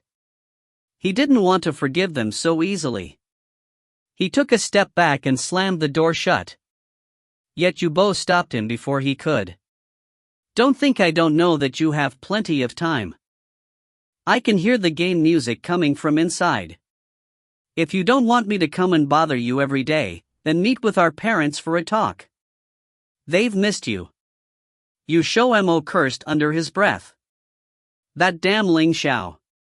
He had turned the game off. However, Yubo's words did have him hesitating. Yu Bo was someone who meant what he said. If he didn't agree, then the other might really come and bother him every day. He couldn't flee back to the Tongtian continent now, that would be cowardly. Alright, I agree. I've booked a room at the Sky Sea Gardens. You had better come. Yu Bo immediately said. XiaoMo clenched his fist internally. He had been played by Yu Bo again. The other had known he would agree, so he had planned everything, just waiting for XiaoMo to jump into the trap. And he did. After the two left, XiaoMo returned to the bedroom of their suite with his head hanging. Xiao was helping him beat levels with his controller, his actions becoming smoother and smoother. This guy was even more like a veteran gamer than XiaoMo, a real 21st century young adult. He was just about to speak when the other spoke up. I already guessed how that would end. With the Yu family. Mother Yu, after finding out that XiaoMo was willing to sit down and talk with them, was delighted. She immediately dragged her husband out shopping. She wanted to make sure she was as pretty as possible. Perhaps they'd forgive her upon seeing how beautiful she was. It had to be said that XiaoMo's habit of occasional stupidity might be from his mother. Father Yu had no other choice but to sacrifice himself. Though he felt that his wife was being rather naive, anything was possible considering it was XiaoMo. The time they agreed on soon arrived. Night fell on the prosperous city, the streets filling with the energy and noise of city nightlife. The pure moon hung high in the sky and the Sky Sea Gardens soon came to its peak traffic. Every single person who entered or exited Sky Sea Gardens were people of prestige. The Yu family didn't like this sort of bustling atmosphere, but the food there was decent. It would definitely satisfy XiaoMo / their son. When the time arrived, XiaoMo and his husband Ling Xiao appeared at the main entrance to Sky Sea Gardens. Gazing upon the beautiful architecture, this was the first time he truly felt a sense of returning since coming to this realm. This was the big city, the atmosphere that was uniquely Earth. That world with cultivators everywhere had to be an illusion. After basking in the moment for a while, XiaoMo led Ling Xiao inside, but one of the employees who had noticed them for a while blocked their way. If you find any errors, ads pop up, ads redirect, broken links, non-standard content, etc., please let us know. Report chapter so we can fix it as soon as possible. Chapter 728, Feigning Injury to Gain Results. Chapter 728, Extra 15, Feigning Injury to Gain Results. Translated by Crystal of Exiled Rebels Scanlations. Sir, we are a private club, I'm sorry but we can't let you in. The server stopped them and said politely. It wasn't that he looked down upon them, it's just that the Sky Sea Garden had a rule that only those in suits were allowed, and only those with a diamond membership card were exceptions. Those were usually familiar faces from top of the Jindu social hierarchy. The two didn't have a diamond membership, thus they needed suits to enter, otherwise, even if they got in, they would have been chased out as unauthorized personnel. XiaoMo didn't know the rules, thus he was really confused as to why they weren't allowed in, especially since Ling Xiao clearly had the aura of authority. How blind would they have to be to ignore him? What would we have to do to get in then? XiaoMo asked patiently. The server replied with a smile, you simply need to be wearing a suit. T/N, the server didn't let them in and used a word, which means loitering or miscellaneous or people that shouldn't be there, thus XiaoMo's question of how Ling Xiao didn't fit in when he clearly looked like a royalty even if he himself didn't. XiaoMo didn't bother him further and he didn't tell Yu Bo he arrived either. The two exited the building. Speaking of suits, XiaoMo realized that ever since they entered this plane, not only him, Ling Xiao hadn't wore a suit either. Thinking it this far, he couldn't help but be curious as to how Ling Xiao would look with a proper suit on. 2 minutes later. How does that person look? He's pretty handsome, clearly someone with taste. XiaoMo stood on the sidewalk and looked at a suit-wearing man in a Porsche critically. Ling Xiao looked at him puzzled, handsome equals good taste? XiaoMo explained, of course not, but those with money and looks are usually better at dressing themselves. Ling Xiao mocking laughed. Let's say he has taste, but what about height? Where do you think he looks similar to me?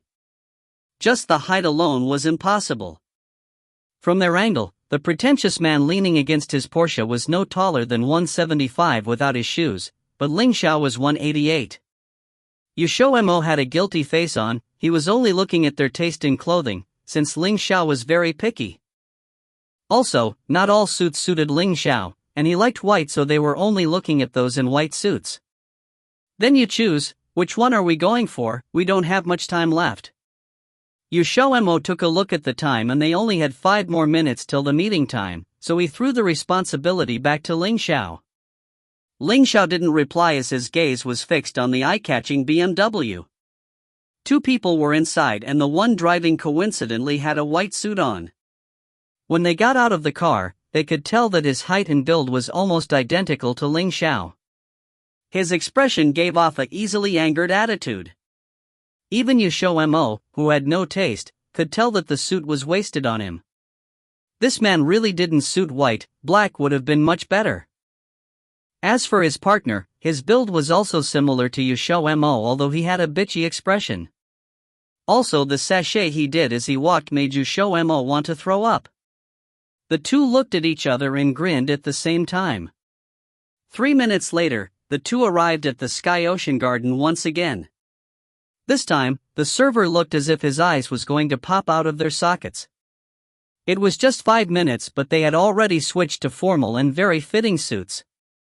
Even the details looked delicate, but usually these kinds of suits took a long time to make, so how did they get their hands on one so fast? XiaoMo, with a suit, made him look more delicate, and Ling Xiao in a white suit made him look like an elegant prince. It wasn't just him but also everyone else. No one could keep their eyes off of him. The two walked straight past the server, before he had a time to react. It wasn't until 2 topless people came rushing over with pure anger did he regain his senses. Seeing that they weren't properly dressed, the server instantly stopped them. "Sir, you can't enter." The two were already burnt senseless by anger that hearing his words, they could no longer hold it back, and the one who had a similar build as Ling Xiao yelled, "Fuck you, what do you mean I can't go in? The suit I waited 3 months for and only wore for just an hour got striped away in your parking lot. It's your territory. You fix this." The server. Everyone else. The situation didn't just end there, because the man and his companion wouldn't stop till they got an answer. They made such a commotion by the front door that a crowd gathered and almost blocked out other guests. Finally, the manager was informed and came out. Hearing that it happened in their parking lot, and to placate them, he brought them over to the waiting room and had those in charge of security bring the parking lot footage. In the end, the footage was not of the robbery they spoke of, but instead, it showed them stripping themselves in a frenzy. There wasn't even a glimpse of the thief they spoke of. Seeing this, the two looked as if they saw a ghost and was politely escorted out by the manager. The two were chased out, but XiaoMo felt as if he was meeting the final boss. His family was very smart and knew his personality very well. They knew he yielded to a soft approach but not a forceful one. Thus they wanted to use love to persuade him and sent his mother, Mingjing. Right now, this graceful noblewoman looked at him with soft eyes, as if water was going to come out at any moment. XiaoMo felt as if he was sitting on spikes. If Ling Xiao was here, he could at least distract him, but currently it was just him and his mother. Everyone else was outside. Shit. Fuck. Clearly it was planned, otherwise why would a private room contain an inside and an outside? However, what he didn't know was that Mother Yu was even more nervous. She hadn't seen him for 10 years and had always neglected him in the past, so she didn't know how to face this son of hers. She was filled with guilt. XiaoMo, mommy, Mother Yu's face was a bit stiff and was filled with uneasiness. XiaoMo shifted his gaze with guilt. He wasn't bad with his words, but once he was faced with familial love, he didn't know what to say. Thus, he didn't follow up on her words and instead looked at the floor as if there was $100 laying around. Seeing his distant expression, Mother Yu felt her heart ache. She suddenly walked over and grabbed his hand. They were both cold, no one could warm the other. XiaoMo was surprised by that and became even stiffer. In his memories, his mother rarely held his hand. This soft feeling was only something he felt in his childhood, and even then, it was very rare. He had already forgotten the warmth of her hug. Mother Yu looked at him laden with grief, and said chokingly, "XiaoMo, Mommy knows that those years were very painful for you. Mommy knows she's wrong. Ever since Mommy heard of your death, Mommy hasn't had a day of sleep.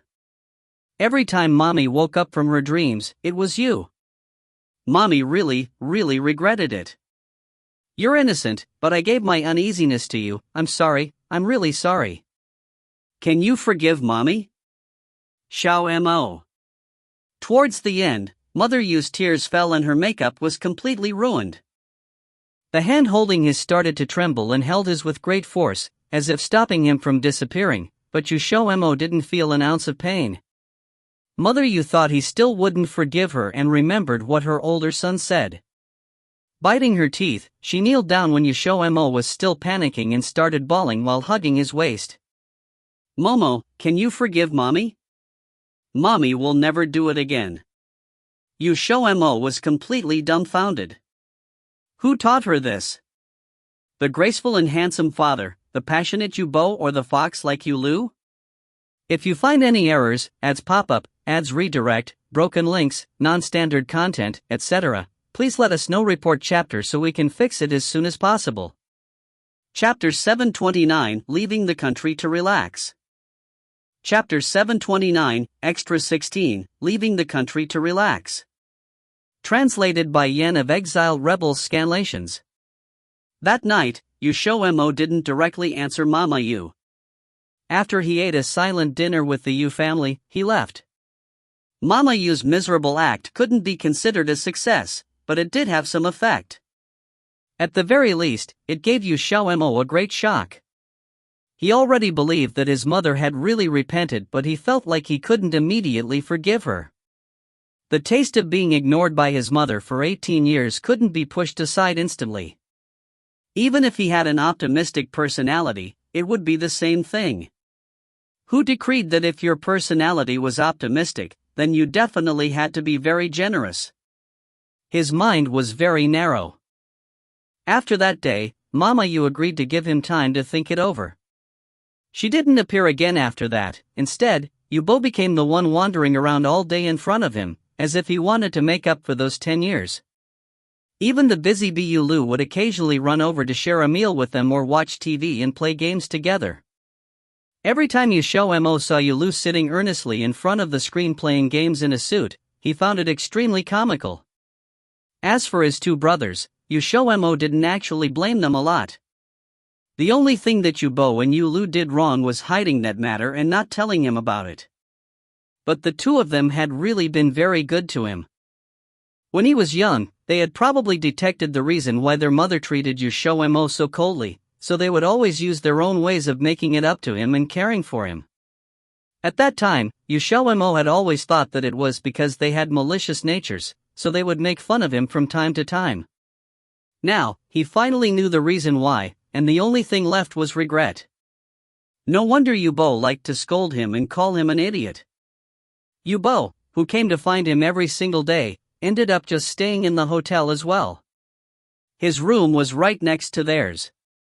Originally, he wasn't willing, but after being incessantly pressured, XiaoMo told Yubo that if he had a way to get the owner of the room next door to sincerely yield his suite, he would agree. It was also a presidential suite next door that someone had long since booked in advance. Rumor had it that it was a notable person, and XiaoMo saw that every time the person entered, there was always a huge crowd of bodyguards. All the way up until the day Yubo moved into the hotel. He saw that notable person bowing and fawning over Yubo, looking as if he was about to lie down on the floor and lick Yubo's toes. XiaoMo's jaw nearly dropped. He was wrong. With the Yu family's current standing, there were more people who wanted to curry favor with them. After Ling Xiao learned of this, there was a period of time when he would always look at XiaoMo with worry in his eyes. XiaoMo called him a bastard once, and after that he was dragged onto the large mattress on the bed and was made love to for quite a few hours. At that time, it was still broad daylight, and when Yubo knocked on their room door, it scared XiaoMo to the point that his chrysanthemum tightened and nearly made a certain someone come from being squeezed. From that point on, he didn't dare to casually mention the word bastard again, because the results made his balls ache very much. Several days later, Mama Yu came to see him. She brought a pile of consolation gifts, all snacks that he liked to eat. His father told him his mother personally made all of these snacks for him without the help of anybody else. XiaoMo knew just how much Mama Yu disliked cooking. She extremely detested the smell of oil and smoke, and she usually wouldn't go within 2 meters of the kitchen. Once, the family chef had to temporarily take a leave of absence for 5 days because of urgent business, and Papa Yu just happened to leave on a business trip and wouldn't be back for 3 days. As a result, the only ones left in the house were the 3 brothers and Mama Yu. At that time, all 3 brothers were very young. The youngest was Yubo, only 3. XiaoMo was 4, and Yulu was 5. In the end, the 3 brothers ate instant noodles for 3 days with their mother. XiaoMo was the one who went to the kitchen to get the instant noodles, and Yulu was the one who boiled the water. Only when Papa Yu came back did they finally finish their instant noodle eating days. XiaoMo had already begun to remember things at that point, so this was carved very deeply into his memory. They could have clearly gotten takeout, but Mama Yu forgot, and back then she had even used especially genuine eyes to look at the 3 brothers and say, "Darling, is it okay if we eat instant noodles?" This was also the first time he could ever remember the feeling of being cared for by Mama Yu. XiaoMo discovered that recently, he would always recall some things from when he was young. Disputes between close relatives would always be settled fairly quickly, so he was worried that his heart would soften very fast. Sentimental attacks or whatever were truly extremely annoying. Even though she obviously knew that he was soft-hearted, she continued to target this weak point of his. This was definitely Yulu's idea. After Ling Xiao learned of this worry, he suggested leaving the country to relax a little. This suggestion earned XiaoMo's approval. They should indeed go and relax a bit. If he continued to be attacked one after another like this, he would submit sooner or later. Ever since he learned of the truth, he had already resolved to not forgive them so easily. At least he had to let them to get a taste of what he had felt that year. That night, they packed and avoided Yubo before leaving Country Z. XiaoMo only went back online after they landed in a different country. Yubo's messages were like a bomb. In a few short hours, he received 100 or so calls and 200 plus messages. He was very suspicious about how Yubo managed to do that. XiaoMo sent a safe and sound message before turning off his phone again. Didn't Yubo say that no matter where he was, he would always have a way of finding him? Right now was the perfect chance. If he had the guts, give it a try. Manhattan, New York, one of the most flourishing districts in the world. There were numerous tall buildings. Once they got off the plane, they experienced the noisy atmosphere of Manhattan. There were humans from different countries all around, fair-haired and blue-eyed. There were only a few Asians. When they checked into the hotel, the concierge said something in English that Ling Xiao couldn't understand. Because of that, XiaoMo was smug for quite a while, but when it was night, Ling Xiao used extremely fluent English to ask the concierge to deliver room service. XiaoMo was dumbfounded when he heard that. How do you know how to speak English now?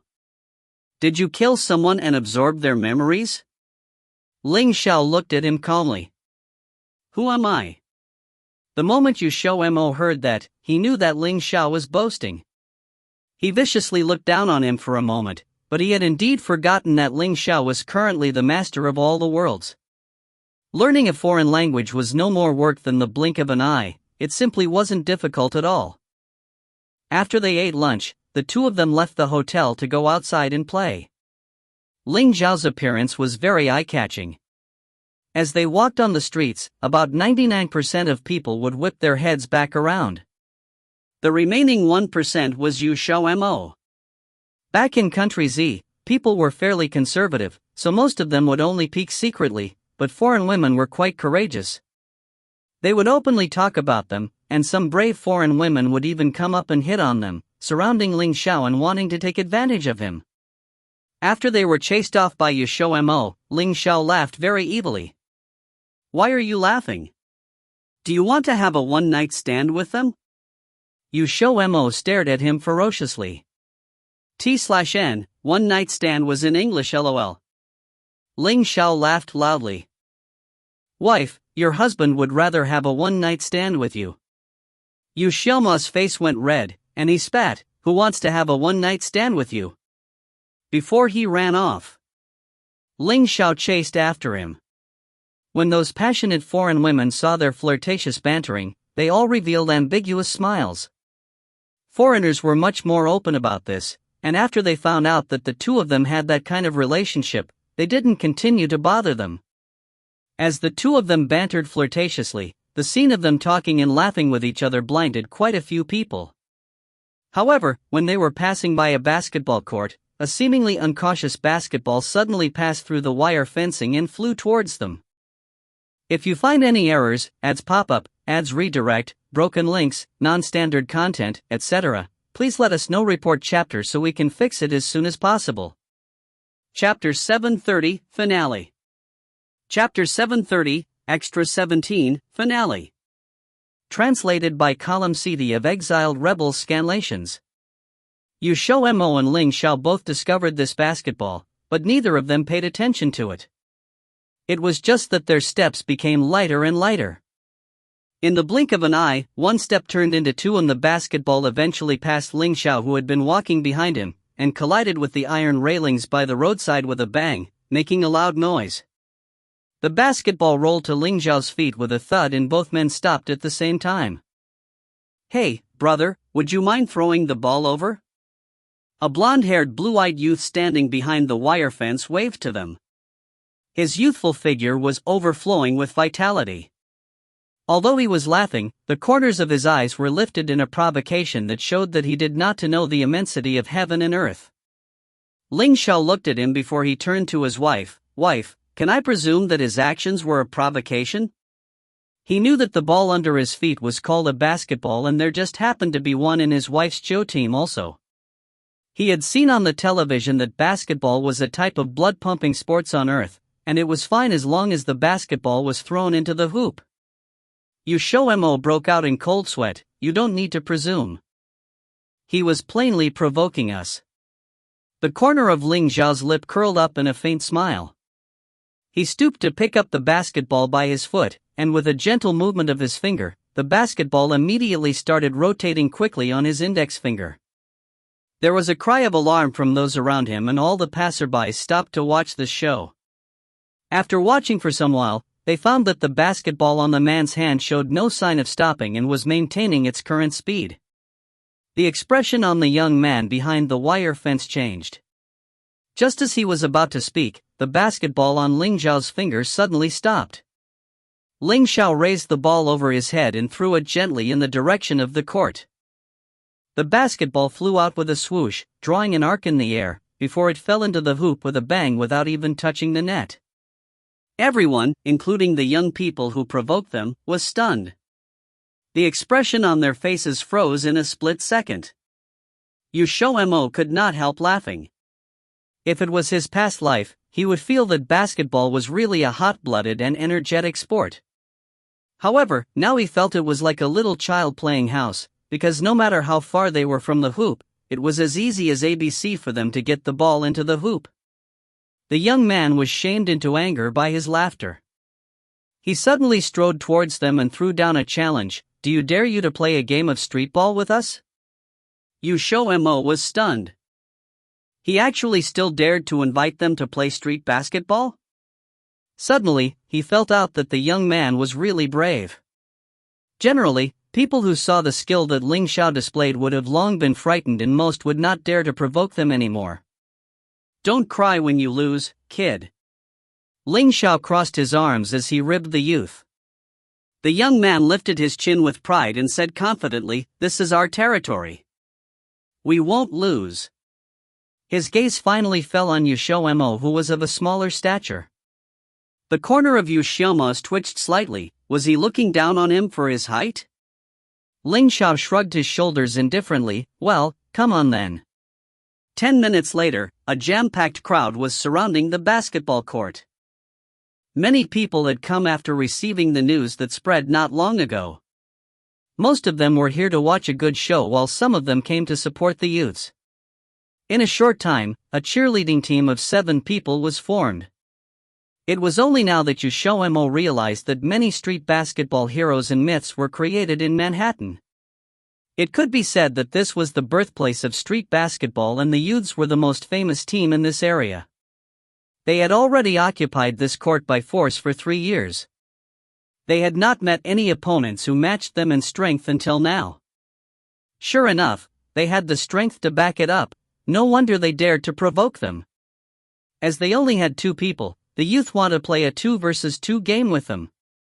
However, Xiao told all 6 to come at him all at once. That was 2 versus 6. This thoroughly offended them, and they decided to teach the 2 men a lesson. Are our actions considered as bullying others?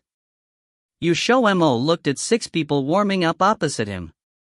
Xiao spun the basketball on his finger as he gave a wicked smile. Didn't you say that basketball was also a type of recreational sport? We're just play about. It's not considered as bullying. XiaoMo was speechless. The competition officially began when the time came.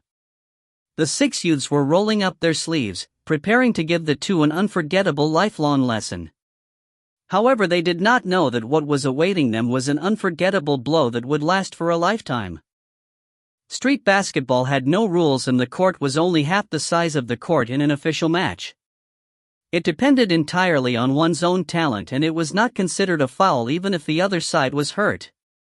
It was undeniable that street basketball was more awesome, cool, and trendy. Don't you need to warm up? The youth could not help frowning when he saw that them with an extremely relaxed bearing, and still wearing casual clothes. No, Xiao threw the basketball in his hand to them. You guys start first. The youth suddenly felt like he had been belittled. He angrily pointed at them and shouted, looking down on us? You'll regret it. After that, he threw the basketball to his comrade behind him. At the same time, a whistle sounded outside the court and the game began. The youth's comrade Xiao rushed towards Xiao while dribbling the ball. Just as he was approaching Xiao, he quickly threw the ball to Xiao B, who had already rushed beneath the hoop. Xiao B caught the basketball and jumped up to do a slam dunk without a pause. The surrounding crowd burst into excited and alarmed shouts along with his actions. Just when the crowd thought that the ball would be shot into the hoop, a figure appeared in front of Xiao B, and with a bang the basketball was knocked from Xiao B's hand. The basketball bounced to the edge of the court and was quickly intercepted by a person. Before the others could react, the person jumped up, raised the basketball over his head and threw it out with a whoosh. Under the shocked gazes of the spectators, the basketball accurately fell into the hoop, a 3-point shot. Silence reigned for a few seconds, before a shrill scream from outside the court suddenly echoed. The cheers of men and women seemed to break through the sky. Regardless of who had scored, it was an extremely marvelous shot, making them particularly excited. The 6 youth had all paled. What kind of terrifying speed was that? They basically could not react at all. The whole process took less than 3 seconds, and they had already lost the first point. The 6 people finally knew that had encountered an expert. XiaoMo, who had scored the point, more or less knew Xiao's feelings. This sort of turning into a superhuman in 1 second did not feel too good. They looked at each other quickly and shared a tacit understanding as they laughed. It was not known if it was good to have a man that wished for the whole world to be in chaos, but it was certainly not good to have a man that accompanied him to bring disaster to others. The 6 youths did not know that this was just an appetizer, and the best part of the show had yet to come. After XiaoMo let loose and played, he cooperated with Xiao and constantly passed the ball between them at a high speed, completely breaking through the blockade of 6 people. The 6 wanted to rely on their greater numbers to block the movements of the 2 people. But in the end, they could not catch up to the two's speed.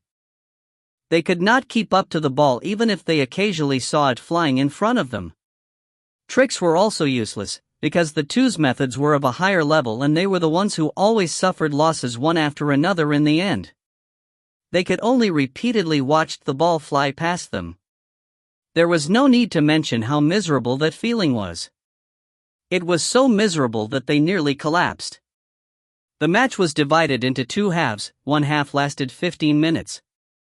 At the end of the first half, the six were sweating all over and collapsed limply onto the ground. Their physical strength was almost exhausted, yet they only scored 1 point. They had utterly lost their faces and were ashamed to continue the match. XiaoMo walked up to them. He was not even breathing hard as he praised, "You guys played quite well to be able to score a point from us." The six of them. As the six people did not have the physical strength to continue, the match ended in the first half with a score of 100-1. The spectators were left wanting for more as they dispersed. They still had not seen enough, it was really too marvelous. Although it was a one-sided match, there was a lot of variety in the dribbling movements of the two. There were only angles the crowd could not imagine, and no actions the two could not accomplish. XiaoMo also felt a little like he had not played enough as he clicked his tongue. Xiao handed him a bottle of pure water. "Do you want to play some more?" XiaoMo saw his expression of wanting to bully others and rolled his eyes. What skill is there in bullying ordinary people? If you have the ability, go play with the others when you go back. Winning that takes real skill. Xiao did not express an opinion. "Listening to your words, it seems that you think I might lose?" XiaoMo showed a row of pearly white teeth and seemed to be very pleased as he said, "Everything is possible if you don't use spiritual energy." Suddenly, Xiao laughed. "Wife, it looks like you really want to win against your husband." XiaoMo immediately gave a hump from his nostrils. "Of course. Master, please accept me as your disciple." At that moment, the young man suddenly rushed them and knelt down quickly. His green eyes were glittering like gems as he looked at them with expectation and excitement. His previous arrogance had long been turned to dust and he had been thinking about this ever since just now. He even refused to leave when his companions asked him to go together. XiaoMo was shocked. He had never thought of accepting a foreigner as a disciple. Besides, he did not have the intention of accepting a disciple. However, he took out a jade bottle which contained a magic pill from his sleeve and threw it at him casually. "Catch. Eat this and you can become very powerful. Just take it as thanking him." The youth was rather dubious of this, and when he still wanted to say something, the two had turned around and walked away while laughing and talking. The youth still ate the magic pill later, and then he became a legendary figure in the world of ball sports. No one could surpass him in the next 200 years. No one knew that the legend has always been grateful to the two people, without whom he would not have risen to such heights. As for the two people who he was grateful to, they were presently traveling freely and unfettered in another world. If you find any errors, ads pop up, ads redirect, broken links, non-standard content, etc., please let us know. Report chapter so we can fix it as soon as possible. Chapter 731, End, the Xiao Team. Chapter 731, Extra 18, the Xiao Team. Translated by Juessence of Exiled Rebels Scanlations. The Earth was billions of times smaller than the Tongtian continent. XiaoMo didn't plan on leaving after just a month or two, so he bought a mansion in the city center to live in with Xiao. Occasionally, Yu Bo and Yu Lu would come and visit. Mother Yu would drag Father Yu over every now and then as well. Even when all four of them came over, the mansion would still feel very empty, until one day, it suddenly became full of life. "Paichio, didn't I tell you to throw your trash in the bin?" XiaoMo blared angrily at the seed shells all across the floor. He had taught the other how to eat the roasted seeds. At first, Paichio had eaten them with the shell on, but soon learned to spit out the shell, but he was very messy with it. "Sorry." Paichio hung his head in guilt. He thought it was too troublesome to make sure he spat the shells onto the table, so he couldn't help but spit them wherever he liked when his master wasn't looking. He hadn't thought that his master would come back early. Dear son Yu Junshi sat on the couch eating watermelon and blinking at him innocently.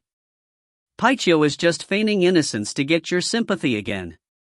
Don't fall for it. XiaoMo replied irritably, you're no different. Yu Junshi pouted.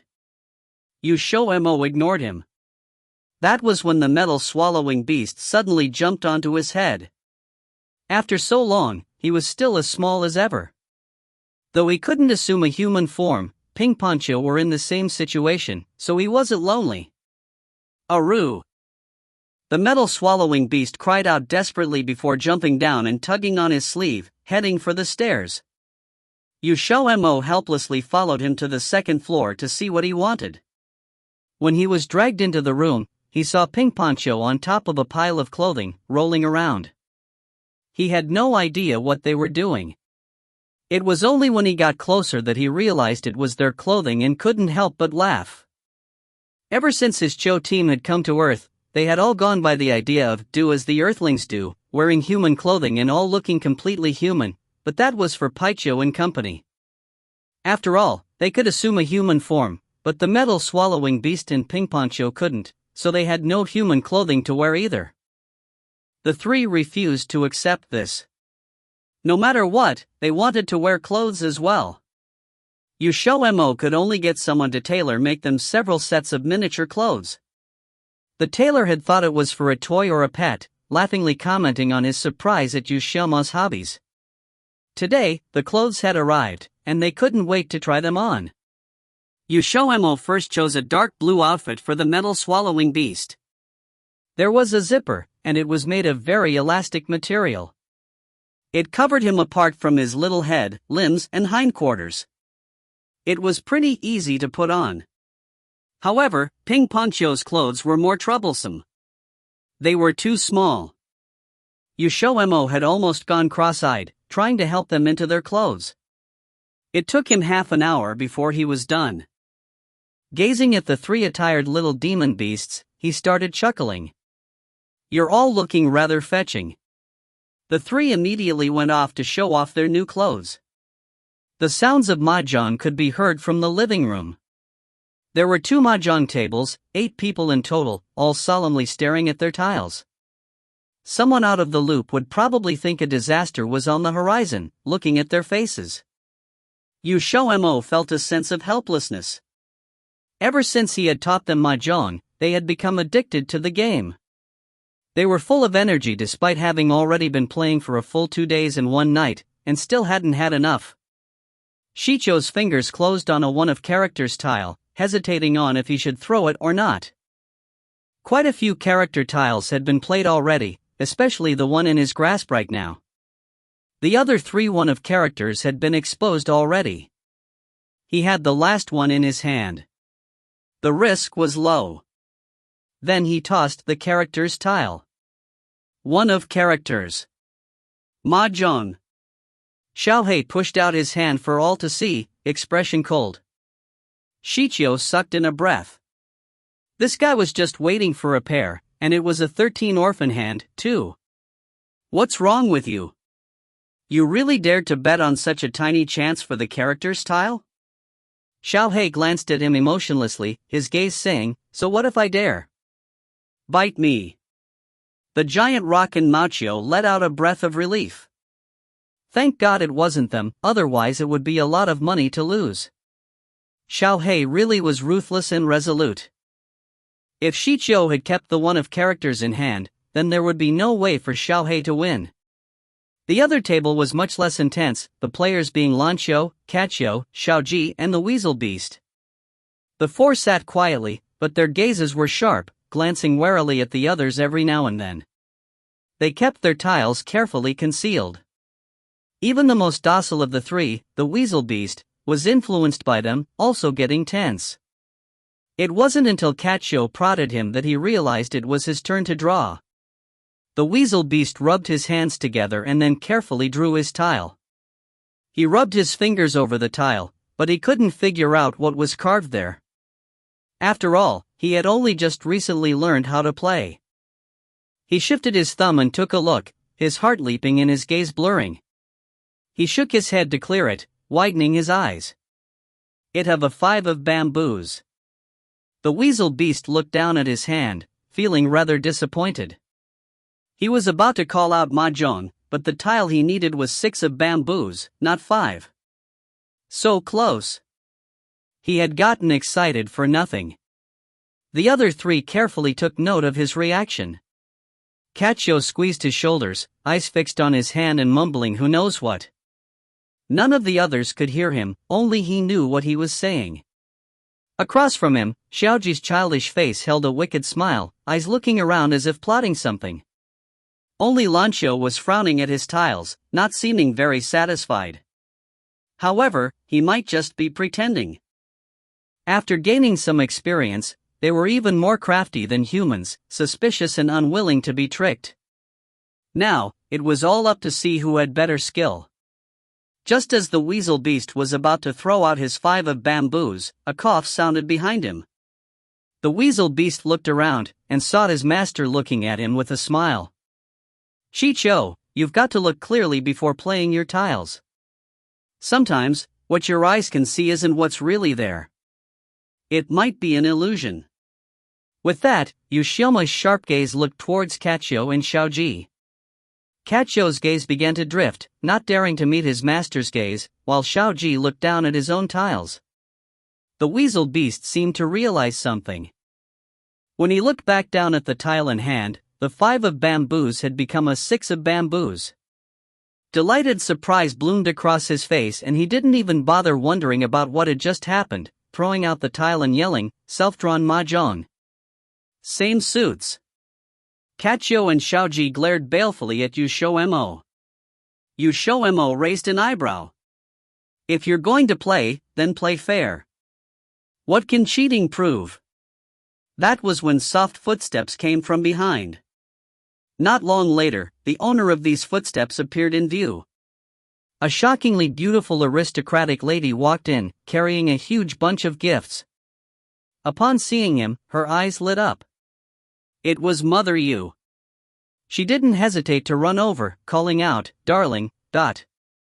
XiaoMo startled and cursed in his heart right before a heavy weight jumped on him, hugging him tightly, territorially, before scowling and glaring at Mother Yu, yelling back, "Darling my ass. Stop being so intimate. He's my son, not your darling." Mother Yu's expression froze on her face, glaring balefully. She had yet to receive a single word of forgiveness from her son, but she refused to give up. She believed that her sincerity would, one day, win her son's favor. Yet this dream hadn't even come true when, out of nowhere, appeared a man who fought with her over her son. Not only did he say that her son wasn't hers, he was possessive, too, not even letting her touch XiaoMo at all. XiaoMo was her son. Though he had a different body now, he was still her son. That would never change. XiaoMo stood there speechlessly. Every now and then, this scene would have to repeat itself. How troublesome. The gifts Mother Yu brought was quickly distributed between everyone. To try and gain her son's favor, Mother Yu had gone and figured out everyone's likes and dislikes and would bring a lot of stuff for them every time she came. Father Yu had become her mover. Half an hour later, the two were still facing off. To turn their attention away from him, he brought out a third mahjong table and had his cheap dad and Mother Yu play against each other. He dragged in Father Yu and the gluttonous Paicho as well, a perfect 4 for a game of mahjong. Hearing that they were going to play mahjong against each other, Yu Junqi and Mother Yu exchanged a look, sparks flying. They hadn't even begun yet and they were already fighting with their glares, neither of them willing to back down. XiaoMo ran for it. So long as they weren't paying attention to him, he didn't care. Let them tear each other to shred over the mahjong table. Even if they blew a hole in the roof, he wouldn't mind. Ling Xiao just happened to come down the stairs then and see him running, laughing at him unapologetically. "I told you. Didn't I? Your dad gets jealous very easily, but you didn't believe me." XiaoMo wiped imaginary sweat off his brow. "And you don't know to help me." He obviously knew that Papa Yu got jealous easily. Since he had brought all of the Cho team over, he knew that if he left his cheap dad, then he'd be cursed to death before he even managed to leave. His dad was very powerful. However, there was one thing he was surprised at. His cheap dad should have figured out his identity by now, but the other never brought it up, as if he didn't know. The only change was that he was acting more and more like a damn pedophile. XiaoMo personally cooked dinner for everyone, but he didn't make a full meal. His Cho team was full of carnivores. They had ate plenty of fruit while playing mahjong today, and were all baying for meat. Because of this, XiaoMo had to go to the market and buy a truckload of meat.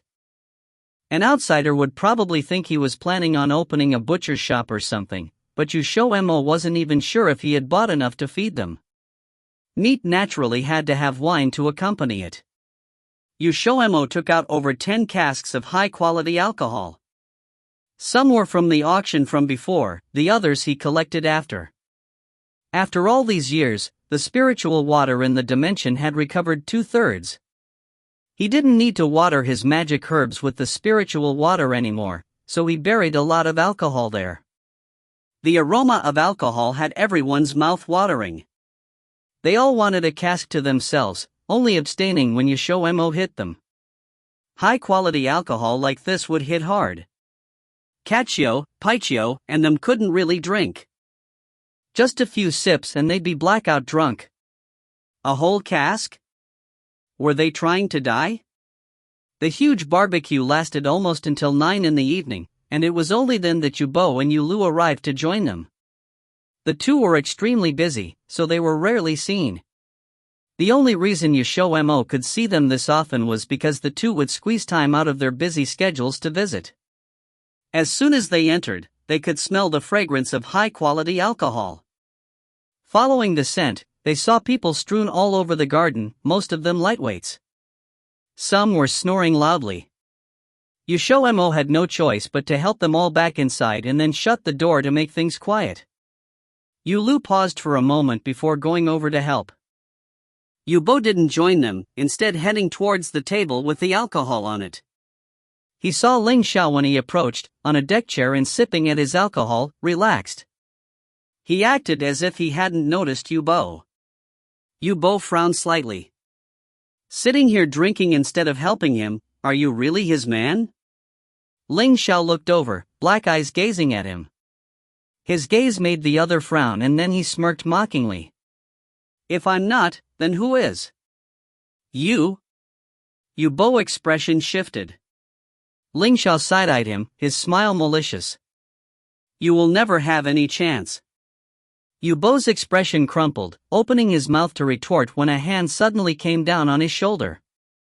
He turned to see that Yulu had come over without him noticing. The other looked at him and shook his head lightly before dragging him off despite his reluctance. After a while, XiaoMo came over. What did you say to Yubo? Ling Xiao pulled him onto his lap, placing his chin on the other's shoulder and nuzzling his nape, causing him to laugh at the ticklish feeling. I didn't say anything to him. Then how come he looks so tilted? XiaoMo didn't believe him. Ling Xiao thought for a moment. He probably stepped in shit. XiaoMo. The end. Translator/editor notes. Thank you everyone for reading until the very last chapter. Although we picked up this novel at chapter 185, it has been a crazy time doing these last 547 chapters of LMW. We really appreciate all of the continued support from everyone until we made it this far. LMW will always have a special place in my heart as it is the first Chinese novel XR ever decided to translate. Many of you probably do not know the backstory as to why we began translating LMW. Back in 2017, Rara was gushing about reading a long novel for the 5th time. She got Yuan Yulin interested in reading the novel and they both began spamming our group chat with conversations about each chapter. Sometimes it would just be the two of them talking about how LX aka Boss was being mean to XM asks Momo, but it was mainly laughter at the antics that occurred in each chapter. They would spam hundreds, if not 1,000, comments by themselves over LMW. Feeling left out, lol, I asked them which novel it was, and to my surprise, found out it had a little over 180 translated chapters in English from S3 Re. Taking a little under 2 weeks to finish the chapters, I was sad to see that the last update had been quite a while before. I begged you and Yulin to translate 185 for me so I could continue reading and stay in the loop with the story. Once she finished 186, we saw that S3 Re was looking for someone else to take up the series and decided, hey, we're translating it anyway for our own amusement, so why don't we share it with the rest of the readers too? And then our site was born. We continued to grow from there, adding translators, adding series, adding memories. It's been a long run with LMW, and now we have finally crossed the finish line. Although this was all started just so I could continue reading, I'm glad my decision got us this far and expanded the English reading Chinese BL novel fanbase. We hope you continue to support us as we begin new novels and share new laughs and romance. So once again, thank you from the bottom of my heart. Without readers, none of us would be here. Addis.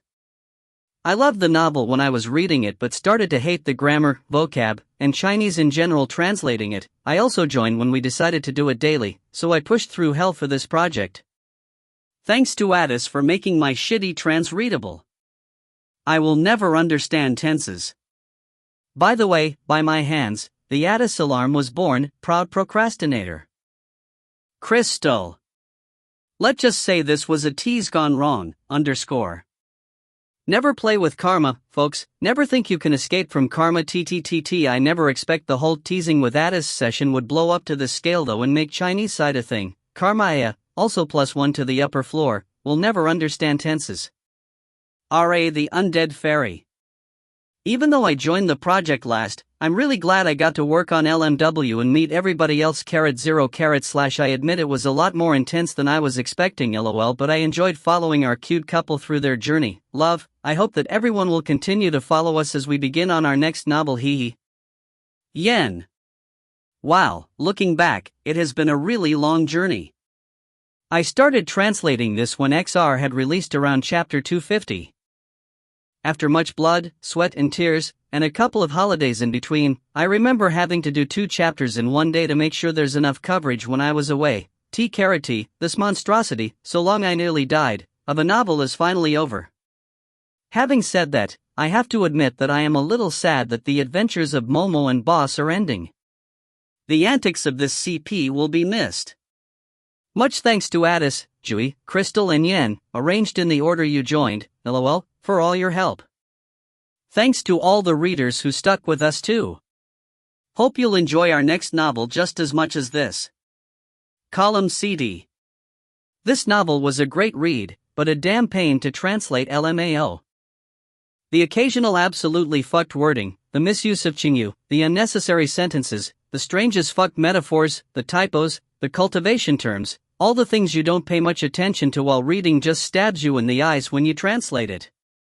On one hand, it was a pain, on another, it's basically the foundation of my time with XR. I have to say I'm glad it's over, but it holds a special place in my heart and honestly, all that work was definitely worth it.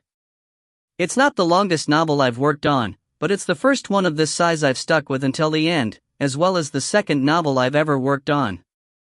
Thanks for sticking with us throughout this novel and I'm glad to have the chance to have joined the team and helped out. Jouissance. First chapter of our new novel, I Am a Chef in the Modern Era, CME, will be posted April 1, 2019. Lin Shui was sentenced to death by the traitorous emperor for a treasonous crime he didn't commit. Before drinking the poisonous wine on the execution ground, he stared up at the snow falling from the sky and said to himself, "This is for the best, I will be a cook in my next life. I miss roast chicken."